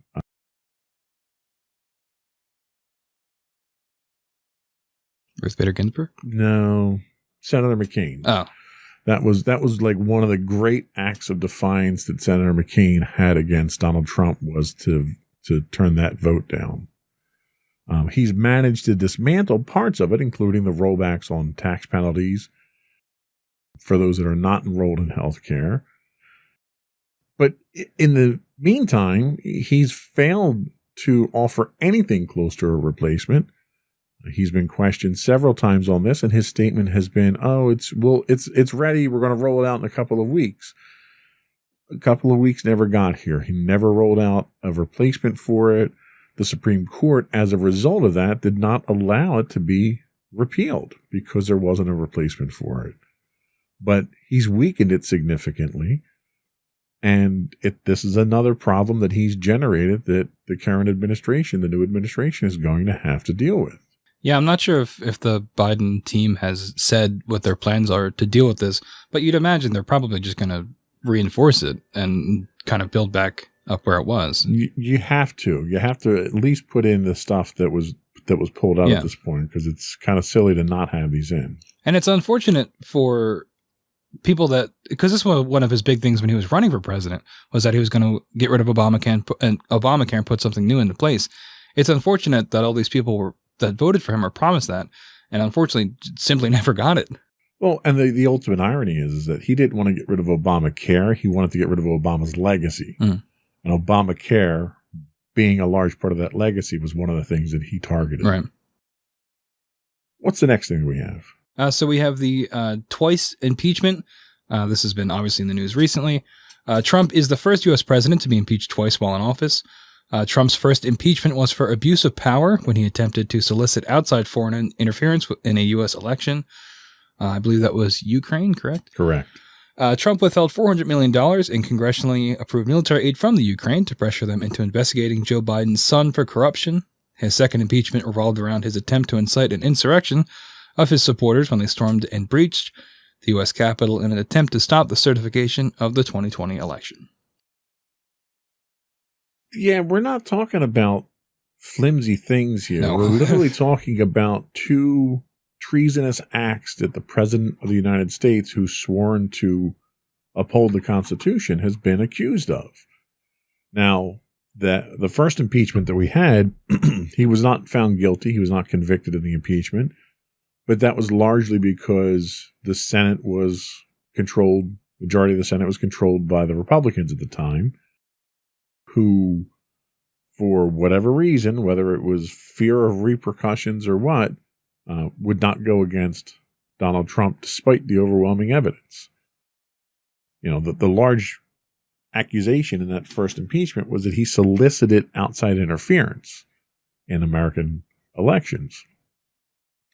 If that wasn't enough, based on this phone call that came out, during the whole process of this, when it came out, he later, on public television, on news networks, stood in the driveway of the White House and further solicited China to interfere in the election by investigating Joe Biden's son. So you could throw out that first allegation where he was trying to hold money over the Ukraine's head. He's publicly inviting an aggressor nation to interfere with our election. How he didn't get convicted of that is really just mind-boggling. Yeah, it's stuff like that we'll touch on most likely later, but it sets a dangerous precedent for future presidents of what it means to be president and what you can do and what you can get away with. And this is another example of that. Yeah, and he, is unique in that he's the first to be impeached twice. Mm-hmm. Not sure that's something I'd want to put on my resume. It's something I've been thinking about a lot, especially with going back and looking at this legacy that will certainly come up. But like my generation and generations around my generation we're living through history for better or worse. And these are things that if I ever have kids and they go to school, the teachers are going to say, go home and ask your parents about when the Capitol was stormed and when the president was impeached twice, like things like that. And I don't know if I want to talk about that, like it's interesting to think of these events. You just see it on Twitter, you see it on the news and things like that, but it's documented history that is going to be in a book someday. Yeah. And we were there for it. And it's scary. It really is. We were also there for the COVID-19 pandemic. We're still there for it. Trump's handling of COVID-19 will likely go down as one of the biggest disasters in U.S. history. By the time he left office, over 400,000 Americans have died. Trump admittedly downplayed the virus in an interview. He later ignored it completely as he struggled with the election. I mean, from the November election until the day he walked out of office, Trump ignored everything to do with the pandemic, and ignored a lot of his responsibilities as president, because I really think he just had a breakdown at that point. More U.S. citizens have died of COVID than all U.S. soldiers killed in combat in every war since 1945. I saw that when I was looking over the notes. That is insane. Yeah. More are dead from COVID than from Vietnam. And Trump completely and repeatedly downplayed the virus. He contradicted top public health experts. He flouted recommendations from his science advisors and his own White House coronavirus task force. He refused to accept responsibility for the pandemic, blaming it even up until his farewell speech on the 20th on China, calling it the China virus. He still won't accept responsibility for it. Yeah, I mean, at that point, it's like you just got to commit, right? Right. Because at that point, if you're going to admit that you had any fault, you admit to one thing, you got to admit to it all. But I think, and this is a discussion that's happened a bunch of times by now, but every president has like one or two really big crises in their administration, right? Yeah. And this was definitely one of his, and his handling of it was poor. Yeah. Regardless of how you fall on the political spectrum, it's hard to disagree with that his handling was terrible and lives were lost because of it. Well, and it's almost like had he done absolutely nothing, that would have been better than what he did, because he contradicted medical professionals' advice. He made fun of and mocked people who were taking advice from medical professionals to wear masks and social distance.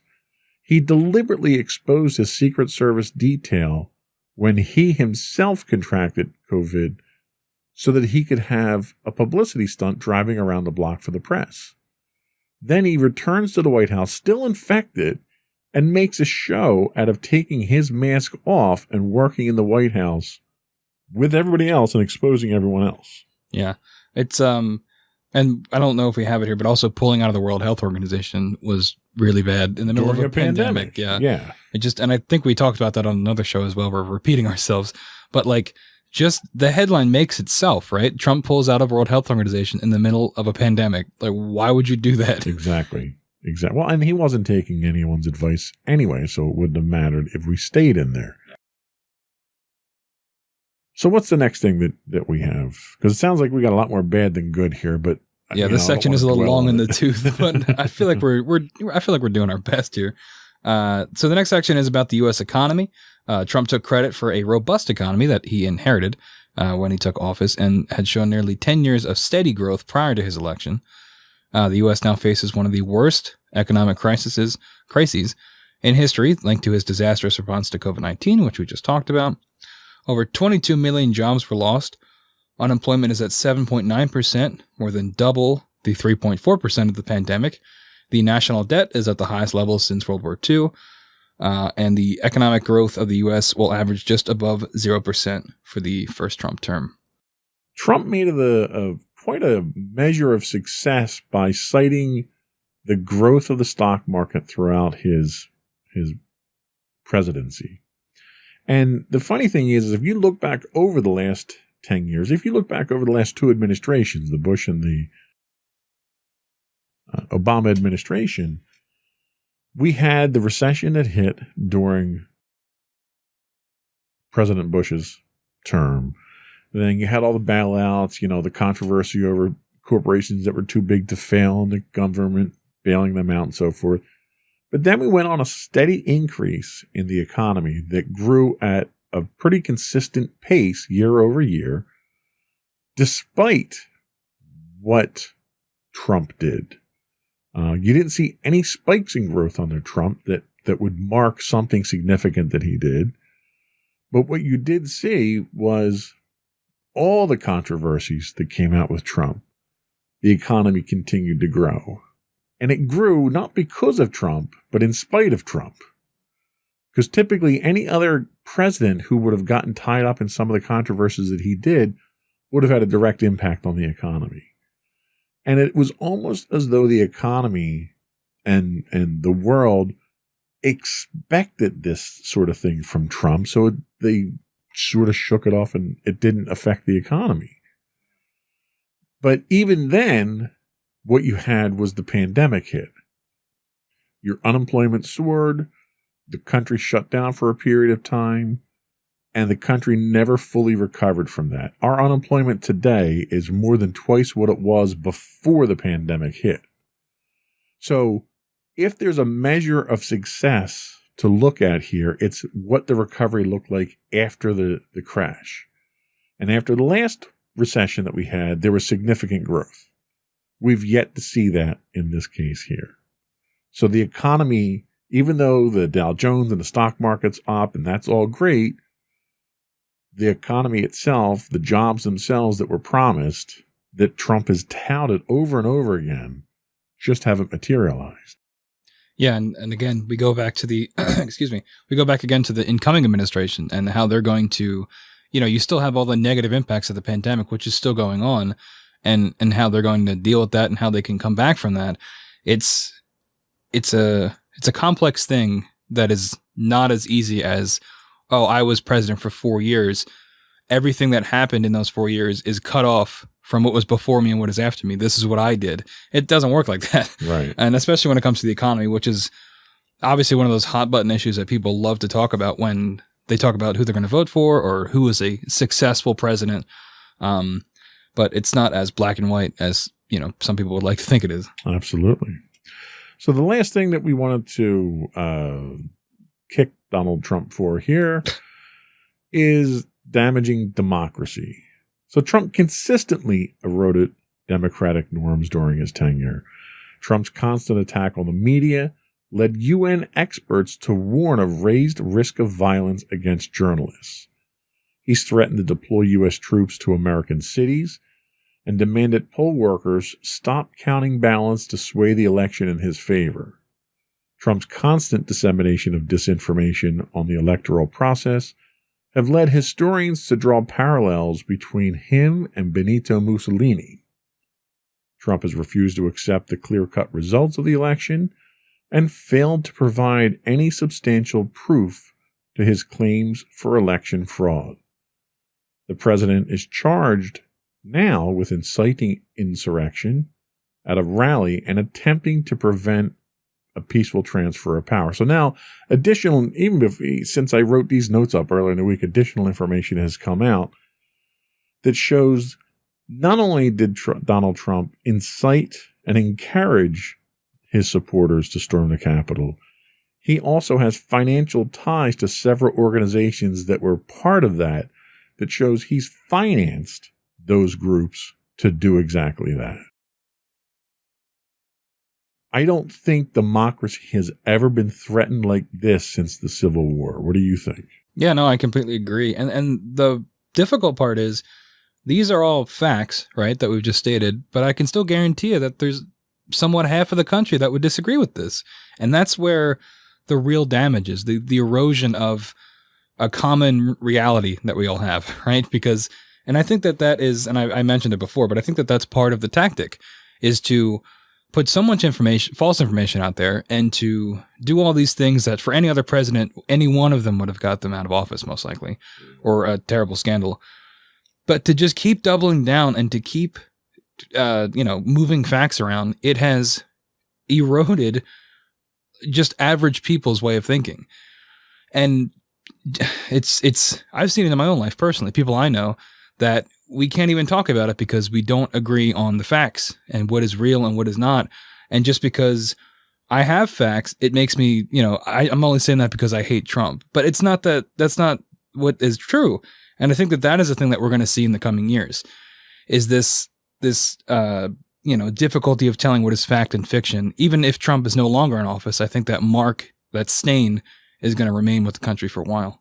Yeah, you could have your own opinion. You're entitled to your own opinion, right, but you're not entitled to your own facts. The facts are the facts. And regardless of how much effort is put forth to disseminate misinformation, to skew those facts, the facts are still there. It's unfortunate that we have to go through the effort, almost like an archaeological dig, to get through all of the lies so we can get down to the facts themselves. And even then, the diehard supporters of someone like Trump still just simply refuse to accept the facts. Whether or not you choose to accept the truth doesn't make it any less true. And there are people out there that are having a very difficult time accepting that. One of the networks we stream on here, we stream on a network called Vaughn Live, and there's a lot of Trump supporters that watch that particular service. And there's been a couple of instances where people, during our replays there, have directly questioned, what are we talking about? Trump won the election in a landslide. And it makes me stop to wonder, despite all of the information that's out there, none of which points to a Trump victory, how could somebody possibly think that he won when not a shred of evidence has been produced, despite there being dozens of court cases that have been shot down by the Supreme Court, mind you, which has a majority of conservative justices that he put on the court, have shot down so many of these lawsuits that he's brought. How could people still think that he won just because that's what they want? Yeah. And I think, and it's something that I've noticed a lot too, there's a lack of accountability in that mindset, where, especially when we had the insurrection at the Capitol, immediately the conspiracies from that side of politics were trying to blaming on Antifa and things like that, where in reality, that's not the case. I don't think there was any evidence for that. It's a lack of accountability where it can't be me. It can't be my fault. And I think that's what you see a lot. And especially now, Trump has made himself out to be a martyr, especially with the election results. And I think that just feeds more into the cycle of a lack of accountability, and, Trump can do no wrong, and, it was robbed, it was stolen from him, which none of that is true. Yeah, I agree 100%. Well, let's take another quick break. We'll come back and we'll have a kind of an open discussion about the lasting effects of Trump and what the future under Joe Biden is going to look like.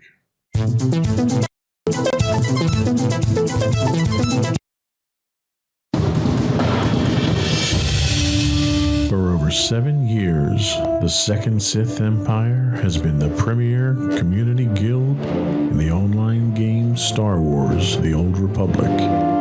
With hundreds of friendly and helpful active members, a weekly schedule of nightly events, annual guild meet and greets, and an active community both on the web and on Discord. The Second Sith Empire is more than your typical gaming group. We're family. Join us on the Starforge server for nightly events such as operations, flashpoints, world boss hunts, Star Wars trivia, guild lottery, and much more. Visit us on the web today at www.thesecondsithempire.com.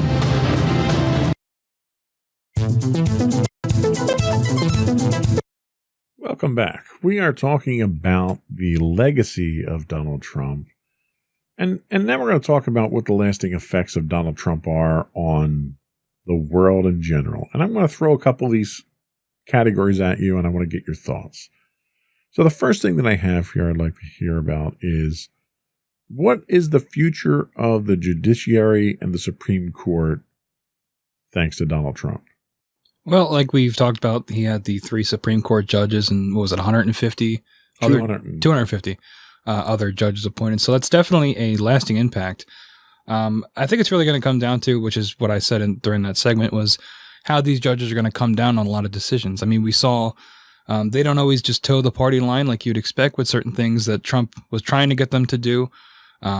We just talked about it. I forget what it was, where they well, for the election. Yeah.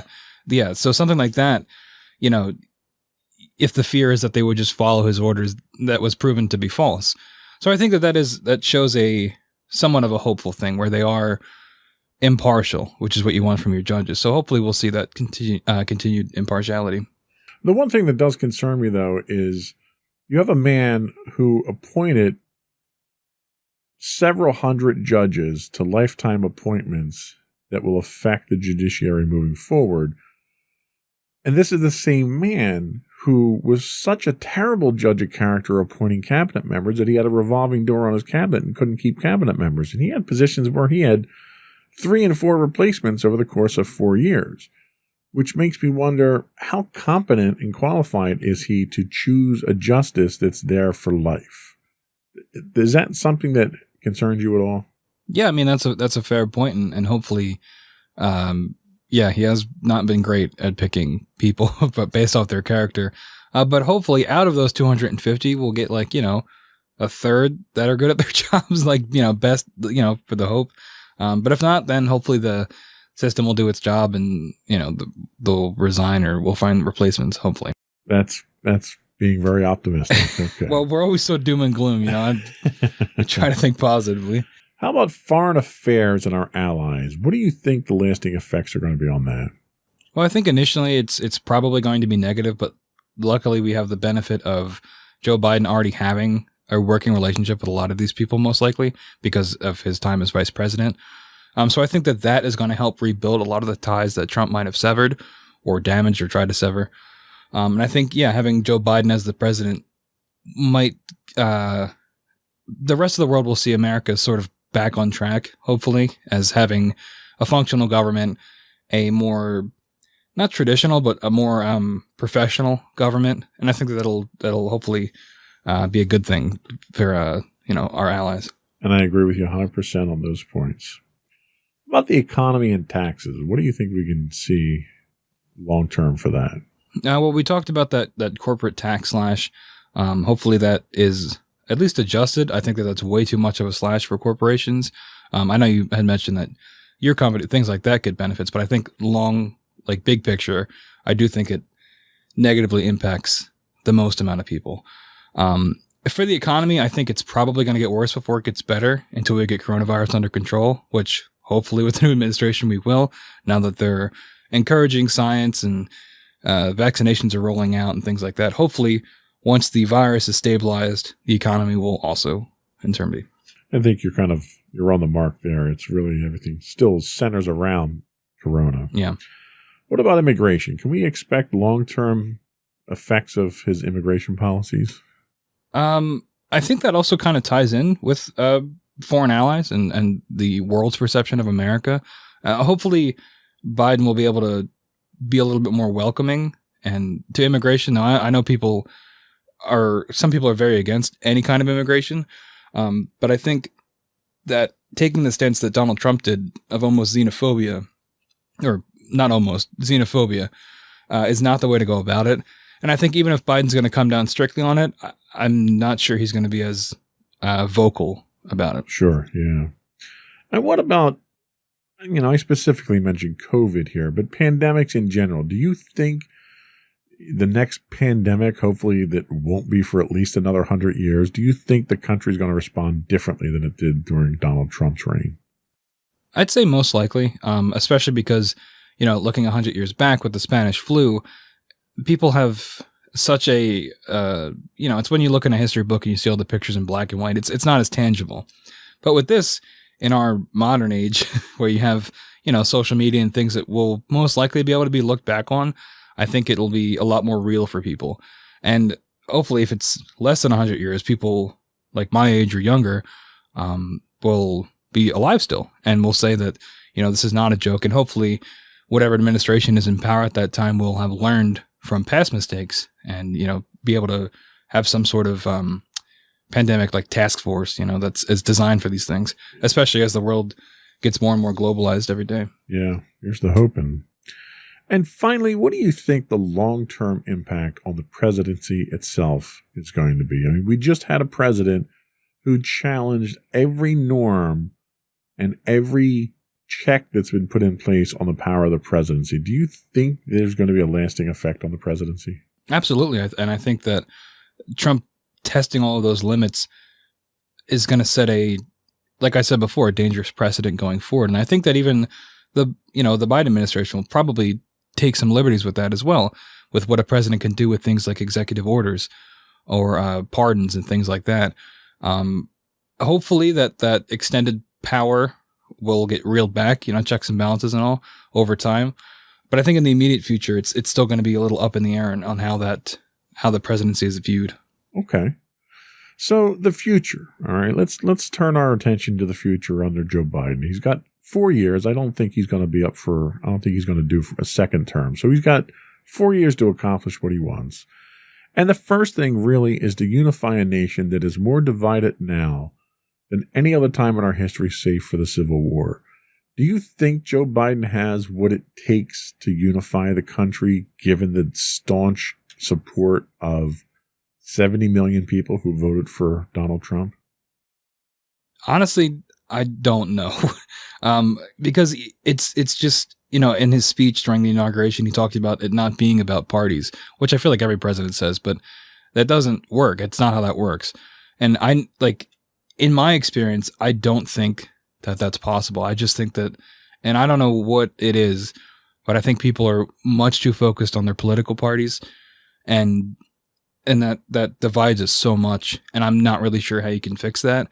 I think the best way to go about fixing it would be in the government, seeing, handshakes from both parties, agreeing on things. But if that's not going to change, then I don't see how that's going to change for the public either. I agree. Handling of COVID. So there's been a number of things in the first couple of days of the Biden administration that he signed by executive order to address COVID. Do you feel more confident in Biden's ability to handle COVID than Trump's? Do you think we're going to get ahead of this? Where do you think we're going with this, and are we going in the right direction? Overall, I am more confident in Joe Biden. My only fear is that so much damage has already been done by the Trump administration and how Biden is going to be able to, if he wants to be effective, if he'd be able to be as effective as he can, given the things that Trump has done. Hopefully using those executive orders, like you said, he'll be able to reverse a lot of that and speed the process up and get vaccinations out and get the resources to people that need it. Again, a lot of hoping. We'll see what actually happens. So foreign policy. So you had mentioned already that Joe Biden has an established working relationship with a lot of our allies. Over the 4 years that he was in office, Trump did a lot of damage to those through insults, through, pulling out of treaties and military movements and various things. Do you think Joe Biden has it within him to rebuild those alliances in the short time that he's probably going to be in office? I think, yes, I do. And I think part of that comes from, and it's one of the criticisms people might have of Joe Biden of being a career politician. But I think that when it comes to foreign policy and foreign affairs, being a career politician can be a good thing because, you saw Trump, who's not as experienced of a political leader, how that worked out dealing with other world leaders. So I think having someone that was already vice president and has met all these people, but has also been in the quote unquote business for his entire life, I think that you pick up some skills along the way that make you a better diplomat, and hopefully that those skills are put to use. Very good point. So some of those executive orders that Joe Biden has signed into law at this point dealt with undoing some of the things that Donald Trump did. Do you think that Biden should be focused on erasing the Trump legacy, or do you think his efforts would be better focused elsewhere? Well, I think it's kind of a double-edged sword, because erasing the Trump legacy will also benefit a lot of the American people, especially when it comes to things like the COVID-19 pandemic, because part of Trump's legacy was hindering the process of getting people vaccinated and the resources, like I said, that they need. So I think in those instances where erasing Trump's legacy would benefit the American people, I think that is a good thing. But just turning it into a contest of, if I can erase this guy's name from the books of history, I don't think that's worth your time. So the last one that I wanted to talk about here is the chance of success. You mentioned that Joe Biden is a career politician. He's been in the White House, administration before as vice president. He's spent, an eternity in the Senate and the legislative branch. So he comes to us with a wealth of experience. But he's also the oldest president to take office at this point in time at 78 years old. Do you think his age is going to contribute to his ability to be successful? And do you think he'll have the support that he needs? Because right now, there's a small majority, but there is a majority of Democrats in the Senate, and there's a majority of Democrats in the House. So the Democrats really hold the power right now, at least for the next 2 years. Will that help his success? Do you think he can be successful in his platform and what he wants to do for the next 4 years? I've said it before, but I certainly hope so. I do think his age is definitely going to be one of the main points of contention for people that criticize him. I hope that in terms of his mental facilities, he seems like he's all there, and his speeches and things like that. He speaks very eloquently, except for a few stutters occasionally, which, people will harp on. But I think in terms of leading, I think he'll do what he needs to do. And I think the people behind him will also be extremely helpful. And, the presidency is obviously a huge burden for someone to undertake. We've seen the before and after photos of, when people come into office versus when they leave. I think despite his age, I think he'll be able to, fulfill his duties to the best of his ability. And I would tend to agree with you, largely because I think he's smart enough to turn his cabinet into an asset rather than a distraction. Mm-hmm. Much of the Trump presidency centered around controversy of cabinet members, cabinet turnover. He didn't trust his cabinet members. He didn't trust the people around him. He was more inclined to make unilateral decisions on his own rather than to trust the experts around him. And I think Joe Biden is smart enough, experienced enough, and wise enough to not fall into those same pitfalls. So I think the team that Joe Biden puts around him is really going to be what contributes to his success more than anything. So we'll take a quick break. We'll come back. We'll get any final thoughts that you have and finish up with the podcast business.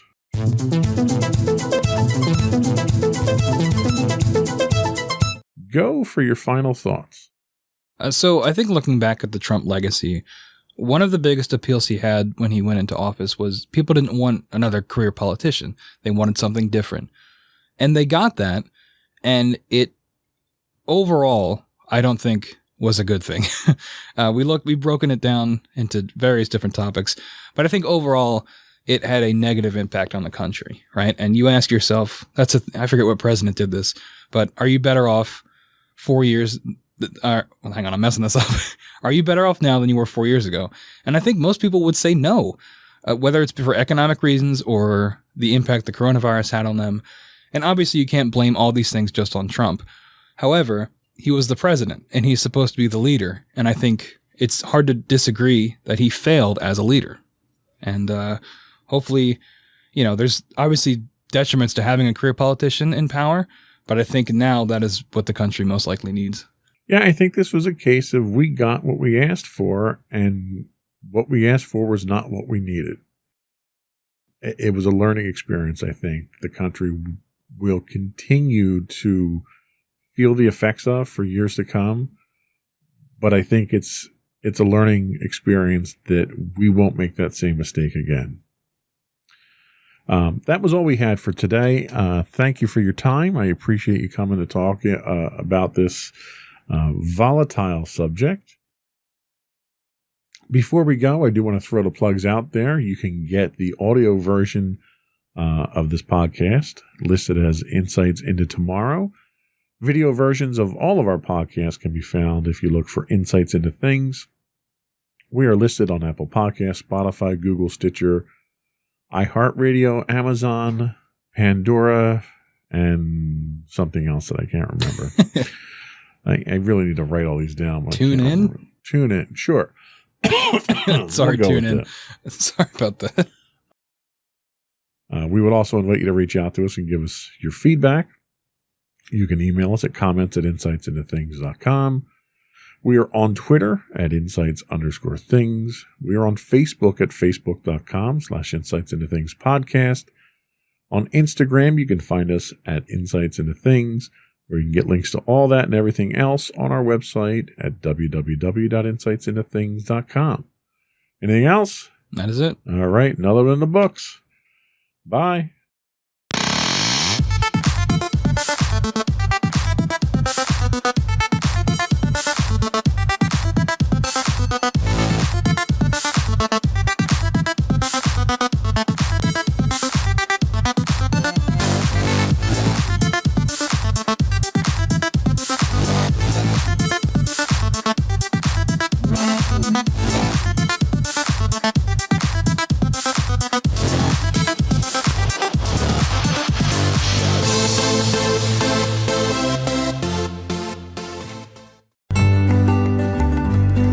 Insights into Teens, a podcast series exploring the issues and challenges of today's youth.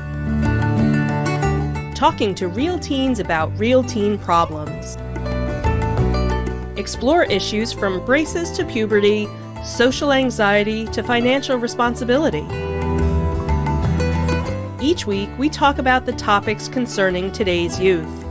We look at how the issues affect teens, how to cope with these issues, and how parents, friends, and loved ones can help teens handle these challenges. Check out our video episodes on youtube.com/insightsintothings. Catch our audio versions on podcast.insightsintoteens.com or on the web at insightsintothings.com.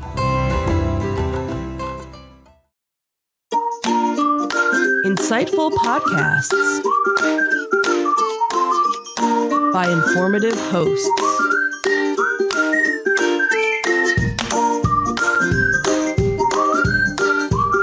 Insights into Things, a podcast network.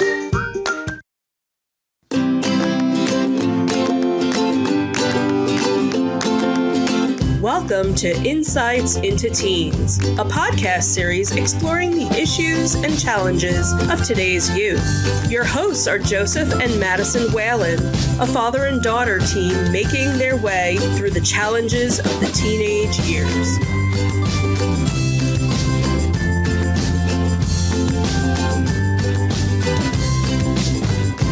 Welcome to Insights into Teens. This is episode 110, Cultural Appropriation.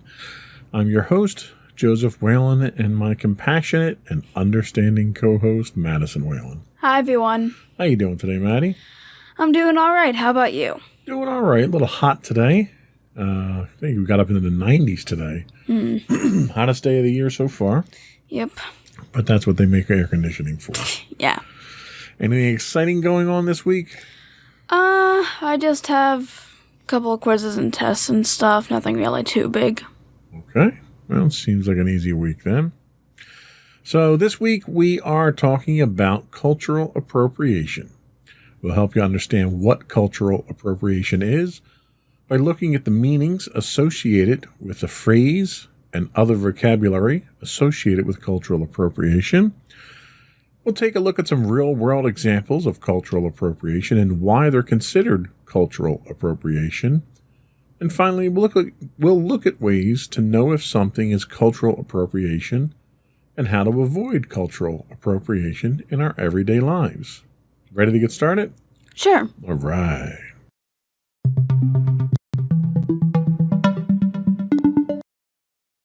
So the research for this week's podcast actually comes from verywellmind.com, which we've used several times in the past. So let's first consider what's meant by each of the terms in the phrase cultural appropriation, as well as some of the related terms that are important to understand. Why don't you tell us what these terms mean? So, for the first word in the phrase culture, culture refers to anything associated with a group of people based on their ethnicity, religion, geography, or social environment. This might include beliefs, traditions, language, objects, ideas, behaviors, customs, values, or institutions. Mm-hmm. Most often, culture is thought of as belonging to particular ethnic groups. Yes, it is often attributed to ethnic groups, but there are different types of culture out there. You can have religious culture, you can have geographic culture. A lot of the nationalism that happens can be considered a culture. You know, people that are pro-American, that's a culture. Okay. From a religious standpoint, you know, being Jewish is a culture as well. Being Muslim is a culture. There are traditions and everything that go along with that as well. So it's not just ethnicity. A lot of what we see today with cultural appropriation has to do with ethnicity, with African American cultural appropriation, or Native American or indigenous people appropriation as well.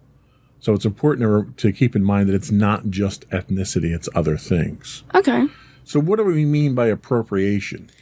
So appropriation refers to taking something that doesn't belong to you, and most often refers to an exchange that happens when a dominant group takes or borrows something from a minority group that has historically been exploited or oppressed.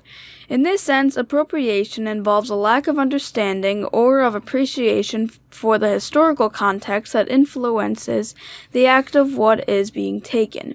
For example, taking a sacred object from a culture and producing it as part of a Halloween costume. Yeah, and that's a very common form of cultural appropriation. But we also see it in other forms such as sports teams and mascots is another one that's very much in the news today. So there are different ways to appropriate it. One other thing that's associated with cultural appropriation but is different is cultural denigration. Tell us about that. Cultural denigration refers to when someone adapts an element of a culture with the sole purpose of humiliating or putting down people of that culture.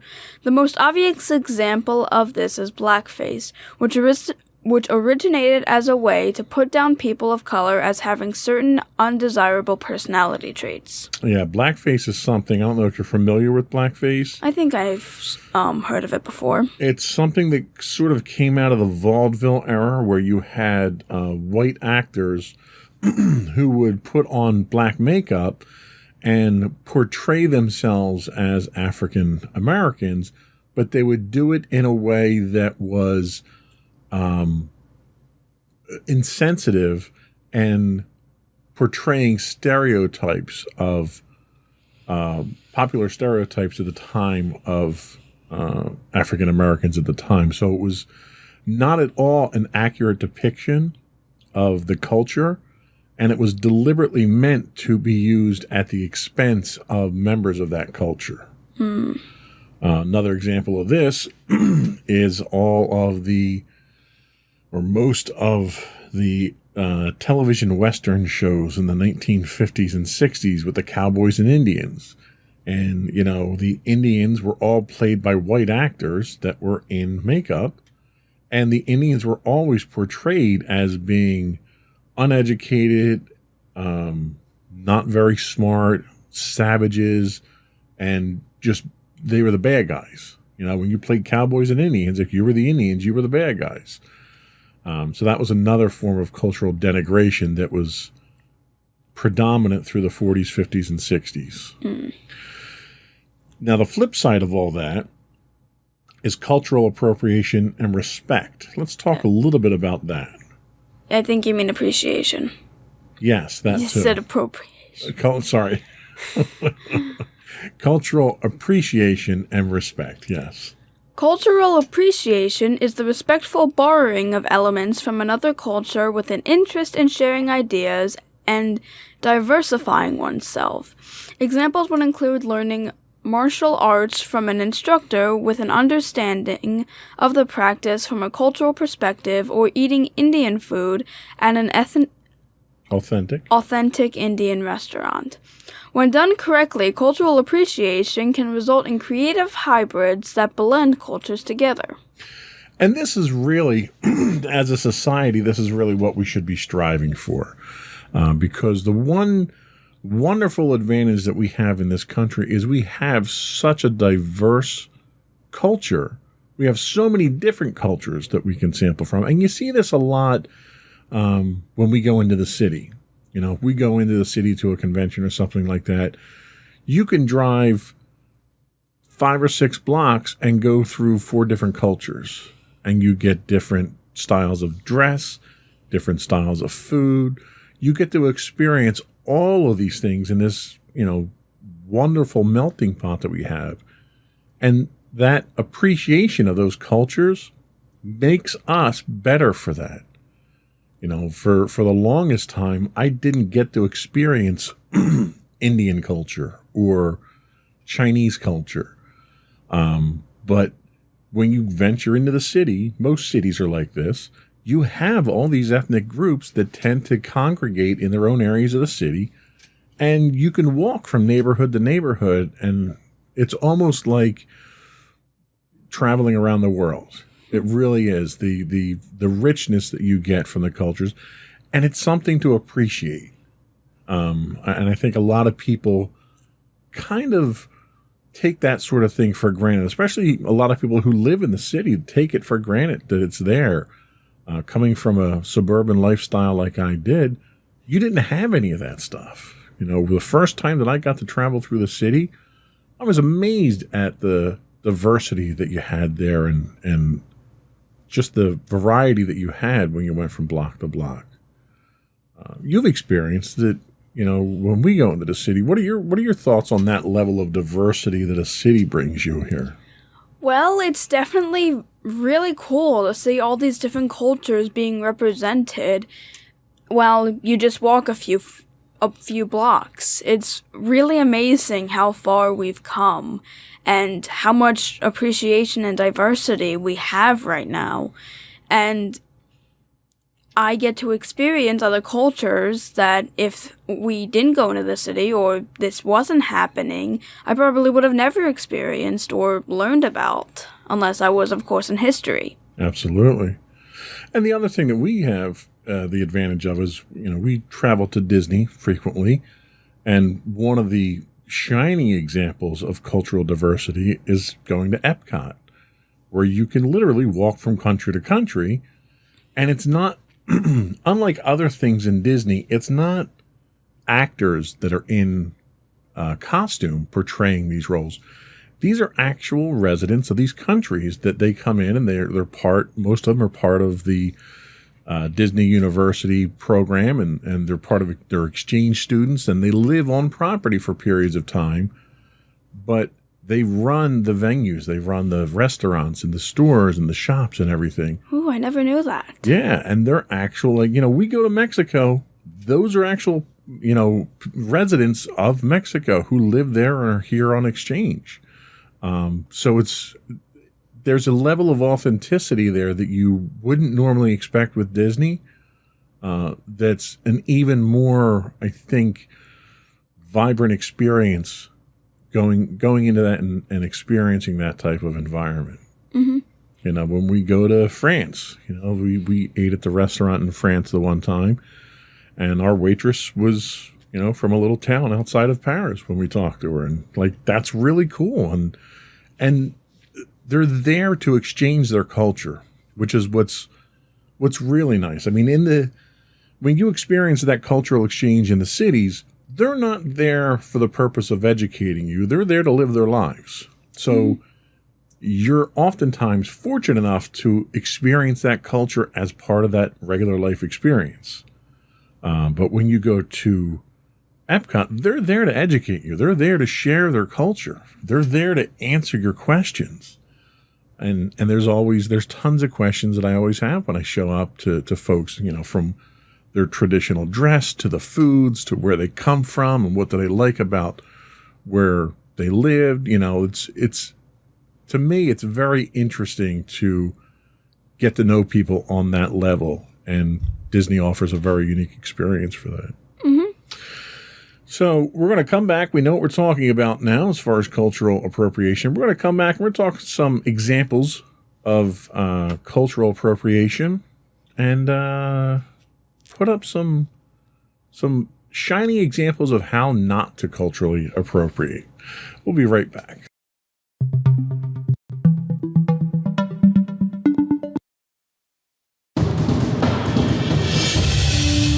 For over 7 years, the Second Sith Empire has been the premier community guild in the online game Star Wars: The Old Republic. With hundreds of friendly and helpful active members, a weekly schedule of nightly events, annual guild meet and greets, and an active community both on the web and on Discord. The Second Sith Empire is more than your typical gaming group. We're family. Join us on the Starforge server for nightly events such as operations, flashpoints, world boss hunts, Star Wars trivia, guild lottery, and much more. Visit us on the web today at www.thesecondsithempire.com.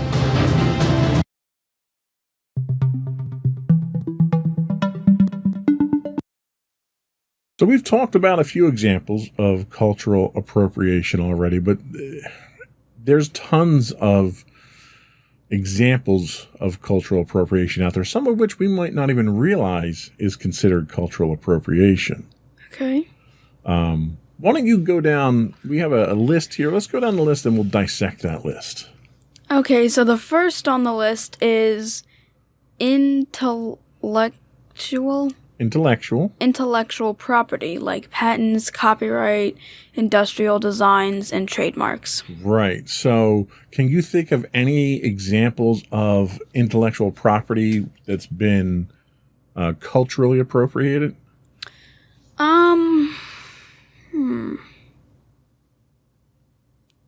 How about something where somebody has a copyright on a song? Yeah, I was going to say, I was thinking copyright with songs. Like sticking to the Disney theme, what's the one song that we always loved to sing that came from a popular Disney movie?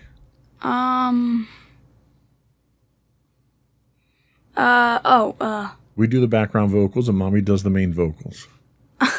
Lion Sleeps Tonight. Lion Sleeps Tonight. That was a traditional African song that was probably one of the best examples of a cultural appropriation because it literally was stolen from the gentleman who wrote it and made it popular in Africa. And it was recorded by several different artists in the West before Disney got it and used it in Lion King. Mm. And eventually, through the charitable work of a lawyer, Disney eventually acknowledged the wrong that was done to this particular artist, and they did have a settlement where they paid the family some money for the art itself. But we're talking 30, 40 years later. So that's a great example of intellectual property that's been appropriated. What's the next one that we have? The next one we have is artifacts. Pottery, weaponry, artwork, tools, and manuscripts and writing. So can you think of any examples that might fit this description? How about something like art? So the first one that comes to mind to me is Native American cultural appropriation. Okay. So a lot of Native Americans have their own native crafts that they do. They'll do clothing, they'll do tapestries, things like that. And what happens is when you go to a touristy area, say somewhere in Oklahoma or Texas or something like that, a lot of people will go to the Native American reservations and buy the stuff. But what happens is you have a lot of nefarious merchants who copy what they have and they mass produce it and they sell it at more mainstream stores. So instead of it being an authentic garment that was made by a Native American, it's some knockoff somewhere that was made in some factory that is being passed off as that. So there's cultural appropriation as far as artifacts go. What about the next one we have? The next one we have is dance. Some examples are from China, the dragon dance, Japan, the kabuki. Kabuki, yeah. Ukraine, the Cossack dance. Cossack dance. Cossack. The Native American, the hoop. The hoop dance. The hoppy snake. The rain dance, and then the stomp dance. So I listed a number of Native American dances in there because there were so many in the research that I did. But what you have that comes out of this may not necessarily be the exact dance, but what you might get would be something that's popularized that an artist might wind up doing. There were a couple of artists, and I should have wrote them down and I didn't, but there were a number of artists who have taken heat for taking Native American dance moves and African tribal dance moves and incorporating them into their dance routines. And the important thing is it's not bad to incorporate that into your routine or your life or whatever you're doing. Where you run into a problem is when you don't credit the origin of it. Where you take it, you use it as your own, and you pretend that you came up with it. That's really what cultural appropriation is, and that's what a lot of these artists were getting hit for. They weren't crediting the origin of some of the material that they had. So what's the next one that we have? The next one we have is clothing and fashion, like from India, the sari. Sari, right. Japan, the kimono. Kimono. And Scotland, the kilt. The kilt, yeah. So these are a couple of very common pieces of clothing that are culturally significant to these other areas of the world that, again, very similar to the example that I gave with the Native Americans where they're producing their own goods, but they're being copied. You're getting some of the same thing. But in this case here, they're referring more to taking the inspiration for these and having fashion designers or clothing producers produce clothing that's based on those, but never crediting the origin of them. So you run into some issues like that. Like a lot of times you'll go to the Ren Fair and you'll see people in kilts. That's a form of cultural appropriation, but not in so much that you're trying to pass it off as your own. The one thing with kilts, unfortunately, I'm not familiar enough with the cultures of the other two examples to talk to great detail about. But with kilts, the pattern of the weave in the kilt itself is attributed to a family or a clan. So we would have our own, if we were Scottish, we would have our own pattern that we would wear. So it's not just the style, but it's the actual design of the pattern in that piece of material that is culturally specific. So that it goes an extra level deep there.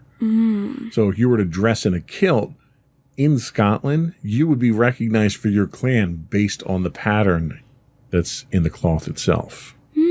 So, what's the next one that we have? The next one we have is language, and all languages are cultural in their nature. Yeah, and this is probably the uniquely cultural thing that everyone has in their culture, and it's the ability to communicate. Now, just because you may know 3 different languages doesn't necessarily mean it's cultural appropriation.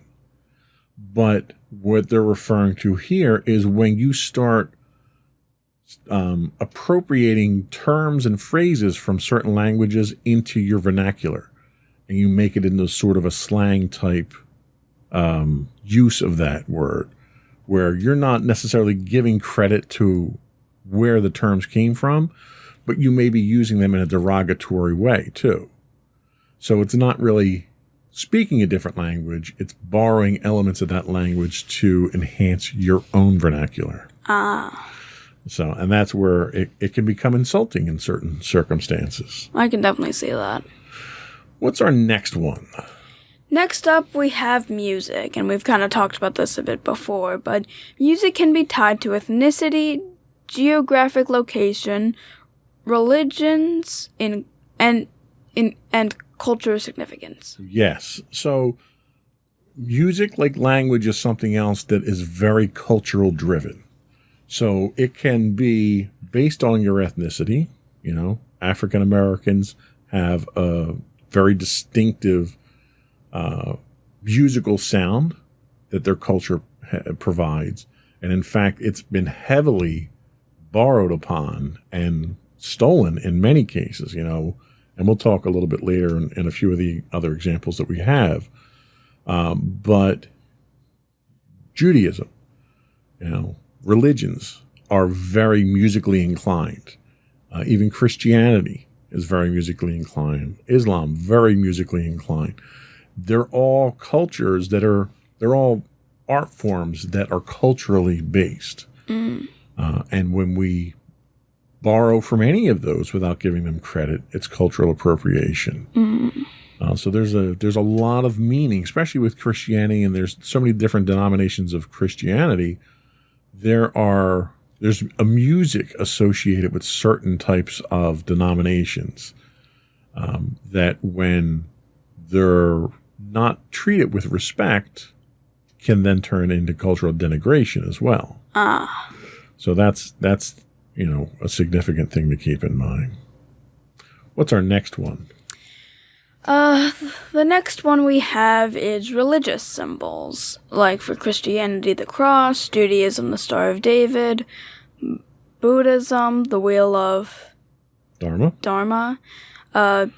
Druidism, Triskelion, the Triskelion, Islam, the Star and Crescent, Norse polytheism. How do you pronounce that one? I knew you were going to have trouble with that one. It's Thor's hammer. What's Thor's hammer called? Not Mew Mew. I know. that was like one. Mjolnir, yes, and it's a hammer symbol that they use in their religion. So again, you know, let's take the cross for example. So there are Christian crosses. There's what's called an act cross that's actually circular at the top. Okay. There's probably 4 or 5 different styles of the Christian cross. All of these stem back to the crucifixion of Jesus. Well, crucifixions weren't a religious punishment. Crucifixions were a traditional punishment in ancient times. But because it happened to a certain individual, in fact, most crucifixions happen, they crucified you upside down usually. Which was an interesting distinction. But this was an example of that symbol being borrowed and used as a symbol of faith moving forward. Same thing with your Star of David and your star and your crescent. These are all symbols that mean something to the adherents to those religions. And when we take those and we use those in a disrespectful manner, or we use those in a manner where we're not treating them with the reverence that the culture itself believes they should be, then it's cultural appropriation, cultural denigration. So those are just some examples. Now, the next thing we kind of have to talk about is the example or the groups from which cultural appropriation is typically targeted to in terms of the United States. I don't have enough information globally to talk about it. I know there is cultural appropriation that happens in other areas of the world, but in the United States, probably the number one group that is a target for cultural appropriation is African Americans. Whether it's their music, hairstyles, style of dress, these are all things that are being taken, and when we talk culture, just like we have our own culture as far as our family goes, or as far as religion goes, where you and Mom, you're Jewish, so there's a culture around that, and the things that are associated with that culture are things that are near and dear to us. And when someone violates that by borrowing it without acknowledging or giving us credit for it, or if they borrow it in a way to make fun of that culture, it's going to bother you, right? Mm-hmm. So some of the groups that are targeted for this are African Americans, Asian Americans, especially recently, Hispanic Americans, and Native Americans for the longest time, where these are groups that have been looked down upon by the majority of people in the country, and they're sort of downtrodden people that their culture has been used against them almost. And I think we're, as a society, we're finally reaching a point where we acknowledge that. And we acknowledge the richness of these cultures, too. Can you think of any other cultures that might be targets in the United States or even in anywhere in the world?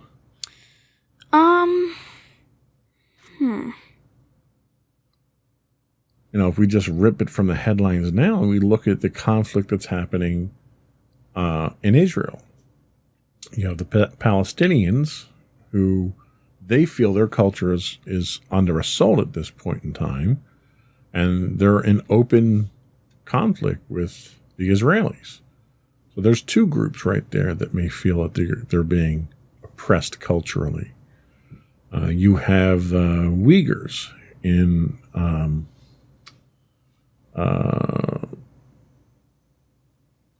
where are the Uyghurs at? China. I'm sorry, China. Uyghurs are a Muslim group in China. Okay. That are being downtrodden by the communist Chinese government. It's not so much cultural appropriation as that's cultural denigration there, where they're openly trying to oppress them. But if you look from a religious standpoint, historically, you see what happened to the Jews in Nazi Germany. You're doing a lot of research now with your Diary of Anne Frank. So you are familiar with some of the denigration there, and the fact that what was the one thing that the Germans, the Nazis, required the Jews to wear? They had to wear a yellow star on their chest. Right, and the yellow star was a Star of David. So it was the Nazis basically appropriating Jewish culture to mark Jews during that time so they could be oppressed. Mm-hmm. So this isn't a new phenomenon. This isn't something that just started happening. Cultural appropriation and cultural denigration is something that has happened for centuries now. I think nowadays we're finally starting to combat it, which is nice. There were a few specific American examples that I wanted to talk about as far as appropriation to kind of, hit home on it. And the first one that a lot of people don't realize is cultural appropriation is rock and roll. Really? Tell us about this one. In the 1950s, white musicians invented rock and roll. However, the music style was borrowed from black musicians who never received credit. Music executives choose to promote white performers over black performers, reinforcing the idea that cultural appropriation involves impacts on a non-dominant group. Yeah, so rock and roll itself is cultural appropriation. It was a collection of a number, and even in interviews, Elvis, the king of rock and roll, even acknowledged that a lot of the roots that he had with rock and roll that led to his rock and roll career were in African American music and culture. Gospel music was a big influence on him. Soul music, he grew up in Mississippi. He moved all around the South. So a lot of what his influences were, at least he gave credit to the African Americans. The area that didn't were these music producers. So you had one of his famous songs was Blue Suede Shoes. Blue Suede Shoes was originally written and performed by a black man. And when Elvis wound up making it big, the producers put him in the forefront, not the original artist of it. And it was because of this cultural appropriation attitude and this attitude of not promoting minorities. Yeah, there was actually a version of that I remember in the one show me and Mommy used to watch. Basically, it was dinosaurs versus swamp monsters. I don't entirely remember what they were called, but basically the swamp monsters were supposed to represent the minorities, and they had played music that was similar to the blues music. Right. And basically when the one dinosaur who wanted to help out and promote the music gave it to the producer used the music but had a dinosaur singing over it. Yeah. So I'm pretty sure that was what they were aiming for showing. And sadly, that's stuff that still happens to this day. You have some artists out there who just never get to see the limelight because of this type of thing. So the next example you have is a sweat lodge. Have you ever heard of a sweat lodge? I don't know. So in 2011, a motivational entrepreneur named James Arthur Ray was convicted of 3 counts of negligent homicide after the death of 3 participants in his pseudo sweat lodge. This is an extreme example of cultural appropriation of Native American tradition. So the sweat lodge is a Native American tradition that's sort of a meditative type of cultural event that Native Americans would do. Okay. And they would, the idea is you push the body to its extreme and you experience higher level thought in the process. Okay. Well, this individual happened to be using it as some type of motivational type of exercise and charging a small fortune for it. And he was discouraging the use of these sweat lodges for safe use.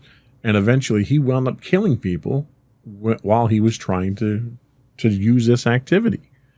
And as a result, the Native American legitimate concept of this meditative process came under fire for it. So because of someone misappropriating this cultural tradition, it has a negative impact on the legitimate version of it, which is unfortunate. Yeah. So this is one. There's the next one is one that I had never heard of, but after reading about it made sense. And that was voguing. I had no idea what voguing. You know what voguing means? No. Okay. So do you remember the voguing craze made popular by Madonna back in the 1980s or 1990s? Whatever she did, I guess, was called voguing. Never really paid much attention to her. Voguing as a dance actually had its roots in gay clubs in New York City and was pioneered by the Black and Latin communities. Madonna defends her right to artistic expression But the question remains, how many people will think Madonna invented voguing? So that's one of these examples where she picked this up from a culture. She took it on as her own, and I'm sure her version of it wasn't exactly the way it was done in these different cultures. But because she was in the forefront of it and she got all the spotlight for it, everyone thinks she invented it because she never gave credit to the area, to the cultures that she took it from. So that's an example of that. And the last one here is one that's in the news today with team names and mascots and stuff. And that's team mascots. Major sports teams in the United States and Canada are involved in cultural appropriation because of the names of their teams. The Redskins aren't the Redskins anymore because it was a derogatory term towards Native Americans. Mm-hmm. Past and present team names include the Chicago Blackhawks, the Cleveland Indians, the Washington Redskins, and the Edmonton Eskimos. Redskins, a derogatory term for indigenous people, and the term Eskimo has been rejected by the Inuit community based in Alaska and Canada. And once again, if you aren't sure if something's cultural appropriation, you need to look no further than the reaction from the group from whom the cultural element was taken. If it offends the people that you're taking it from, then it's cultural appropriation. Mm. So we're going to take a quick break. That was a long segment there. We'll come back and we're going to ask some questions and point out some things to know if something is cultural appropriation and how to avoid cultural appropriation. Okay. We'll be right back.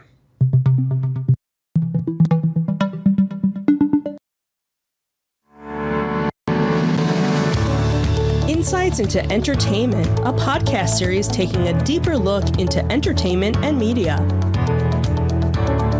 Our husband and wife team of pop culture fanatics are exploring all things from music and movies to television and fandom.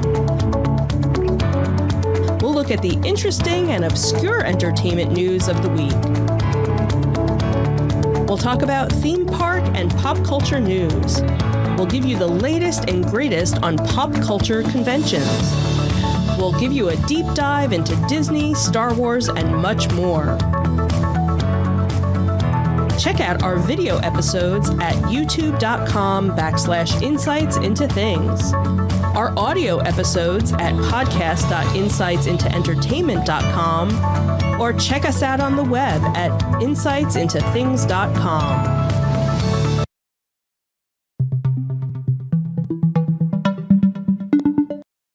Welcome back to Insights into Teens. Today we're talking cultural appropriation.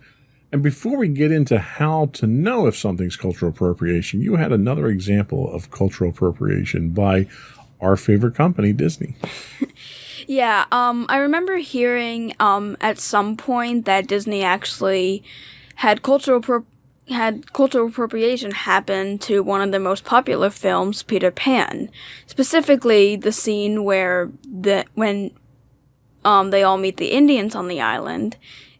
Specifically when the song plays, basically talking about red-faced man, and Disney received a lot of flack for it, and they actually had to put a disclaimer on it. I actually just thought of it. Yeah, and in fact, sticking with that same thought, Disney's in the process of making changes to their Jungle Cruise to remove some of the cultural insensitive elements that are in the Jungle Cruise. Okay. But how do you know if something's cultural appropriation? And how do you decide whether or not you should appropriate culture?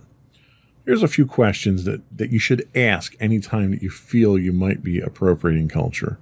What's your goal with what you're doing? Are you trying to embrace it, enjoy it, learn from it? Or are you trying to enhance yourself from it? Or are you trying to make fun of the culture itself? What's our next one? Our next one is, are you following a trend or exploring the history of a culture? Right. So, go ahead.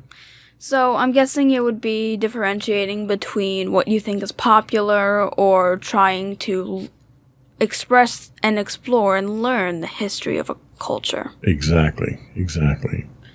The next is, are you deliberately trying to insult someone's culture or being disrespectful? And I think this one is pretty straightforward, but sometimes people they don't try to be disrespectful. You may be trying to be entertaining or tell a joke or something like that, and it turns out to be disrespectful. You just have to be mindful of that. What's next? Next up, we have: are you purchasing something that is a reproduction of a culture or an original? Example would be artwork. Yeah, that's something we had talked about already.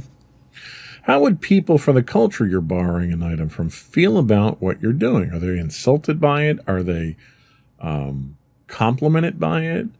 You know, if you are taking something and using it to highlight an injustice or how a culture is being treated, that might not be a problem at that point. Mm-hmm. Next up is: are there any stereotypes involved with what you are doing? I'm guessing just like, are you making one specific group or a specific culture into a stereotype? And pretty sure most stereotypes are pretty bad. Exactly. Are you using a sacred item in a flippant or fun way? Like, are you not taking that cross or that Star of David seriously if it's religion? Are you using a sacred headdress as a costume for Halloween where it would be insensitive? That type of thing. Mm-hmm. Are you borrowing something from an ancient culture and pretending that it's new? Basically, taking something you think it's cool and thinking that, hey, it's okay to say that it's new. I completely created this on my own. Exactly. Are you crediting the source or inspiration of what you're doing? There's nothing wrong with appreciating culture or using culture, other people's culture. You just have to make sure that you're giving credit where credit is due. Yeah, just like if you really try using any inspiration. Exactly. We worry. If a person of the original culture were to do what you're doing, would they be viewed as cool, or could they possibly face discrimination? Okay, you're not going to expound on that one? I don't know how to expound on that. I'm sorry. Are you wearing a costume that represents a culture, like a geisha girl or a tribal wear style costume? These are, again, a lot of Halloween costumes. Mm-hmm. Excuse me. In my research, Halloween costumes took a lot of heat for it because you're really insulting a culture by wearing something like this. Yeah. And what's the last one we have? The last one we have are you ignoring the cultural significance of something in favor of following a trend? This kind of goes along with the other question of, are you basically just doing it because it's popular? And Right. Are you ignoring, and are you not respecting it because of it? Right. And I think the idea is if you can answer these questions to your satisfaction, I think the first, 3 or 4 questions from this group will probably give you a good idea of what you're doing as cultural appropriation. Mm-hmm. Now, there's ways to avoid cultural appropriation. If you ask yourself the list of questions above and start to explore your underlying motivation of what you're doing is a very good reason. Like, why are you trying to use these elements from this other culture? Mm-hmm. Again, is it to enhance yourself? Is it to broaden your understanding of that culture? Is it to show appropriation of that culture? Not appropriation. Appreciation. You really keep mixing those words up. Are you showing appreciation for that culture? Like, for instance, I wasn't raised Jewish, but I still participate in the Jewish holidays that we have here. And that's out of respect for mommy and you and the religion. And it's to broaden my horizons and my experiences as well. It's not necessarily to exploit it or to make fun of it or anything like that. Yeah. What's the next suggestion? The next suggestion is to give credit or recognize the origins of the items that you borrow or promote from other cultures, rather than claiming them to be your own original ideas. Right. And I think that's very important. I mean, otherwise it's plagiarism, right? Mm-hmm. So you need to not do that. Yeah. Don't plagiarize. That's a good lesson. Don't plagiarize. Plagiarism is bad. So take the time to learn about and truly appreciate the culture before you borrow or adopt elements of that culture. Learn from those who are members of the culture. Visit the venues. Run run it by actual members of the culture, such as in restaurants, for instance. If you go to eat at an Indian restaurant, ask questions about it. Understand if there is a tradition to it, or understand what region the food may come from in their country. Stuff like that, because that's where you get to build your own appreciation. And attend authentic events. Like, for instance, you can attend real luau's. Disney does this at the Polynesian. They actually have members of the Hawaiian culture that run the luau's there. And you can learn a tremendous amount about people and their culture by exploring their art forms, their visual arts, their music, their dance, stuff like that. There's so much you can learn about the culture. What's our next one? Our next one is support small businesses run by original members of a culture rather than buying mass-produced items from big box stores that are made to represent a culture. So basically, appreciate the people who are a part of that culture, trying to show and teach them, rather than buying from a big name company who's trying to represent or replicate the culture. Exactly. And the last thing is be respectful.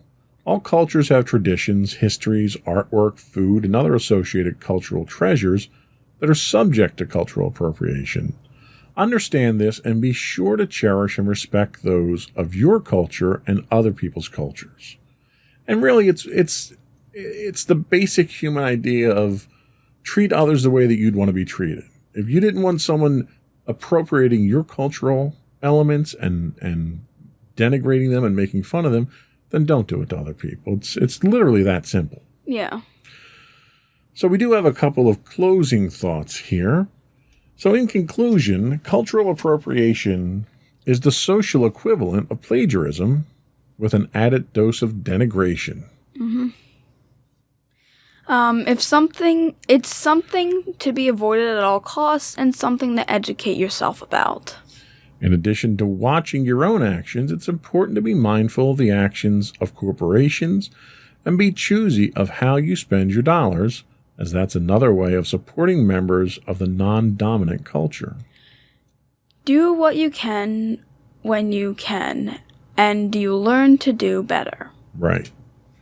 So, if there's only just a little bit that you can do, like for instance, if I'm at a touristy location and I have the option to buy, let's say an area rug, like a Persian rug, okay?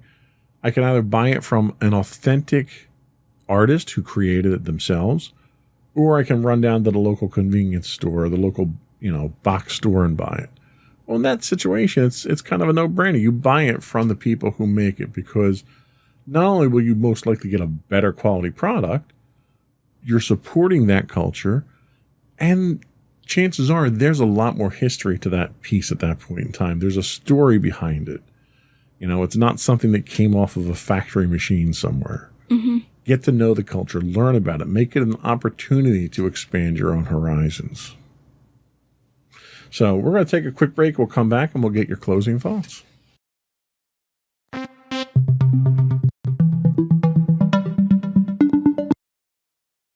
Go for your closing remarks. So to everyone out there, cultural appropriation is definitely something to be avoided. Like we said, it is the social equivalent of plagiarism, and everyone knows plagiarism's bad. If you are going to try and represent a culture, do it properly. Have enough knowledge of the culture in order to show it to more people, and if you do something based off of a culture, at least try and give credit where credit is due. Sage advice as always. Before we go, I would encourage folks to subscribe to the podcast. You can get video versions of the podcast listed as Insights into Things. Audio versions of the podcast you can find listed as Insights into Teens. We're available on Apple Podcasts, Spotify, Google, Stitcher, iHeartRadio, TuneIn, Amazon, and pretty much any place you can get a podcast. I would also encourage folks to write to us, give us your feedback, give us some show suggestions. You can email us at comments@insightsintothings.com. insights_things.com. We are on Twitter at insights_things. You can get high-res versions of our videos on YouTube at youtube.com/insightsintothings. We stream 5 days a week on Twitch at twitch.tv/insightsintothings. You can get audio versions of the podcast at podcast.insightsintothings.com. You can get us on Facebook at facebook.com/insightsintothingspodcast. On Instagram, we are at Insights Into Things, or you can get links to all those on our website at www.insightsintothings.com. And you. And don't forget to check out our other two podcasts, Insights and Entertainment, hosted by you and Mommy, and Insights into Tomorrow, our monthly podcast, hosted by you and my brother Sam. Nicely done. You didn't flub that one. Yeah, surprisingly. I think that's all we had this week. Another one in the books. Bye, everyone. Bye.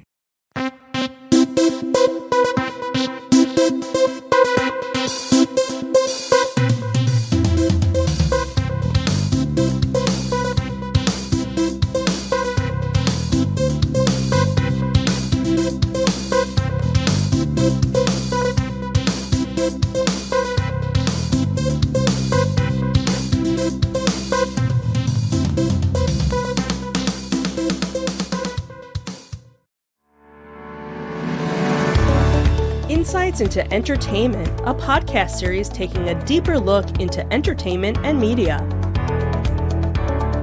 Our husband and wife team of pop culture fanatics are exploring all things from music and movies to television and fandom. We'll look at the interesting and obscure entertainment news of the week. We'll talk about theme park and pop culture news. We'll give you the latest and greatest on pop culture conventions. We'll give you a deep dive into Disney, Star Wars, and much more. Check out our video episodes at youtube.com/insightsintothings. Our audio episodes at podcast.insightsintoentertainment.com, or check us out on the web at insightsintothings.com. Insightful podcasts by informative hosts.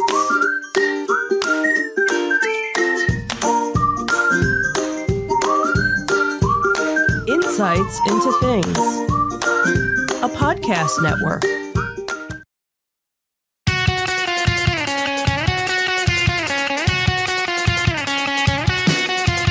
Welcome to Insights into Entertainment, a podcast series taking a deeper look into entertainment and media. Your hosts, Joseph and Michelle Whalen, a husband and wife team of pop culture fanatics, are exploring all things from music and movies to television and fandom. Welcome to Insights in Entertainment. This is episode 110, The Marvelous Mara Jade. I'm your host, Joseph Whalen, and my caring and attentive co-host, Michelle Whalen. Aww. How you doing today, sweetie? I'm fantastic. How are you? I'm just as good, only slightly less. Okay. Sure. We'll go with that. Long week this week. Yeah, it always is. Yeah, well, especially when we do these on Thursdays. Right. It's much But shorter when we it's- did them on Sunday or the Saturday, right? Yeah, but it's like Friday Eve, so That's the certainly positive, one way to look at it. Sure. the positive spin. Well, and aspect.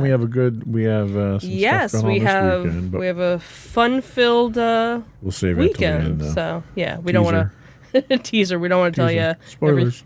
all the fun we're having. That's not what we're talking about today. What we're talking about today in our Disney Detective, Disney's closing the Fox channel and moving shows to Disney Plus, and Disney gave Jungle Cruise filmmakers an option to send their movie to Disney Plus. Then in our Tales from the Edge of the Galaxy, Brie Larson is rumored to be cast as Luke Skywalker's wife in an upcoming project, and the Star Wars Galactic Star Cruiser Hotel may detour to other planets during unexpected circumstances. And then in our entertainment news, Knives Out 2 has added a Hamilton star, and a certain Cobra Kai star never thought he'd be cast in Karate Kid.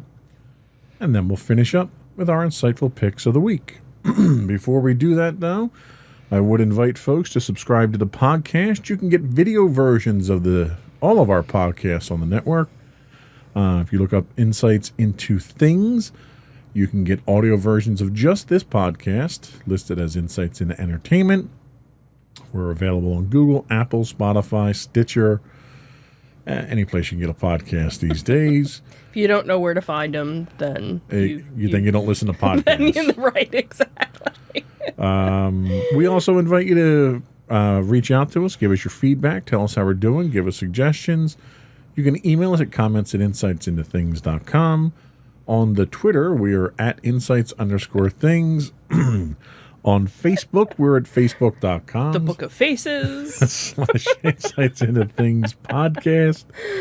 On the Instagram, we are at Instagram. On the Instagrams that are Insta. We are at instagram.com / insights into things.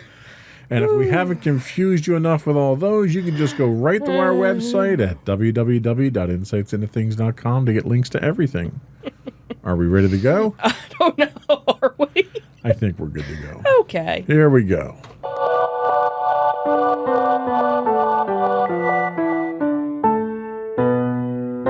Go for Disney Detective. So it seems that Disney Plus subscribers in the UK are about to get a major influx of content on the streaming service, as Deadline reports that the Fox channel across the pond is being shuttered after 17 years.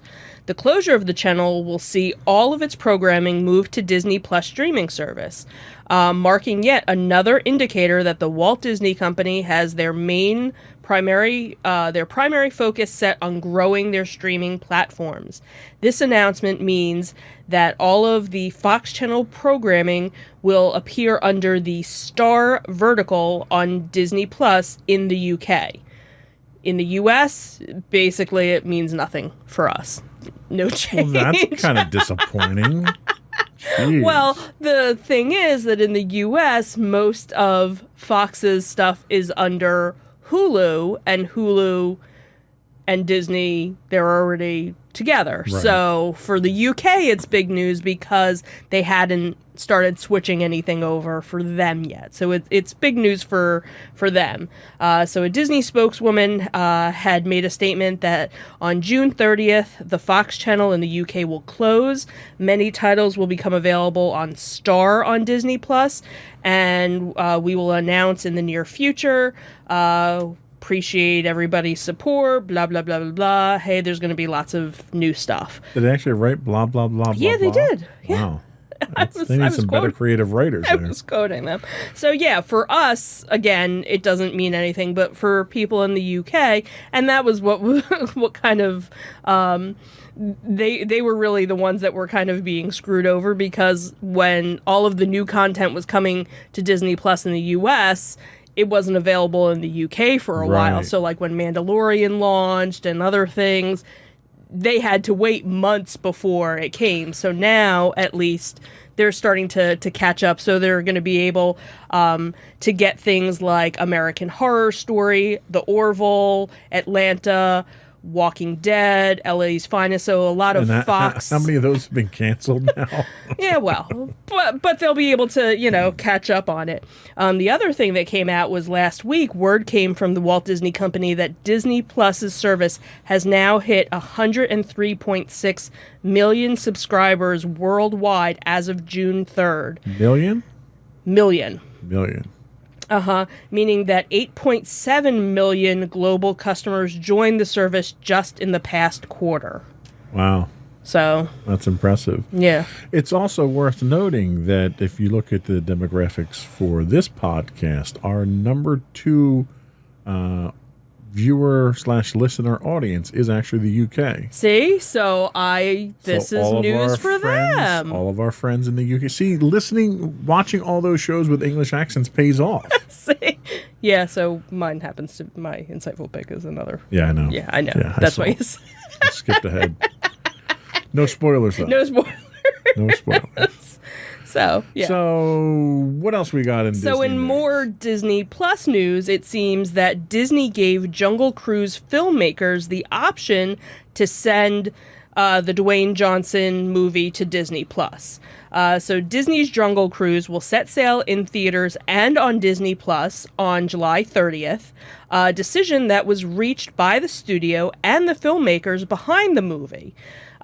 Johnson on Thursday had announced Jungle Cruise, based on the iconic Disney theme park attraction, would be the fourth film to debut in theaters and on Disney's Premier Access after the animated Raya and the Last Dragon. Then you have Emma Stone's Cruella, which is coming out next week.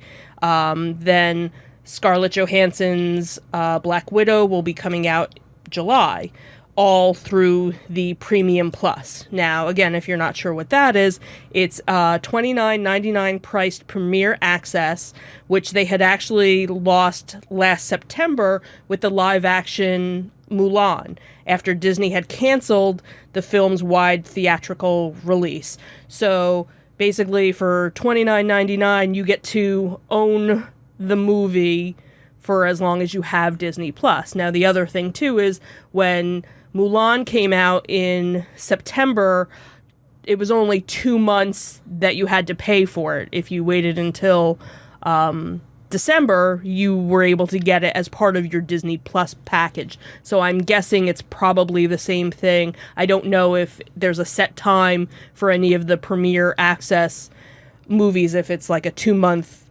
period or not. But you figure if you're a family of 4, heck, if you're a family of 3, paying $30 to own the movie is cheaper than actually going to the movie theater.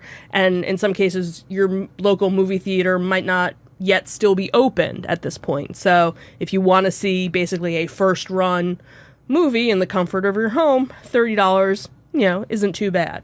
So Disney presented the filmmakers behind the Jungle Cruise with the release option, and according to a report, they decided to go with the split release of doing it for Disney Plus as well as doing it in the theater.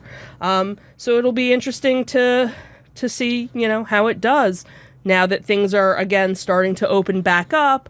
Are people gonna choose to go to the theater to watch it, or are people still going to to decide to stay at home and watch it? So this is one area that I'm very curious to see what happens when things kind of go back to normal. Mm-hmm. Is where do movie theaters fit into this? Mm-hmm.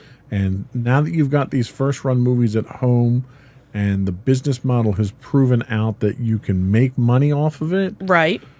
Are we going to have a certain class of movies that now continue under that release program? Right. Is it going to be open to everybody?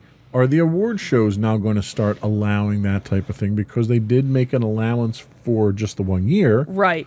So because nothing was open, so they couldn't do it. So again, does it become where you have to at least show it in so many theaters to be considered, but yet the rest of it, because again, we talked about this multiple times before, is that we're lucky enough we don't live in a rural area. We're in a suburb of Philadelphia, in New Jersey, and within 15 minutes we're near at least 2 movie theaters. Easily. Within 25 minutes, another 2 or 3 theaters. Right. So we're very fortunate. We don't have to travel very far to get to it. I know people who grew up in the middle of nowhere, New York, upstate New York, and everything was an hour away. You wanted to go to the mall, it was an hour away. Right. You wanted to go to the movie theater, it was an hour away. So for somebody that lives in those areas, heck, I'll pay a premium, even if it's something where it's going to cost me more. And you make the economic point that it's cheaper for us to pay $30 to have the whole family watch the movie than to truck the whole family out to a movie theater that may or may not, be sanitary. Right. You're paying as much, if not more, on snacks than you are on tickets. So absolutely. You're doubling what your cost is. And for a family of 3 or 4, you're looking at over $100 to go to the movies. Mm-hmm. Well, for the Jungle Cruise, I don't need to see it in a theater. Right. If it's Star Wars, not a Rian Johnson Star Wars, I need to see Depends it. on the Star Wars. I right. need to see it in a theater. But we do have a pretty good sound system and a pretty big TV. We do. So it's not, it's not like we're sitting there watching it on our phone. True. So, But there are yes, some there movies are. that need to be seen in the theater. Absolutely And I will agree. still go to see those in the theater. Absolutely. But movies like Jungle Cruise, or what was the one we had just watched recently? What was the one that we did? Wonder Woman. Right. Wonder Woman. Well, I didn't want to watch after watching it. I wanted the time back from watching it in my living room. But Right. I would have really been upset if I had paid to go see it in the movie theater. Right.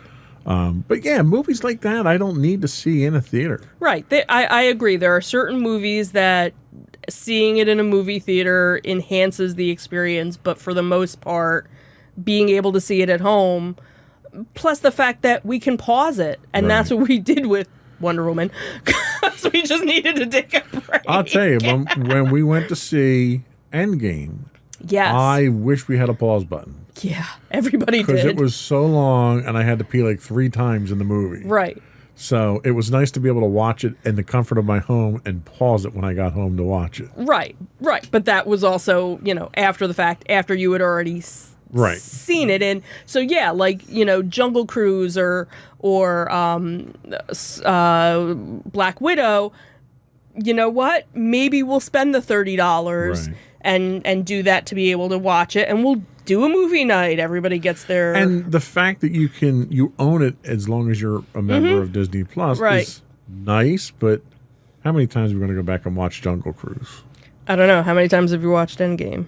Oh, and you were watching it when it was Jungle on. Cruise is not Endgame, okay? You don't... Maybe Maddie will like it. I don't know. Maybe, I You guess. never know. We won't know until we watch it. That's true. So, So that was all we had for our Disney detective. yes. We will be right back with our Tales from the Edge of the Galaxy.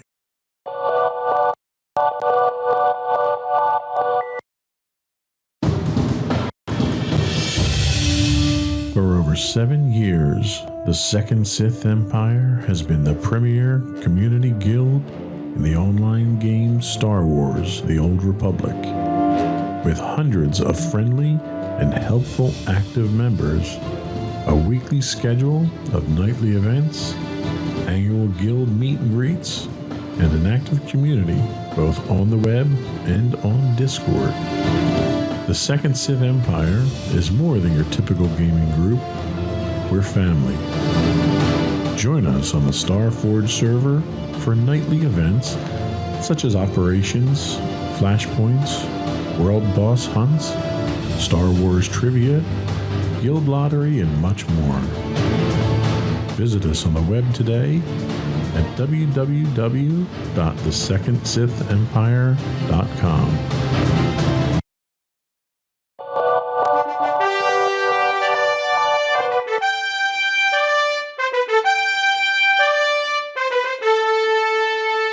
Pew, pew, pew, pew, pew, pew, pew, pew, pew.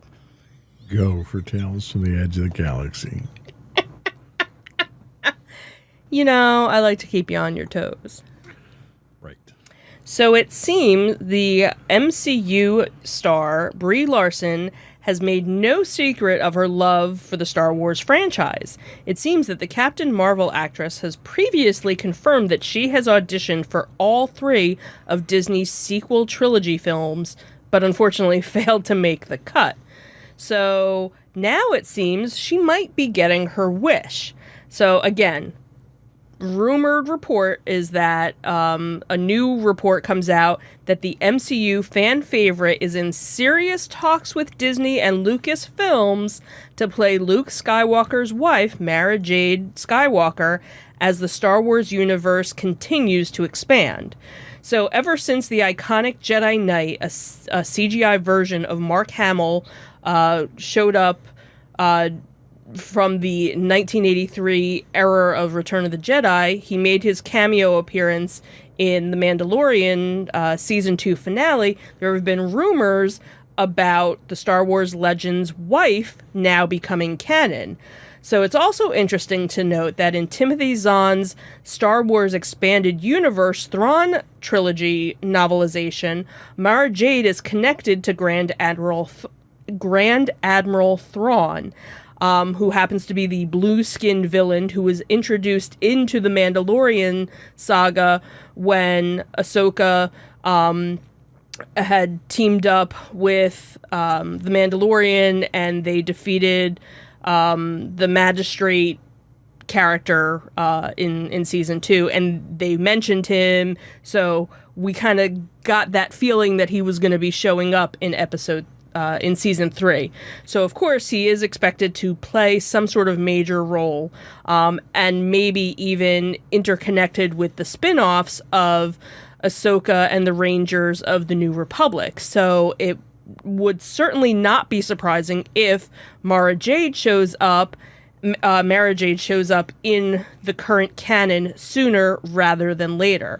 Obviously, she has a fascinating checkered past. She went from being an Emperor's hand assassin for the Galactic Empire to a Jedi Knight in her own right, and then sitting on the Jedi Council.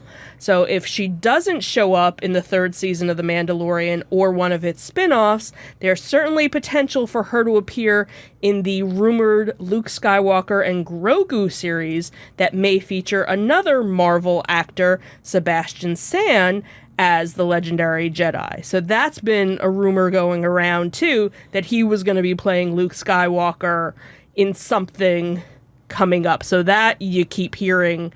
Well, he's got the metal hand for it, so. Right. Sure. So this isn't the first time that her name's been connected with the Star Wars Legends character. It seems that fans actually had wanted both her or Elizabeth Olsen to take the role of Luke Skywalker's wife. So it is important to know, again, this is all rumors, that at the time that this story came out, nobody's confirmed whether or not she's been part of it. But if it does happen, that would be kind of cool. So, you know, when I read this story, when I saw the story was in the show notes, I actually got goosebumps. And I had to go and read the story because I've been waiting for them to bring her to the new Star Wars universe for a very long time. And now is the perfect time. You've got all the right elements in place. Yep. You've got Thrawn, who they've developed not only through Rebels and the novels, but now Thrawn's allegedly making an appearance in The Mandalorian. It's the right time frame. Yep. It's right after the Empire has fallen. You know, Empire is still kind of fresh. There's that remnant that's still out there. You've got Luke, who's now made his appearance, which I'm not sure how you're going to do a spin-off with Sebastian Stan as Luke and not superimpose Luke's face digitally on top of him. That's going to be kind of weird. Yeah, because you already had him show up in something. So how do you not continue to do that? Yeah, that's going to be a little weird. I don't know if... I can't see them taking a main character like that and turning it into a spin-off series. Yeah. I could see cameos. Right. And I could certainly see Mara Jade appearing in here so that she might be able to springboard off onto another project. But you're not going to see, the thing that kind of saddens me is you're not going to see that storyline develop between Luke and Mara Jade, because obviously we're pretty far along in the storyline at this point in time. I don't know if there's enough run room now for him to do some of the things that he did to encounter her as the Emperor's hand, you know, since the Emperor's dead now. Right. So that kind of complicates that side of things. But yeah, it would work. It would work. You know, and technically her appearance in the Thrawn trilogy was all after the Emperor was dead too. So you could make it work. I would love to see it. I think it was a great storyline. I think if they borrow elements from the novels, the Timothy Zahn novels, I think they've got a winning recipe no matter what you do with it. You know, Timothy Zahn could rate the dictionary and it would turn out awesome in the end. Right. That's just how good of a writer he is.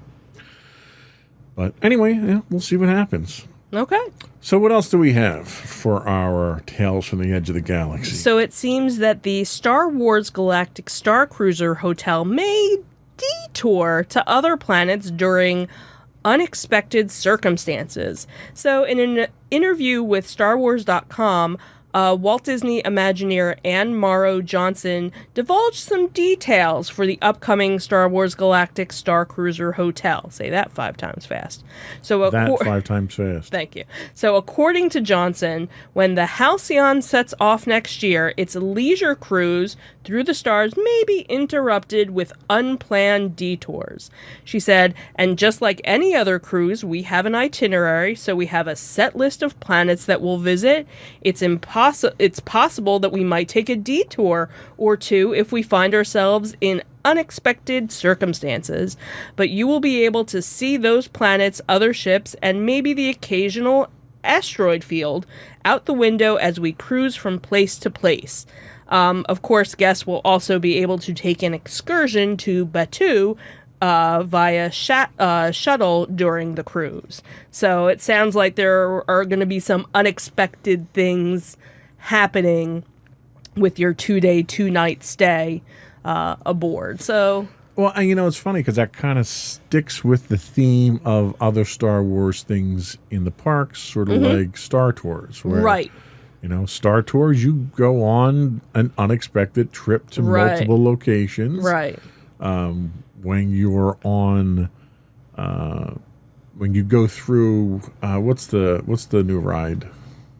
Not the Millennium Falcon one. What's the other one? Rise of the Resistance. Rise of the Resistance.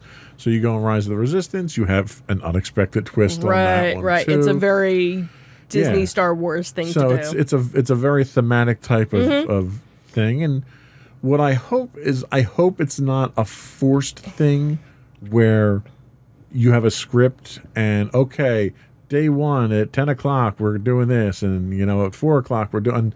I hope they change it up so it feels more organic. Right, and I also hope that they do something like that, too, where they kind of change it up so that this way, if you go and tell a friend about it, you don't have the exact same experience. Kind of like what they do on Star Tours. Right. On Star Tours, it's a random generated thing, so you don't always get the same 2 or 3 planets right, each so ride. You can go on Star Tours multiple times and have a different experience every time. Right, so I'm hoping that they kind of do that, or depending on where you are on the ship at a certain time, you run across something. One of the things that I saw in a different article was actually talking about cast members that they were hiring. They were looking for stunt actors. They were looking for musicians.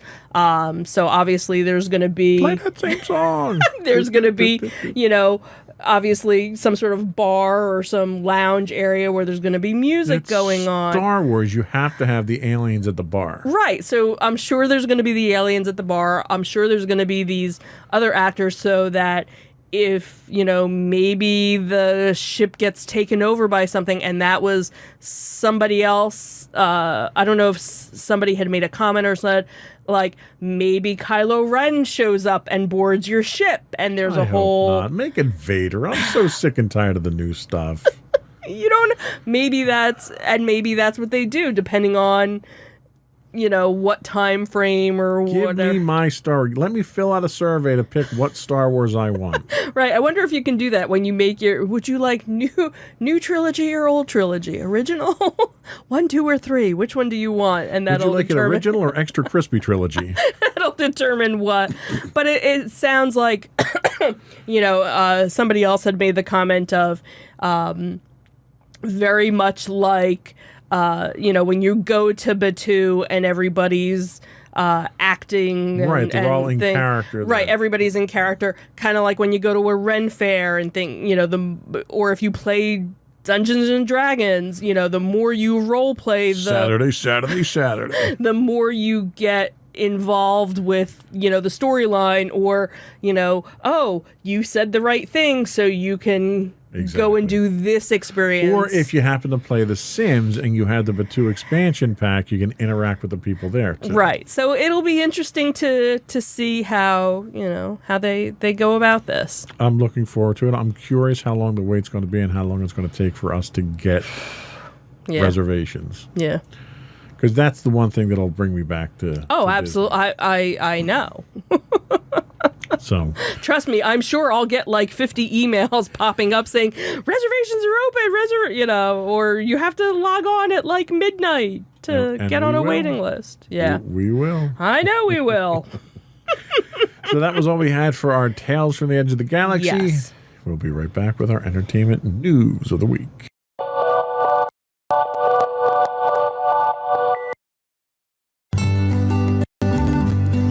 Insights into Teens, a podcast series exploring the issues and challenges of today's youth. Talking to real teens about real teen problems. Explore issues from braces to puberty, social anxiety to financial responsibility.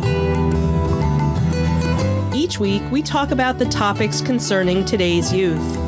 We look at how the issues affect teens, how to cope with these issues, and how parents, friends, and loved ones can help teens handle these challenges.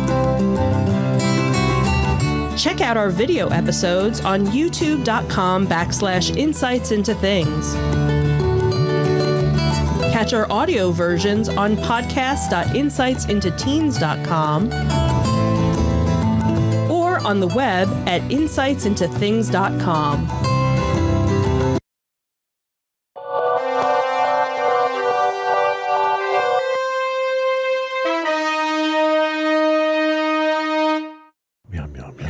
Just gonna do that. Go for entertainment news. Oh, she left. Aw. So Knives Out 2 has added a Hamilton star.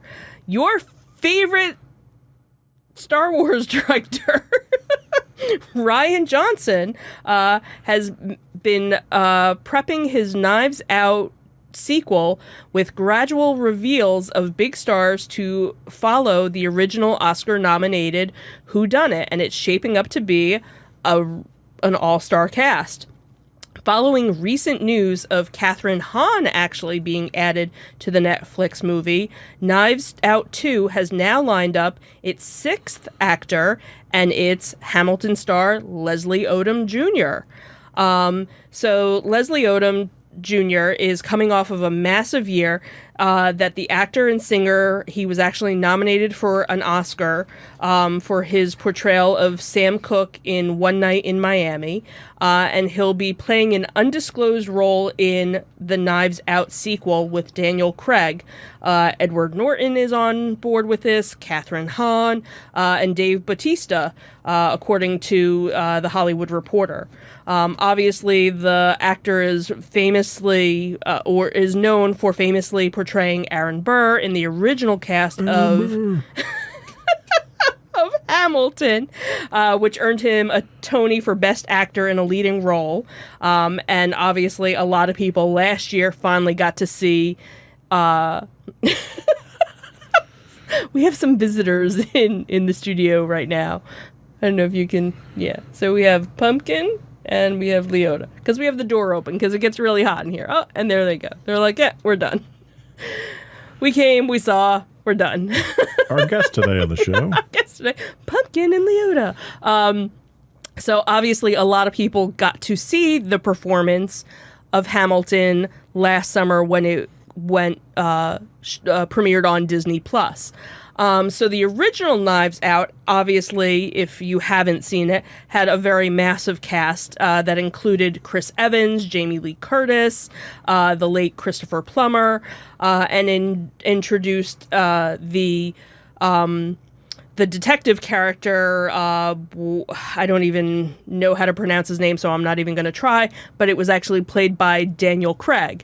So there were all these rumors about a second version coming out, or a sequel coming out, but it was like, okay, well, if you already solved the whodunit, how are you going to do a second one? But basically, it's the detective. He's on another case, and that's how they're doing a second version. And there's possibly even going to be a third version as well. What's kind of funny is that Leslie Odom Jr., back in 2017, he actually had a role in the Agatha Christie adaptation of Murder on the Orient Express, which has often been compared by Knives Out.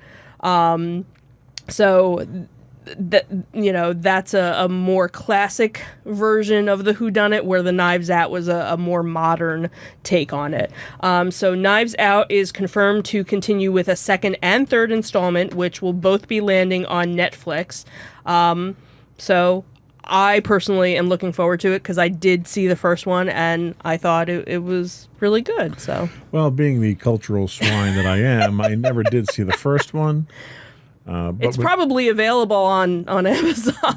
Maybe it'll be next week's pick. You never know. There you go. Maybe I'll get you to watch it. But with Leslie Odom Jr., I think he's a fantastic actor. Yeah, and the first one was such an amazing Don Johnson, was in it too, and it was like, all right, this is interesting how they're. See, I think the biggest challenge with this is to find a way to find some excuse to get him to sing. Right. Because he has a fantastic absolutely. voice. Yeah. And I don't know if that would really work in a movie like this. Yeah, probably not, because in the Agatha Christie one, he didn't sing either, so. That's okay. Yeah. That's all right. We'll just keep watching Hamlet over and over. There you go. Next up, we have Cobra Kai. So it seems in an article, in an interview that was on Yahoo, more than 35 years after his big screen debut as Johnny Lawrence in The Karate Kid, William Zabka, sorry, is now, an legitimate Emmy contender for his performance as the adult Johnny on Netflix Cobra Kai. He said in the interview, "The 18-year-old me is kicking myself on a beach somewhere. It's so unbelievable." He said the wild success of Cobra Kai, which follows Johnny and Daniel LaRusso as they run dueling karate dojos, is even more surprising given that the teenage Johnny didn't think, or the teenage Billy didn't think that he even had a chance to play Johnny in the first place. He said, "When I read the Karate Kid script, as I turned the pages, I was like, I'm never going to get this part. I'm not a black belt. I don't know karate. He's in a motorcycle gang. I don't even know how to ride a motorcycle. He's mean. The last thing that I did was a milk commercial, maybe even M&M's. They're never going to see me as this bad guy." But fortunately, every Karate Kid and Cobra Kai fan knows that he was wrong. That he was obviously perfect for the part. It was interesting. So I watched the whole interview, and he had said, that if you would have told him 10 years ago, are you going to, reprise this role? He would have been like, yeah, probably not. And he said that throughout his career, a lot of people have brought him various different things to kind of reprise the role, but just nothing seemed right. It wasn't the right type of project. He said he did a music video back in like 2008 that was like a parody called Sweep the Leg. So he kind of, didn't put too much emphasis on it, and he said, he had kind of lost touch with, with most of the cast, but when Pat Morita had passed away, he had gone to the memorial, and that's when he and Ralph Macchio kind of teamed back up again and kept in touch, and kind of rekindled their friendship, and then you had this group of writers that came along and showed the script, and he just fell in love with it because you got to see this other side of Johnny that kind of made sense. Like, it worked. It was much better than anything else that he had even, thought of. So he was very happy, obviously, to take it and run with it. And, obviously we're going to get another season out of it, and he could possibly, get an Emmy for it too. Yeah, I think that's cool. I think probably the outstanding thing about the new Cobra Kai series is how they humanize the characters. You didn't see that much character development in the movies themselves, except for, Daniel and Mr. Miyagi. Right. The fact that you're getting these, I don't want to call him a tertiary character. He was a main character for the first movie. Right. But you're seeing that, movies back in the 80s were very black and white. Your bad guy was bad, your good guy was good, and that's just the way it was. Right. And what you're seeing now is you're seeing different facets of characters now. You're seeing some character depth, and some characters really still are bad, but right, and and like you kind of feel bad for him. Yeah. But yet hey, you made that bed. You right. know, like you understand now why he's the way he is, but it doesn't excuse the way that he is. Right, but it's nice to see that he's kind of trying to redeem himself, and what he thought was kind of funny in the whole thing was that how stuck in the 80s they made him. Like, he doesn't know about the internet. He doesn't know about, so they showed a clip of when, he and Miguel are at the concert, and he's like, yeah, make sure you copy that and send me a copy. He's like, yeah, I'll tag you. He's like, what do you mean you'll tag me? I'll tag you on Facebook. What's Facebook?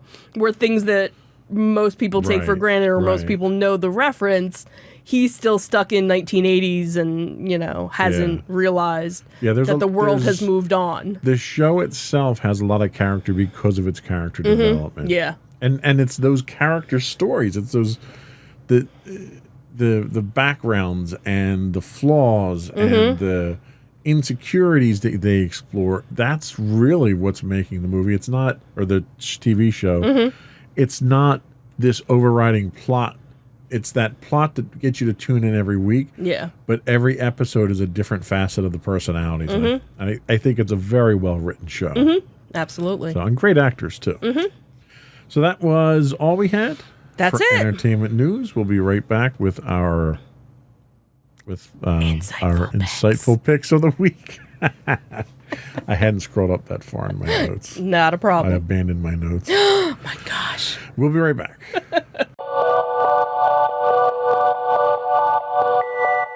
Go for your insightful pick. So, hey, my insightful pick of the week is a British documentary. Shocker. And it's on Disney Plus. Wow. It's actually also on National Geographic as well, because it's under that banner on Disney Plus is the National Nat Geo. And it is called Being the Queen. So in this biography of Queen Elizabeth II, 1895 Films, which is the company that made it, uses a treasure trove of never-before-heard interviews from dozens of people who have known the Queen personally to tell the story of her life. This approach, paired with deeply researched archival footage, puts us in the room with Queen Elizabeth II during some of the most important and trying events of the history of the British monarchy.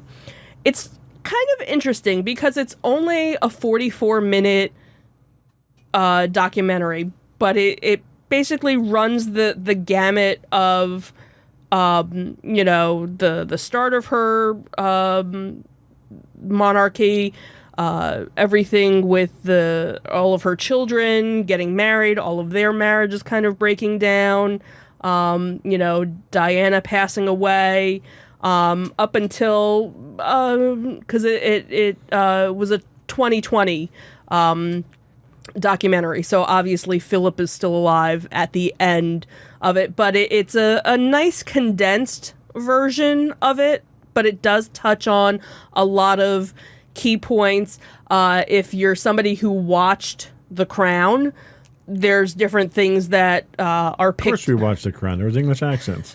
But for somebody else, you're like, oh, okay, where there were things that happened on The Crown that I didn't necessarily know about that had happened, and watching the documentary, they were brought up. So it was like, oh, okay, yeah, I remember that. So they touch on other various things. One of the things was talking about her coronation and one of her ladies in waiting, who's one of her cousins or something. And, she talks about that day, and they have video, film video of that day, and you can see some various things, and she talks about it. So a little behind the things scene. So, again, a nice little condensed version. It's not one of these 3-hour long documentaries. It's a nice, short, concise, and again, some information you've heard before, you've seen before, but there were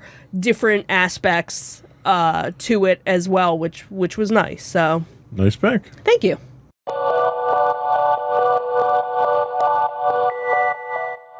So my pick this week is Digging Deep in the Woods. This is another one of this is another one of my gems that I found on Amazon Prime. It's called The New York's World's Fair in 1964. Being the history buff that I am, it's an extraordinary documentary that takes a fresh look at the sights and sounds of this once-in-a-lifetime event. Produced in 1996, this is one of the dig deep rare treasure finds of Amazon. Using vintage footage from the fair, you're transported back in time to this historic event where, quote, cutting-edge technology was on display. The New York World's Fair held over 140 pavilions, 110 restaurants, 80 nations involved, 24 U.S. states, and over 45 corporations to build exhibits or attractions at Flushing Meadows in Queens, New York. The classic documentary takes you on a nearly 1-hour walk through some of the offerings of the fair. You get a feel for the spirit of the fair, the architecture, and the technology on display. The fair's theme was Peace Through Understanding, dedicated to man's achievement on a shrinking globe in an expanding universe. Very lofty goals, very significant achievements they were going for. American companies dominated the exhibition as exhibitors, Disney being one of the most prominent, with several other exhibitions retiring to the Disney theme parks, such as It's a Small World and Carousel of Progress, one of which is one of my favorite rides. The other one I try to avoid like the plague. You can try and figure out which one is which. While the documentary mutes the overriding cultural significance of the Cold War going on at the time, you can't help but feel the energy and excitement of the space race that was a direct result of that quasi-conflict throughout the film. It was one of the last great exhibitions of American innocence and innovation before the darker, more turbulent times just a few years ahead with the Vietnam War and Watergate scandals, when America seemed to lose its innocence. What I liked about this is that it wasn't tilted towards any of the corporations. Mm-hmm. You saw glimpses. Right. And, Disney didn't display anything. They didn't have an exhibition there. They did it for all these other corporations. Right. So Disney's not even mentioned in here. Mm-hmm. But you see some of their displays. Like, you see the building that was the Carousel of Progress, and you know immediately what it is in the film. Right. There was another one where they had Greyhound had sponsored these little shuttles. They were I don't know, like souped up golf carts almost. And I had watched an episode of American Restoration where they dug one of these up and they actually rebuilt one of these and restored it. And it was neat to actually see them puttering around the exhibit, people in these. There were like 2 or 3 people, little vehicles. Okay. It was just very neat to see. At the time, it was so futuristic. Right. And some of the architecture still holds up to this day. Mm-hmm. Yeah. But the technology was just, it's almost, like the nostalgia of it is worth watching. Mm-hmm. To see what we thought the future was going to be like then and what it is today. Right. So it's only an hour. It's available on Amazon Prime. It's a nice little flashback in time to some American history there. Very cool. The New York World's Fair, 1964.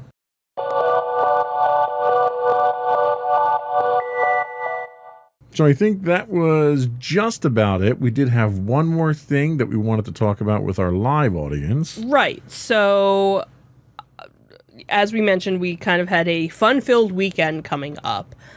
So one of the things that we are going to be attending on Sunday is the Monster Mania Outdoor Little Mall of Horrors pop-up event. So those of you that are from the area, even down in Maryland as well, because they do go down there. Monster Mania is one of those events that happen a couple of times a year. They do one up here in Cherry Hill, and then they do one down in the Maryland area, and it's a horror film and memorabilia convention. They usually have a whole bunch of different celebrities there. That's where a lot of the Walking Dead stars, when before the show even came out, were making the rounds there. So they do photo ops with celebrities and things like that. Obviously, when conventions stopped, this was one that had to stop. Casualty of the pandemic. Casualty of the pandemic. But it seems they were able to kind of put their minds together and kind of come up with a mini mall version of it. So what they're doing is also one of the other convention areas that we usually hit is the Philadelphia Convention Center in Oaks, Pennsylvania, which is a huge... I think they got, 4 or 6 exhibit halls or something? Yeah, I want to say four halls, but I think they can break it down into other ones. Well, they have this huge parking lot because of all of this. Right. So they're going to be doing an outside event this coming weekend. This is the first time that they've ever tried anything. So it's basically all of the vendors that would normally be at their event and then some will be there. Normally Monster Mania is like $35, $40 Something like that, yeah. for the day. So because there aren't all as many extra things, it's only $15 to get in. There might still be tickets available for Sunday because, again, they only had limited quantities available. But then as limit restrictions opened up, they did open up some tickets. More tickets up. Masks are required, even though the whole CDC, blah, blah, blah, outside. Masks are required for everybody. So again, if you're watching this live and you're in the area, you can go to monstermania.net, see if there's still tickets available. We are probably more than likely we'll talk about this next week. Maybe even have some. We'll have some footage we'll bring back and show folks what it was like and stuff. And maybe again, if this is something that goes well, maybe it's something they'll think about doing in the future. Who knows? So I'm so looking forward to being outside in the parking lot in 96 degree weather. Oh, and they are going to have a bunch of celebrities there too. So, for as long as they can survive the heat. They'll probably be in enclosed, things with a whole lot of fan. Everybody's going to have generators with really. fans and stuff. So it'll be definitely interesting to see. This is one of the first events that we're going to, since everything's kind of reopening. So we'll see. Hopefully it goes well. Yep, should be interesting. Mm-hmm. Before we let you go, though, I would encourage folks to subscribe to the podcast. You can get video versions of all of the network shows listed as Insights into Things, or you can get just audio versions of this podcast listed as Insights into Entertainment. We are available on Apple Podcasts, Spotify, Google Podcasts, Stitcher, iHeartRadio, TuneIn, Amazon, etc., etc.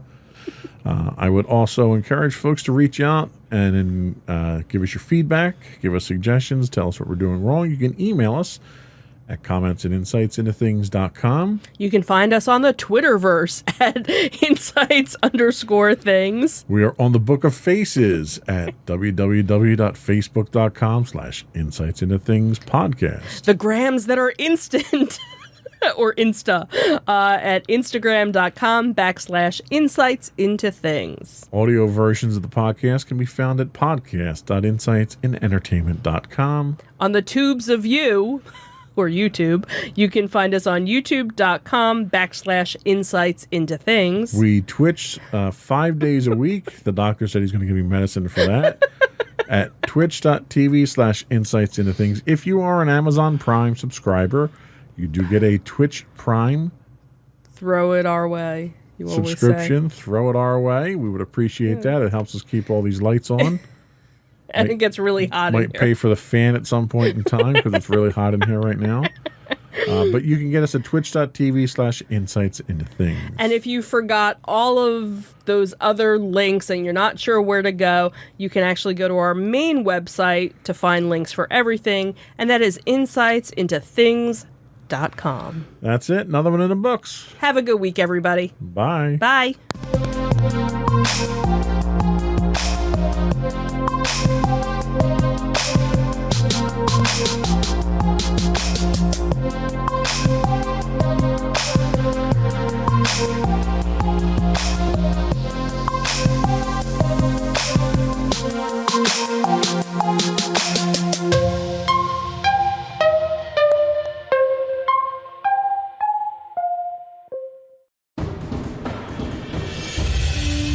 For over 7 years, the Second Sith Empire has been the premier community guild in the online game Star Wars: The Old Republic.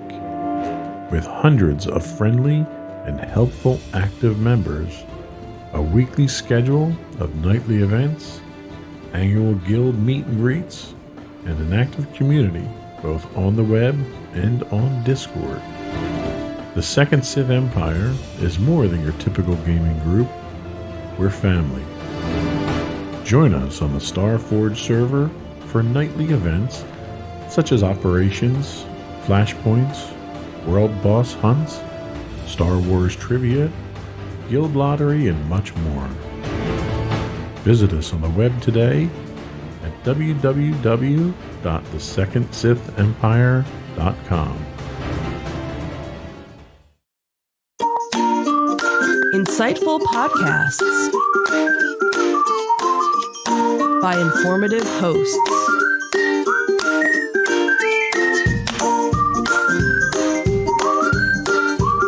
Insights into Things, a podcast network.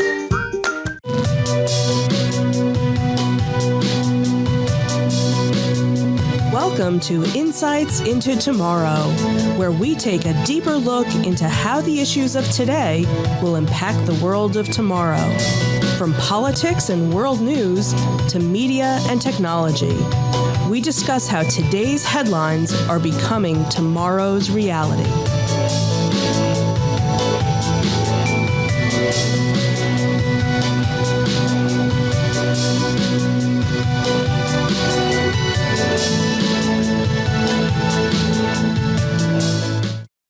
Welcome to Insights into Tomorrow. This is episode 12, The Cryptocurrency Conundrum. I'm your host, Joseph Whalen, and my co-host, Sam Whalen, today. Hello, everybody.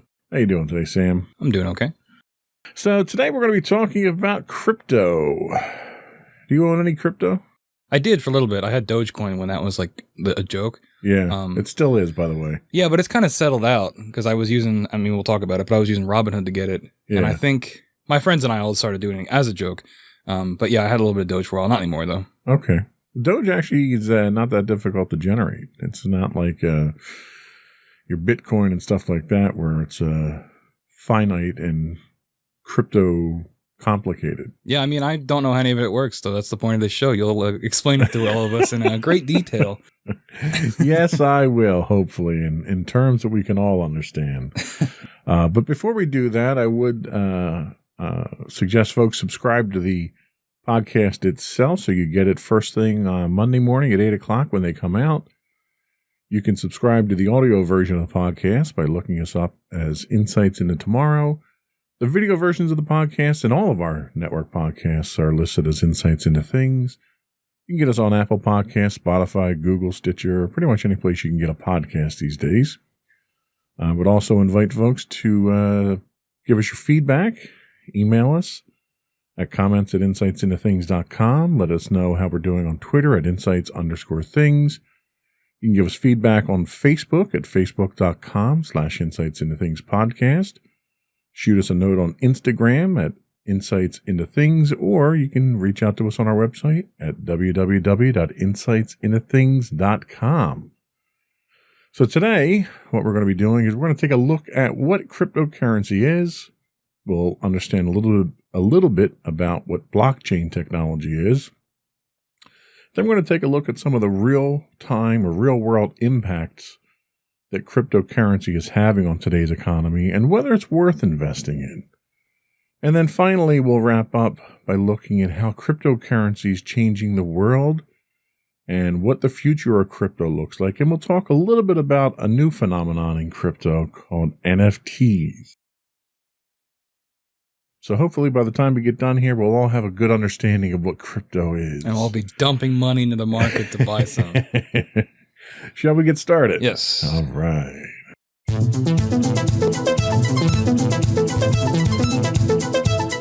So, what is crypto? So, this definition of crypto comes from NerdWallet. Figure that was kind of a safe place to go to.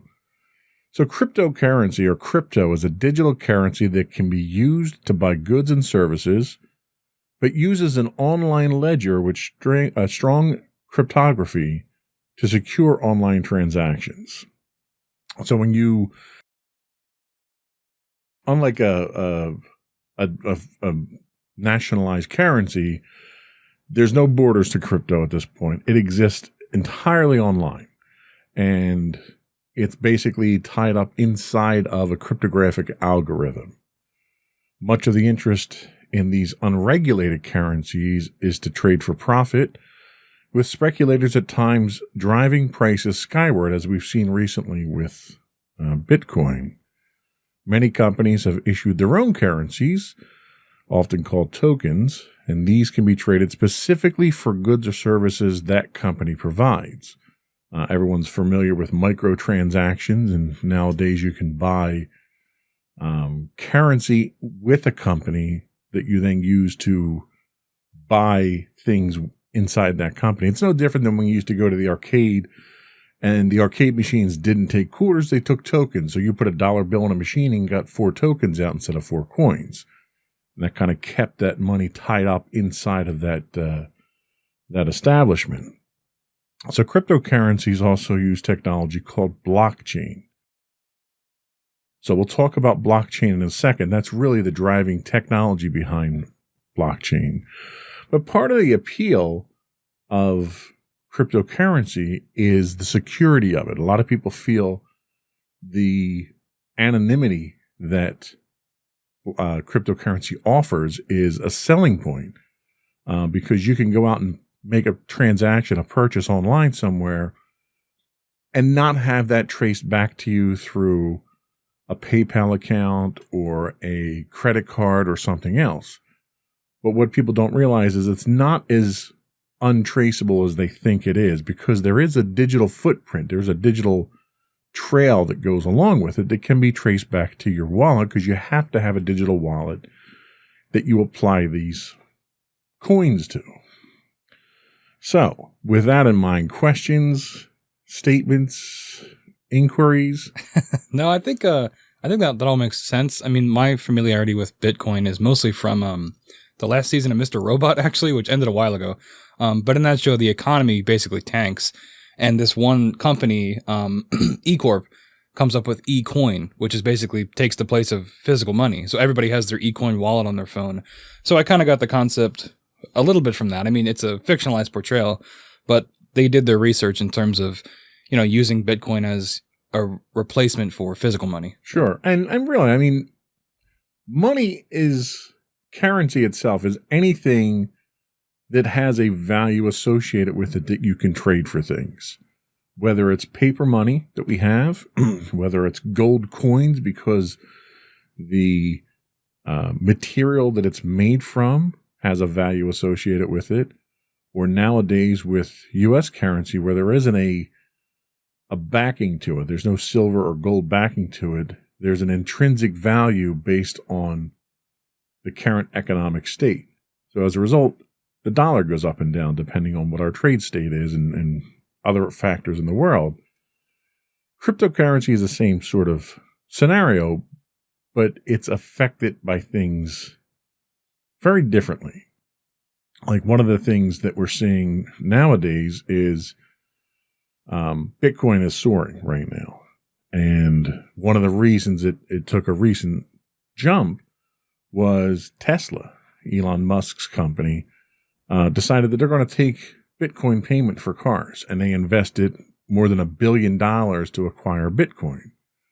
Well, anytime a commodity is purchased in volumes like that, the cost of it goes up just because of the perceived value of it at that point. So you have speculative investment like that that's causing a rise in value. Yeah, that happened with we talked about Dogecoin earlier too. Elon Musk would like make a tweet about Dogecoin and it would shoot up like 20 cents or something like that. Sure. So like, and you get that with regular stocks too, but with crypto, it's even more volatile like that. Well, and Elon Musk is a great person to pick on because he's the type of person who stock in Tesla goes up significantly, and then he tweets and says, "Oh, well, that's overvalued," and then the stock plummets. Mm-hmm. And you know, when you're the second richest man in the world, you can stand to lose $40 billion and it doesn't really put a dent in your bank account, but your other investors can't afford that kind of recklessness and that volatility in a stock that they're investing in. And we'll talk later about the investment angle of Bitcoin and cryptocurrency, but we're going to find that's the same type of thing with crypto. So the technology that is based on is blockchain. Now, this information comes from another website, Investopedia.com. Blockchain is a decentralized technology spread across many computers that manages and records transactions. Blockchain is a specific type of database. It differs from a typical database in the way it stores information. Blockchains store data in blocks that are then chained together. Blockchain. I get blockchain.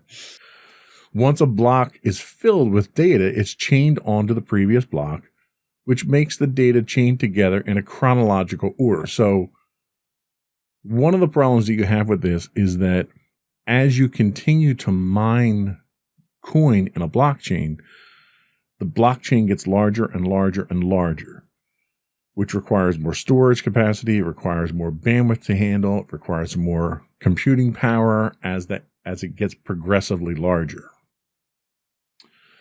Different types of information can be stored on a blockchain, but the most common use so far has been as a ledger for these transactions.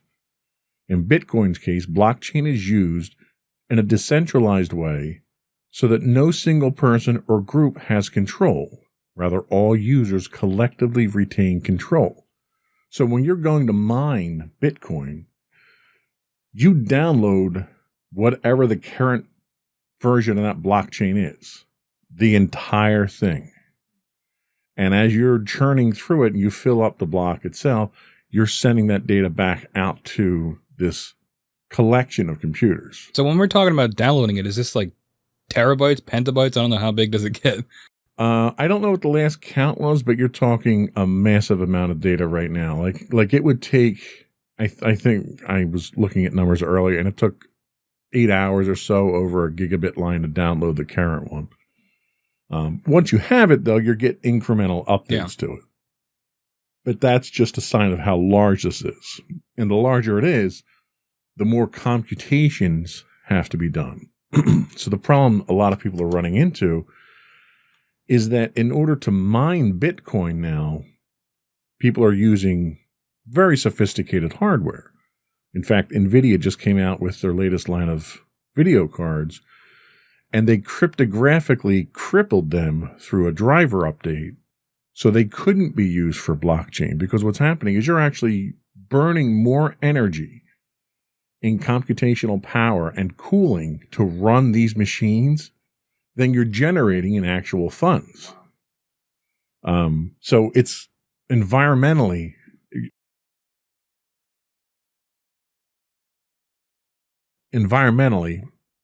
it's not a good thing. I mean, we're not drilling another hole in the ozone or anything, but this is not going down the right path. So in Bitcoin's case, the blockchain's used as a way to store the ledger on here, and the decentralized blockchains are themselves immutable, which means that once the data is entered, it can't be changed.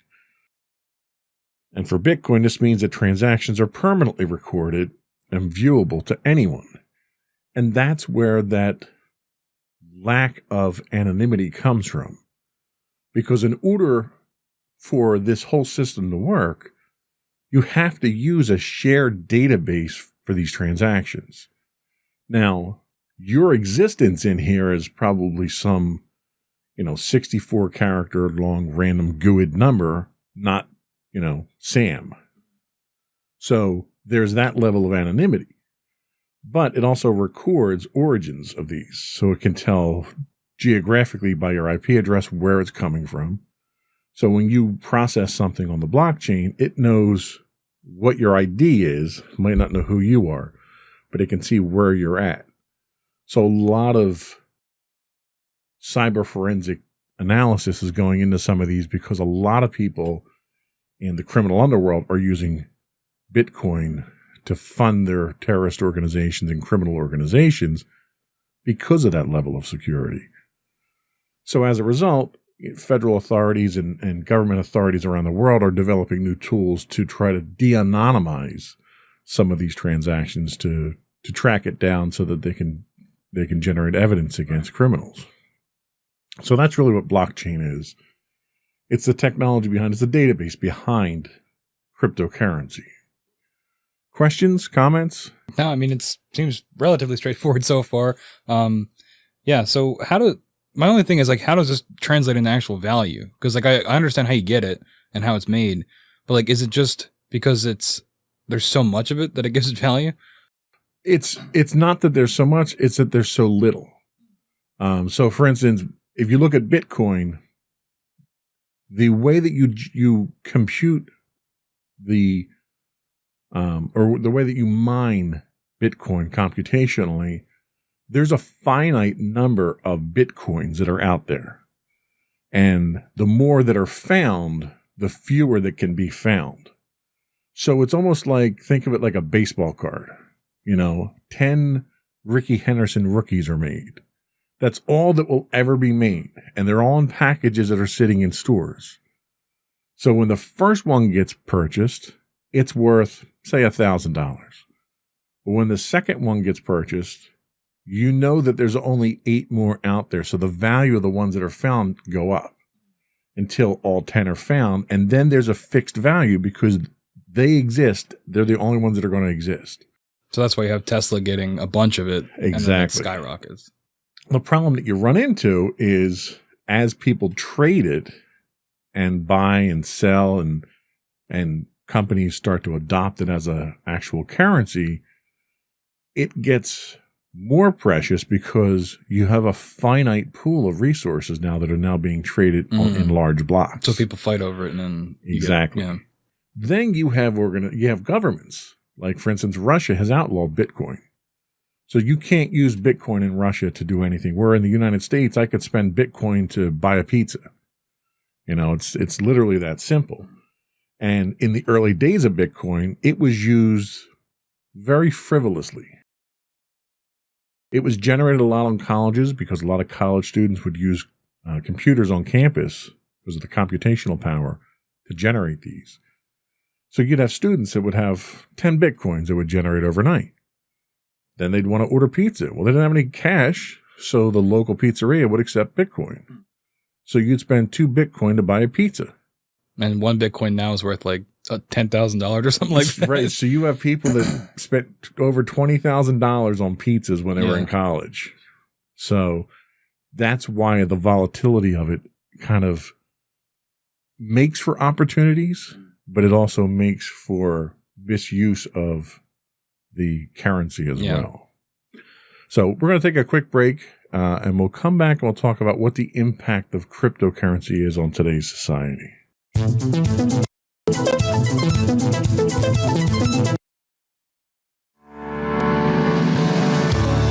Insights into Entertainment, a podcast series taking a deeper look into entertainment and media. Our husband and wife team of pop culture fanatics are exploring all things from music and movies to television and fandom. We'll look at the interesting and obscure entertainment news of the week. We'll talk about theme park and pop culture news. We'll give you the latest and greatest on pop culture conventions. We'll give you a deep dive into Disney, Star Wars, and much more. Check out our video episodes at youtube.com/insightsintothings. Our audio episodes at podcast.insightsintoentertainment.com, or check us out on the web at insightsintothings.com.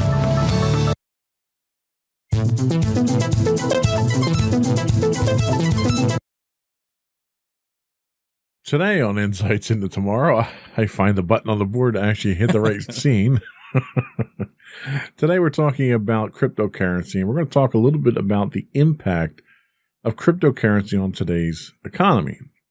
So we talked about Bitcoin, we've talked about Dogecoin a little bit.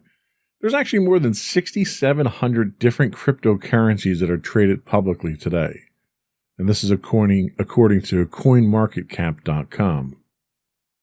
Cryptocurrencies continue to proliferate, raising money through initial coin offerings. You've heard of IPOs, initial public offerings for stocks. ICOs are what crypto coins actually use to generate their funds. The total value of all cryptocurrencies as of February 18th, 2021 was more than $1.6 trillion according to CoinMarketCap. And the total value of all Bitcoins, the most popular digital currency, was pegged at about $969 billion. Now, you can't have that much market cap and not have a huge influence over the economy. I mean, I can't, it's hard for me to imagine another segment of the economy other than like Apple, that's $1 trillion company, that has that kind of influence over it. So just that value alone gives you a footprint and a place at the table that countries, I mean, that's more value than most countries in the world actually have as far as value goes. What are your thoughts on that? I mean, that's an astounding amount of wealth. And like going back to the pizza analogy from earlier, like to think that it's come from that, you know, using it to get a pizza to $969 billion in what, 20 years? Yeah, not even that. Yeah, less than that. It's just interesting, and stocks in general, or the market, how that works, it all kind of mystifies me. It seems like it's gambling with extra steps, and like how things get value, and in this case, how things can skyrocket in value over time. It fascinates me, but it's not something I have any idea how to get involved in.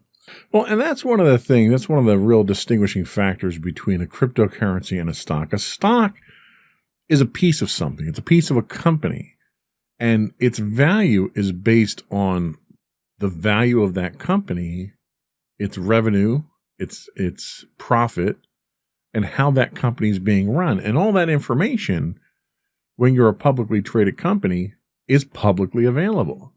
So if you want to go do the research on Intel and see how much Intel is worth, you can see what their assets are, what their liabilities are, what their profits are, what contracts they've landed over the last 12 months. You can do all that research and find all that information. And largely that's what, you know, analysts and stockbrokers do for you. They do all that work for you and come back and say, okay, buy Intel because they're worth it. But you have the freedom to go get that information yourself and do it. You lack that information for the most part when it comes to crypto. I mean, crypto isn't representative of anything substantial. It's literally data that's being passed around. And a lot of people have a very difficult time wrapping their heads around that. It's hard to understand why you would need something like that. Granted, you can have a currency that doesn't have borders. So, for instance, you know, you have the euro versus the dollar. And the euro traditionally trends a few cents higher in value than the dollar does, depending on what's going on from a geopolitical standpoint. But that currency itself is based on gross domestic product. It's based on manufacturing output. There's a measurable metric that you can look at for it. So you can kind of predict, okay, well, we know that everyone's being hit by the pandemic right now. And sections of Europe are being hit worse than others. So the chances are their economy is going to be impacted by that further. So maybe now is not a good time. And I'm saying this strictly from a theoretical standpoint. I am not an investment broker, or am I qualified to comment on any of this stuff. But you can see these signs, these trends, and determine that might not be the investment that you want, because the euro may go down as their economy is impacted. You can't do that with Bitcoin. Tomorrow, Bitcoin could lose 30% for no apparent reason. Or it could gain 30% for equally no reason. It's volatile. That is it's the buzzword, yeah. Incredibly volatile. So why do people like cryptocurrency? Why don't you tell us, why people, what the appeal of cryptocurrency is? Yeah, so supporters see cryptocurrency, things like Bitcoin, as a currency of the future, and they're racing to buy them now before they become more valuable, which we've already seen that with going from buying pizzas to being worth, $900 billion. Some supporters like the fact that crypto removes central banks from managing the money supply, since over time these banks tend to reduce the value of money through inflation, so Bitcoin can't be inflated the way normal money can. Other supporters like the technology behind crypto, like the blockchain, which we talked about earlier, because it's decentralized processing and recording system and can be more secure than usual payment options. And then finally, some speculators like crypto because they're going up in value and have no interest in the currency's long-term acceptance as a way to move money. And that's a very good point, is that if you look at it from a long-term standpoint, it's so volatile and traded so frequently that people aren't looking at it as a long-term. Like, people buy Disney stock and they hold on the Disney stock for 30 years and they continue to increase in value. They may get dividends from it, but ultimately it's a long-term thing that someday you'll sell that and it's an investment. Whereas cryptocurrency is almost like day trading. Yeah. I'm buying it this morning because I know this afternoon, chances are it's going to be 30% higher and I'm going to make a fortune off of it. That's essentially what I was doing. Me and my friends, when I talked about Dogecoin earlier, that's what we would do. We bought it, and then for like a week straight, we would check every day to see what the value was. And you could set, in the app we were using, you could set, I think it was called a limit order. So like if Dogecoin went up to 80 cents, you could have it sell then. Right. So like if we thought Elon Musk was going to tweet about it and it would make it go up in value, which happened, a lot of people made a lot of money when Dogecoin, when that phenomenon was happening. Sure. It's kind of stabled out now, but it was like day trading. And Robinhood, I know, got a lot of flack for that because so much money was being dumped in that they couldn't keep up with it. And I think that finding came out a couple of days ago, where the way Robinhood works is when you go into, and for those that don't know, Robinhood is an app where you can, trade stocks and trade crypto. When you go to buy something through them, they actually wait and basically give you an IOU so that if they can get a better value for it, they can then take that, and then you also get the stock. They take off the top. Right. But when the things with Dogecoin was happening, so many people were buying in, and with GameStop as well, the GameStop stock situation, they didn't have enough money to keep up. So it's like, when the trend hits the whole world and everybody's doing it like day trading, it can cripple something like Robinhood that's just, the app to the middleman almost. Yeah, their business model was not capable of keeping up with that. But one of the other things about crypto that we talk about here is that it doesn't use a centralized bank, which means it can't be influenced by governments or government regulation. So you look at how some of the economy works in the United States, and you've got the Federal Trade Commission that makes sure that there's no insider trading and that things are done on the up and up. You have the Federal Reserve that sets interest rates. So with a traditional economy, you have a lot of outside influence. It's not just the market value. A lot of it is the government trying to control the money. Part of that's inflation. You know, when the economy is bad, the government puts more currency into circulation, which devalues the currency but increases spending. And with a cryptocurrency, they don't have that control, which is one of the reasons why Russia had banned Bitcoin, because Bitcoin could really come in and take over an economy because the government has no control over it. So a lot of governments don't understand crypto yet, and those that do and have kind of a good understanding of it are kind of afraid of it, and with good reason. Yeah. One of the other things that we talk about here is the encryption associated with it. Well, that encryption allows you to hide transactions. So right now we've got a big push in the United States where the federal government wants to have access to encrypted data on your phone, in your email, through your social media, because they claim that without that, then they can't do their job from a law enforcement perspective. So the federal government wants access to your encrypted information on your phone, so if they get a warrant for a search warrant, they can execute it, where they can't do that now. Well, they'll never be able to do that with cryptocurrency. They can't go to a manufacturer like Apple or Google and say, put a backdoor in or we're going to put you out of business. There's no central authority for Bitcoin. So they can't exercise that control. And as a result, it's very appealing to a lot of people who want to do international transactions. You know, when we do transactions with a company overseas, there's a conversion rate that happens. And that conversion makes money for someone. Some money broker somewhere skims off the top, like you talked about with Robinhood. With Bitcoin, it's traded at face value. Nobody skims off the top. Nobody makes a profit off of it. And generally, when no one's making a profit off of a transaction, people have a problem with that. Yeah. So you can't have that man in the middle who's doing things. But again, cryptocurrencies are speculative. There's nothing tangible about a cryptocurrency that says, okay, well, I see that Tesla put out 20% more cars this year than they had forecast, so their value is going to go up. There's nothing like that with crypto. It's literally just made up as it goes along. And that's something that scares off investors. So what you get is a completely different class of investors that go after cryptocurrencies. As an investor myself, I'm very risk averse. You know, I will invest money in a guaranteed 8% return any day over the possibility of a 15% return with a 50% chance of loss. That's just the way I am. I'll always go for the sure thing. I mean, like, I've been investing a little bit. Like, I don't, as I've made clear by this show, I don't really understand how a lot of this stuff works. So I've been using Robinhood, and they got in trouble for kind of gamifying it. But I like that personally because it makes it a lot easier to understand.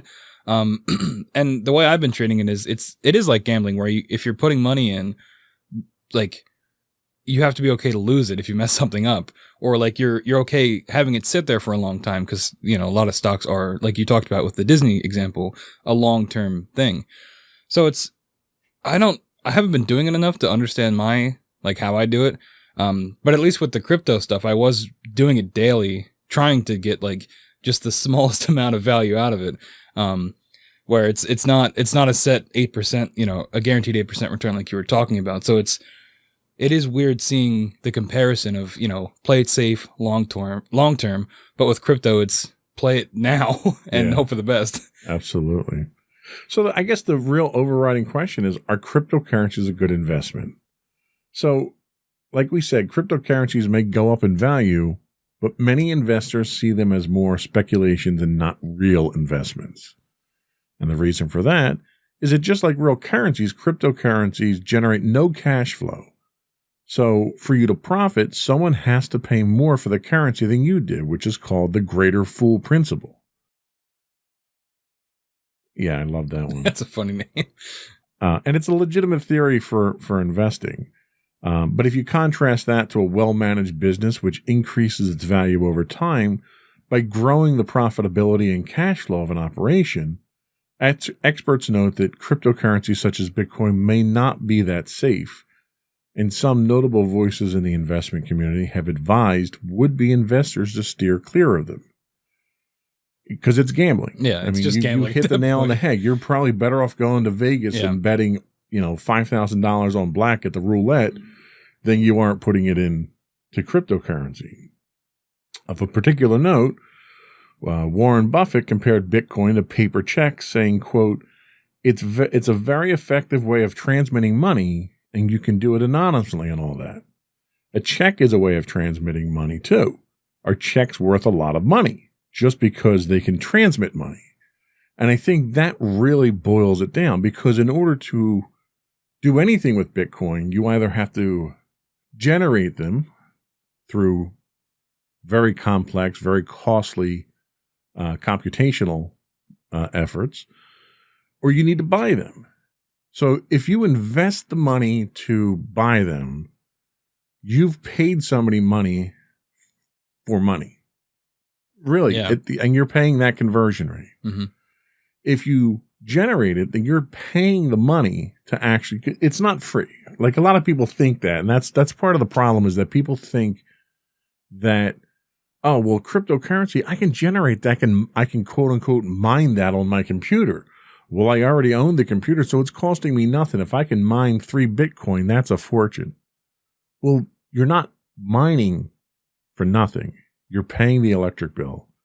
You're paying to cool it, because it generates so much heat to do these computations. People have actually turned mining computers into heaters for their homes. Oh, wow. What they've done is they build a computer with 5 or 6 graphic processor units, high-grade graphics processor units, and they channel that heat into their house, and that's how they heat their house. That's insane. I saw one person who lived out in Colorado or something like that, and he actually funneled the heat from his cryptocurrency computer to a chicken coop, and that heats the chicken coop outside. Well, there you go. But that's no different than, because you're still paying to use that power. One of the latest trends now is they're putting a lot of crypto mining farms in Alaska so they don't have to pay for the cooling costs. So they're just putting them in the ice. Yeah, they're pulling outdoor air in, and that's cooling these machines off. Yeah, I know there was this was a while ago, probably like a year ago, but the Nintendo Switch had a thing, the gaming console, where people couldn't figure out why when they played this one game, it was like some cooking game, why their Switches kept overheating. And it was because they were using it to mine Bitcoin in the background for the game. So people's Switches would overheat and turn off, and they couldn't figure out why, because it's not like, the Switch is like that big. It's not like it's a PS5 or something. Yeah. So people were like, what's going on here? And they looked into it, and they were mining Bitcoin in the background when you played the game. It was insane. Yeah. Yeah, it's scary. It really is. Yeah. For those who see cryptocurrency such as Bitcoin as the currency of the future, it should be noted that a currency needs stability so that merchants and consumers can determine what a fair price for goods is. So let's take the instance of Tesla. So they're going to be selling a car, and they're going to price the cost in Bitcoin out to what the equivalent dollar value would be. So let's say, for instance, you buy a Tesla for $80,000. Let's say that's, for the sake of easy math, that's 8 Bitcoin. All right. Say Bitcoin's at $10,000 each. Well, if Bitcoin drops in value at any point in time while you're still paying for that car, then you just got, like, if it drops to 5,000 per Bitcoin, you just paid half price for that car. What merchant is going to deal with a currency that's that volatile and that prone to have them lose money? Like, it just, for Tesla to go that route, I think puzzled a lot of people. Do you think that it's going to end up becoming regulated if enough businesses get involved? Do you think it's just going to sidestep the government and they're just going to regulate it themselves? Especially if they have the majority of it, like a Tesla or another big corporation? Well, and that's actually a very interesting proposition. You can't regulate it. You can't. because of its decentralized nature. So even if you own the majority of it, like owning the majority of a company, you control that company. If you own the majority of Bitcoin, you can't dictate the price of Bitcoin because Bitcoin is only worth what the market will bear. So if Tesla owned 60% of the available Bitcoin out there, they could ask whatever they want. But if nobody wants to pay that value, then it's not worth that, right? Like think of selling on eBay. Oh, I can put my Star Wars figures up on eBay and ask $5,000 for them. Doesn't mean they're worth $5,000 if nobody's going to buy them. And that's what you're looking at with Bitcoin, is that you can't deregulate. So I don't know why at this point in time someone like Elon Musk would get into it, if for no other reason than just for publicity. I'm pretty sure he had an SEC filing the other day where they have to call him like Crypto King now or something like that. Yeah, I saw that. Which one of my friends, it was half joking, but he was like, well, that's so they don't have to say he's a CEO. So when he does dumb stuff like this, he can say, well, I'm not CEO, I'm the Crypto King. Right. It's different. Right. But I don't know. He does things like, this is the man who sold flamethrowers to promote his boring company, his mining company. So we could do a whole show on him if we wanted to. Yeah. He's like Tony Stark, but not as cool. But as we said, Bitcoin and other cryptocurrencies have been anything but stable through much of their history. For example, while Bitcoin traded close to $20,000 in December 2017, by 2020 it was trading at record levels. It dropped as low as $3,200 later that year. That's 70% of your value. That's ridiculous to have a drop like that. And then by 2020, it was back at record levels again. So the price volatility creates a conundrum. Hence the title to the show. Hey-o. Seeing you Full made fun of me circle. for the title. I did make fun. It was funny. If Bitcoins might be worth a lot more in the future, people are less likely to spend and circulate them today.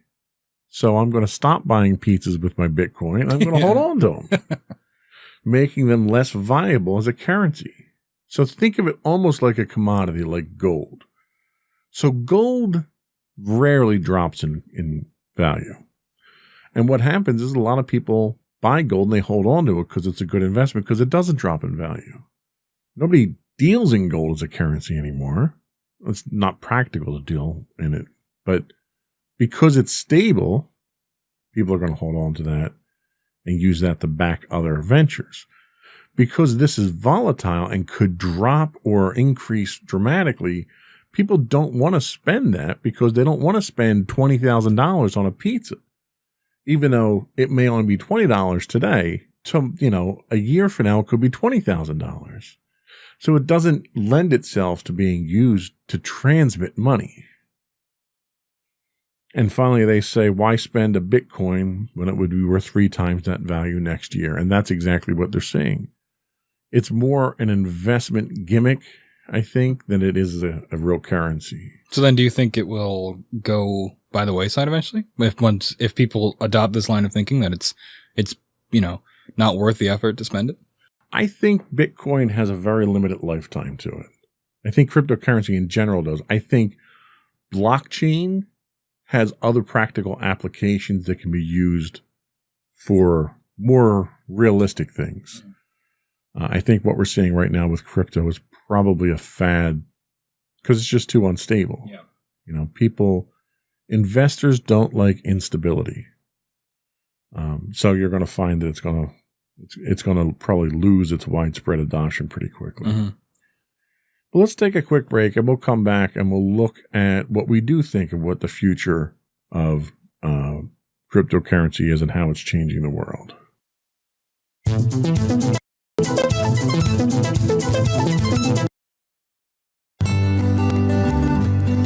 Insights into Teens, a podcast series exploring the issues and challenges of today's youth. Talking to real teens about real teen problems. Explore issues from braces to puberty, social anxiety to financial responsibility. Each week, we talk about the topics concerning today's youth. We look at how the issues affect teens, how to cope with these issues, and how parents, friends, and loved ones can help teens handle these challenges. Check out our video episodes on youtube.com/insightsintothings. Catch our audio versions on podcast.insightsintoteens.com or on the web at insightsintothings.com.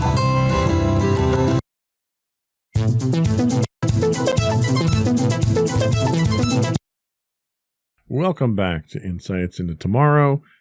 We're talking cryptocurrency. And as we said earlier, cryptocurrency is not new. It's been around since roughly 2009 when Bitcoin was first created. But in recent years, it started to have a more significant impact on the world. Cryptocurrency has done this by changing the way various industries operate and opening up new opportunities for individuals and businesses alike. The creation of cryptocurrency also introduced blockchain technology to the world, which is, I think, the most significant contribution that we get from crypto. According to Statista, revenues from the technology are expected to reach more than $39 billion by 2025. From these figures, it's clear that cryptocurrencies and the technology that surround them are having a major impact.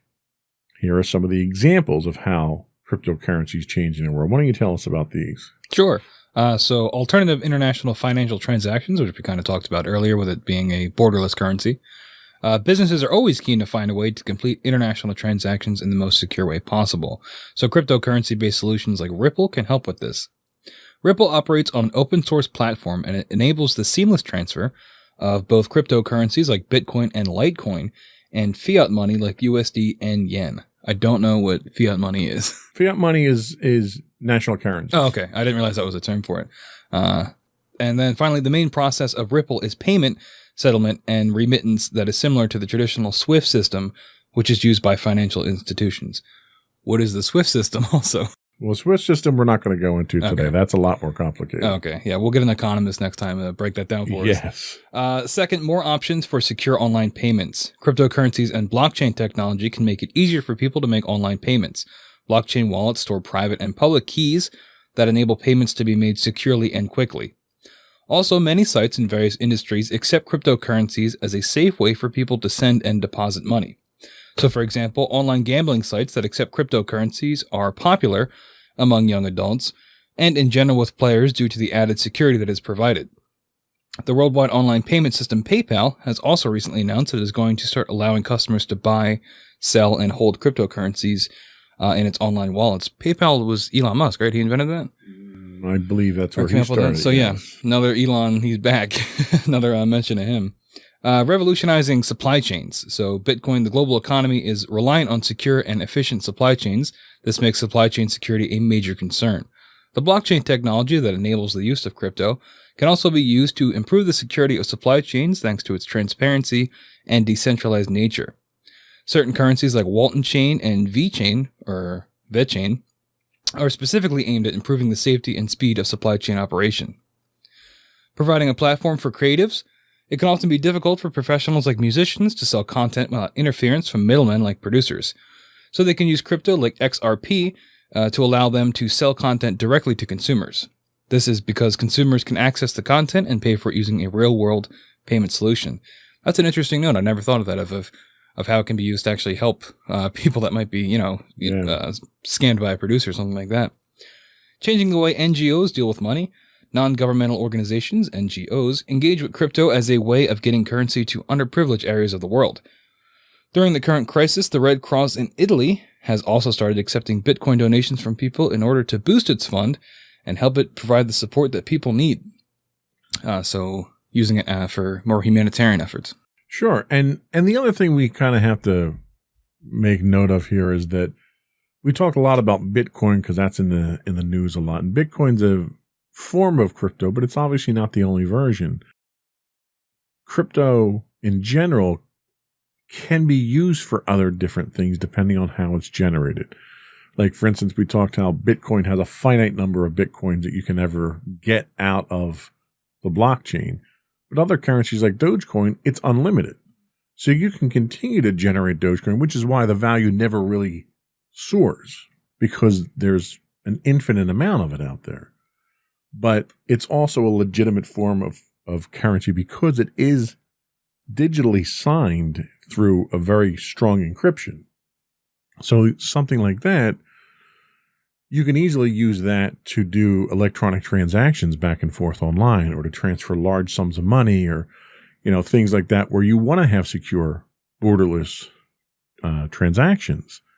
That's not to say that Bitcoin's the best crypto for that, but crypto can be used for these things. It does away with that decentralized bank. It does away with these conversions. It does away with the regulations that you get bogged down in. One example, which is probably not a good example, is North Korea. Okay, so North Korea is under all kinds of sanctions. They can't trade, tea at this point in time without having some kind of sanction slapped on them. But they can trade crypto because it's unregulated. Yeah. There's no way to stop that. I didn't even think of that. Now, that's a bad example of that, but the good example of that is if you're in a oppressive third world regime that you're trying to fight for the freedom of the people there and the government is oppressing you. You can fund those operations through cryptocurrencies and still manage to get the funds that you need. Yeah, it sort of cuts out the red tape and the middleman and all that to just get the currency where it needs to be. Exactly. I think personally moving forward, cryptocurrencies themselves are going to be more of a medium than they are an asset or an investment. They're going to be used for transactions. Like a lot of business transactions use EFT fund transactions now, and you get a lot of hands touching that type of stuff through the banking industries. And I think cryptocurrencies eliminate a lot of that stuff. So I think there's a future for cryptocurrencies. I think it's very different than what we see today.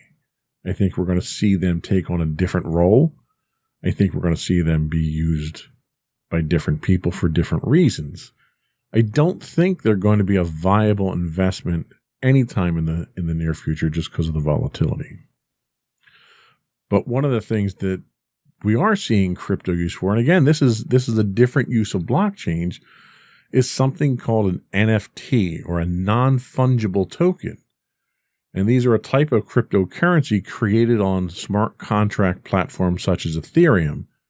And they're unique digital objects that can be cool to own or even profitable to trade. Like it's World of Warcraft or something. Similar to that. You joke, Really? but it's similar to that. But for instance, Elon Musk's girlfriend was just in the news because she put up $8 million in artwork as NFTs. The NBA is involved in this. You can purchase an NFT, a non-fungible token of an NBA highlight, and you own that highlight. Like the footage? No, just the rights to the highlight. Okay. This is where it gets confusing. Yeah, I'm kind of lost. Think of it as, let's go back to the analogy of baseball cards. All right. So as a kid, I would buy baseball cards. You'd go out to the store, you'd buy a pack of them. You'd open them up and you'd see what card you got. And if you got a rookie card of somebody that you knew was good, you held on to it and it had value. I could take that to a trading card store somewhere and sell it. This is sort of the same type of thing, but you never get the card. So, for instance, you pay for an NFT, and that NFT happens to be for, I say Ricky Henderson because that's the only valuable baseball card I ever owned. So, you pay for a token, a digital token for Ricky Henderson's rookie card. And that card stays in the store in the window, and everyone can come by and they can look at that and they can gawk at it and they can ooh and ah and everything, but nobody can have it. They can just see it. You own it. Now you can trade it to someone else. You can sell it to someone else. You can sell that right to it, but you never actually own it. That sounds lame. Why would you want to do that? Especially if it's like Grimes' artwork. Wouldn't you want to hang artwork like in your house? You just have a thing that says you own the artwork. You don't own the art. Well, and that's like, you can have copies of it, but you own the right to that item itself. So no one else can own the right to It it. seems like a pyramid scheme or something. And that's how it's been described. You own by the a lot idea of of our. people. That's how it's been described. So what is fungible and non-fungible? You're asking me. Yes. Oh, well, conveniently enough, we have a very well-produced show notes. Cryptocurrencies can be fungible, meaning all the currency's unit, i.e. tokens, are the same and equal, like grains of rice or dollars. Non-fungible tokens are the opposite. Every cryptocurrency unit or token is unique and cannot be replicated. This, quote, non-fungible property can be used for many things, even certain types of currencies. But the current NFT craze is mostly fueled by digital art and collectibles, kind of like we talked about. People have figured out that a unique digital object can be interesting, cool, and even have a significant monetary value. It's why the space has recently blossomed, encompassing thousands of projects involving artworks, gaming, and sports. So how do NFTs work? So it really depends on the platform, right? So given the vast majority of NFTs that are created and traded on Ethereum, let's focus on that. So NFTs created on Ethereum's blockchain, which is immutable, meaning it can't be altered, like we've talked about all blockchains.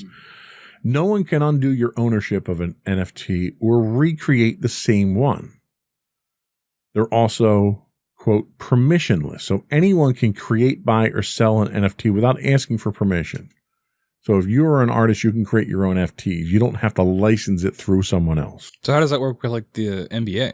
So the NBA creates their NFTs for these highlights. Okay. And they're the only ones that can create their NFTs. Right. Gotcha. They're the authority for it. Every NFT is unique and can be viewed by anyone, just like that card in the window. Anyone can walk by the window. So again, it's like the analogy I gave you with having a card that's forever available for people to use. I don't know why people would do it. Yeah. People are doing it. There's a huge budding industry, which is why I threw it in at the end of the notes here, because it kind of was an afterthought in my research in doing this. But I wanted to put it in here as another example of how blockchain itself is being used without it being technically a cryptocurrency. And I guess, let's take a step back and talk about where we think it's going to go. So we're going to take a quick break. Our last break, we'll come back and we'll talk about what the future of cryptocurrency is going to look like.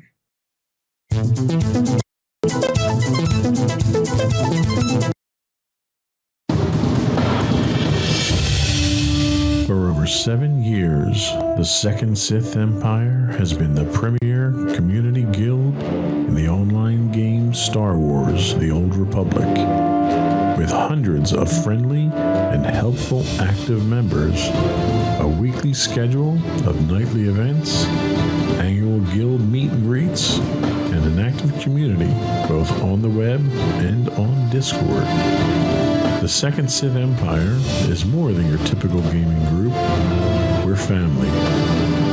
Join us on the Starforge server for nightly events such as operations, flashpoints, world boss hunts, Star Wars trivia, guild lottery, and much more. Visit us on the web today at www.thesecondsithempire.com.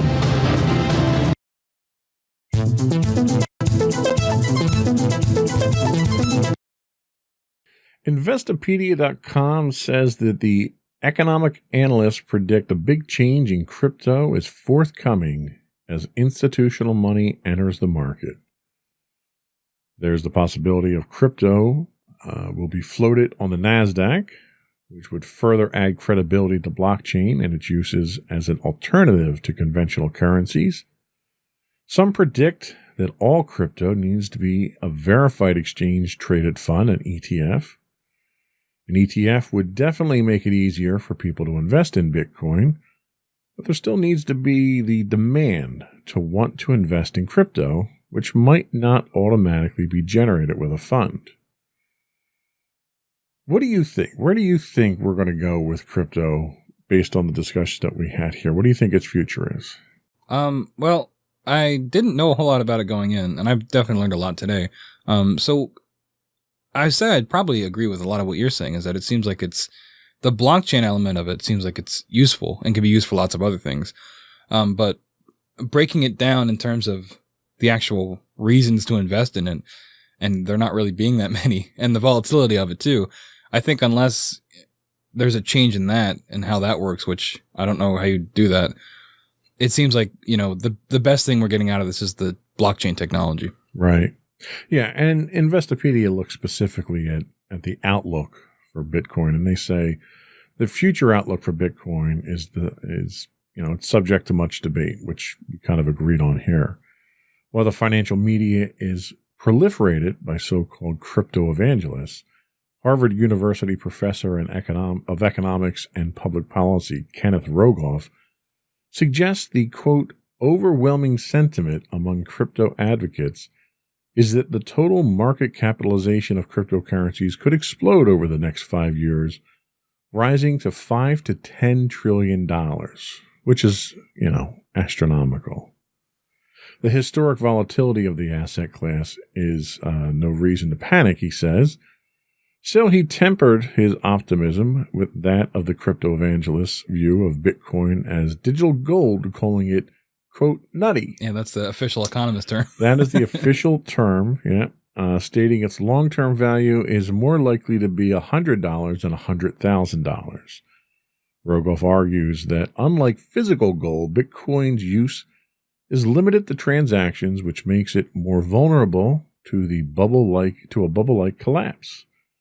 Additionally, the cryptocurrency's energy-intensive verification process is vastly less efficient than systems that rely on a trusted central authority like a central bank. And I think that's really a great place to make that distinction, is that the value or the viability of a Bitcoin is in its computational authority, whereas the value of a traditional currency or stock is in its institutional authority. And being decentralized with no institutional authority, you have to rely on that encryption to know what the value is and to know that it's a legitimate transaction. What are your thoughts on that? I mean, it makes a lot of sense, right? I mean, even this guy that we just quoted, he starts off with towards the more optimistic side, saying, it could be trillions of dollars in the next couple of years. But then once he thinks about it, it seems like he tempers it, being like, well, it's also very volatile. And, he say the word bubble. And that kind of got me thinking of like, maybe this is a bubble. Maybe it has the chance to collapse. And especially with it being like, so nebulous too, that it might even lend itself further to a collapse. Like, .com and things like that back in, what was it, the 90s, right? When that happened? Late 90s, yeah. Yeah. So maybe, I hope that doesn't happen because it seems like it's interesting technology. I hope that it doesn't completely collapse. And if it does collapse, maybe it can come back in some way. But yeah, it just seems like overall it's better to just be safe than sorry. Sure. Yeah. I think, we both agree that there's probably a lot more scrutiny to be paid to this. Bitcoin's main benefits of decentralization, and transaction anonymity have also made it a favored currency for a host of illegal activities, including money laundering, drug peddling, smuggling, and weapons procurement. This has attracted the attention of powerful regulatory and other government agencies, such as the Financial Crimes Enforcement Network, the SEC, and even the FBI and Department of Homeland Security. In March of 2013, when this was an infant state here, the Financial Crimes Enforcement Network issued rules that defined virtual currency exchanges and administrators as money service businesses, bringing them within the jurisdiction of government regulation.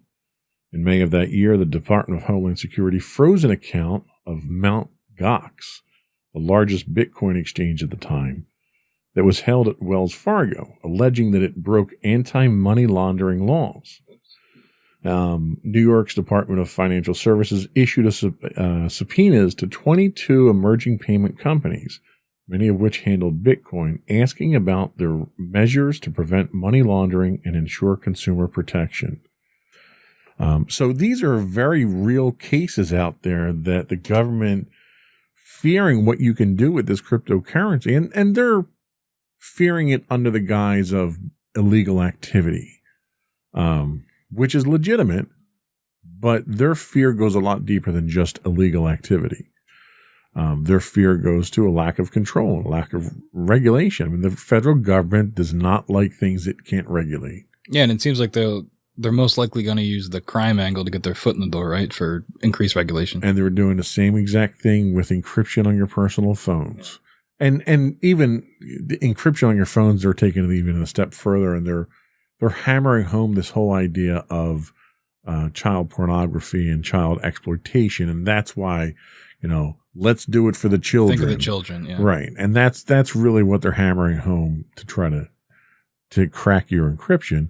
But we're looking at the same type of thing here. So I think unregulated currencies like Bitcoin that are speculative and have a potential for high value are much more likely to come under the scrutiny of the government than a transactional thing like Dogecoin, where people are using it for legitimate things, and it doesn't have enough power behind it to really warrant being used for illegal activity. Right. But again, in the end, I think it's really the technology that comes out of this that's going to be the winner overall.